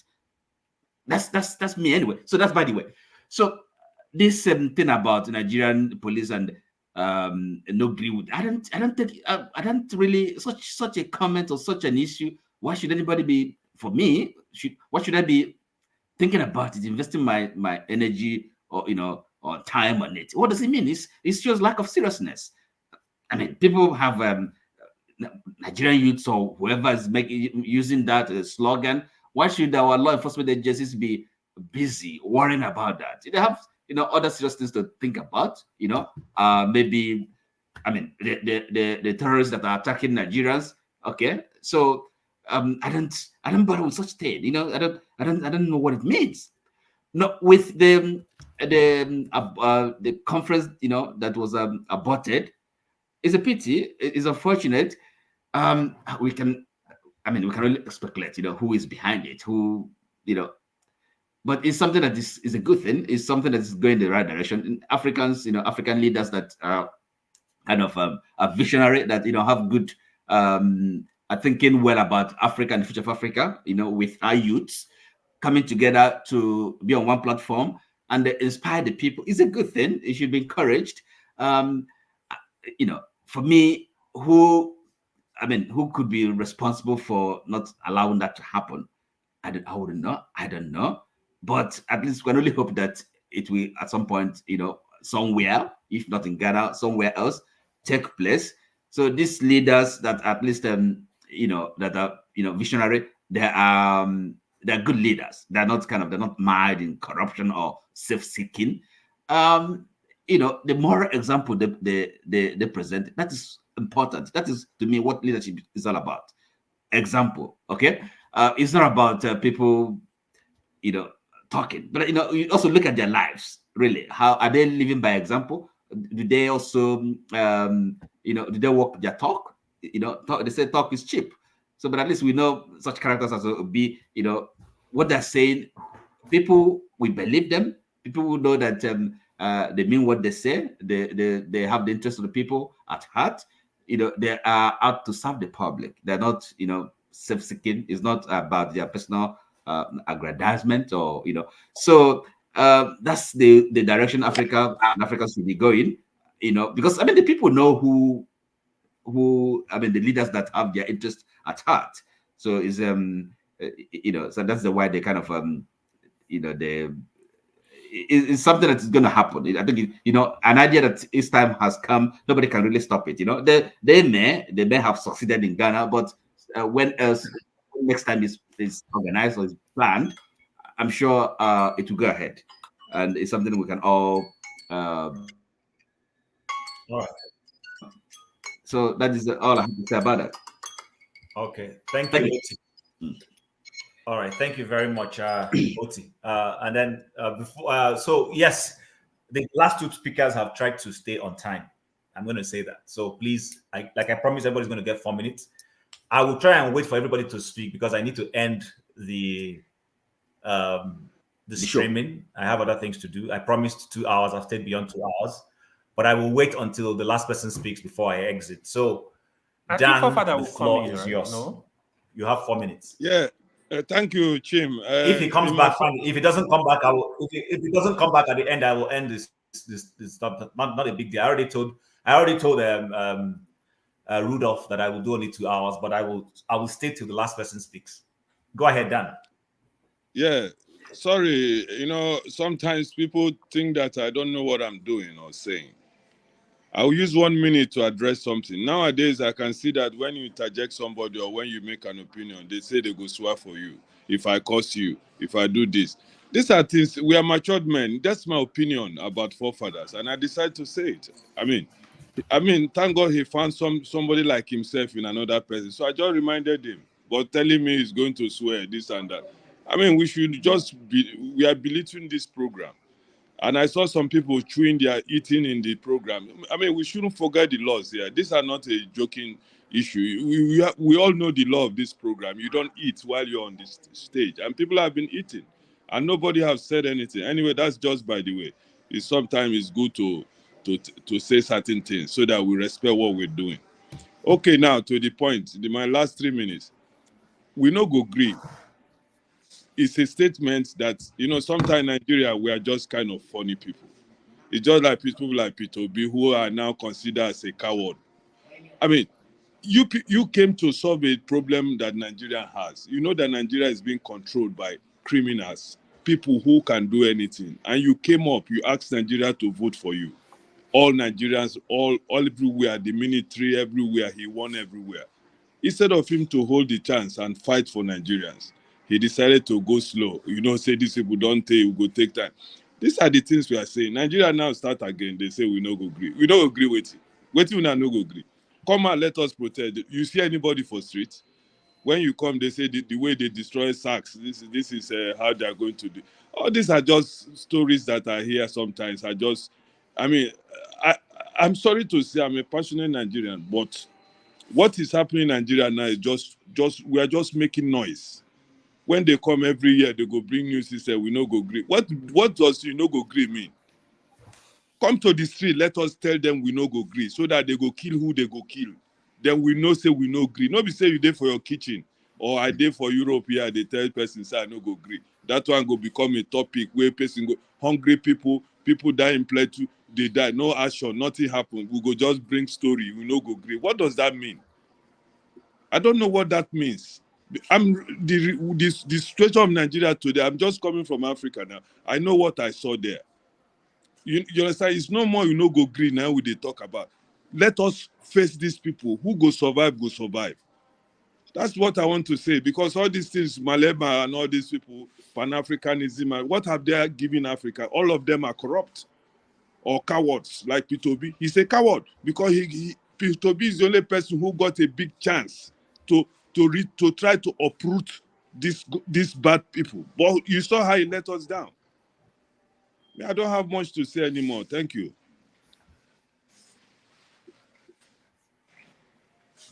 And the Ghanaian, okay, so you've spoken on that one. All right, so no problem. Thank you very much for that submission. So Tone, 4 minutes. Okay, I'll address something likewise in about a minute and a half.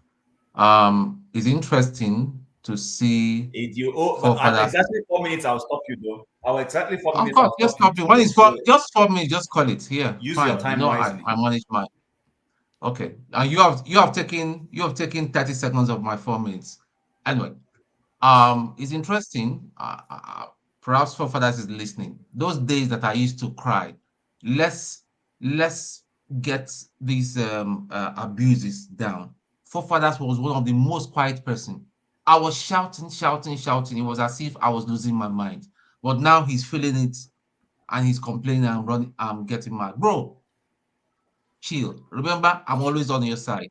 I'm not criticizing you, but you got to the same thing you told me that time, and that is what I've learned now to deal with it. So you got to employ the same thing. You and local. Sorry, Tone, but it's different, Isha. Your own case and forefathers case. It's not different. No, it's no different. You need to see how they attack forefathers in other, even in other platforms. Yeah, you need to see how they attack him and all that. When I'm there, I defend him.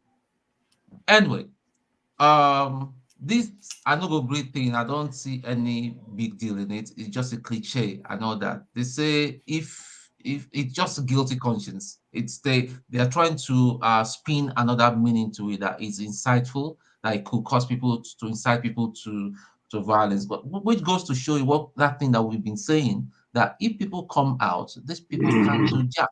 They will not be able to do jack.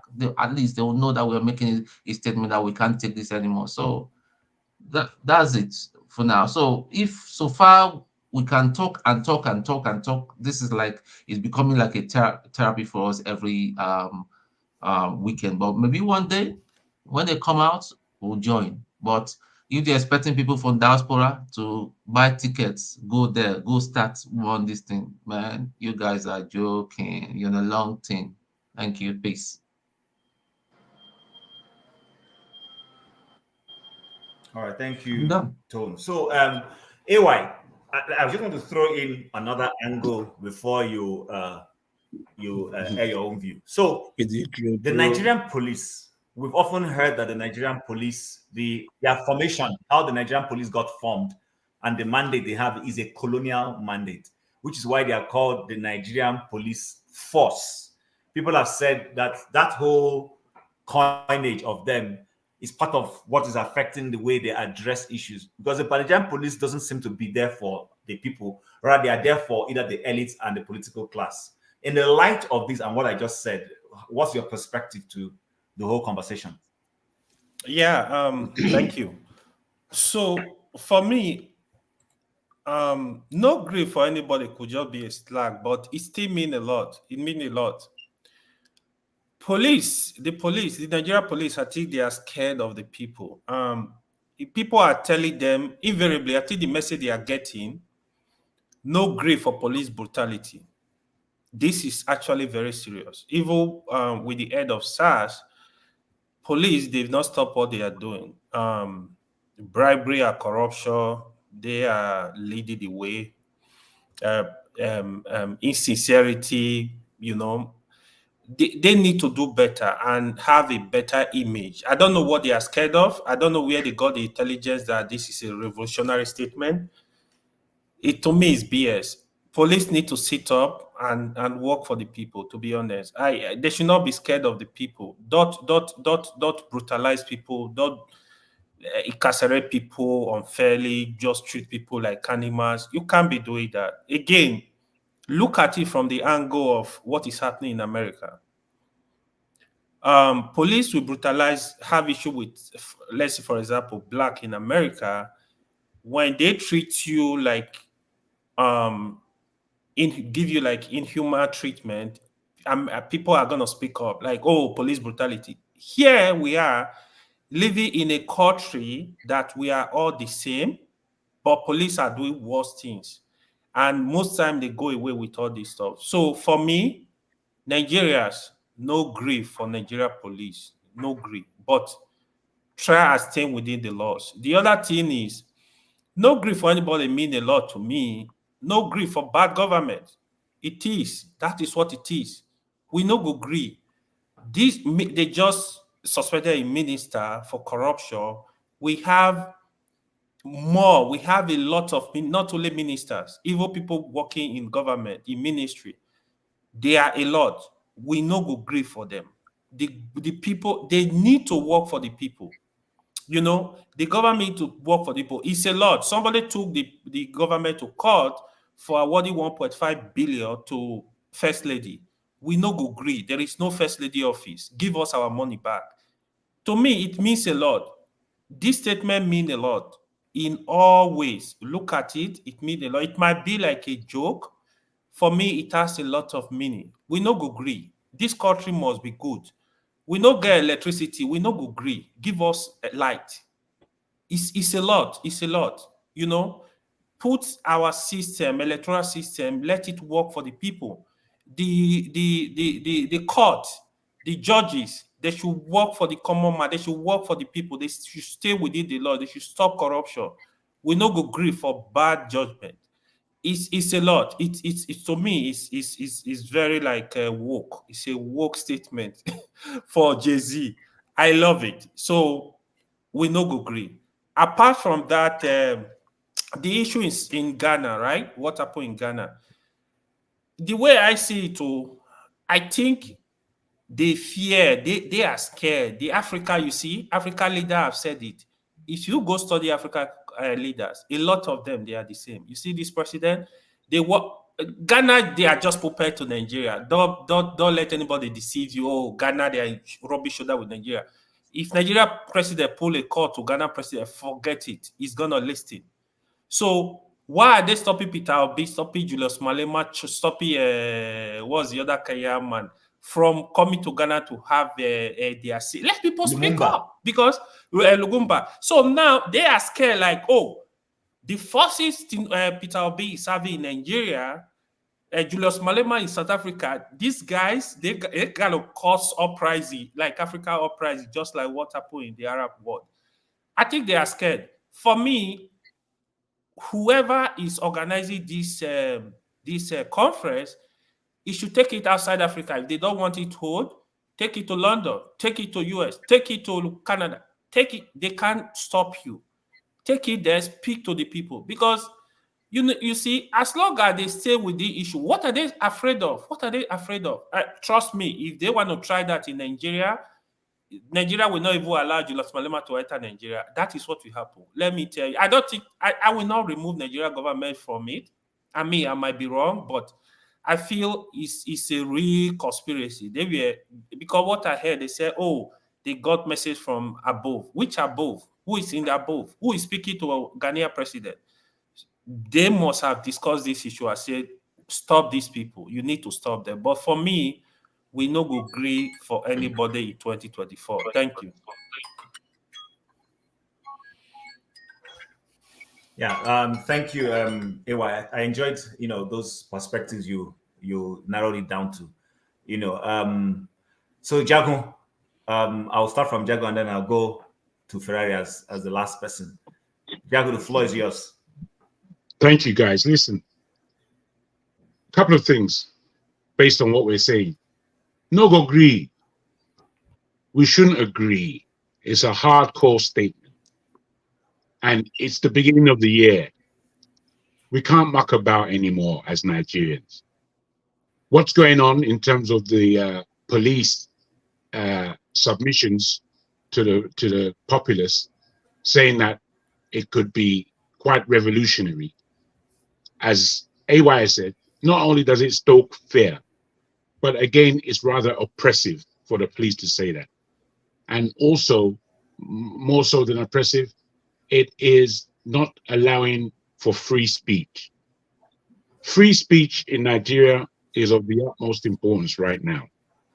And for anyone to try and curb it, we have to understand that we no go agree.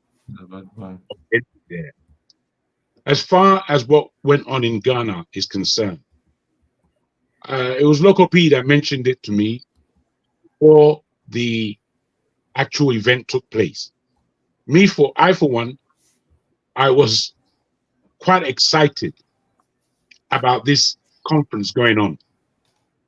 And I knew nothing about it until Local P informed us. With the kind of panelists that they had, that was a powerful group. And if you like, the odd one out there was P2B, but it was very good for him to be included at that level, at that panel level. Now, they also had a kind of press conference after it was cancelled. And unfortunately, Julius Melama was not there, but I heard what they were saying.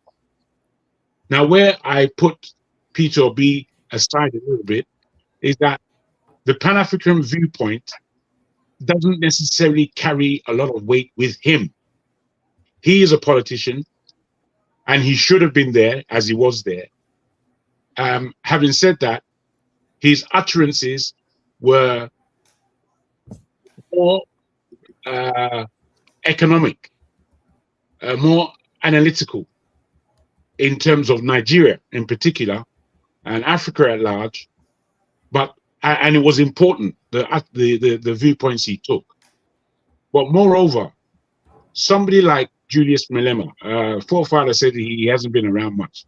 For me, whether you agree with Julius Melama or not, the authority, the confidence, the assertions that he makes, for me, ring big bells.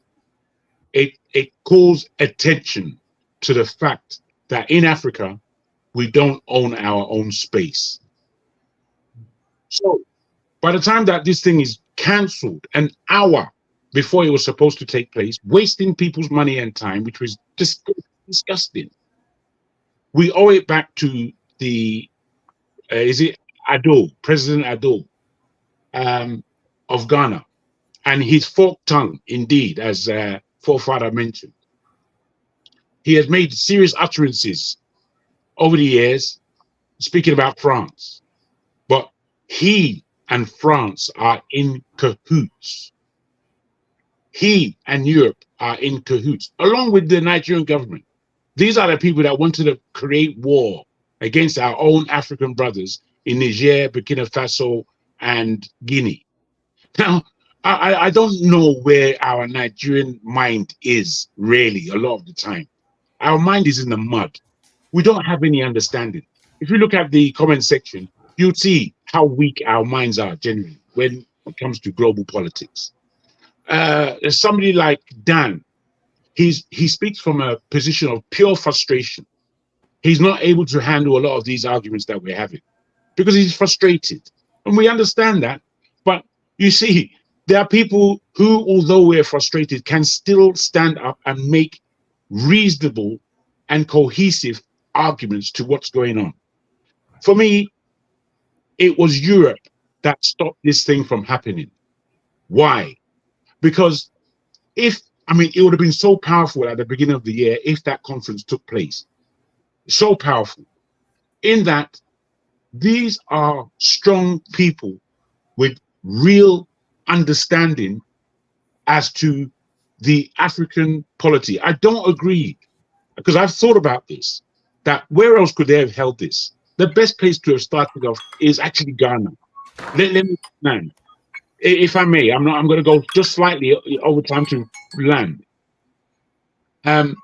The importance of this conference with these individuals speaking to us as Africans should never have been disallowed. Never, ever. And there is no other place where we need to make sense than on our own territory. To have had that in Europe or America, bruh, it would have been wonderful, but it would have gone into insignificance. We need people on the ground in Africa to stand up. Then, or there needs to be a combination of how we attack our governments in that continent, between the diaspora and the people on the ground in Africa. I'll end it there. Thank you, guys. Okay, thank you, Jack. So, KJ, it's your turn, but just before you take the floor, so Julius Melama has been around for a while. Julius Melama used to be a member of the ANC, and then he did disagree with the ANC. In LSC. He was a youth leader. Then at some point, yeah, I know. Then he disagreed with the ANC at some point. I'm not sure whether he was under Mbeki or under the Zuluma, what's his name, Zuma, but he disagreed with them, and then he broke away and formed the Economic Freedom Fighters. Now, the Economic Freedom Fighters can be acknowledged as the ones who brought down Zuma's government. They are the ones who called out Zuma's corruption. They are the ones who insisted when ANC members of parliament were going to keep Zuma in office. They insisted until an inquiry was instituted and Zuma was found guilty, and ANC had no choice than to remove him. So now my question is this, and KJ and then any other person subsequently can throw in. Is it possible that people saw or remembered this, the Ghanaian government in particular, and said our grounds will not be a place where this kind of conversation will be held? Because they could have taken the conversation to Nairobi, they could have taken it to South Africa, they could have taken it elsewhere, but there's a significance with happening in Ghana. So I just wanted to throw that out for us to chew on while KJ takes the floor. So KJ, the floor is yours right now. Yeah, thank you. And I would like to start from what you just thrown in. The reason for that conference, majorly, is because there's an upcoming election in Ghana. So this will have served as a pivot point for some of those people who will be maybe taking part in that election. But remember, someone was saying, Jagun, who spoke last, said maybe P2B was a little bit of the, short term in that group, which is true. But in this circumstance, P2B's presence is very much needed, because I said it now. I said that. Yeah. If you just allow me to finish, sir. No, you have to be accurate, bro. If you're using my name, you have to be accurate. I can't allow it. You said that P2B is a politician. The rest of them are African. I didn't say that. I didn't say that. You see, this is where I start cussing. I don't like when people are. Why don't you listen? No, it's a misunderstanding. It's a misunderstanding. No, I don't like it. You. So Jack will not agree for anybody in 2024. If you're going to speak my name, you've got to be accurate. I can't allow you to speak nonsense. I said to you that Peter Obi. No, I have to correct him all. So if he's going to use my name, use it well. I said to the panel that Peter Obi was the one who was the least Pan-Africanist of the bunch. However, his presence there was of vital importance. Go from there, my friend. Thank you very much. Thanks for you arrogate this position of so much knowledge and understanding of world politics. It pisses me off, really. But I'm not going to, reduce myself to that level where you're driving. You're already reduced, my brother. You're already reduced. You don't have to reduce yourself. No. Let's not go there. Let's not go there. So hold on, KJ, hold on. KJ, hold on. I'll give you your time back. So, Jaco, I hear you.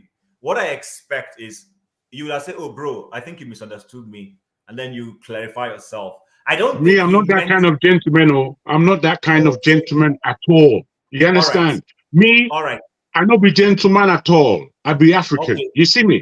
So Let's if move someone's forward. coming with bull fart and speaking my name against it and it's inaccurate, I will get them in the neck. Very fair enough. All That's right, how I that's am. okay. Your point. Let me, KJ, please, can you stay on point and go ahead with your perspective? Thank you. Like I said, Peter Obi, I don't know why anybody would think he's not a Pan-Africanist to that level, even though he's more or less a businessman, before a politician. So he's been there for all I understand, was to help mobilize the youths for that upcoming election in Ghana. So now, why did the Ghanaian government call this off? I think the government in power don't see that meeting as going to help them in the upcoming election. So the best way to do to help douse the already galvanized youth of Ghana was to cancel that election. Remember, I was going to be in a public place where every one of them had traveled from all parts of Ghana. Where I was following that meeting, and eventually called off. And of course, just like they had suspected, the youth didn't go away. They still gathered and they said they wanted an answer why it was cancelled. You see, if we have youths in Africa who ask that kind of question, the next time before the government to cancel such a program, they will be a little bit afraid of the people. What happens in Africa is that the government don't fear the people, and so anybody can wake up any day and just say and do whatever he wants to do, and it goes. So now they have sent a very strong warning. So next time when such a occasion arises, it will be difficult to just call it off, because it's not supposed to be the other way around. The government is supposed to be for the people and not the people for the government. So I think that's the reason. That's what I see. My trail of thought have been distorted by the gentleman, so I just let it be. Okay, thanks. So hold on, before you, KJ, hold on, sorry, Jago, bro. no, Jago, hold on, I Jago, just need to hold put a on, question Jago, to him. hold on. No, it's No, important. Jago, hold on, no, hold on. I will give you the floor, but hold on, this guys, hold on. So the truth about the matter is, yes, in the cost and then KJ, responsibility lies with you. I keep saying when you come here, make your point. Try sometimes to avoid going to raise up other people. Once you raise them up and they come in, sometimes the moderator has barely no limit in control. But I will help you in saying, are you okay? Do you want to address the no Gree for Niger? Or if you're okay, I'll move to the next person. Okay, thank you for reminding me. Let me tell you something. This is not the first panel where you can repeat what somebody have said and the person says, sorry, that's exactly what I mean. Is it that the reason for a fight? I mean, I didn't insult you, even if you said I'm taking it out of context. Bro, we can get over that. Jack, hold on, you would have the floor. You are distorting. No, Jack, you will have the floor. I'll come to you. I will. Please. Everybody can shout. Okay, so it's not the first time. All right, so it's nothing out of content to say that somebody misquoted you. Oh, people have misquoted other people here. So KJ, can we go to the other station? No. Jim, please. KJ, that's wrong. Anybody cannot shout. I'm the only one who can shout. Concentrate and finish up.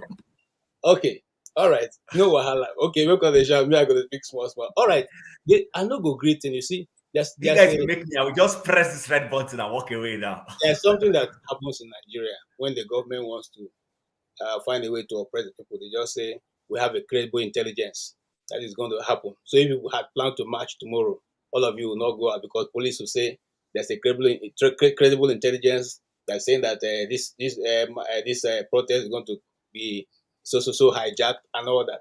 So we have heard this over times. For me, it's not even going to help, because the state is still more powerful than the people of Nigeria. I no go agree. It go end for your own house, because the moment the thing Gree For gets to your doorstep, every other person backs out. That's always been the issue. That's why I praise people like Shore and Nnamdi Kano, who have stood their ground.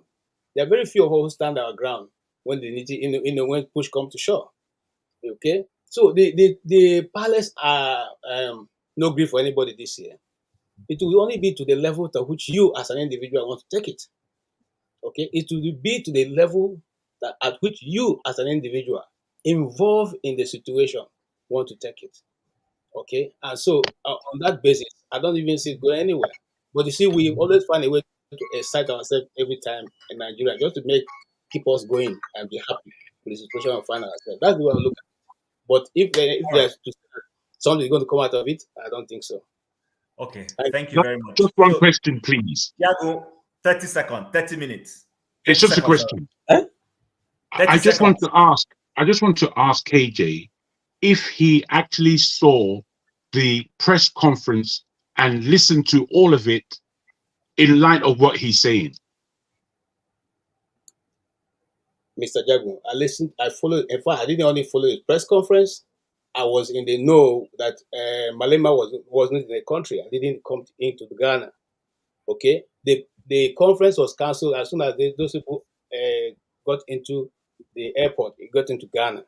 I followed the press conference that was held in a different place, not the venue. The That's right. organizers arranged another place for which they sat down to address the press. I followed everything. Okay, good.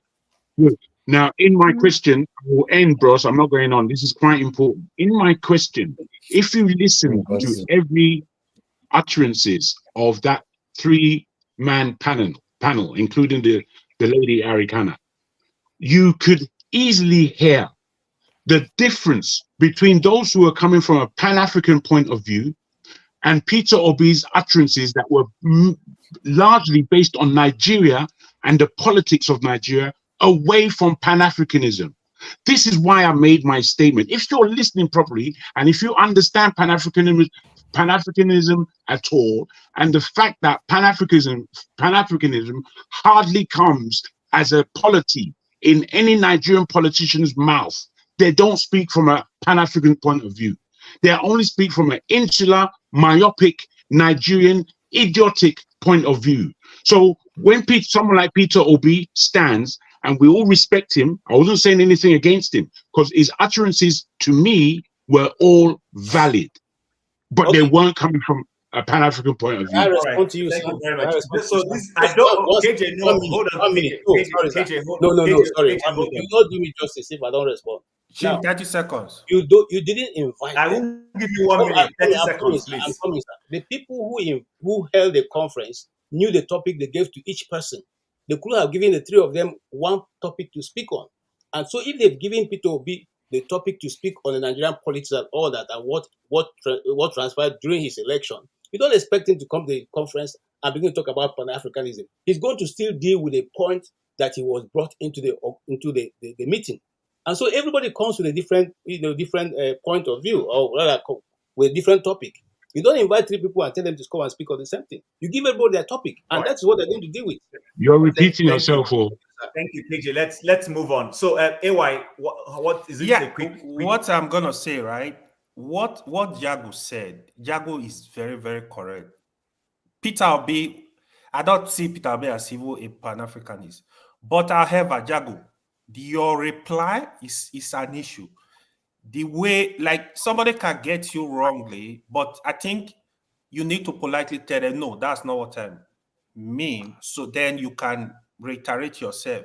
Thank you. KJ, you know, it's a gentleman, you know they fight.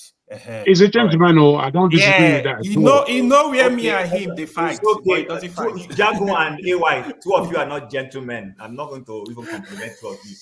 Two of you are not gentlemen. Loco P. Loco, are you with us? Or you have another agenda? Okay. So what's up, bro? Please, the floor is yours quickly because Ferrara has been waiting. Okay. Hello. Okay, so which one should I go for first? Whichever one you want to go for. Okay. I not Gree matter, right? So not Gree for anybody. In fact, I just like it just shows how unserious. Let me not say we as a people, shall, because at least the army has come out to teach the Nigerian police how to use words in their own advantage. How to, as in, teach people how to use words. You understand? Or like the guy just woke up from one place and like will not grieve for anybody.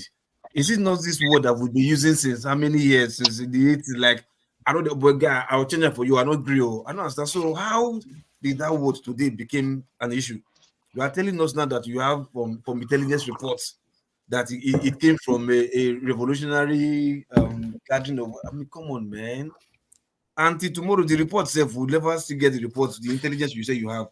Like, we not agree for anybody. So, and you cannot even say, what if in the case that your corrupt officers are trying to extort Nigerians, what would they tell them?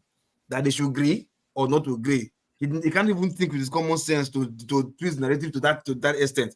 He just tell. If look at his dominion when he was talking. You see, if you think they are smart, we tell them that we have intelligence, but like, you know that this guy is just a joke. He's just making fool of himself. And I won't blame people. That's why sometimes I blame these journalists when they interview these people and they hear nonsense from their mouths and they don't even have reporting questions like, okay, do you mean this? And they just keep quiet and just record the stuff and just go and post it. None of them can even ask the question because he came to give a what's called a broadcast. So I mean, the journalists they have their liberty to ask questions too. Okay, what do you mean? Can you please say this or say that? They just open their mouth as usual, record and go and post, then turn Nigeria into friends or whatever. I mean, so I thank God for the army that came, because if you look at what the army said, before you use that word, not grief for insecurity or whatever. Terrorist. Yeah, terrorist. He paused first. You notice he paused. Then he smiled. You can see this small chuck on his face, like not grief for, because he knows like if I should say this is going to be what the press will want. They will laugh about it. He knows what I'm going to say. So like I think that's just to show how foolish that guy is, because if you look at even the time he arrested those just lover guys or whatever, even the cases were pressing against them. You're like, man, come on, man. You don't even have cases against these boys. You're just looking for somebody you just oppress to satisfy those maybe preachers or whoever gave you money to look for somebody to arrange this level or whatever. So I think that guy should learn his job. He doesn't know less from himself concerning that. Then for the what's it called? For the convention, man, I was bitter anyway. I think it was a little bit of mixed emotions.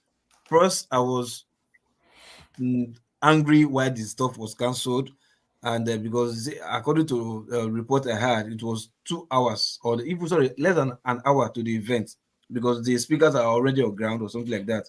So the army just came in, flew with the helicopter, came in with on land air, and that was it. Like, hey, shut down the show. And it like, oh, what's the reason? Order from above. That was what they just said. Order from above, and they evacuated everybody. You understand? That was what happened. And the guys were like, oh, okay, who sent the order from above? Let's see, what is the reason? And there was no reason, and there was like, we will remain here until. And what Gladys Myers was, they were now chanting solidarity song for like, the youth of Ghana. They have to fight for their rights, this and that, which I know Nigerians, okay, you see that opposition, but at least I gave it to them.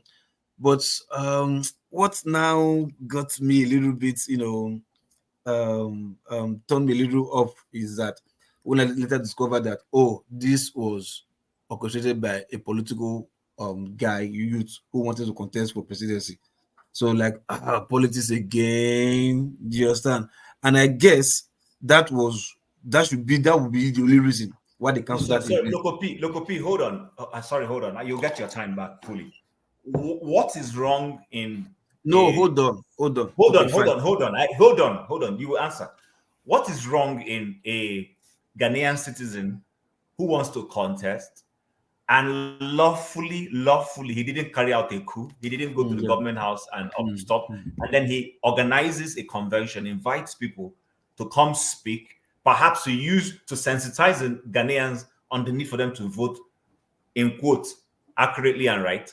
Yeah. He did the right thing. What's wrong with that? Because this Akufo-Addo was a beneficiary of freedom. We remember when he was, contesting and he lost before, and he claimed that he was robbed. So is he not? So that's the problem I have. People who have benefited from liberty get into office and then they become to subjugate liberty. I mean, what's wrong with that? Okay. What I said, right, a little bit is like sometimes when you want to catch your enemy, you don't give them something to feed on you. You understand? He did all he could do. If you see that when he was doing this max thing, the billboard, whatever, the tension was rising. The billboard tension was there. He was gathering the momentum. But when he now came out to like, yeah, this is the guy behind the face. It was like, oh, it's a politician, then let's go on, because they know they can always get a politician or whatever. You understand? So based on the fact that they know he's a politician, I think that was what gave them the demand. Oh, this guy wants to come and cancel our election. This guy is coming for me. So he's not trying to sensitize the Ghanaian youth. That is his mission. His mission is to garner the Ghanaian youth against my next election or next election, something like that. So you not give them food to come and attack you. So if it had went smoothly, allow the convention to go first, then at the end of the convention, he would not reveal himself that he is the person behind all this stuff. Then I think that would have made sense than to just like unveil your secret before your plan. Understand? You have a plan, you have a secret, but you want to unveil it to your enemy first, which your enemy can face on. That was people like, come on, man, you should have done this. You should have done this. So I think that was it all that happened about the whole guy. But on the general note, he made the right move, he pressed all the right buttons, and then concerning the speakers that came, the ranking of the speakers, yeah, I think Jago was correct anyway. Peter Obi is a list among them, judging for what we've seen with following African news. You stand for most of us that are following African news. We've seen Julius Melama speaking right from time during the xenophobic attacks, trying to like, look, we have been fighting that there should be no boundaries in African countries. They should remove the borders. That Africans is we are all one people, our brothers and sisters. We can travel to wherever we want to go to at any time. So he has been that. Dr. Arikana, we know then how she attacks the white guys and other stuff from Zimbabwe. Then the legend PLO, no dispute about that one. We know. So amongst all of them, Peter Obi seems to be the least. He just came into the picture just less than 1 year ago. You understand? Talking about his own election, not even the African stuff. He about his own election, about Nigeria. That's what he has been fighting for. Why others have been fighting for Africa. So if he says yes, he's the least among them, yeah, but that does not mean he will not be or will not grow. Probably this is his first time. So maybe with other conference coming up, if he's speaking, then he can put his name there. But yeah, that's it for me. Rizzo, I didn't say it was least though. I didn't say it was I'm least. telling you, I say like you said, I say you were correct. But for me, I said no. Among all of them. I just didn't want to take it away from KJ's point. I said he has all authority to be there. Please. What are we saying? I say yeah, he can speak now. The people will call you. Now the people will say they then be your friend, and then they sabotage you. Pass. See, look. Anyway, Ferrari, the floor is left to you now. Oh, thank God! All these people too, they talk. They talk. No let them reach me. Waiting be this. I'll be. My people, we get three topics. Ferrari. My people, we get three topics. Remind me of the other two. The first one is no grief for them. One, Abi. What's the second one? The cancelled conference in Ghana. Council conference, and then me and that lawyer issue of the court. Oh, you can throw in the lawyer if you want. I don't know much about the lawyer matter. Yeah. The slogan, no grief for them. It's a good thing. But I personally think it's coming from the online people, online movements that is forming as a result of this election. You guys might not know it. Your discussion here, the impact of all the other good media like Niger Watch and Mayegun, is reaching Nigeria, is impacting them little by little, and is touching those in government. You might not agree with me, but I believe that the no grief for them, it's part of the online thing that pops up from the online conversation and all these things we are doing. We still need to expand more. We still need to educate more, but it's a good thing. And the reaction of that police commissioner shows that those in government are scared. They are scared of the people. They are very scared. They know something would happen. That was why even the Kano Supreme Court judgment, they returned the NNPC, the whatever I don't know. NNPP people, NNPP guy back because they know the people were ready, and that was going to strike something. And if it starts from the north, the rest of the country could catch fire. So they're really scared.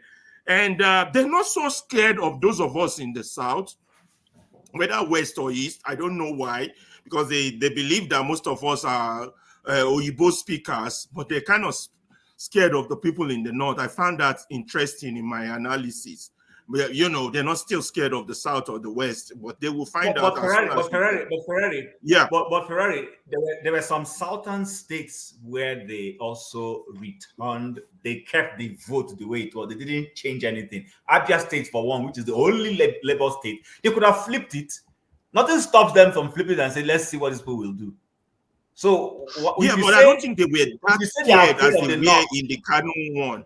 I might be wrong, but you know, it's subject to individual analysis. I might be wrong, but I really think with the way they're scared of the Kano thing, that one was just, I don't know much detail about the Abia. I don't know if the Abia people were as agitational as the Kano people. This fact matters. You understand? Or the Abia people were like, oh, we won't react because we are Easterners. I don't know these details. But once they saw the first reaction, remember in the Kano team, they had to go on Zoom to release the bad result. That was how scared they were. And when they saw the reaction, they knew they better not repeat it. You know, they have their own intelligence talk on the ground there. But fine, the people are, but we're not there yet. And that takes me to people like Dan. Dan is there. He's angry. He wants to react, want to be on the street. But the people are not there yet. A lot of people would say, I'm pushing back. We still need more education. Even those of us on this panel, we need more conversation, conviction, convention. We got to convince ourselves. Some of us are not there to that agitational stage here. Remember my mathematical concept. 10% of the Nigerian population matters in this talk. Out of that 10%, only 2% knows what's going on. The other 8%, the 2% has to convince that 8% before we can get to a critical mass to change things. Now, on the Ghanaian thing, it's part of their fear. There's a Western Africa fear of the global dissemination of information and conscientization of the people.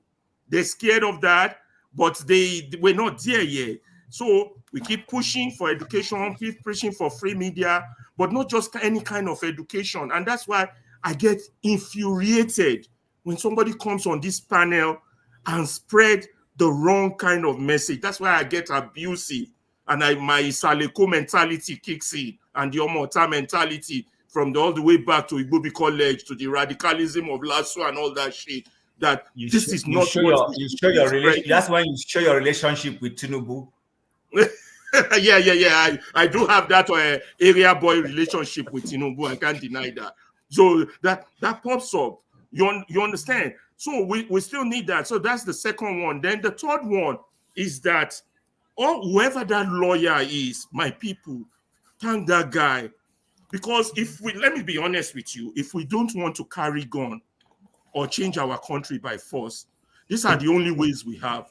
This media team and legal team, even if their laws are bad, keep suing them. Every illegality, keep suing them. I wish all the people who read law in Nigeria will understand this. It was so frustrating for Dele. He had to quit. I wish he didn't quit. I wish he was still there, but I don't blame him. You understand? Keep suing them. What's the guy's name? Okpara, right? Suing them that this thing is not in the Constitution. Why allocate budget for what's not in the Constitution? That's the only way we can change that. We might not get judgment from them, but believe me, you are achieving a lot. You're making their evil visible. You understand? Not just them. I'm telling you guys, I wish I had read law in Nigeria. I wish I hadn't left. I wish, there's so many things I wish, but I'm 55 now. I'm be old. But there's so many things that we could have done. I wish I still had my youth. So many wishes and no horses to ride. But on a serious note, if we don't want to carry gun, these are our only option. Sue whoever you can sue. The killing in Plateau, the commissioner in charge. But first of all, we need a press. We can't keep letting these people tell our story. The Arise, the channel, they tell the stories of the politicians. The politicians. So when you have your own, imagine if you guys were editorial board of a diaspora media. Imagine the type of thing you're going to send the reporters out to go get. Imagine the type of questions you will put before these criminals. Imagine the type of cameras you will put in front of them and demand answers. You know, they're entering their house, camera is in front of them. They're calling our camera. This is the only peaceful way we know. If we're not going to, either way, we're going to carry something. Either we carry camera or we carry gun. You understand? Or you carry torchlight or you carry gun. Torchlight means you bring light to the darkness. If you don't bring light to this darkness, the country is not going to change. That guy, Opara, I wish other lawyers were like him. You understand? Journalists like Rufai, I wish other journalists were like him. We need more people like that. People like Rudolph, people like Elvis from the Niger Wars. We need this people. Even when Sowore started Sahara Reporter, I stated that we need 100 Sahara Reporter. I wish he hadn't gone into full politics and just spread more Sahara Reporter. These are the only way we can change a society like ours that is rotten to the core. Give that guy Opara, the lawyer, a kudos, you know, and hope others join him. That's just all I have to say. Today is a very good day. I didn't attack nobody. Godfather, his father is very happy over there. I didn't talk about him. Everybody is happy, smiling, and I'm go and see no more. You guys are you're very unbelievable human beings. I swear. It's nice to see you. Happy. And so nice to see your face where you they hide every day. We know they see you regularly. No mind show. Sure, what happened? They also are they Franking Charles money now? Are they Franking Charles pounds? Now you got the juice. You also go hide now. All right, so before I come to you, forefathers, I need to leave. Are you going to take over before show takes the floor? I've not talked to. Forefather he will come to you now eventually. So he will. Forefather, I want to talk to forefathers as a panelist before he will cut me off. Shut up. I'm a panelist too now. I'm your biggest supporter. Don't let it fear me. But it's okay. I'm a panelist. I'm allowed to talk too, so it's okay. No, they fear you. Okay, so on that note, before you come on, I want to say it's been wonderful anchoring you guys. You guys didn't disappoint. You tried to make my life difficult. You have given me a bad name on the open chat. People are saying I'm not firm. They say I'm tired. There's one person who says I feel like I want to go and sleep. Thank you very much for exposing my staying power. But that being said, honestly, I appreciate everybody. So sure, the floor is yours. I'll see you guys tomorrow. Thank you. All right. Thank you, Chim. Thank you, Chim. I'm leaving as well. Good night, everyone. Good night, OT. It's been a job, isn't it? Sure, welcome. Good to see you. Thank you very much. Good to see you all. Everybody. Okay. Sure, good night. Thank you so much. Good to see you. I mean, they chase everybody now. Wow. Maybe I should leave so that I came in and three people are leaving. Don't worry, I'll be quick. I'll make it brief. Just to say Happy New Year to you all. It's wonderful to see you. I've been away. I told Rudolph I was going to be away, and I'm still not back. But when I had that no Gree for anybody this year, I thought, let me come and chime in on that. I've been away due to work. I've been working night shift. I've not done this in maybe 17, 18 years, sustained night shifts. So I'm delirious most of the time. I feel like I'm drunk. I don't even know what day is. It's like I'm in a constant loop. And it makes you appreciate, the nurses and those who have to work night shift, whatever job they do to keep us all safe and all of that. The project is rounding off. So in a couple of weeks, I'll be done with the project and I'll be hopefully back on another project where I'll be working day shift. So with that said, Happy New Year to you. I hope you all had a wonderful Christmas because I've been away before Christmas.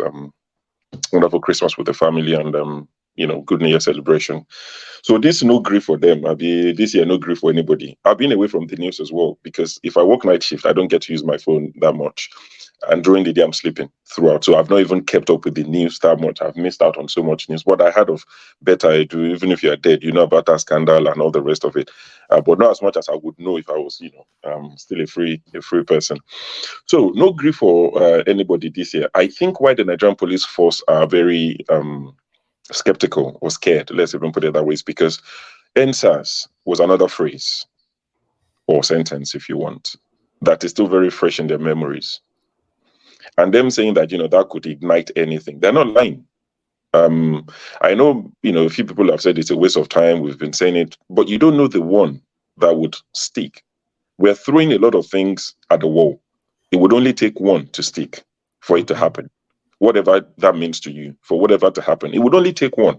It might not be this no grief for anybody. It might be something else that, another group of people would start saying, and it would metamorphosize, and it would go beyond social media. So the police are right to say, please stop this nonsense. We're not interested. Don't bring anything that's going to remind people of NSAS. Because NSAS, if they told people NSAS will have, translated into what happened in Lagos and Lekki and a few other places, many people have said, a waste of time. Which one is NSAS? No, be today, police don't brutalizer. So I'm happy that the people are coming up with all sort of things. And when they say don't agree, someone rightly said, it's not just about the police. I think it should be holistic. Police, government, and I think it's more targeted to the government. I think what it means, in my opinion, is people are trying to say we will be an opposition. Forget Peter Obi, forget Labour Party. We, the citizens, would, maybe not opposition, we would occupy the office of the citizen of the country. Maybe for the first time in a long time. Maybe before my time, maybe that happened, but over the last 40 years plus that I've been alive, I can't remember the citizens occupying their office. Probably because we had a lot of military rule where you spoke and they just picked you up and that was the end of it. But I think the citizens are saying, we won't grieve for you to do us anyhow. You have to do right by us. I think that's what that means. And the police are right to be worried, and they should be really worried in terms of that. Also, the Ghana thing that was cancelled, I saw it briefly. I think it ties into this don't grieve for anybody. The powers that be in Africa and the puppeteers, like, someone like forefathers would strongly agree that, the leaders in Africa are puppets in the hands of the puppeteers. They wouldn't want a congregation where you have someone in the mold of a Malcolm X in Malema. He doesn't want to dialogue with you, he just wants to take your head off if you do any nonsense. Jagun will fit into another, Jagun's that kind of fiery, I'm not here to make you happy, I'm not here, I don't care about your emotions, I'm going to tell you the way it is. Someone like a Malcolm X, someone like a Malema, like a Jagun type would come and say, things the way it is. And you now have another one in Professor Lumumba, who I would say in the mode of like someone who would be diplomatic, but speak truth to power, like Dr. King, And I'm not trying to put them on the pedestal before people come for me, but I'm just saying in that type of mode. Someone like myself, someone like Chim, who many have said, we're very diplomatic, but Jagun doesn't care about your feelings. He will tell you what you need to hear. So you have those two types in the room. It doesn't matter what sort of approach works for you. They've got you covered. If you like the fiery approach, doesn't care, you have it. If you have the gentleman's approach, you have that in the room as well. You have Dr. Arikana in the room. And now think about it. You have East Africa covered, you have West Africa covered, and you have Southern Africa covered as well by these speakers. And one of the Ghanaian student union leaders said, people have come from across Africa. It wasn't just all over Ghana. So if you ignite the youth in Africa, if the day we finally wake up to what we could be, it's a wrap. It's a wrap for the rest of the world. So they will do everything to make sure that doesn't start.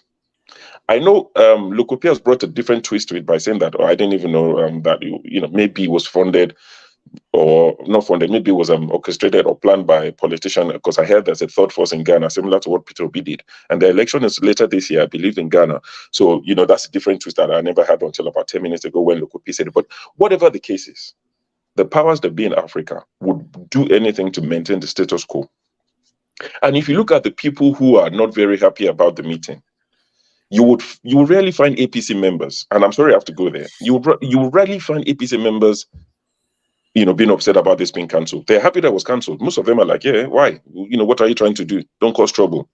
So people will keep the status quo because we're in power, we're in charge, it works for us. I can understand the politicians being happy, but the average guy on the street on Twitter celebrating it, how does this benefit you? You buy fuel at the same cost as other Africans. The insecurity affects all of us. I mean, I've been away when the Plateau thing was discussed. That's just horrific. And we have a country. And I know we've been discussing geopolitics, and it's good that we discuss it. But I also agree with the people that are saying, let's look closer to home. What is happening in Nigeria? Honestly, forefathers and I have said it several times. Go and look at the life expectancy in Nigeria. Compare it to Syria, where there have been a war for years. Syria's life expectancy is higher than Nigeria's. And insecurity is part of the reason why our life expectancy is very low, in 55. You have countries, if you go to Poland, check Poland, I'm sure it's higher than Nigeria's. You know, we have a country, and this is not about Tinubu, it's been going on for too long. We have a country that has been run to the ground, and this is why we need people like Lumumba and Malema and the Peter Obis, and I'm glad Jagun was quickly able to clarify that he didn't call him the list, which he didn't, because I started watching about half an hour ago. He didn't call him Peter Obi the list. One of my friends who supports APC sent me the video of this Ghana thing. Sorry, I'll round up in a minute. He sent it to me and he said, oh, look at this, Ghana people complaining, the students. He said, but he didn't mention your Peter Obi. I only mentioned he came here for people like Lumumba and Malema. I said, well, Peter Obi is a politician, a decent one. That's who he is. In fact, it's because I'm on my phone, I could have shown you the text. I said Peter Obi is not a Pan-Africanist, in my opinion, which is not a crime. So I don't know why KG got a bit, there's no crime in that. Everybody doesn't have to be a Pan-Africanist. I said Peter Obi is more concerned about Nigeria. Even the snippet I saw, Peter Obi, when they spoke in the room, Peter Obi was giving them examples of Nigeria. He narrows it down home. And when Lumumba and Malema and Arikana, whatever the lady's name is, they tend to go for the Igbo people, which is not wrong. They are very conscious of the puppeteers. Whereas Peter Obi even said in that room that I am not interested in the people causing the problem. We can solve some of our problems. That's what Jago was saying. And I don't think that's anything detrimental to Peter Obi's person. So don't let's make it a case of when anybody says anything that we feel is not pro Peter Obi, we quickly go for them. Let's look at the context. Jago was just saying Peter Obi is more interested in Nigeria.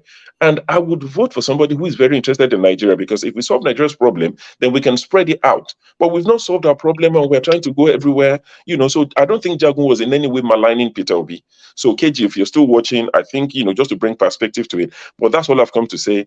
I'll be gone again for a few weeks. Don't run away. Please don't run away. Please at least stay a while. Honestly. I'm sorry. So sorry, yes, Papa, go there ahead. is this aspect to it that people don't realize about Peter Obi. You can find out whether Dr. Arikana, Patrice Lumumba, or Melema, they were in Haiti when Haiti had their earthquake issue in the 2010, if I'm not mistaken. Peter Obi went there, donated money, and worked there to help the earthquake victims. So it comes down to the same kind of narrative we get within the African continent. Some people talk Pan-Africanism while others act it more. From that point of view, you can say Peter Obi has actually acted it more. And we don't know some of the things our leaders do in terms of Nigeria and other, because Nigeria actually funded, is also looking to fund the African and counterterrorism strike force on the continent. We don't know. And this is why sometimes when Ghana always stands in front, like the forefront of Pan-Africanism, and yet they are sabotaging it heavily with the way they cooperate with the West, some of the things they do, you begin to wonder who is more Pan-Africanist here. Is it the one that are talking about it most of the time, or the one I think that's acting an unfair argument, man. That's very unfair. It's fair because none of them were it's there. not fair. It's not fair. Kudos needs to be, if I may, forefather, Okay, I just want to disagree with you, because kudos needs to be given to the inheritance of Ghana. And a person like Nkrumah, he took this thing on head on from the very beginning.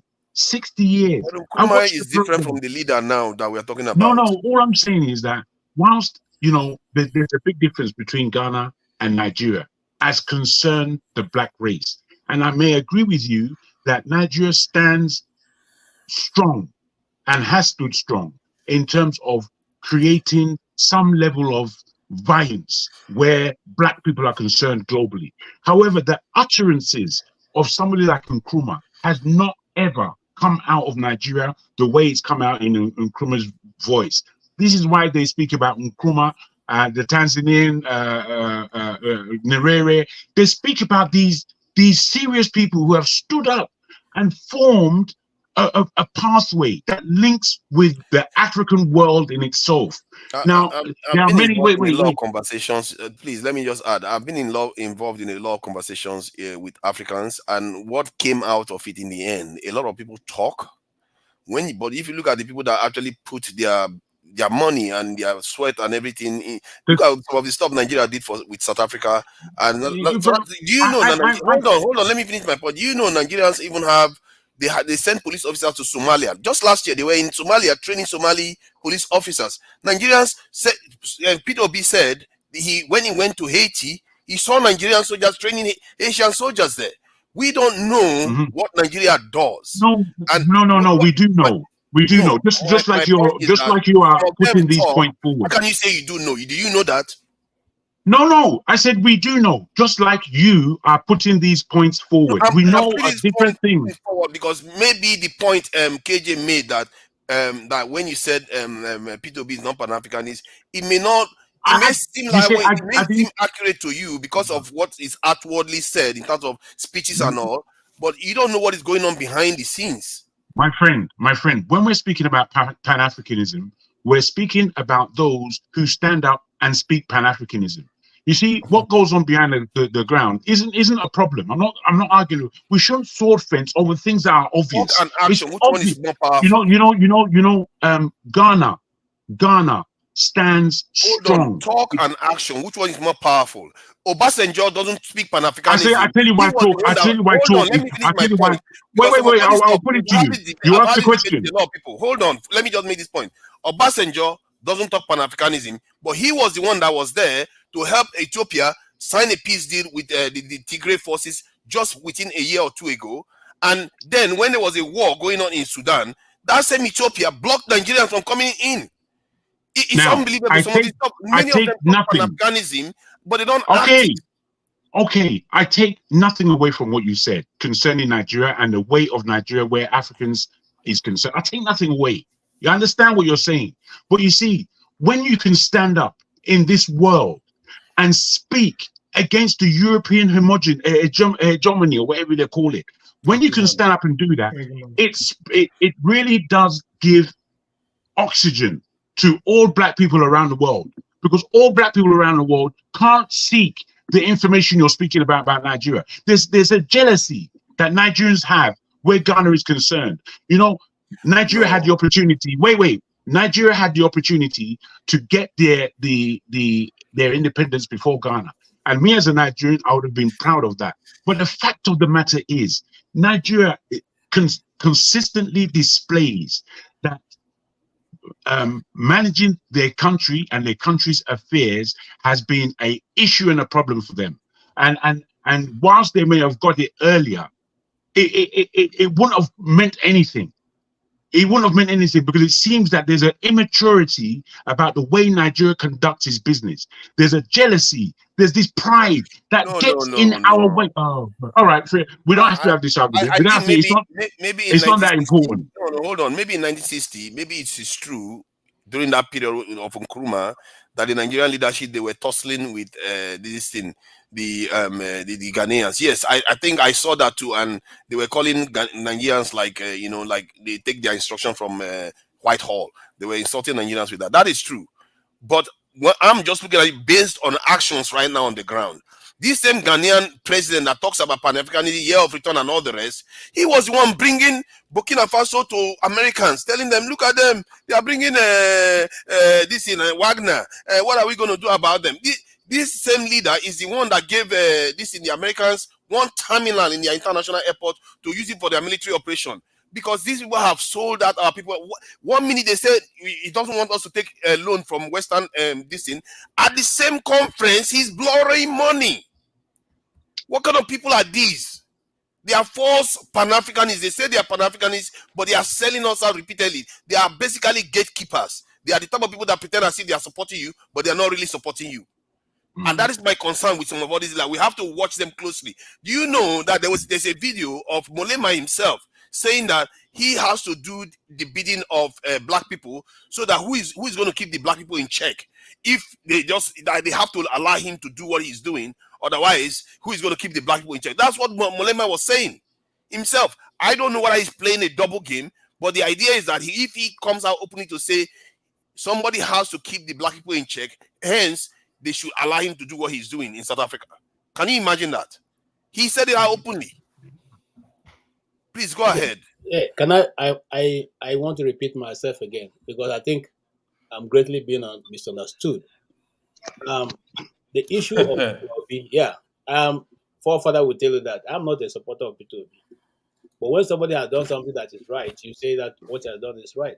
And I made it clear. The reason that P2B was invited was because P2B is now like a mobilizing force for youths in West Africa, in fact, the whole of Africa. P2B and the role he played in the Nigerian election are giving him a lot of leverage among young people in Africa. A reason why he was in that conference, and the reason why they think he's a danger if he is allowed to address the youths in Ghana. P2B's antecedents of how he has been in many parts of Africa doing humanitarian work without talking about it is there out there for anybody who cares to see.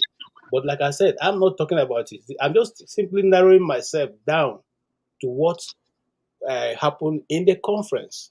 I'm not taking anything away from anybody. I'm just simply saying this is my viewpoint. If I want to be quoted, please quote me correctly. I'm not saying that P2B is not a Pan-Africanist or he's at the level of. It's not even there's nothing level here, because if you ask me as an individual, contributions that P2B have made in Africa is much more than, for instance, Malema just speaking, but this other guy is putting his money where his mouth is. And so who should I even celebrate if I want to celebrate? But like I said, in this instance of Ghana, the reason why government called that off is because P2B has become a rallying force. You see, there are videos all over Africa. Okay, you can get some of the videos from Cameroon, from Ghana, from Togo, from all around, Black Africa, talking about the P2B's experience in Nigeria. Pastors talk about that in Ghana. So he's well feared. He's looked as somebody who can easily mobilize that group of young people in Ghana against the government in the coming election. Hence, they decided to cancel it. I'm not here to trade wars because people are very intelligent here. So I'm not here to trade wars with anybody. I'm just giving my own viewpoint from where it is. And I think I have a respect. I think I deserve the right to have that, my viewpoint. If you want to quote me, please quote me correctly. Thank you so much, everybody. Can I say something about Nigeria's contribution, please? I heard Jagu say to the contrary. Am I permitted?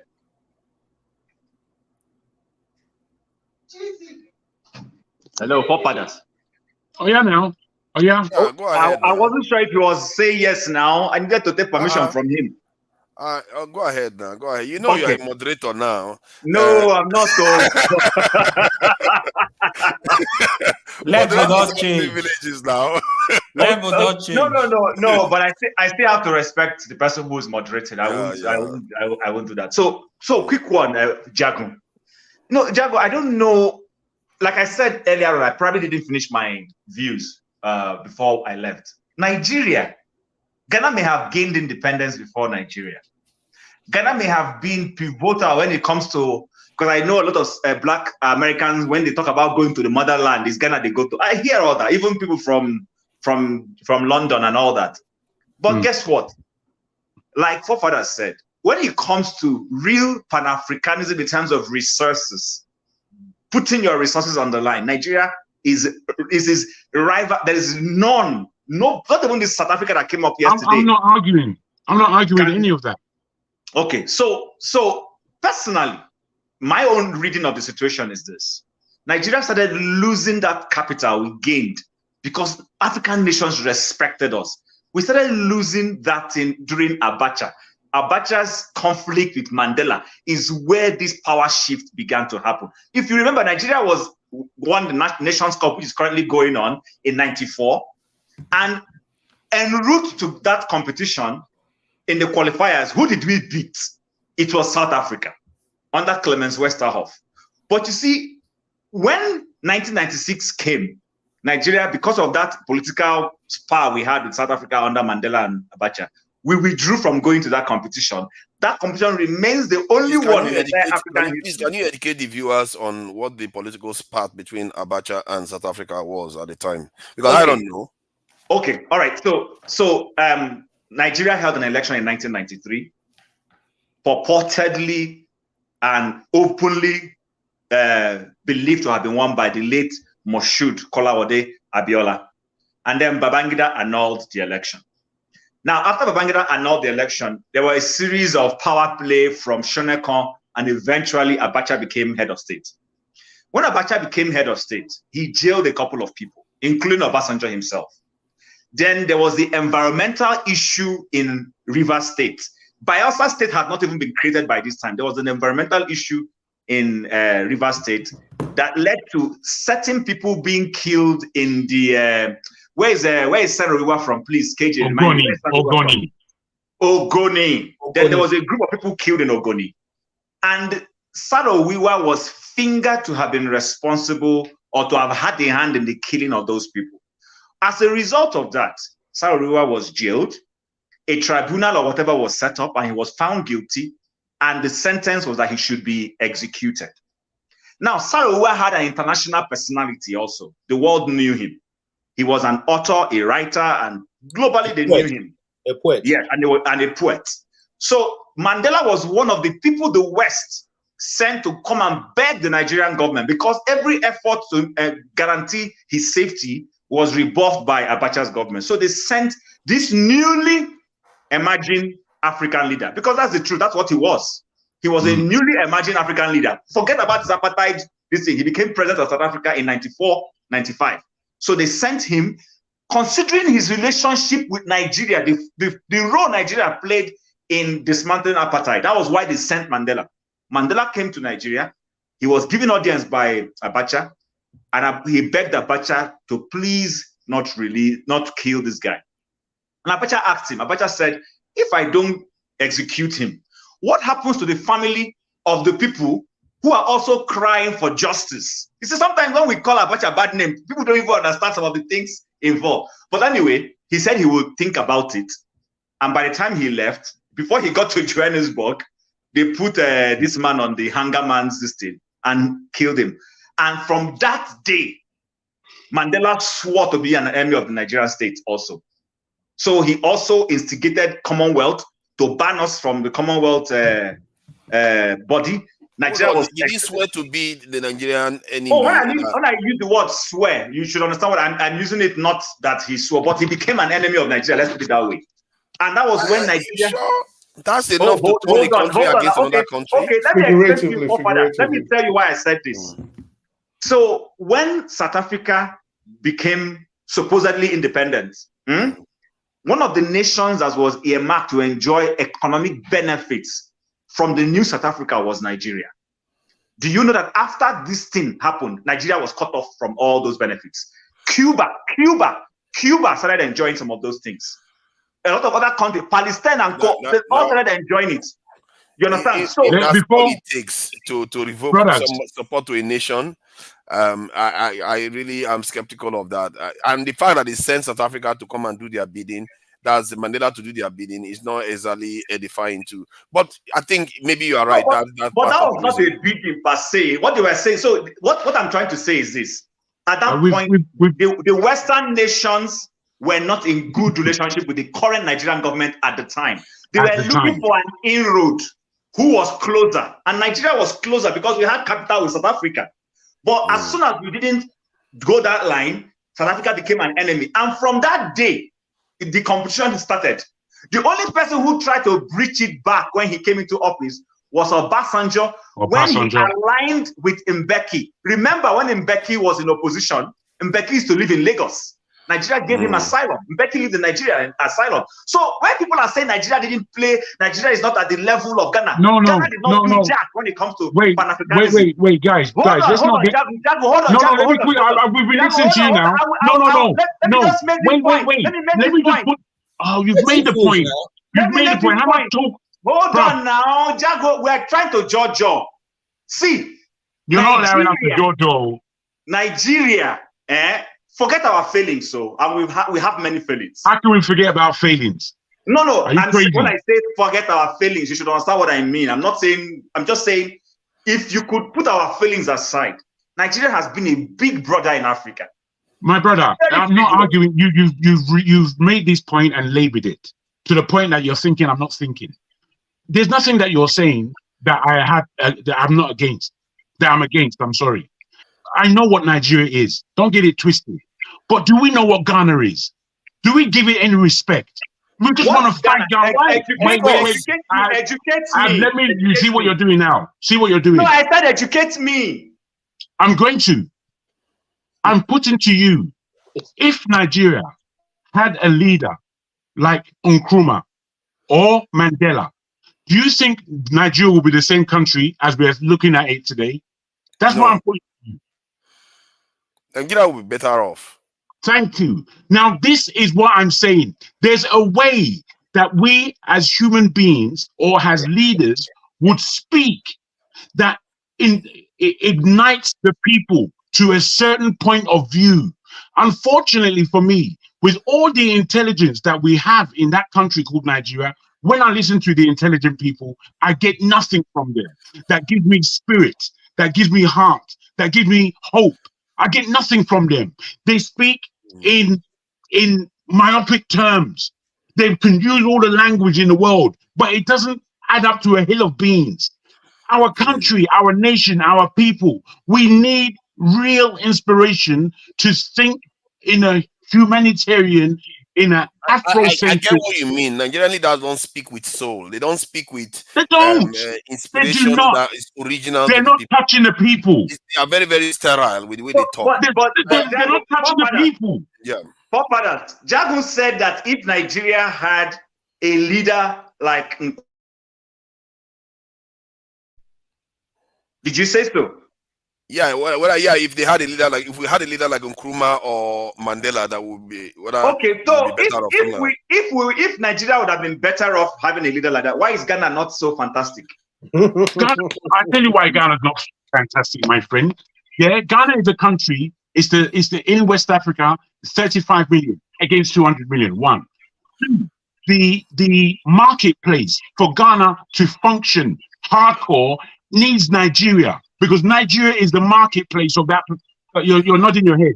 I don't know what it is that you have. I'm not nodding my head. No. Okay, then because Ghana and every other West African country need Nigeria to function properly in order for them to enhance their own community, their own economies. The economies of all these countries in West Africa are so weak. They're weak. They can't do. You see what's happened lately with Niger, Burkina Faso, and we Nigerians. We don't understand. We don't understand it. Wait. Calm down a minute, please. Right now, Nigeria is not acting like a leader. ECOWAS should be how we all understand our economic union in that West Africa. That thing needs to be ignited by Nigeria. However, Nigeria, being the stupor that it's in for so many years, we're just in a stupor. I mean, it's like we want to fight Ghana. But Ghana should be our brother. We should be bringing him up as they're bringing us up. I get your frustration to a point. You know, in reality, it's Ghana that fights Nigeria most of the time. Ghana humiliates Nigerians most of the time. No, don't please. I don't like that. Doesn't happen. It happens the other way around as well, bro. Okay, tell me the one that happened the other way around. There was a time. I mean, this happens. We just have to be honest. There was a time I was wait. There was a time I was on. And we do this a lot, we Nigerians. There was a time I was on that idiot one-man show, and we were thinking about the economy and such like. And there was one person who made an utterance that Ghana is good and this one. He said, "What's Ghana?" This is one man. He said, "What's Ghana?" He said that the economy of Lagos is bigger than the whole of Ghana. I'm thinking, are you stupid? Are you an idiot? Is that the point that you want to raise, that we should mash this next country down because we're bigger than them and we want to boast? Bruh, all this pettiness that we do is pathetic. We are supposed to be joining hands as brothers. But now we want to cut Ghana. Jago, I hear you on that. I agree with you on that. But you have to understand that the side that is doing more to separate no, I'm not accepting none of that. I'm not accepting that. That's childish. Are you going to listen to the evidence that I provide? It doesn't matter about the evidence. Whatever bickering that we're doing, it's all useless. It doesn't bring us to any point of unity. Right now, I'm sorry. Right now, if Africans don't understand how we need to unify, as opposed to feeling all these issues of heart. Oh, he said this about me. Oh, he said that about me. Now I'm going to throw my baby out with the bathwater. All that is pathetic. All that I understand. I'm just looking at the minutiae when it comes to... See, I agree with you. We should be working together. As a matter of fact, that's why I wasn't very happy with the way Ghana did this in a year of return.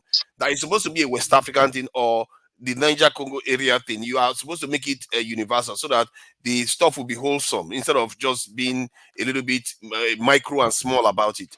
And some of the things I've seen in the last 5-6 years with the Ghana, what was going on in Ghana, they used Nigerians as a punching bag for politics. They destroyed the Nigerian consulate building.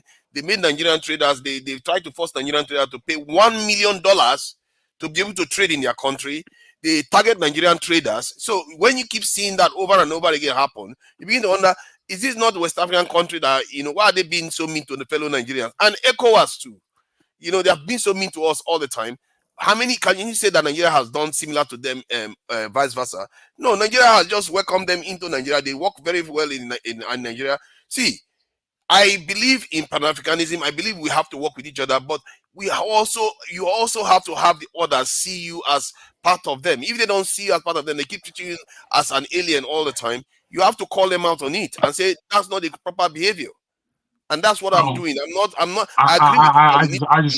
I feel it's a shame that we are not mature enough as a big nation as we are, with serious complications in our nation. You see, the way I see West Africa, yeah? If I'm the president of Nigeria, Ghana, Liberia, Sierra Leone, Gambia, because they are English-speaking countries, we are totally surrounded by Francophone countries. I will be making sure that we, as Anglophile countries, if you like, have a sense of union in order to educate the Francophone countries. But the present day, the Francophone countries of Niger, Mali, and Guinea are waking up, and Burkina Faso, they're waking up by themselves, because the length of time that they've been waiting for Nigeria to wake up, Nigeria is still sleeping. It's not Nigeria's not even sleeping. Nigeria's ignoring the most important things in order for them to have their real autonomy as a nation. Nigeria is not an autonomous nation. They're a puppet. And I agree with you on all that. I agree with you on all that. Wait, please. They're a puppet, and we raise puppet leaders, and we have fools. Right now we have an ignoramus as our president, and we're not ashamed. We're talking rubbish about Ghana. Ridiculous. It's really a mysterious thing. There's one idiot woman, Tracy Jacobin, who said that she doesn't understand what I'm saying. I'm thinking, for you not to understand what I'm saying, you stupid bitch, is that you don't. Oh, no, you don't do that now. Come on. Why wouldn't I do that? You think people can just be talking? Let her come on the stage. Let her come on the stage. I'm not angry with anybody in the comment section, but as she's putting it to me, I'm putting it back to her, because I'm seeing that she's part of this stage. So that's why I'm speaking the way I'm speaking. Me far more than that, so there's no need I don't give a rat's ass. Do you understand? If I'm making salient points and you cannot even say what it is that you disagree with, you just make it a blank statement. Yeah, but you started using certain terms. You can disagree with that and maybe even insult her. I mean it as I said it, bro. I mean it as I said it. You understand? Stupid bitch. But sooner or later, see, there are certain language that are unacceptable on this I don't care. I really don't care. I've had enough of all this iniquity of mind and spirit. We're pushing down little Ghana. Jargon. What's our problem with Ghana? You can make a lot of points without necessarily resorting to You're insult. quite right. People are going to You're accept quite it right. more. You are You quite know? right. Unfortunately, I'm the person I am. I've already said that there are Yeah, people but then on what do we do with that though? If you get saying you No, are the no, person no. you are, then you're just spitting out No, insults. wait a minute, please. Let me land. I'm saying to you that there are people on this panel that I have to learn from. Not two ways. There are people on this platform that speak with a lot of decorum, better than myself. But you see, I don't have time. I'm a man without time. All of us are without time. If we don't wake up and smell the coffee and we choose to sword fence when we should be holding hands and making sure that we are together in bringing down the nonsense that we If are you under. don't have time, the last thing you need to do is delay the process even further. By insulting people, you are That ensuring doesn't that. delay the process. Me, I'm Actually, telling you are you this. ensuring that. Wait. I'll tell you this about me. Yeah. Where a revolution is concerned, I would act as a revolutionary, which is to say, not, I don't even want to go too far because we're public, but I am a revolutionary. And in a revolution, there are people who are on your side and there are people who are not.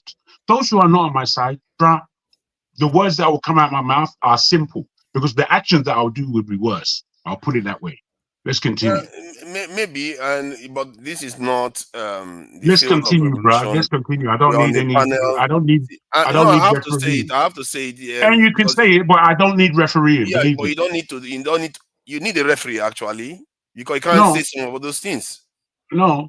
I've You are said it. not above the I'm rules. not. You have to understand. You are not above the rules. I'm below the rules. What Everybody, rules are there? because other What people. rules? The rule is that you don't use certain languages on the panel. Just start insulting people But out there. bruv, the panel use all kinds of language, and I They don't don't ask you. actually. Wait, please, wait.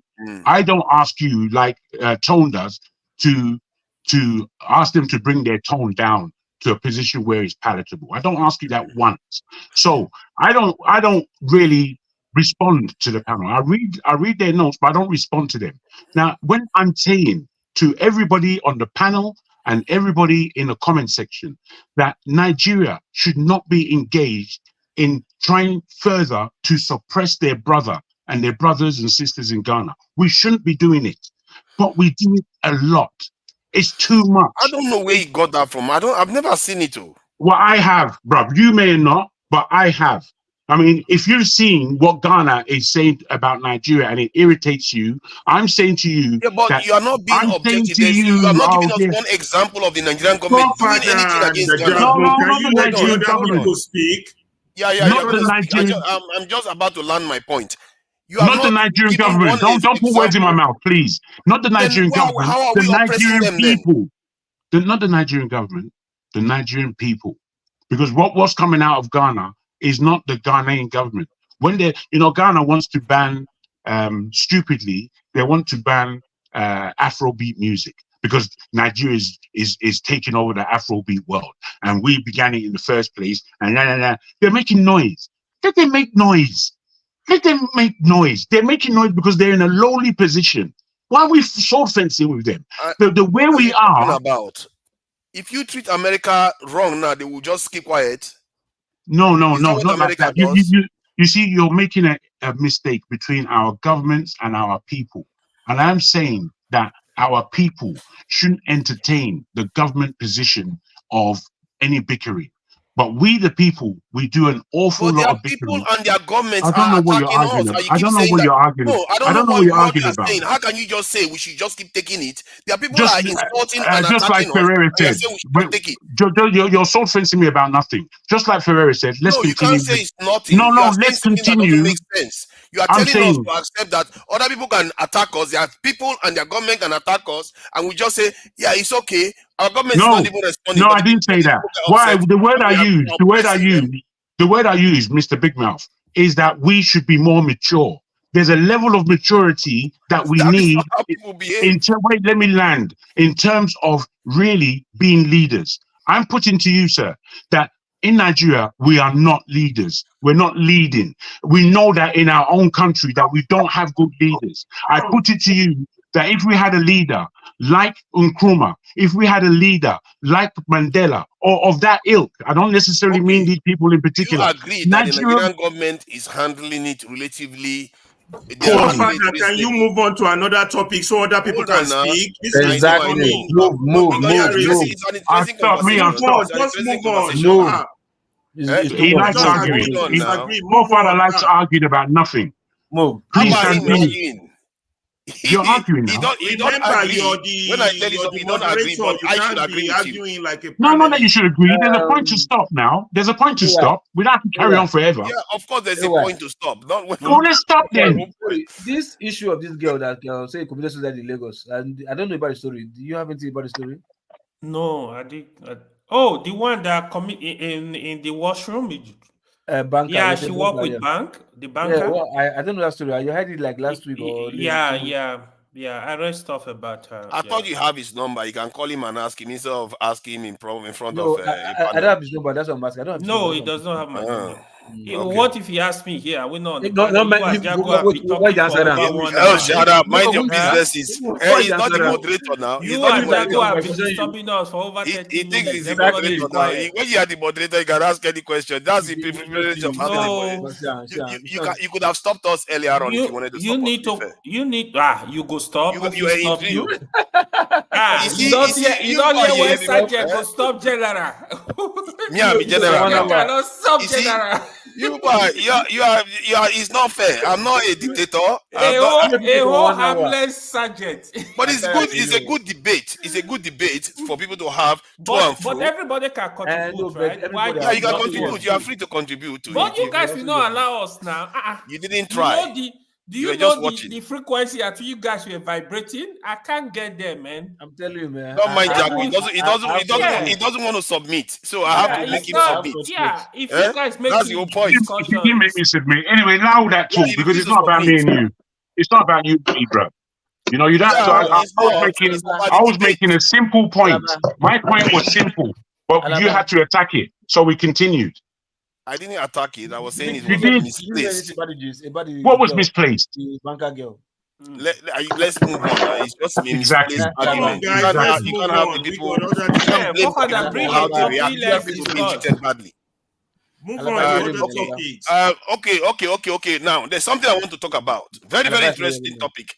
This is the best of the best. I'm just making it up. Point is, do you think we should have capital punishment for corruption in high places in Nigeria? Yes.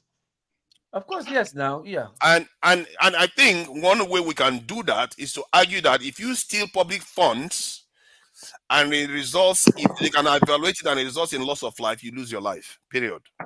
Not necessarily loss of life. Because hold on, see, bro. I'll tell you this, right? Because if somebody steals 500,000. You don't want to kill that person for that. No, so hold on. You can put a benchmark of certain amount, right? But my question is this: the punishment, the capital punishment is not because you just want to, exterminate people or whatever. Sometimes I think laws are increased. You understand? Because if like I'm a first offender, right? Maybe like in America, at least I speak the truth. Will tell you about that. Like sometimes first strike, second strike, third strike. You understand? And I've not heard about first strike. So I think if you give you that first strike, sometimes the more you are getting these strikes, the more they're increasing your punishment. You understand? So it will get to a point like this guy's all repentant, right? Let's keep him there. Because it's all repentant. Can I give you the context that I'm asking the question so you understand? Sometimes you can raise the bar just to prove a point that look, there must be a reason for you to stop. If you think you cannot stop, I'll keep on raising the bar. Let me add my reasoning to this proposal. Is that if you look at Nigerian state now, the roads are terrible. They give money for those roads. The people are squandering the money and people are dying on the roads. The healthcare system, people are dying needlessly. Infant mortality is high. Yeah, they give money for it. Some people are eating that money. And those people, I find them culpable for the lives that are lost due to that. And this goes on in various institutions in Nigeria, including the military, that they give money out to go and protect people. They go and squander the money, then they have less money and people actually die, get kidnapped and all. And I feel like if you start holding those people accountable to the point whereby if they cause loss of life, then their life is forfeit. They should have capital punishment for corruption at that scale. The reason why I put it that way is because it doesn't catch the smaller people. It doesn't catch the road driver that just takes 100 naira or 1,000 naira from somebody. because that one doesn't result in loss of life. It targets the people at the top. And I think that is something that is worth pursuing. And also, you know, in some countries, if you commit an offense like that they find very, very terrible, your family members could be drawn into. And the reason why I think in the context of Nigeria, it might even make sense, because when people get into office in Nigeria, their family members pressure them to steal money from the state. It's not an excuse. Even if Can I if you talk? pressure you, No, my point is that if we want to end it, we have to break the chain completely. Let me, Forefathers, let me, can I go? Forefathers, why it may be difficult is it's like a cartel of criminality. They will So never, just give, sorry, Tone. they Just will, give time to Tone. Let's Tone start, then Jagu, then we go. Okay, let's. Tone. How many minutes do you Yeah, guys give like? time to Tone. How many minutes do you think it will take for each person to, 3 minutes? you know, flesh their yeah, point? 3 minutes. max 4 minutes, so that Maybe it will 4 go minutes. well. 4 minutes. Okay. Okay, 4 Yeah, minutes. Good. Tone, Max, Tone yeah. start. Yeah, good. Okay. What I'm saying is that it may not really work because it's like what we have right now in Nigeria and most African countries right now is like a cartel of criminality. So even though you see them on the outside, they fight each other. Privately, they all meet up in the same place, they drink, they go to the same wedding, their sons and daughters marry each other. So it's going to be really difficult for that sort of thing to happen. It can only happen under a military regime. But then again, if we have military regime today, no matter how good they are, the same people within our means that are shouting for good governance will start saying, what's military doing there? What's military doing there? That we should give the civilians the opportunity to rule the country. Even though in the face, see me, I am a proponent, not because I've been there. I think the only people that can sort out Nigeria right now is a military rulership, although it has its own drawbacks. But when the military rules with decrees and all that, they promulgated a decree and put it out there. You can't argue. But because the white people have told us that that you're a dictator, who the hell, what gives them the audacity to define the way we rule ourselves and saying that we're dictatorship? After all, COVID, for instance, was that not a dictatorship? They impute millions of people were killed around the world. Till today, they've not told us what caused COVID, but they know that it was pandemic. It wasn't, it was all planned. So I believe that it can be done. That is why I still believe that democracy is not the best system of governance in Africa, starting from Nigeria. Thank you.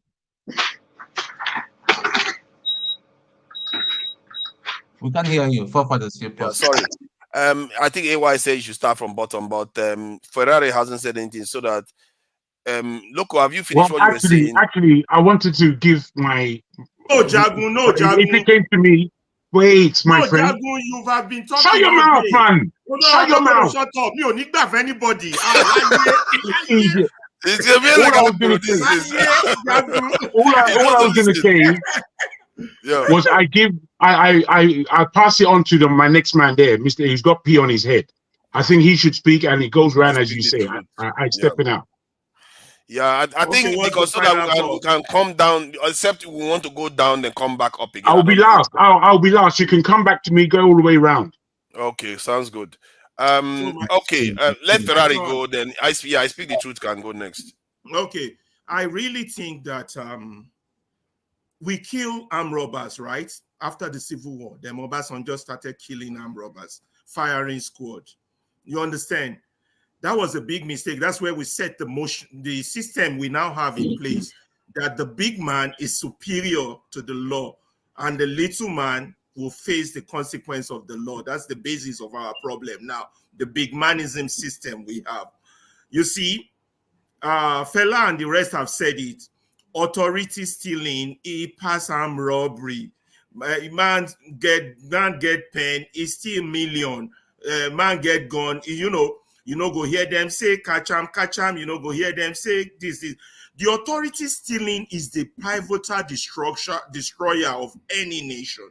That's why countries like Russia, I don't know about Russia, let me know, Russia, China, or North Korea or any country that is making any, including the Arab countries, let me quote them, Saudi Arabia and all these people.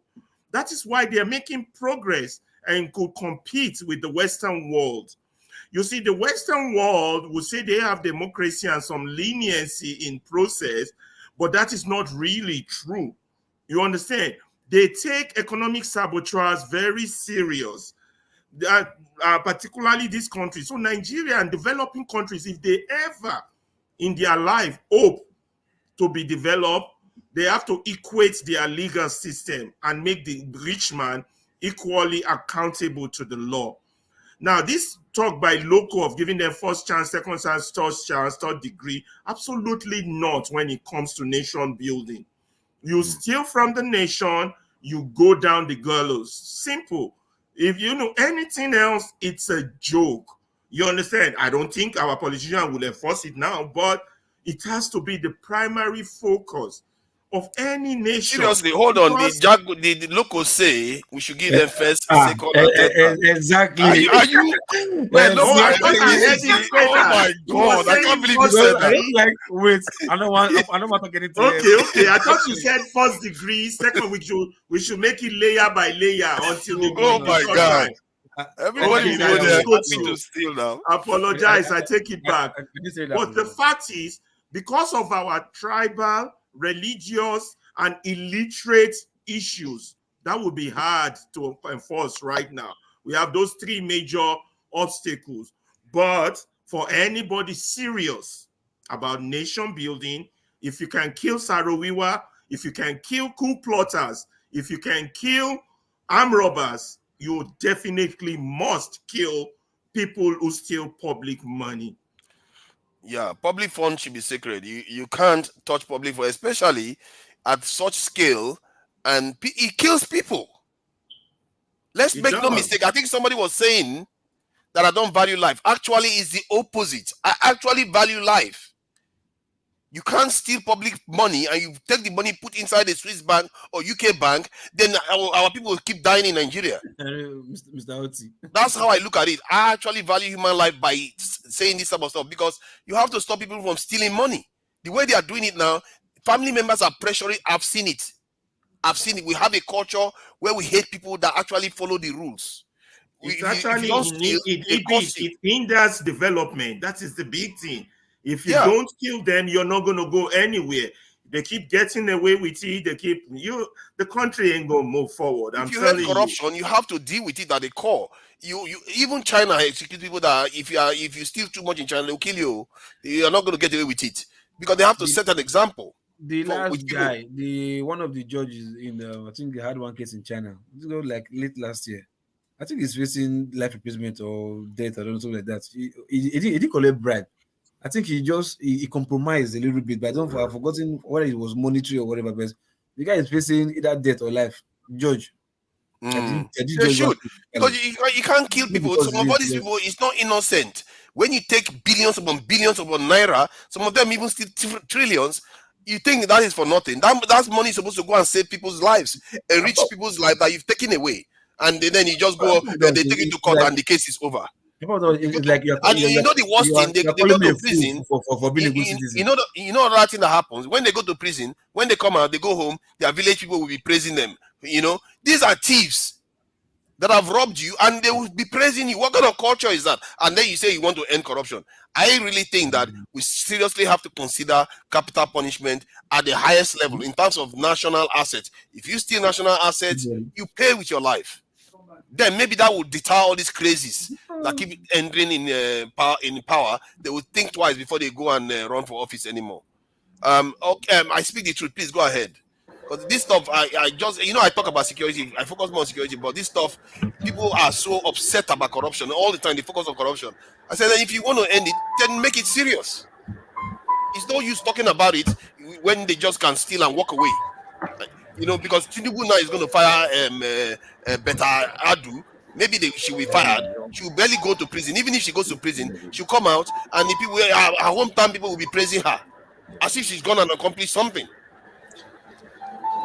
I don't know, man. I just feel very strongly about that one. That if you are serious, then do something about it. Because I'm not. For me, corruption is not my biggest focus. My biggest focus is our security.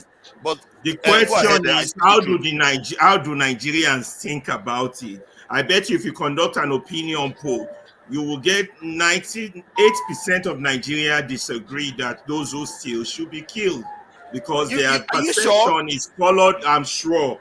Wow, I will be Their surprised if that's perception true. is colored by tribe, by religion, by so many irrational factors that you won't even begin to imagine. We could do a public opinion poll. You could ask other panelists what they. I think It's what you what hardly checking. get 98%. That is why when people like Ganifawa and me contest, they will still always lose to somebody like Tinubu. There's something inherent in our system that you have to dig and we change. We need a revolution of the mind. I'm telling you, you just can't just go for it. There's something about us. That was why the gospel of prosperity spread more than the gospel of salvation. There's just something about us, about our culture, that the guy wrote about it, Achebe, in No Longer at Ease. And we just but Ferrari, do you know that you are doing what you accuse me of doing, blaming the people? No, not blaming them. I'm just doing an analysis view based on observation. Others could prove me wrong. That's what I was doing You can do a before. sample. Father, do a sample. Conduct general I will try. opinion. I know people on this panel will want them executed, obviously, but the people on in Nigeria, that would be interesting. If it is true what you are saying, would be interesting I will to be know. surprised. I would like to know the result too. Let's do a poll. If you do that, trust me, those religious bastards will be the one to go. It's a sin to keep people. You forgive them. Can I go? So how about the people they killed because of the money they stole? You will be shocked at the results.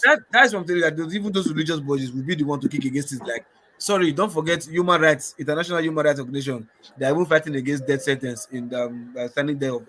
I say let them go sit down. All those human rights until our country better. Nobody should against us on whatever we decide.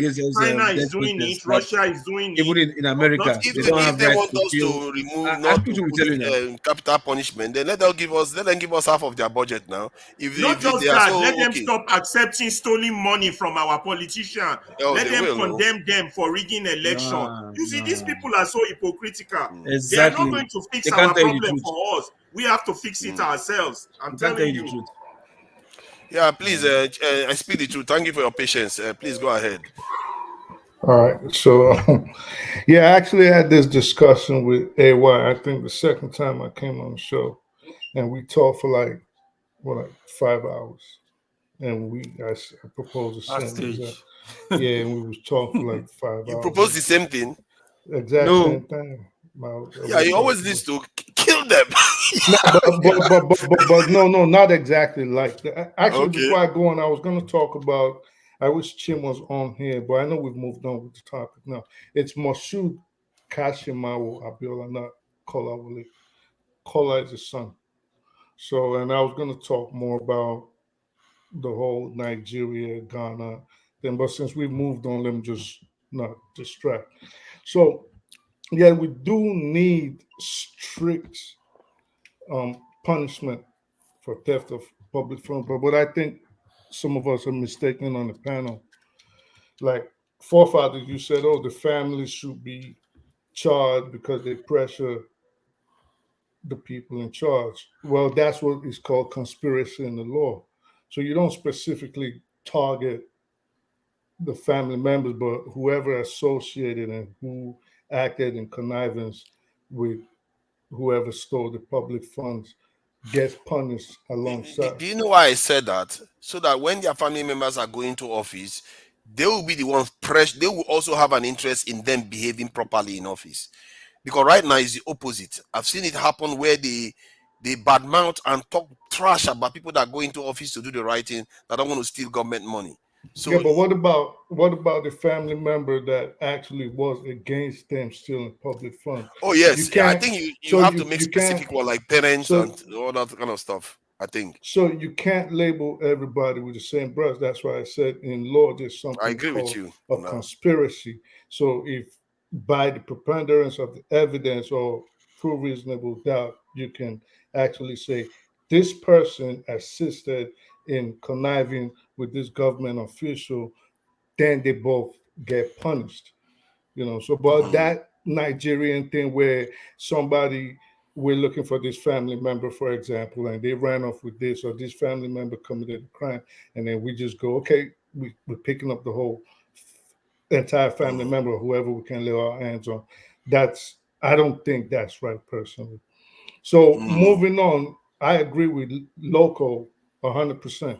What he said exactly is what needs to be done. There has to be levels to it. You can't just say, well, we caught you stealing, say, equivalent of $5, for example, and then we're going to hang you. But at the same time, what we need to do is, if an ordinary person, like you said, oh, we can't give a bus driver that stole $5 or someone robbed the bus driver. What we need to do is there has to be levels, okay? So if for a first time offender, we gave someone a pickpocketer or someone that robs someone, because okay, you pickpocket without a firearm is different than you pickpocket with a knife, for example, like you made a threat to someone's life. Then there's also another level where you pickpocketed and cause bodily harm, so it's higher. See, there's levels, right? So what we need to do is the biggest thing Nigeria doesn't do, which is make people pay, especially government officials, if you are put in charge of government funds. If, for example, an ordinary civilian steals $5, say he gets probation, say his maximum sentence potentially is, let's put it at 2 years for a first offender. What we need to start doing is, if you were in charge of public funds, which means, like you said, you are being put, you have the responsibility of public trust. Misusing that trust could lead to loss of life, loss of death. If you violate that, instead of 6 months, we could say, well, the minimum sentence for stealing $5 is 10 years. And then we increase it as we go on. So you steal $5, where you could potentially get probation or slap on the wrist and say, hey, I don't want to see you in front of my court no more. We can say, well, you misuse public trust. For example, I'll give you a good example. Representative William Jefferson, the guy that was involved in the Atiku case. If you remember, there was the representative out of Louisiana, William Jefferson. He was found with $100,000 in his fridge. And instead of him getting, let's say that was fraud, for example. I'd say at that time he would have gotten no more than a year if that was his first time. Let's even say 24 months. He got, if I'm not mistaken, he was sentenced to like 13 years in prison. And the reason he got that much sentence, which was almost 20 times what he would have gotten where he not a federal representative, was because he abused public trust. So he used his public position, his political position, to influence Abubakar Atiku into giving him all that money. So I think that would be the best route for us to go, instead of us saying, well, we're just going to give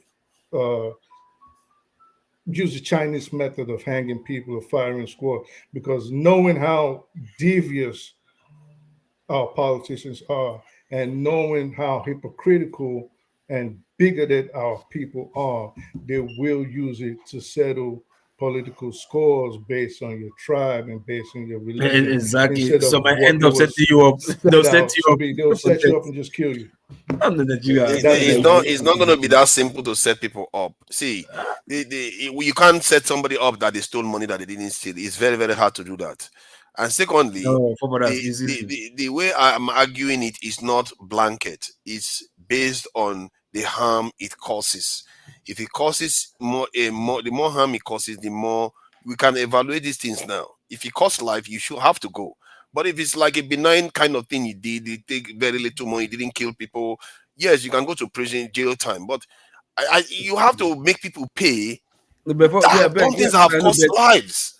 But the argument of if people died, you can't prove that. Look, yes, you can. No, you can. Actually. You can. But you can.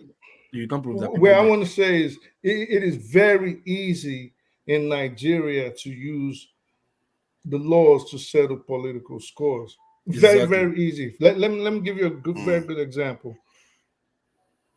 Awolowo and Naoro versus Nnamdi Azikiwe and Abubakar Tafawa Balewa.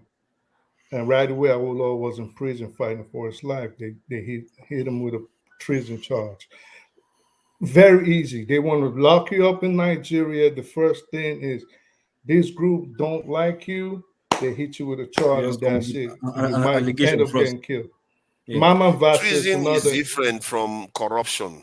But you have to have his evidence. deed was not treasonous. That's the point. No, forefather, don't push it aside. Though what they're saying is possible. Though in Nigeria, you have to have stolen money from public office. Opponents. No, you have to have stolen money from public offices and put it somewhere. Remember, forefather. Remember Tai Sholari.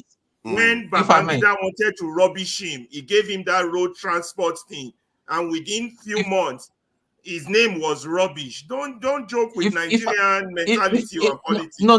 If I may, you see what we found ourselves for all these things to work, we need a very strong judiciary that is not controlled by the government. Then how do we achieve that? Because if we've got a very strong judiciary, what happened in January election down to the gubernatorial election, it wouldn't have happened. They would have done the right thing and protected the integrity of INEC, even though regardless that Mahmoud was deemed or allegedly took money from Tinubu, but our judiciary has just gone down. The rule can affect the judiciary too. If the judiciary decides to spare somebody's life or malign somebody to lose their life, that judiciary too, the officials will lose their own life too. Because if you use corrupt practices to cause loss of life, we have to make people that cause loss of life the way we are not capturing them now. We have to capture it because they are doing a lot of damage. To do this thing, we need a strong judiciary, a strong government, a strong institution to check and balance, or else it will be used for the wrong thing. It will be used to strong is not the word. We need independent. If we have independent. If we have independent financial, independent financial institution, you all agree that it's good to raise the stakes. Right now, the stakes are not high enough for criminal activity or corruption. The stakes are not high enough. The stakes needs to be raised up. Even if yes, you have a judicial system that is corrupt, but right now the way they treat corruption is like equivalent to somebody that just steal 1,000 naira, 2,000 naira versus somebody that steal 20 billion. It's different. And the people that, public office is different. I don't mean to interrupt you. The people too. You have to do some real orientation to get them on that page. I would have thought Nigerians would be very happy to hear that because they are tired of their leaders stealing from them. Can I think that I'll just quickly comment. Who knows that his salary cannot build him a house, and you are now telling him not to take bribe? Come on, forefather. You need more. I'll quickly comment, and I want to make reference to many years ago, while I'm in the East. Do you know when you steal things within the community? Now I'm not talking about government or people who are in the public space. When you steal things within the community, do you know there is a tradition that they have in the East where they bring you out, you walk around the community naked with people flogging you.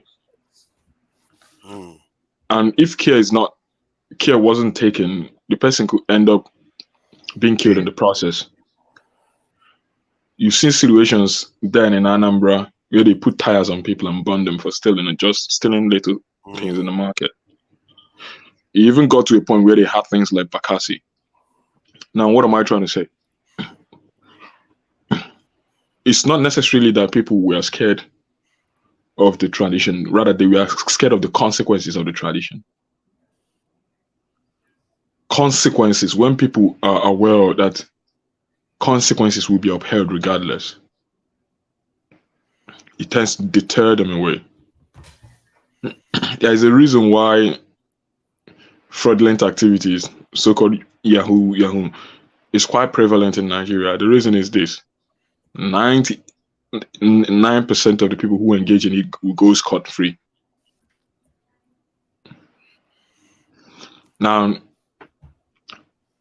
this corruption, I can't remember where I spoke last about it, but it is inherent in even almost all of us without even knowing it. And that is because for so long, we've grown up in systems that we are permeable, acceptable towards compromise, shortcuts. These corruptions, they don't just start when someone gets into power. How have they grown up? How have they led their young adult life? Better Edu that you're seeing who just got in, saw opportunity to move money, she moved it. That's to tell you that in other things in life, she's been seeing, if she had been seeing opportunities for shortcuts, she would have already been taking them. How did she get to where she is today? A huge number of us, if we go back and check how we took our WAEC, we have seen compromises even in our WAEC. And I've said it on this platform before that 98% of people who get churned out from secondary school these days with WAEC results, 98% cannot fully defend the result they are carrying. Because you would have found out that during those examinations, the invigilators were compromised, allowing them to copy each other. Even jam. Some even bringing answers into the exam hall.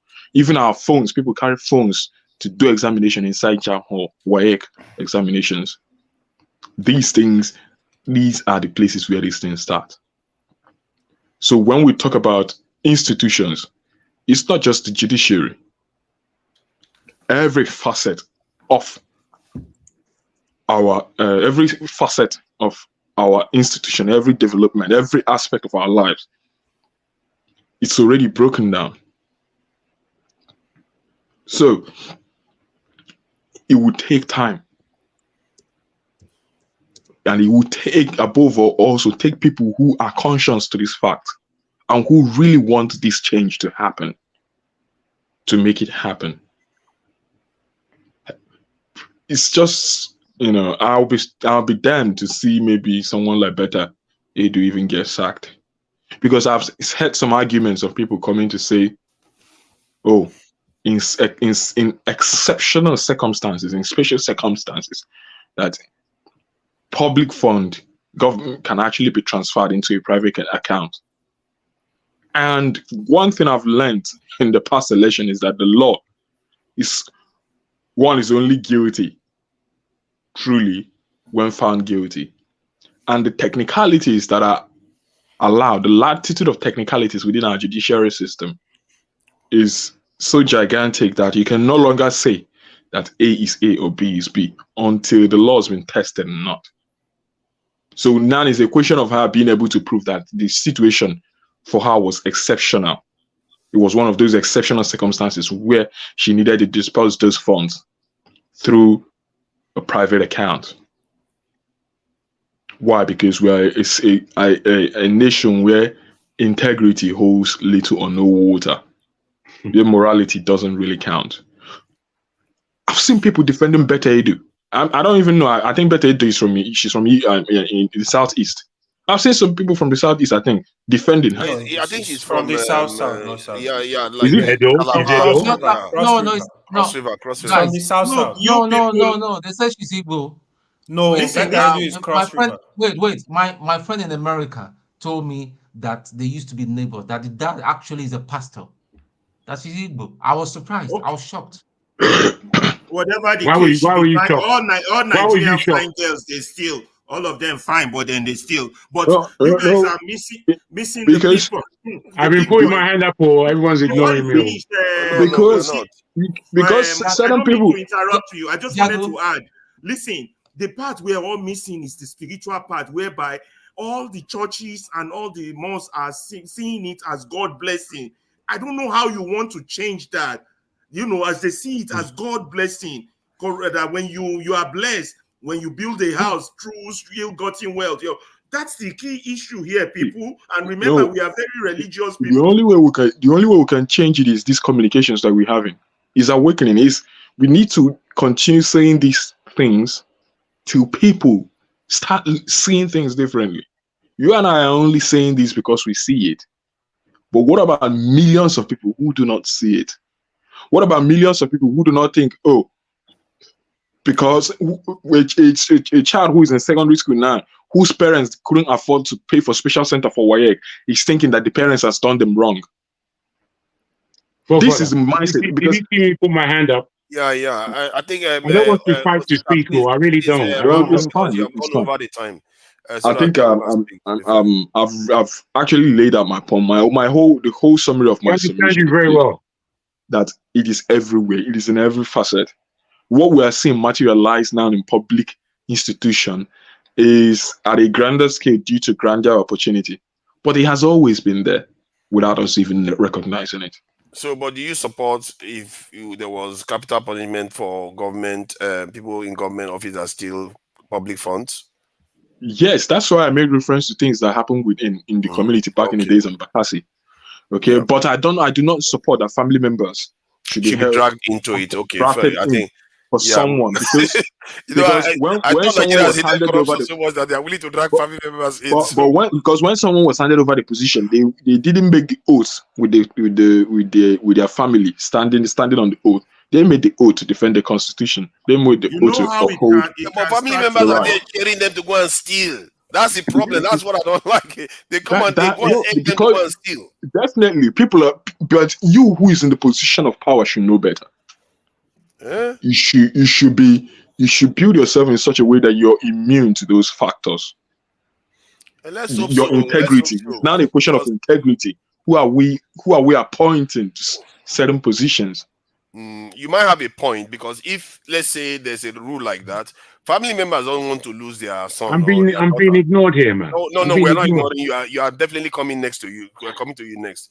They will value the life of their son or their daughter that is going to government. So if they know it's a capital punishment, they will be very, very careful about asking him to go and steal.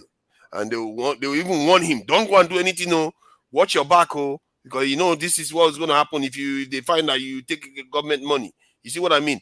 That's the kind of culture we want to see in Nigeria. Then you are going to have people at least start trusting authority. Jagun, please go ahead. You see, I've been listening to this conversation, and I didn't really. I know that this is a hypothetical, and asking us to, I suppose, approach how do we approach these things. But as so many people have said, sometimes it's like we don't understand where we are in Nigeria. Nigeria is not at the point where anybody has the right to do, largely because we're all largely guilty. And what I mean is, who's going to be the authority over whose life should be taken? These things, I think sometimes we speak from a desperate position. Nigerians are truly, truly desperate. And from desperation, nothing good is going to come. We may think the poor are the most desperate in Nigeria, but it's not the fact. The Ikoyi mindset that I know, they are a desperate bunch of people. They're desperate for power. They're desperate for wealth. They're desperate for positioning. They're desperate for respect. Now, all these kind of levels doesn't bring good polity. It doesn't bring good politics. It doesn't bring anything justifiable. Where we are is in a state of deep corruption, whereby making judgments upon institutions that we have that don't mean anything. We have just seen how judiciary behaved in the light of the Nigerian public. They acted with the same impunity as the government itself. They didn't act with any level of independence or any level of justice. And we've seen all this. And we think that we can bring to the table who should be killed and who shouldn't be killed. It's pathetic. It's actually pathetic. There are so many things that come before that. Ferrer has just made mention that really and truly, How do we deal with the psyche of the people? It's our psyche that is at risk here. Everybody's crazy, I'm afraid. Everybody's mad. You know, as I said, if you look in the comment section and you just look at what people say, these are Nigerians. This is the Nigeria that we speak about. Where, yeah, some few people would utter something sensible. Everybody else is talking cack, complete. And when it comes to rule of law, if you want rule of law, it has to start from somewhere. Yes, but it Jeremiah can't is not going to come from heaven. You see, what happened in Ghana with Rawlings, where he became fed up and he decided that he's going to kill all of the level of politicians at XY level. You know, that was him taking authority over deep corruption, and he wanted it to end. Now, in Nigeria, be it a politician or army, all of them are corrupt, as being said, or they're just killing their political enemies. They're just killing their enemies. We know how we behave. Nobody likes insult. Nobody likes to take it. Nobody's mature enough to speak real truth. Where we are, to kill your political enemies, don't you have to be corrupt? Of course, this is what I'm saying, my brother. They are killing a corrupt person. What I'm saying is, if a corrupt person kills another corrupt person, where's the justice? That's one less corrupt person. No, where's the justice? Yeah, maybe, and maybe it'll make you happy that someone has died for whatever reason, but you're still living under the same regime of corruption. You haven't moved anywhere. You haven't moved. True, but if you reduce the number over time, more people will survive them. You see, sometimes, yeah, the desperation speech that we always come here to make doesn't equivocate to anywhere.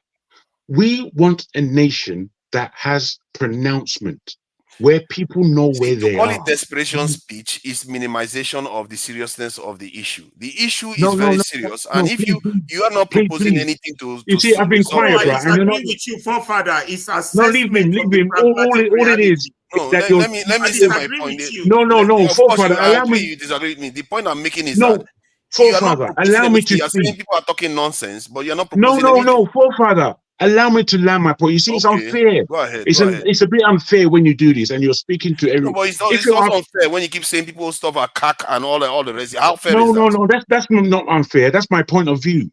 That's why it's also fair for us to interject. Pardon, man. You like arguing, man. Let me land my point. Yeah, you don't have to tackle interject. Don't tell me I like arguing. You are the let him hold on, Ferrari. Hold on. I don't like to people to be. I've been quiet. I've raised my hand. I don't want to fight to speak. I really don't. You interrupt. Wait. Don't tell me you cannot be interrupted. No, it's not that. I just don't want to fight to speak. When I fight to speak, my voice raises and I just get all these things. It's very difficult. Please don't let me fight. You do it to people. No, I don't. If I can help it the most. I might ask a question and get something, but I don't argue. I don't want to argue. You always want to argue with me. I don't want to argue. You actually do it to people. I'm just trying to you should just allow me. From there, you should have just allowed me to speak. But you just want to open your mouth. Yes, I will open my mouth because I don't want to have argue. Any special privilege. I'm not talking about special. Hold on. See, let me tell you something, Ferrari. I also have a big mouth. I'm just letting you know. It's not only him that has a big mouth. To interrupt everybody here. It's not about you. Let's stop making it about individuals. I will show him I have a big mouth too. So he should also tolerate me when I'm trying to interact with him. So please go ahead. You're the moderator. You have to take it down a little bit. I'm not the moderator. You want to moderate? Come back, moderate. Well, let me moderate now. Move on. We don't have time. Go ahead, Jago, please. Points. We're trying to learn. Oh boy, you see, you keep wanting me to direct my conversation to you personally, and I don't want to do that because I don't really. Here when you're calling you see this? I'm not having you carry on insulting people while I sit here. I'm not going to let you insult? Who did I insult? Hold on. You call our statement cack. Let it go. You call it nonsense and all that. No, I don't call your statement nonsense. I didn't direct what I was saying to You do that you. all the time, and you shouldn't be allowed to do that and get away No. with it. Enough of it already. Father, are you a woman? It's only women that No, do things that don't I have want to things like see. this. Ferrari, Move you need to on. stop it now. You need to stop it. No, you need to stop This it, has oh been boy. going on forever. This has been going on forever. You have been What doing this and getting away with it. You see, the And thing that's is, how I forefather. operate. That's how I The operate. thing is, I will tolerate it for a long forefather. time. Then later on, I won't tolerate it anymore. The Enough. thing is, forefather. The thing is, you unfortunately keep this thing going, whereby you don't allow people to land their point, and you take umbrage upon everything. It's only you, actually. Well, you say that, but if you're directing that only to me, then you haven't respected that I've been quiet whilst everyone spoke. You haven't respected it. You just want to launch. You just want to know you haven't. You just want to launch, and this is you why were calling our statement cack and all that. That's what I'm you're just responding doing to. it. All you're doing is Don't arguing. do that. Then stop doing it. Stop calling people's statement cack and Bruh. rubbish and all that stuff. Enough of it. Bruh, You can't keep doing that. Unless you want to ban me from the show, I will behave the way I behave, Then because I you should then you should allow me to interrupt you, because if you feel like you can be rude to people, then don't be upset when somebody asks you a question about it. you didn't ask me a question. You began arguing. If you ask me a question, I'll be able to answer it. I said to you, I don't want to fight to speak. So I was quiet and I put my hand up. Then I told you I'm being ignored. You said I'm not being ignored. When you allowed me now to speak, you started cutting into me. Just asked what was your solution to Let it me instead of land, father. Just hold your balls a minute and let me land. Good. I'm grabbing it right now. Yeah, let me land. Let me land. Let's not argue, because I really don't want to argue with you. You think you're that important. Go ahead. What you say is not that important to me. Go ahead with your point. You see, you are doing it again. I'm not going to tolerate you undermining other people's point for your own point. Enough of it. Give us your own point. Instead of undermining other people's point, you see, give if us you yours. listen, Stop insulting people. No, Enough. you see, I was coming from a look, I just let me speak and hold your emotion. Then stop insulting people. Look, you're just going to come back. As I speak, you're going to come back. Just let me speak. I'm not arguing with you. I'll say it again, because me and you arguing is nonsense. I'm putting to you people. All I said is that from where this question arises, there's so many things that go before it. Other people have said the same. I've also spoken about the level of desperation that there is in our nation that allows us just to be saying these things as though they have no connotations. I put it to you again that the level of corruption and deceit that we suffer in that country, it says that there needs to be a revolution of the psyche. The revolution of the psyche says that before we even get to any of these parameters that we're speaking about, we have to be able to agree under how we want our nation to be. We need it to be just. We need it to be fair. We need it to be responsive to the needs of the people. None of these things are being met. None of them are being met. Yet we believe that somebody can order to kill somebody else. Ken Saro-Wiwa was murdered, legally murdered, and we know how. I don't know if you guys whether you looked through that whole area. A poet, a writer, an intellect who was fighting for his people was taken out with against all the world's public view upon Nigeria. We knew that we had a monster as our leader at the time, for whatever good or bad he did. He's a monster. He decided to kill someone for the reasoning of Shell. That's why that man actually died, for no other reason that Shell didn't want that disturbance in that Bonny territory. They wanted to carry on polluting the ground, stealing our oil, and doing all these kinds of things. Now, you may not see this as CAC. For me, I see it as CAC, because I'm looking at it and thinking, wow, wow, wow. Look at the trouble we're in as a people. We behave like beasts.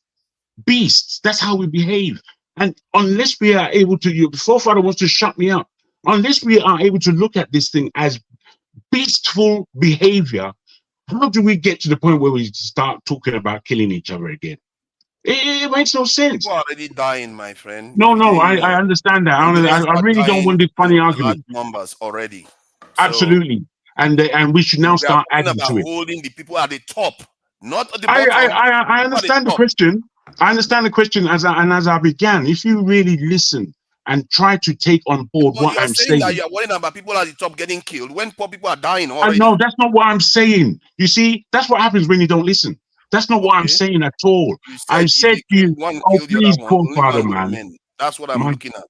Bruh, you see what you're doing now. You have a particular thing about me for whatever reason. You see, when I when I deal with you, it's an instantaneous thing, and when I finish, it's finished. But for you, you're carrying umbrage. No, actually, Because you said you always do this. You always do that. You always do this. Well, what's all that for? That's just And you making don't me like argue. anybody questioning you because you just like to talk all this As nonsense I to said to yourself. you, bro. As I said I to want you, to question you, but you don't want to answer the question straight. I don't mind the question, my friend. I really don't. And So let me just ask. No, bruh, let me put it to you. I do not mind the question. I just want to be understood, and I don't want to argue. I really don't, because when I start arguing, my voice, everything just gets much. I get that, but let me ask then. Thank you.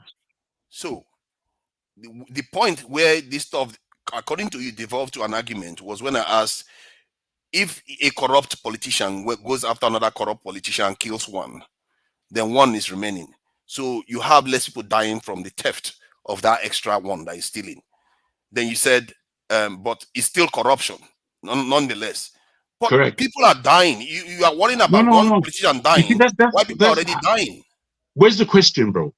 The question is, why is that not a viable way forward? Because there is no system that starts from pure people. Okay. It has to start from somewhere. Okay. Because I made the utterances that we as a nation have no justifiable right to take anybody's life. Even someone like Tinubu now, who I detest, I would not really want to see like the army take over and kill him for whatever reason. You understand? I'm saying that before we reach that point where we are holding people responsible and judging them in this way, there is so much to clean up where Nigeria is concerned. And as I began by saying, I understand the question is a hypothetical one.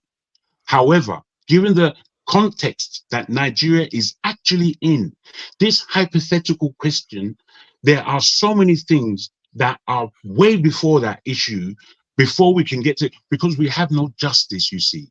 We have no institutional balances that can bring out a fair result.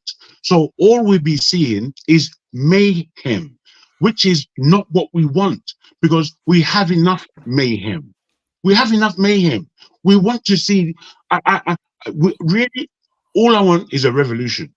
And the revolution, it has to touch the psyche of the people. The revolution has to touch the poorest among us.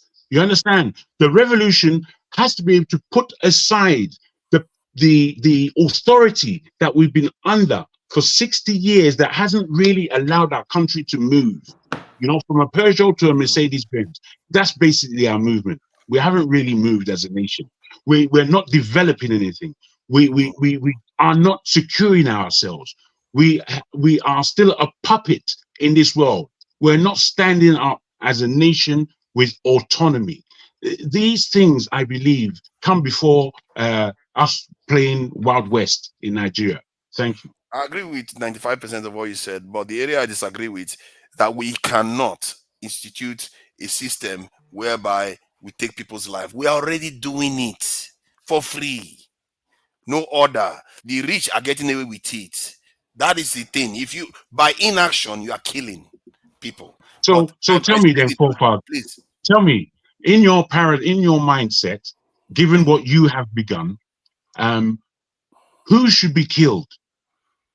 People that steal from public No. Who should?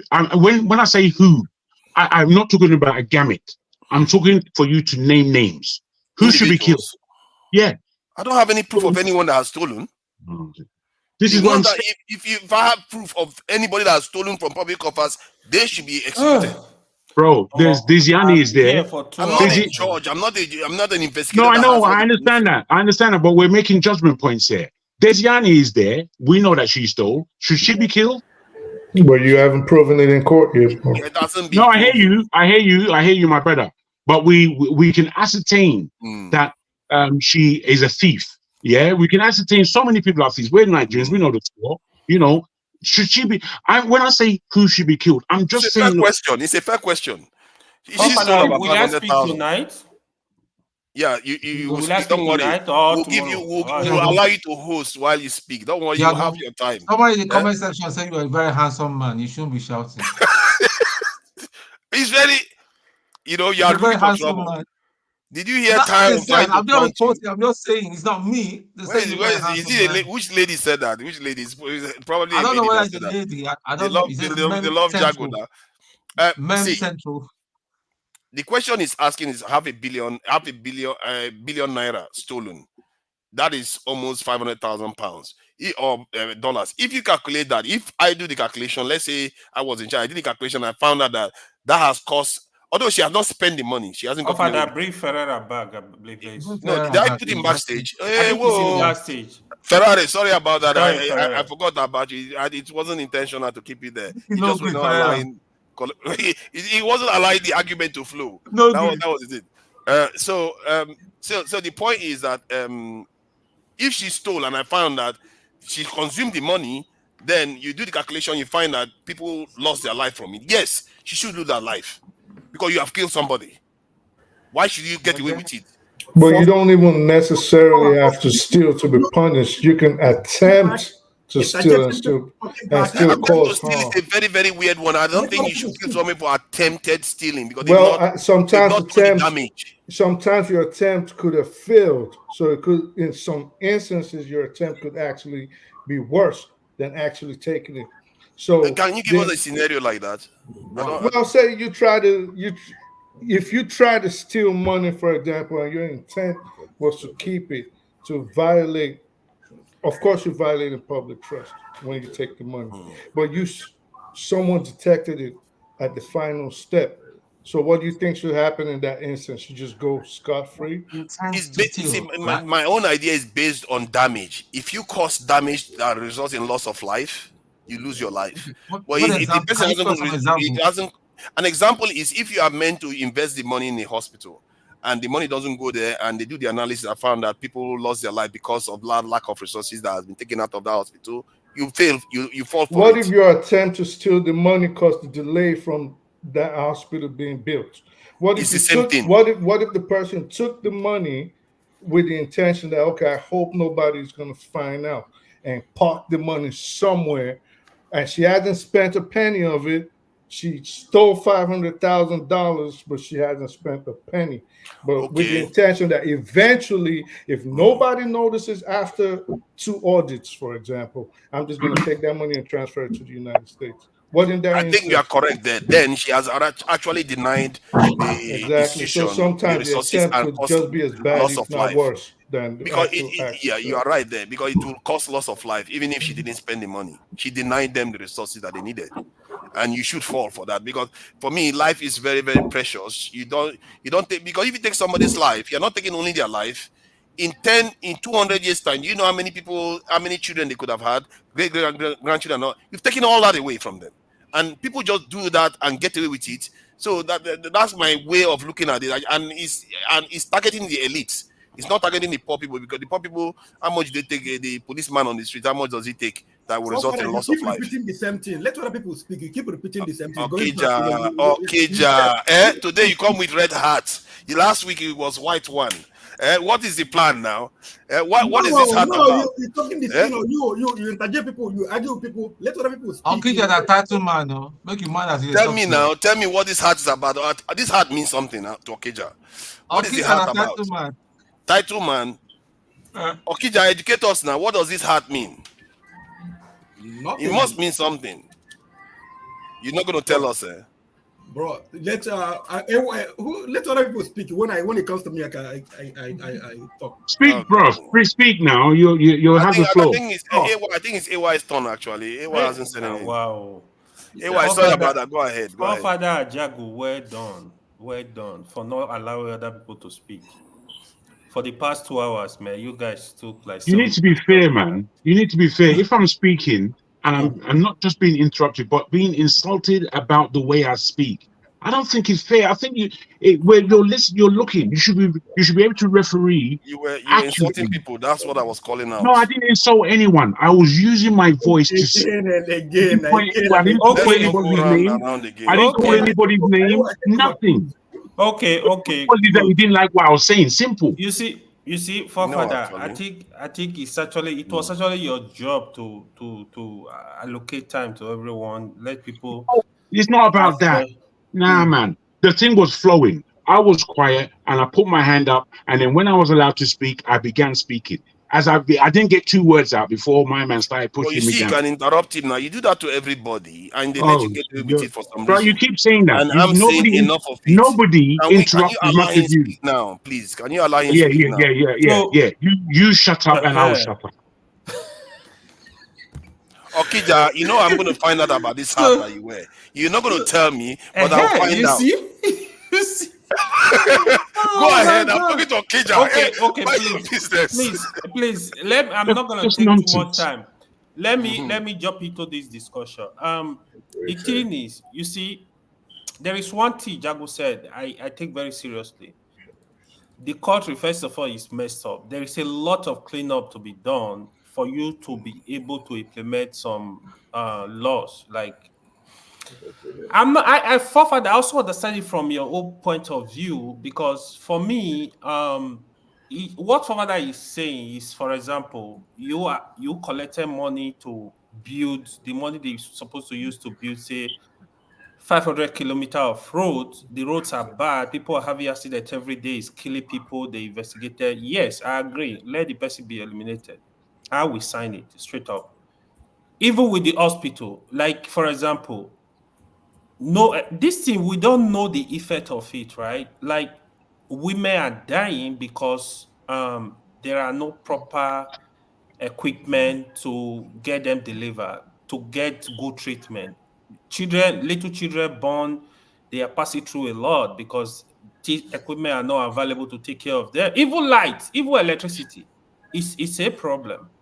I understand even in Nigeria, sometimes doctors have to use torch, lighters to do operation. This issue, we need to take them very seriously. The effect of corruption is so massive that it seems people don't understand it. People are dying because they can't buy drugs. I mean, we're gonna call, now God say they go die. Trust me, this issue can be traced to corruption. But however, these issues are very deep, right? First of all, like, you need to pay people living wage. The corruption in Nigeria also results from inadequate salary wages.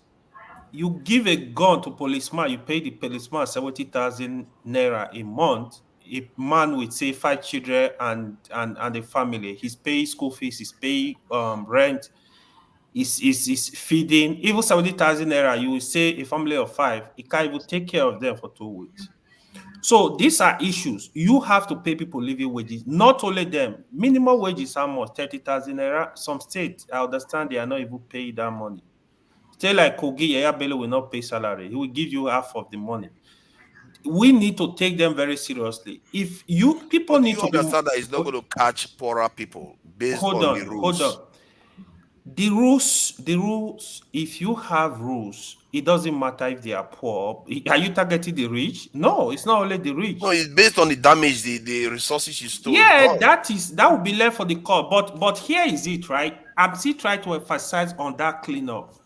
Even the judiciary, you need to clean it up because it's also a mess. Who is going to pass the judgment? A lot of them are corrupt. So it's a lot of and issues. They too will be subject to the same thing. If they do something that causes loss of life, it's a problem. Forefathers. Anyway, I'm sorry. Let me just separate. I mean, we've talked. I'm really sorry. It is going to be governmental workers and ordinary civilians. So a governmental worker can be subject to the laws of the civilian, but a civilian cannot be subject to the laws of someone that works in government, Exactly. because an ordinary civilian cannot violate public trust, and they are not in charge of public funds. Okay, exactly. Makes That's sense. a big good term, public trust. You see that make a lot of sense, right? So that is why we need to have discussion, allow people to share their view, because I can't see everything, right? Even the issue of you see, even with the politicians, to be fair to the politicians, right? What is going on in Nigeria? These politicians, some of them spend a lot of money. Some of them borrow this money to make sure they get into office. That is why you see the desperation. Even as a sitting as of a rep member or a senator, for example, or a governor, the people expect a lot from them. If you are not giving these people money, you are not sharing stuff, they think you are stingy. These are also issues we need to look into. If you allow politicians to spend so much to come into government, they want to loot, they want to pay back their loan. These are issues we should also take seriously. So it's going to be holistic. It's not like a one-way thing where you just take people to the street. The issue of tribe, even religion, you can't rule them out. You can't rule them out in the sense that people will come and maybe there is hate. They just like want to eliminate somebody. But we need a lot of cleanup before we can put these laws in place. To be honest, we really need a lot of cleanup. That is one thing that I know that is very, very important. But going by what forefather said, if the money is at certain level, get rid of the person. It's not my business. If you want to put them in life imprisonment, do that. It depends on the level. You cannot say because of that now somebody steal $2,000, you want to kill them. No. But if they get to that level where the corruption is massive, man, you got to do something. And somebody like Betta Edu, I hope she's a disappointment to the women, disappointment to the young ones.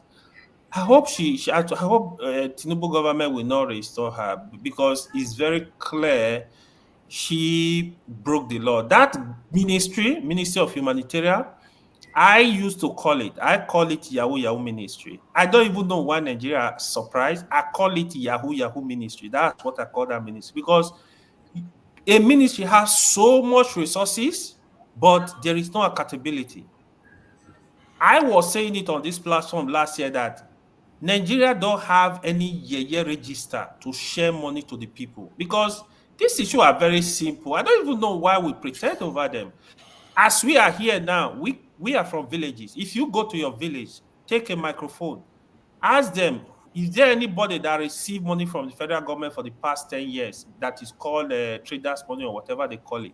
You will not see anyone. They stealing this money. So we need to, this corruption of 18, I hope Tinubu is going to learn, is going to do what he can do and live there, whatever. It's very frustrating. We can do better to let Nigeria have, Can I just come in and underline something? Yeah, I think I'm done, really.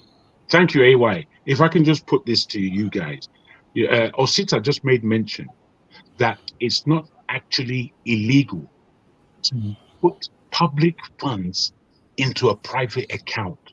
Now, in me hearing this, I don't know about all these bits and pieces, but just that sentence alone is corrupt. How can you put public funds into a private account and it be legal? And then you want to really start talking about, I mean, bro, the level of rot is so deep.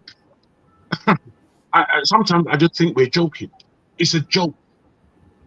Public funds into a private account and it can be legal. I just want to add that not just the fund has to be huge, and not just killing them. You have to confiscate everything they own as an additional punishment. But we're not there yet. The first thing I'm telling you people is this reorientation of the mind of our people. I don't know who's going to do it. There has to be a group of people dedicated to the success of that country. And the matter is the issue of the rule of law. You know, you can have bad laws if they are enforced. It's still better than to have good laws that are not enforced. You understand? So it's that we educate the people. Maybe we should start from elementary, secondary. It has to be, you know, your I when I duty. sit here hearing some of Before you these interrupt me, things, forefather, listen. Because here in America, I'm telling you one thing, because I'm a teacher here. Here in America, there's some basic civics they impact on the students. They don't joke. They don't joke. Every American child or woman or whatever, if you marry them, you will learn as a Nigerian. If you marry them, you will learn that they know the law. Don't fuck with we Americans. know that now. This thing that we do, that we say we are not ready. We are not ready. I don't know when we are ever going to be ready for anything. We are not ready to secure the country. We are not ready to fight corruption. We are not ready for anything. Father, wait, let me finish now. Don't stop interrupting person, make person finish. It's not your turn anyway. It's Okija's turn. I don't know how you just decide to relay into it. And Okija let you get in. The way you do this thing, man. The way you do this thing. It's none of your. Leave it, Jago. Okay, let me say this. Let me say this. Jago, if you don't like me, I think there's nothing I've got. How did it get about you? Let me exactly. Hold on. If you don't like the way I handle if you don't like the way I moderate, because I moderated a panel this morning, I didn't have any issues, not one argument on that panel this morning. So I don't need all this hassle. If you don't like it, then just step out. How about if you don't like it? How about if you don't like it? How about if you don't like it, you go away? You're telling me to, bro, don't start with me, bro. Don't start with me, forefather. We don't have to have any complications. Have your own show to moderate. Bro, how about what you're saying to me? What you're saying to me? Eat it back for yourself. You understand? Very well. Eat it back for yourself. Go ahead, Okija. Please go exactly. ahead. Okay. Like you could tell me anything. Can you let me finish? Can't tell me nothing. Okija, please let me finish, and then you go after me. If you don't like me, the way I moderate, you don't have to be. I don't know why you are making it look like I'm forcing you to stay here. Bro, I always make overtures. I always make overtures. No, I will. I beg your pardon, Okija. I always make overtures. Let me speak and finish my wait. sentence. Let me. I always make overtures, forefather, and I believe that they are fair. When you're calm and quiet, I always say to you, oh boy, I thank you for your patience. I use language for you, but you ignore. Don't patronize me. Let Okija go. I just want Okija to speak. I'm not interested in what you're saying right now. You're not interested anyway. You got something against me. I think you have something against you. Actually, I think I hide my feelings. I tell you, your behavior is atrocious. Like I will tell you to your face. So it's not hidden. Okay, guys. Okay. Your behavior is atrocious. How about that? It's fine. You don't like my behavior. No, it's okay. Then shut up. Shut up and let the show go. We know what we think. Okija, I beg, let me finish my sentence before I lose my chain of thought. Ferrari. I was 30 seconds. Thank you so much. So I was saying that if you look at America, I've not been to England. I don't know how it is in England. And I've been in Belgium. Those are two foreign countries I've stayed. You will see that from elementary school, there's a specific pattern they incorporate into their children. They know the law. They know the civil process. They might not pass biology. They might not pass maths. They might not pass anything. But how the society function and how to enforce their rights, they are impacted into that. To the point that if their parents abuse them at home, the kid is told what to do. You come to school, tell the teacher. You understand? So there's this thing the society does, that it builds that society, and this is how we are going to live. And it's put it into the children until they become teenagers and adults. This is important. We have to have a system of government that begins to do that in Africa. That's when we'll begin to see change. Not all these anything goes. Thank you, Skita. I appreciate you. All right, guys. I don't know. You're not going to tell us about your heart. I don't know why you guys started this topic. I don't know if there is nothing else to discuss because I'm confused. Why? I thought corruption was a serious issue in Nigeria. No, hold on. I'm talking. I mean, don't we have laws already? I mean, are you creating laws? I mean, because laws you have is they are not working out because you are not. Oh my God! You are not. I mean, first of all, okay, for us. Okay, oh my God, you said that. For instance, okay, if maybe you know Ababi was governor or something like that, and he was corrupt, and he was jailed. Okay, so and then you forefathers, you know, running for governor of that state, and your family, they know that Babio was jailed. What would they tell you? Would they tell you to, you know, to take money? They will tell you, please, we don't want you to go to jail. Oh. Is that not what they will tell you? We have law. The issue is that the laws are not being enforced. It has nothing to do with you can kill anybody. Can I say something about that? Wow. Listen, you can make laws that, you know, put parents and I mean like the office holder, his children, his wife, whatever, his nephews and nieces, put them in prison. It's not gonna, if you are not implementing that the one that is working already. Okay, now you had the governors that were sent to prison. Buhari released them before the election. So what is it that the laws are there? The laws are, you know, some of them are working, but okay, you have Ojo Zakalo that went to court. Okay, the court then gave a perpetual injunction. You can't try him again. You have what's his name, Peter Odele, that, you know, stole. They get perpetual injunction. Even going to the Supreme Court where his wife, you know, was, that they get perpetual injunction. You can't try him. What are you talking about? You know, and then you make laws again that, you know, somebody will be killed and whatever. It will not be enforced.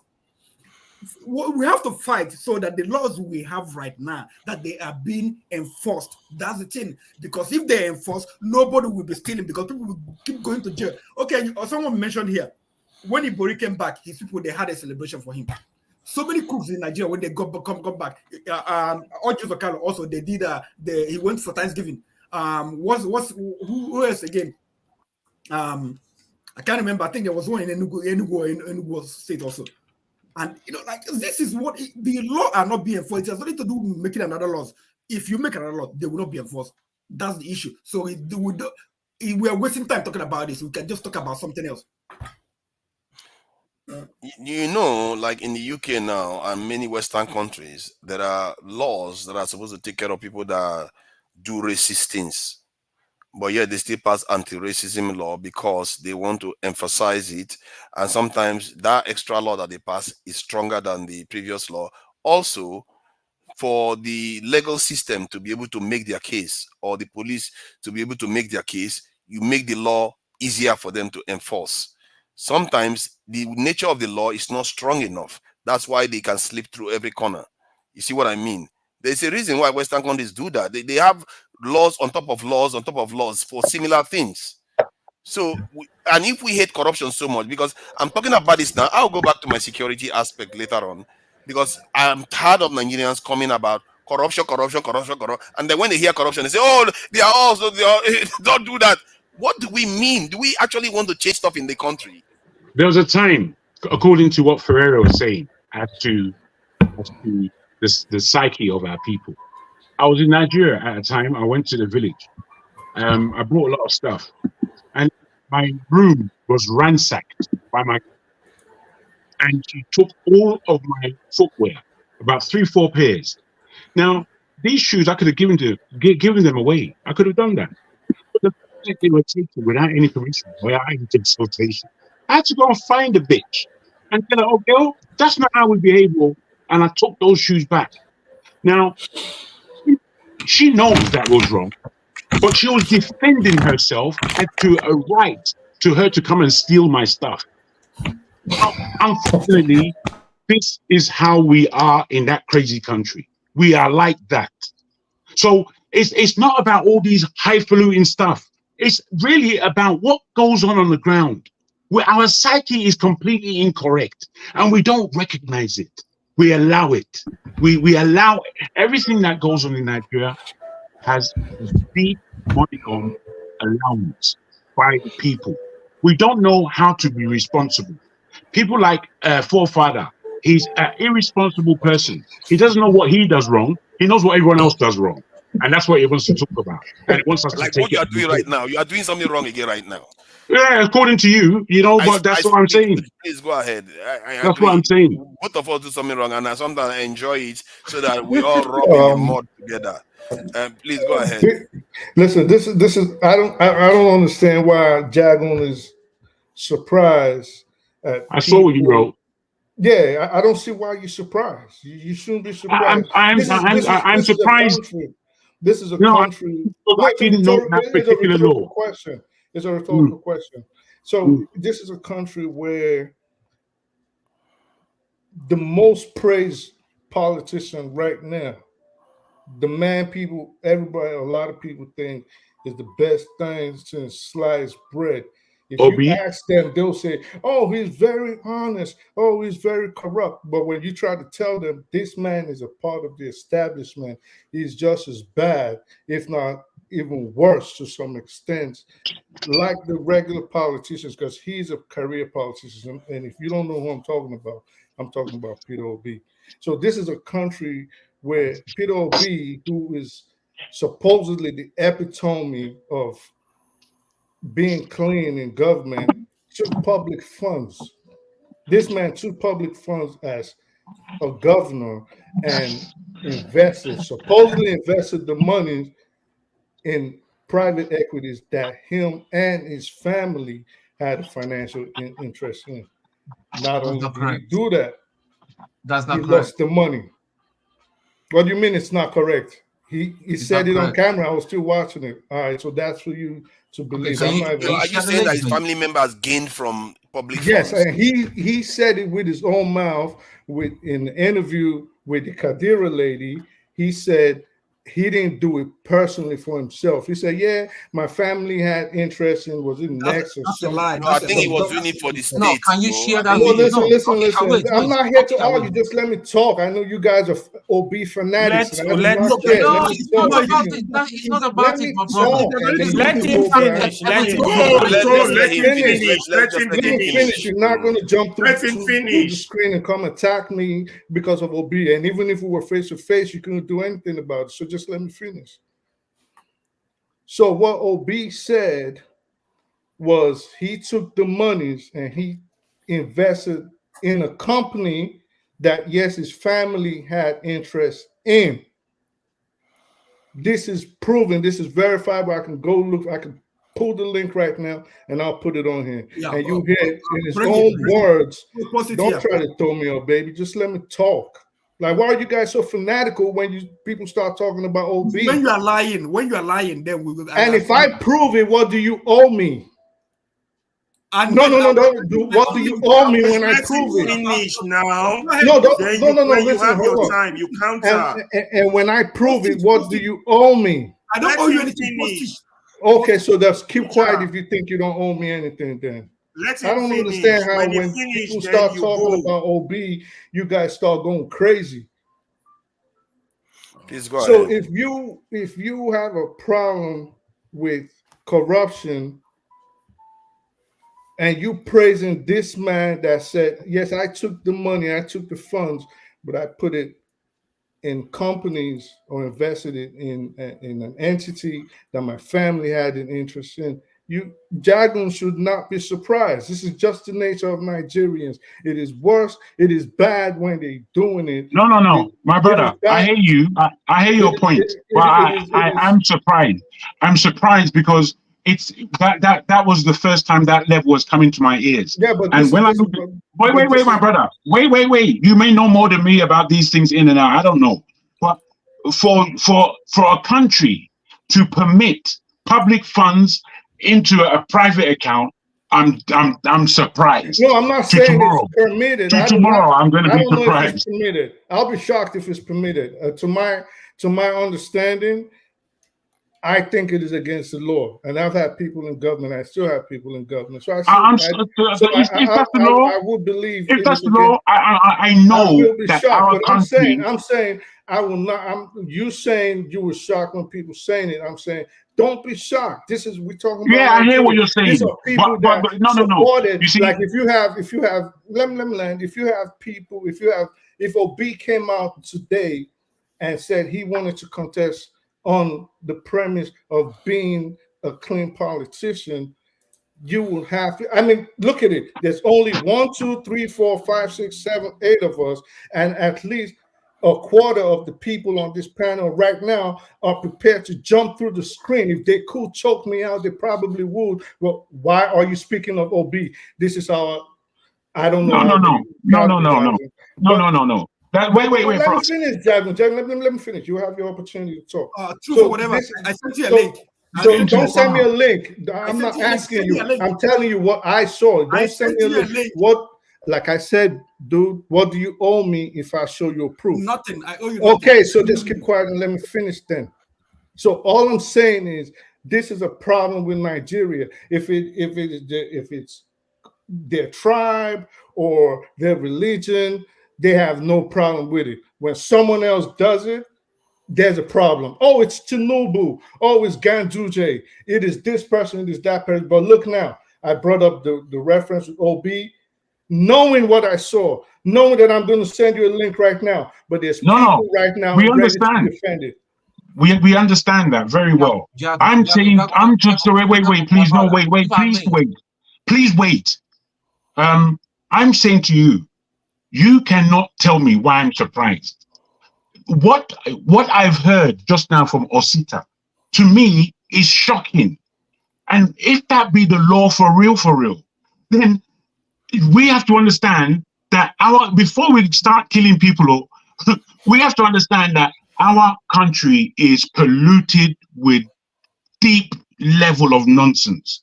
And for us to speak to the polity about how we are going to now start arranging ourselves by chopping people's heads off, I'm thinking, oh boy, where's the laws? Where is the institutions that would balance all these things? Because we are in a nest of hell, and you can't tell me not to be surprised, because that level is it's mind-blowing. It's mind-blowing.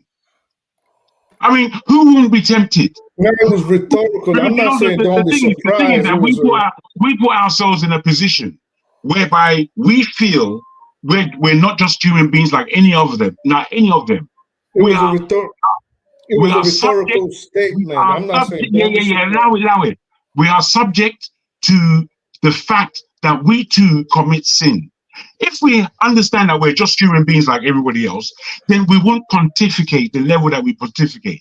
Because I put it to you, any man on this platform, given the position that these people are in, we will do worse.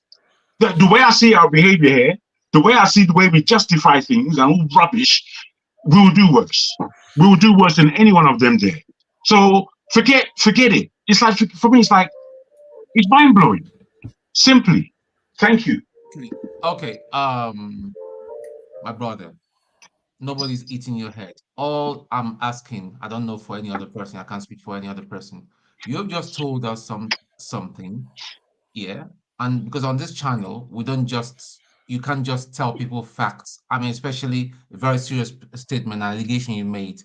Can you kindly show us or share the link with us? That's all we're asking for, very calmly. Share the link. I'm going to look for it. Hold on. I'm going to look for it. But I'm going to look for it. But this is what I'm going to tell you. You're being very disingenuous right now. And no, I can say you are being mischievous. You are a mischievous person. Shame on you. It's a lie, mate. Let me tell you why you're being disingeneous. Hold up. You can't just call me a liar. I didn't call you a liar. Listen. Let me tell you why you're being disingenuous. Let me tell you why you're being disingeneous. Exposed before you came on. And you just show your true pictures now. So let me tell you why. Let me tell you why you're being disingenuous. Let me tell you why you're being disingenuous. Have you ever seen the interview or the snippets of Peter Obi and Kadira Muhammad? Or Kadir Ahmed. Have you ever seen the interview? No. So show me. So how are you gonna call me a liar if you've never seen it? Well, you can't come and make some stupid statement. Please, can you share this? If you can share it, I'm gonna look for it. I will share it. I've seen it. To be honest, that interview is correct. That interview, what he said is correct. Yes, I've seen it. Let's leave sentiment on issue. That interview yeah, but we need proof now to show them now. Because you can find that video, I would really appreciate it. Hold on. I watched that interview. Okay, but then he explained it later in another interview. And on the web, I do research. What happened is this. The government of Anambra said they wanted investors. So they told investors, Anambra said government, they are going to co-invest. And also, as long as you people hire at least 3,000 people from Anambra, we're going to invest. And then we're going to make provision for private investors or Anambra investors to invest. So now, I posted the link there. The company invested 77.5% Sabila, 22.5% by indigenous investors. Out of that 22.5%, Anambra State government had 10%. 12.5% was owned by private and local investors, including Opito B's brother's business Next. That's right. So those are one of the private investors. It's not that he brought his money and invested in a company. That was the agreement that private investors and the state. Okija, thank you very much. No, that is called conflict of interest. That is corruption. That is corruption. That is conflict of interest. Even if they had 0.5%, Peter Obi, by doing due diligence and knowing that his family had an interest in Next, was not supposed to put the government money in that business, knowing that he controlled the funds of the state. Listen, the state assembly passed a law. Dude, it doesn't matter what the state assembly passed. The state assembly passed Sharia law, and you guys I speak the truth. I speak the truth. I speak the truth. Does the 3,000 jobs and the fact that the company is going to come into the state and generate wealth for the state, does that not make a difference in terms No, it doesn't, because he said that later. He knew he had messed up. He knew, listen. He knew he messed up. He knew he messed up in the interview. But if it was a lie, are you saying he lied about that? It was rubbish. It was complete rubbish. He tried to. The link you gave me is quite long, and I can't make the of it. In his own words, when they questioned him, he tried to justify. He tried to justify putting that money, and that wasn't the only thing he did. Not only that, he lost the money. If it was a good country, as you guys all claim you want, if it was a good country, number one, it was conflict of interest. That was an act of corruption. And then he misused public funds. He should have been punished for those 3 crimes. Okay. All right. So if you really want to stop corruption, you can start with issues like that. We have had it. Yeah, to add to what Okija said, I know Peter Obi said he was a board member of the company, but before he wasn't a board member of the company. He was never a board member. AY, stop this. I respect you. I think No. I'm not doing that your propaganda group. AY, check that. We really need to get the video. Propaganda. This one, I don't know where we are going with this. No. I know. Hold on, Tone. Hold on. I speak the truth. Why did you bring Peter Obi into this? You're talking about something that I love the way Okija. I didn't know after that interview. I didn't know the details. Okija is just clarifying it. Now that is what we need here. Clarify what you know. But what this chap is trying to say is that Peter Obi, they corrupt. So no, he's focusing on an issue. But I have to say that Sam Miller that you are talking about, I'm not exactly a big fan of such a company. It's a kind of breweries that makes they like breweries. No, that is it tends to maybe that Ferreira he the high ones. I don't think Northerners would even allow that to be done in their territory. Mr. Ferreira, you need to speak for this matter. Don't mind him. That one he drink. If he drinks, he's gonna lose. He's drinking malt too. He's not drinking beer. That guy can't drink malt now. What I want to put to the truth, in your understanding of corruption, where Peter Obi is concerned, which I can agree with you on many of these issues for real. However,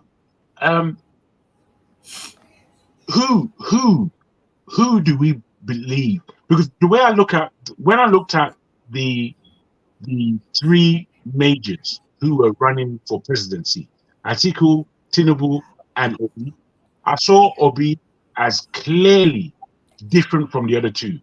And I also saw that he should be given a chance. That's what I saw. Because we know our country is corrupt. There's no one, to me, I just want to put to you, who in the public eye, or who is the person in your mind that should be able to be as our premier in that country? Tell me who. Because I understand pointing the finger. That's easy. We can all do that. I think they're all garbage. All three of them are trash. Yeah, fair enough. When you ask me a question, let me answer. So they're all garbage, but they're all garbage. You said that 3 times now, bro. Yeah, whatever. Drink your tea. Let me answer. So they're all garbage to a different extent. No, garbage and rubbish are the same thing. Rubbish. Funny enough. Horrible. They're all garbage to a different extent, but in different extents, and they're all corrupt. I don't care what anybody. Now, your definition of corrupt or your acceptance of it might be different from how I view it. Okay, but they all corrupt to different extents. Someone like Tinubu, Atiku, answer the question, man. Tinubu, super corrupt. Obi, mildly corrupt, but still corrupt nonetheless. Now, if it was in terms of who had the ideas that I think should be implemented to move the country forward based on what I heard, what they articulated, and the manifestos they presented to the public, I think the man that had the ideas is right in charge right now. But if you ask me overall, they're all garbage and corrupt. So you actually think Tinubu was more prepared for the office? Absolutely, better than the other two, yes. Okay, I guess that's your own opinion. Absolutely. As Okija said, I just wondered, because I think based on your words, sorry guys, based on your words towards Obi, whilst I can agree with what you were saying, if that be corruption, and you can't compare the Tinubu's corruption to Obi's corruption, then you are another corrupt amongst us. You understand? That's the way I see it. Whoa, hold on. What did you say? I said what I said. Now, hey, I didn't hear you. You got headphones on, bro. What's the matter with you?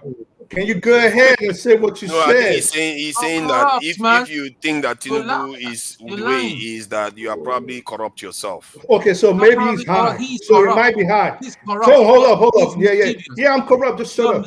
So forefathers. So maybe Jagan is high because what I said. No, I'm not high. I'm pretty sober. I'm very sober. No. Because listen, I said Atiku. I said there's levels to their corruptions. I said Atiku is super. Hold up. Obviously, you did not hear. You'll be repeating yourself for the 15th time, bro. Finish repeating yourself. So I said Atiku because you said what I said. That wasn't what I said. I didn't say what you said. I said Atiku is uber corrupt. Bro, you're clutching at straws. I said, oh my God, this nigga's crazy. I said, I'm not no nigga for you, bro. Don't bring that nigga fucking to me. Cunt face. Don't bring that to me. Ain't no nigga for you. Ain't no nigga for you, man. Asshole. Who's a nigga? You American fucking idiot. Who's a nigga for you? We don't use that language over here. Okay. Thank you. Where is Okija? You see, Okija is running because he doesn't want to tell us about the heart and he doesn't want to give us his proper opinion. But let me make I face this guy now. I said Atiku is super corrupt, right? And I said right below him is Tinubu, right? And I said below that, on the last level is Peter Obi, but he's still corrupt nonetheless. This is what I said. You're messed up. That's all I can say to you. You're messed up. I said they're all corrupt. They're all corrupt. You're seriously messed up, man. I don't know what's messing your head up. To be fair to him, he's saying that they are all corrupt because they want you to say Obi is a saint. Hold on. He's saying that Obi is the least corrupt among all of them. He's corrupt too. Where I disagree with you is that you chose somebody that is even more corrupt than Peter Obi, that is better for the leadership. No. Okay. This is why I said people need to always listen. You can't just hear what I'm saying. We heard you, man. I did say before Jagun started Can you please let me talk, brother? Please. No, bro. You've spoken and you're all you're doing is repeating yourself. But you're getting me out of character. Please, I beg you. I'm not used to the shouting. Please, one by one, no, please, one minute, one minute, please. Please, I beg you. Please, I beg you, don't repeat yourself. So, how about that? Oh my God. So yeah, man. So all I said was, in terms of corruption, they all corrupt to different levels. And I said, in terms of their ideas based on the manifesto presented and who presented the ideas really articulately to me, because this is what they do. They have to appeal to me. And I said, the guy that did the job, we heard you, his ideas to me was Tinubu. He had the I hear you, bro, but I just dislike repetition. Repetition. Like you're making the point any clearer. And the person that presented his ideas the best to me was Tinubu. And you asked me, you said, so you think Tinubu was better prepared? And I said, yes. And why do I say that? Let's remember, 5 weeks to the election, Obi did not even have a manifesto. He was forced and pushed and harassed by the public to present a manifesto, which he did less than 70 days to the election. Well, he was stating his policies well before that. And from what I can see, so far from what you've seen of the government, you still hold the position that he is better prepared than anyone. What's this roundabout answer? Yeah, oh my God, dude, nigga, you crazy, son. Yeah, absolutely. Okay, good. You see, the thing is, almost everything he has done has gotten Nigeria to a worse state. The only reason that the country might actually do better is something that he doesn't control, which is the Dangote refinery and the repair of the refinery in River State. And his government almost put River State in a reverse gear with all the problems that was happening in River State. So if you look at so far today, as we stand, he has done more damage. Our currency has depreciated over 40 to 50%. Cost of living has gone up, and there is no prospect of all these things getting better because of that policy on its own. The only thing that can rescue the petrol price is the Dangote refineries that he's not even in charge of. So everything he has touched so far has made everything worse. So how can you all garbage? If OB was there, it would be just as bad. No, that's not fair. That is disingenuous. What you're saying is disingenuous. And I think why I think it was going to be. You don't just think, as bad. obviously. I'll tell you one reason why I think it was just as bad. When the main thing we've all been complaining about on this panel, and most of since you came on, has been corruption and how to hold the stakeholders in politics accountable, the people that run the government. And I had a problem with what OB said, and I kept having a problem with it. When asked how he was going to tackle corruption, if you want to lie to us, that's fine. You're a politician, that's your job. But you know what he kept saying that ticked me off? He'd say, well, there's no reason why he would go after past people. He said, for example, and he kept using the analogy of, for example, someone steals from I think that's wise. You know, I actually subscribe to that too, to be fair. And he said, well, if someone steals from your shop, do you then chase the thief and lock down your shop? You know, but I think that was just giving people it was giving them like a foresight, like, okay, if you steal and you get away with it, I'm not going to chase you. I'm not going to run around with you. But if I should catch you, I'm going to try to plug where you stole if I can, forefather, if I can, that was something he said before becoming premier at all.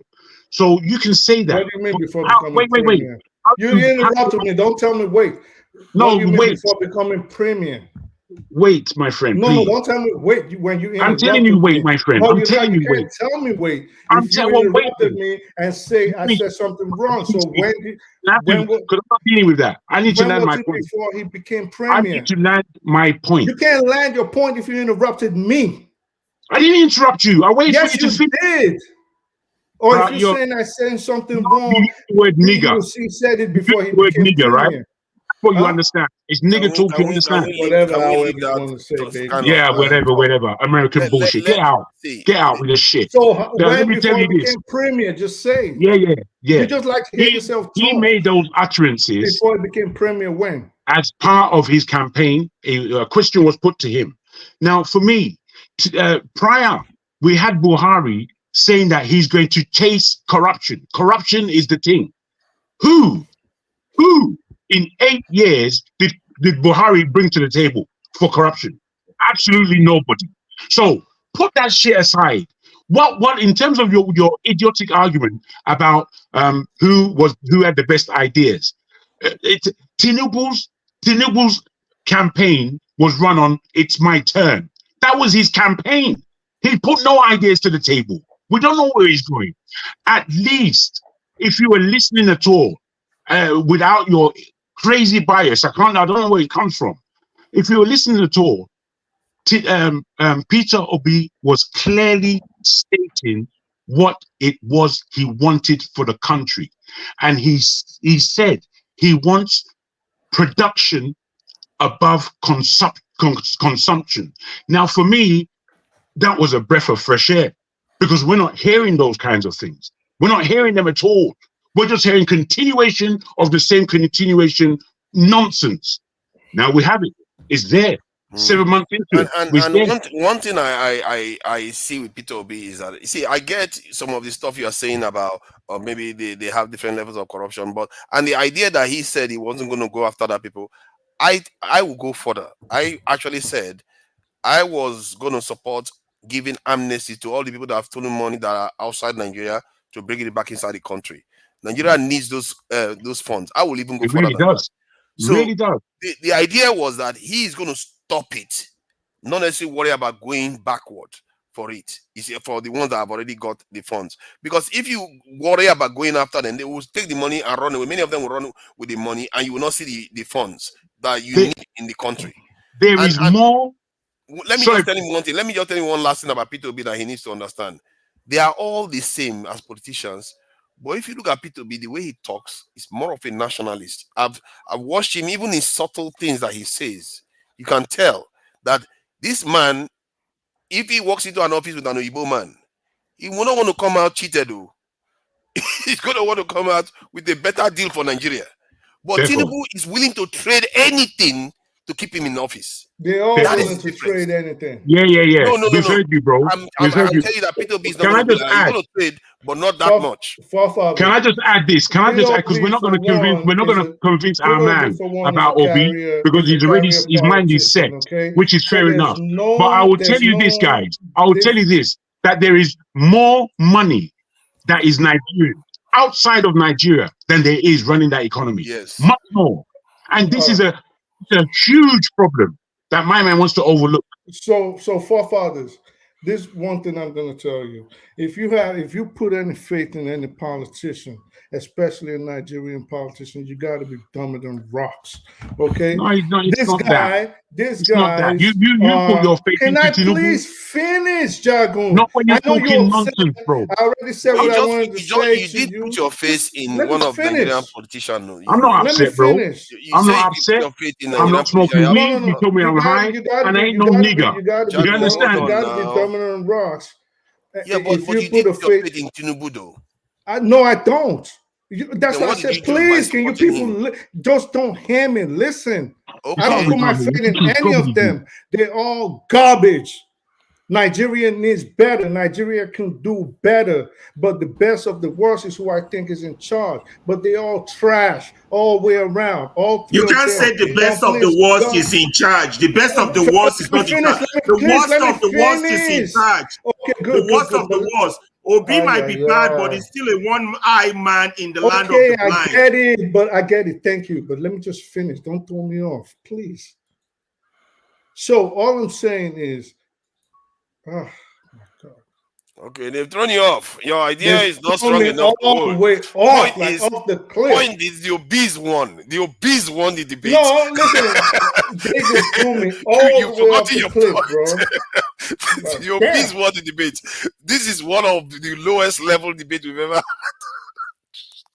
Unbelievable, man. We were just trading who is the worst politician and who. That's just, it's a low level. I may be surprised that I speak the truth. You brought this issue up as something that is even, given the record in Nigeria right now, Nigerian currency has depreciated. We've fallen down from the top, this is the largest economy in Africa. This cost of living has gone up. Everything is worse today than it was just 8 months ago before this guy got into office. So the idea that you think he is the best guy that is in there right now, that is scary. And so I just recollected what I was going to say. You guys I said if any one of them, putting your hope in any one of them is rubbish. Why? Yeah, all right. We've They heard that all- before. they Bro, all just go- stop they repeating yourself. They all career politicians. I think everybody Okay, would so- like to say that. I don't think they are all just No, they the all same. career politicians. Stupid Because out here, man. OB, You're for telling no one one, nothing. OB, do you know OB worked under Abacha? He worked with Abacha, not So like what? under Doesn't Abacha. make him Under bad. him. It did not work Soyinka, with what's him. his name? Soyinka You know work what I under mean? Abacha. So he worked Tai under Solarin him. work under So Abacha. that Jakande makes work him under Abacha. he's These are under great politicians. he's a career politician. That is my point. So you try. So the people only here hatred trying you to have for people Obi is trying to that he people didn't trying steal to a Leave lot. no, I no, don't think it's hatred. I don't think it's hatred. He him. just doesn't support him. That's all. People trying to. Oh, I because don't he support didn't steal any of them enough. because I do not think there's anybody worth supporting in the Nigerian political sphere right So there now. gotta be They're one for us to move most forward. of them are just Yeah, we are going to corrupt be buttons. moving on. I think This what I is find not more our disturbing, topic. Oh, this is but not in our a topic. way, this is quite similar to my frustrations with the original topic about capital punishment for people that steal public funds that result in loss of life. What the conversation came down to was that we are not ready. We are not pure enough to be able to institute such a system. We cannot. No, The forefather, we legal can system do is it. not ready. Listen, Nothing is listen. ready. Forefather, listen, we can do it. But first of all, you have to convince, I keep saying it, you have the 10%. You got to get at least 6% of them on the same level. Look at, for example, look at So where are you Party putting forefather Tumi. now, Ferrara? Eh? Is forefather among the 2%? Where are you putting forefather? I'm firmly within the 2%. Now, what are you talking about? How dare you? How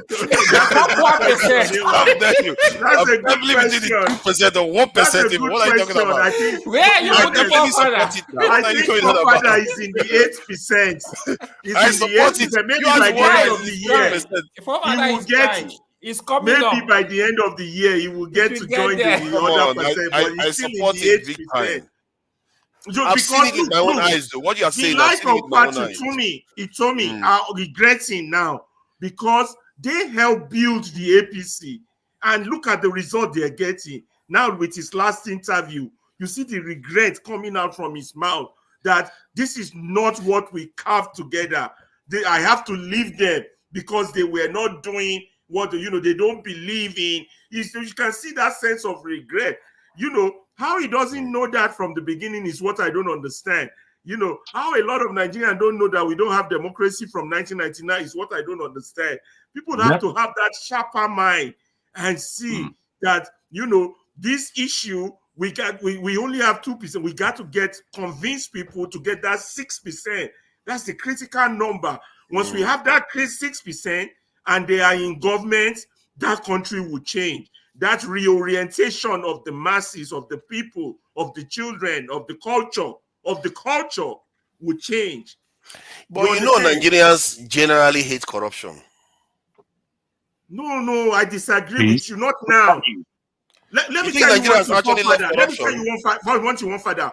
When I was doing my graduate program, listen, Father. When I was doing my corruption. Father, listen. Oh my God, you guys are surprising me every day. Majority of Father, listen. No. When I was doing my third master's degree, the professor told me that as a manager, if you want to manage a school, the first thing you do when you get there is to look around the school. And I said, this is not from the book, so this is coming from a Marine, somebody who goes to war. He's a Marine. I said the first thing you do is to look at your pragmatic reality. He said when you've made an assessment of your pragmatic reality, that's when you survive the war. That's when you survive as an administrator. That if you get your pragmatic reality wrong, you're going to get every administrative decision wrong. Did you hear what he said? In the end, that's how you survive. Sometimes systems are meant to be built, and you may not have to survive it. See, if something has to change, it has to change. And I may be surprised that because you hold corruption as a very high issue in Nigeria, it is. Ferrari. And it is. And I believe that many Nigerians hate corruption, but when it comes to practicing it, they don't want to get rid of it. I give you this homework. Do the opinion poll. Do the opinion poll. I think I would like to see the opinion poll. You guys are on here supporting a man that put public funds in his private business, and you're here supporting a drug dealer. What are you saying? I don't support any of them. They're all garbage. They're all trash. They're not the same level. They're not the same level. No. Okay, but I think they're all garbage. Yeah, I speak the truth. It's not fair to be bringing. You're talking from a point of hatred. No, but don't tell me I support. Why would I hate him? Are you support him? You're talking from a point of bias. Okay, I rephrase it. You're talking from a point of bias. You're not being proud. You're not being proud. I hate him. How can you say Obi and the drug dealer are the same? Come on, no, man. he didn't say they are the same. Is this guy? Are you people hold on. high? I need to leave it. No, you're high. You're high. From what I see, from what I've seen in Nigeria, is that when you see Nigerians, like there was a traffic junction, Nigerians wanted the traffic to remain uncontrolled. They didn't like the idea. I told them, but the traffic warden is standing there and the traffic junction is completely jammed with cars. I said, but why are you not allowing the traffic people to do it? He said, because they don't have the power to do it. I said, well, why don't they give them, the traffic wardens, the power to control the traffic? He said they don't want them to have the power. Listen, your analogy is a little bit wrong. Let me give you the true analogy of Nigeria. My analogy is that they are saying that they should not give them the power to enforce the rules because they don't want the rules, because they fear that the traffic warden is going to abuse the power. Can you imagine that? That they don't want laws to be followed because they fear that the person that you give the power to enforce the law will abuse it. That may inform why they may not want a death penalty for corruption. But I know they definitely don't like their public servants. No, they will want it once they know, they think it's not going to touch them. But the moment you let them know it's going to touch them, then the answer will be different. Well, it's not going to touch them now. My proposal is not going to touch them. The moment you tell them that if they collect that bribe at the airport, it's going to touch them, then Nigeria will say, oh, no. I'm not going to go after those ones. The ones you go after for more high level is when you steal public funds that results in loss of life. Those are the ones you upgrade, because they are decaying the country. They are killing people with their corrupt practices, and they are the ones doing the real damage. And you have to push that kind of law, because the idea is that if any of them try to block you, they are corrupt, isn't it? Why are you blocking it? Because you know it's not going to affect the ordinary people that are taking 1,000 naira, 5,000 naira here and there. It's affecting the people that are stealing billions of naira. Those are the ones you target. And you will see, I believe that the people will support such a thing because they will think, this is not even for publics. This is for people that work for federal government and state government. And this is not for low-level criminal behavior. We are talking about high-level stuff that leads to damage and decay of the state. And I think even ministers, when you are governors and presidents, if you are appointing ministers, you should warn them of this. This idea that you don't tell them that the things you are doing is affecting lives. And if you steal the money, you are killing people, and I'm not going to forgive you for it. Don't think that I'll forgive you for it, because they feel like they can steal, they get caught, they get fired, and they get away with it. Maybe we'll get half of the money that they've stolen back, and they get away with the rest. This lady was caught in time. Otherwise, the money would have gone far away, and we wouldn't know. So it's just too much. The theft, and they're getting away with it, is just too much. And then when they release them, you see those videos of villagers praising them when they come home as if they are heroes. So you think in 60-something years, you think Nigerian politicians don't know that it is a crime to steal from government coffers? Or no, it's one thing to know. When they steal, it affects consequences. people's livelihoods or the development of the country. You really believe they don't know? You're gonna have to No, tell them. it doesn't matter what they know. You have to put rules to stop it, to let them know that if you do this, there will be consequences, because there are no consequences for any of them. How can you kill people and you get away with it? When they ask you to put roads and people are dying because of that road and you get away with it, they give you money to go and fund soldiers to fight Boko Haram. You don't do it. You go and spend the money and people, soldiers die for it. What kind of attitude is that? And they're all getting away with it. And then because you expect those people to stay in Nigeria has a I beg no vex attitude. No. They have a forgive him. He did this. Please don't be angry. He's done enough time in prison. Well, what if somebody else did it? Forgive him. This is the Nigerian Those Nigerians attitude. need to stop it. I don't like that attitude that Nigerians have, where like, oh, he suffered enough. You forget, how about the people that the victims? You know, when they were talking about that what they call it, canal that they wanted to cover in Lagos, and they had to break some buildings. And some people were like, oh, they are targeting specific people. But nobody is crying for the people that houses are getting flooded because of the canal being blocked. Nobody talks about the victims, and the victims are actually innocent people. No one cares. No one cares. This is what's going on. You see, it's a shame. One is the one that bothers me so much. No, it's a serious issue. It's a serious issue. Nobody cares about fairness. No one. They just want for themselves. Mine. What I think. For the truth person who I've listened to many times, and there are things that he says that make sense, and then there are things that he says that, bruh, you just accused everyone on this stage of being supporters, like we have no idea. We're saying who is the best and who is the worst. I didn't accuse everybody. I accused only two people. But stop misrepresenting what I said. I accused only two people. Okay. The idea that you have about Tinubu, that they're all trash and Tinubu is the best of the bunch. Same way that most people look at Obi, they have an understanding that. But I never complained about that. Oh, wait. They have an understanding. I never complained about that.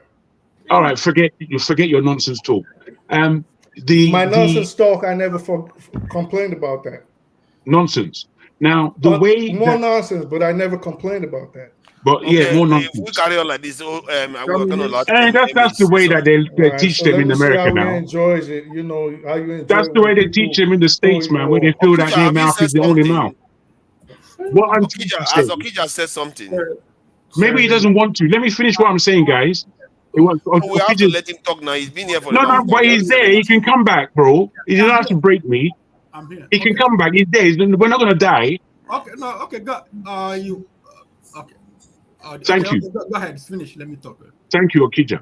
Okay. What I'm saying is that the way we see things in that country, in such a selfish manner, that we do not understand that we are 200 and odd million people, and we need to organize how we behave and construct ourselves in order for nation building. Now, to me, Tinubu is not doing anything called nation building. Forefathers just broke down all his errors as he's come to power. Now, if we really think that if Obi is in that position, that he wouldn't have begun to put in policies that did not divorce Nigeria into the current state it's in with its finances. Nigeria's finances are today woeful, and they're gonna get worse. They're just gonna get worse. My hope and feeling is that there is an underground swelling of minds changing, and I don't believe that Tinubu will be there for his entire four-year term. Dangote refinery, they say he has started production. Dangote refinery starts production after years of delays. So not full production. No, it's some little thing. Not. They said today Today it started. Not oil. You check on that story properly. Father, what is the topic today? Now, what's the topic? The topic is about capital punishment for capital to Peter Obi to Dangote refinery. He speak. How do you say your name? Sorry, sir. He speaks. I speak the truth. Okay, I speak the truth. Okay, sir. That is terrible American spelling. All of us are here, we want a better Nigeria. That's why we're here. In politics, politics is just like people say, it's a dirty game. No one is perfect in politics, but we should be open. Like when you make your assertion, what you think is true, you have to want other people to rebut what you said, and you also be open to listen to what they're saying. We will not make headway if we start antagonizing each other. We don't we come here every day, we argue. We're not gonna defeat our enemies, so we have to make some concession. Two of us make some concession before we can unite to fight off our enemies. So I believe that you want a good Nigeria, but the thing is so you make some things because of hatred. You don't go that way. For instance, you said that Obi worked for Abacha. No, what happened is this. Let me explain to you. Obi was an importer, okay? So the port was congested.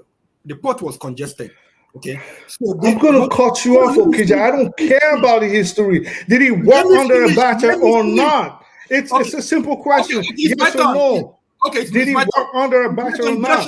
Shut up, it's my turn. Shut up. Did he work under don't put words in my mouth. Kick him out, bro. Shut up, it's my turn. Did he work under Abacha or not? He's not just speaking to you. Allow Okija to speak, please. He's not just speaking to you, he's speaking to a panel. He mentioned me, old man. That was who he mentioned me. Okay, so whatever. So anyway, so the port was congested, okay? So Peter Obino, because he imported, he was complaining. So he met the custom controller also. So they were like, it's not our fault, you should go to, in the Abuja. So Obi gathered about 100 businessmen. Said, let's go to Abuja. Let's meet the head of state. So he said, in the day they wanted to go, they agreed. And then the day they were going, a lot of them didn't show up. So people were like, we are afraid Abacha. That was the height of Abacha. People were dying. So they don't know about this man, is wicked. Obi said we should go. So they said they went, and they waited. Eventually, they let them in. So they talked. So the people that went with him said, "Okay, speak." So he talked to Abacha. See, this is what happened. The port is congested. This and that. So and the advisor, I've forgotten the name he called the man. The man said, "Okay, they're gonna, have what do you call all those things Nigeria form committee, that will port the congestion." That they should go. So they were about to leave. Abacha called Obi, come back, make him the chairman of the caretaker committee. That was how. That was what happened. That was what happened. But Peter Obi never worked any other place for Abacha. So this guy, he comes here, just say things he doesn't know. Okija. Hey, I'm not here. Okija. He worked under Abacha. I don't want to talk to you. Shut up. He worked under Abacha. Shut up. He worked under him. That's what you just told us. Shut up. He just told us he worked under him. Shut up. Shut up. The bottom line, he worked under him. Shut up. There, he worked to fix Nigeria. Shut up. He worked under him. Yes or no? You took us all around this ring of rows. You don't know what you're talking about. He worked under him. You don't have any knowledge. You just open your mouth and say. But he worked under him. Shut up. You don't know what you're talking about. He worked under him. Okay, even if he did, I'm not sure that is That's the point. He worked under him. That's all I said. He did not work under him. You're giving us another meaning. If he was the head of the National Portal Authority under Abacha, even if he worked for him, it doesn't matter. I don't know why we are making a big. If he worked for him, so what? Does that make him corrupt? So what no, it doesn't. Saying? Did he work under Abacha or no? No. So he worked on his own. The NPA was its own independent country. Is that what you're telling us? Have you been to Nigeria before? Have you been to Nigeria before? The Nigerian Port Authority of been to Nigeria. Are you the issue NPA?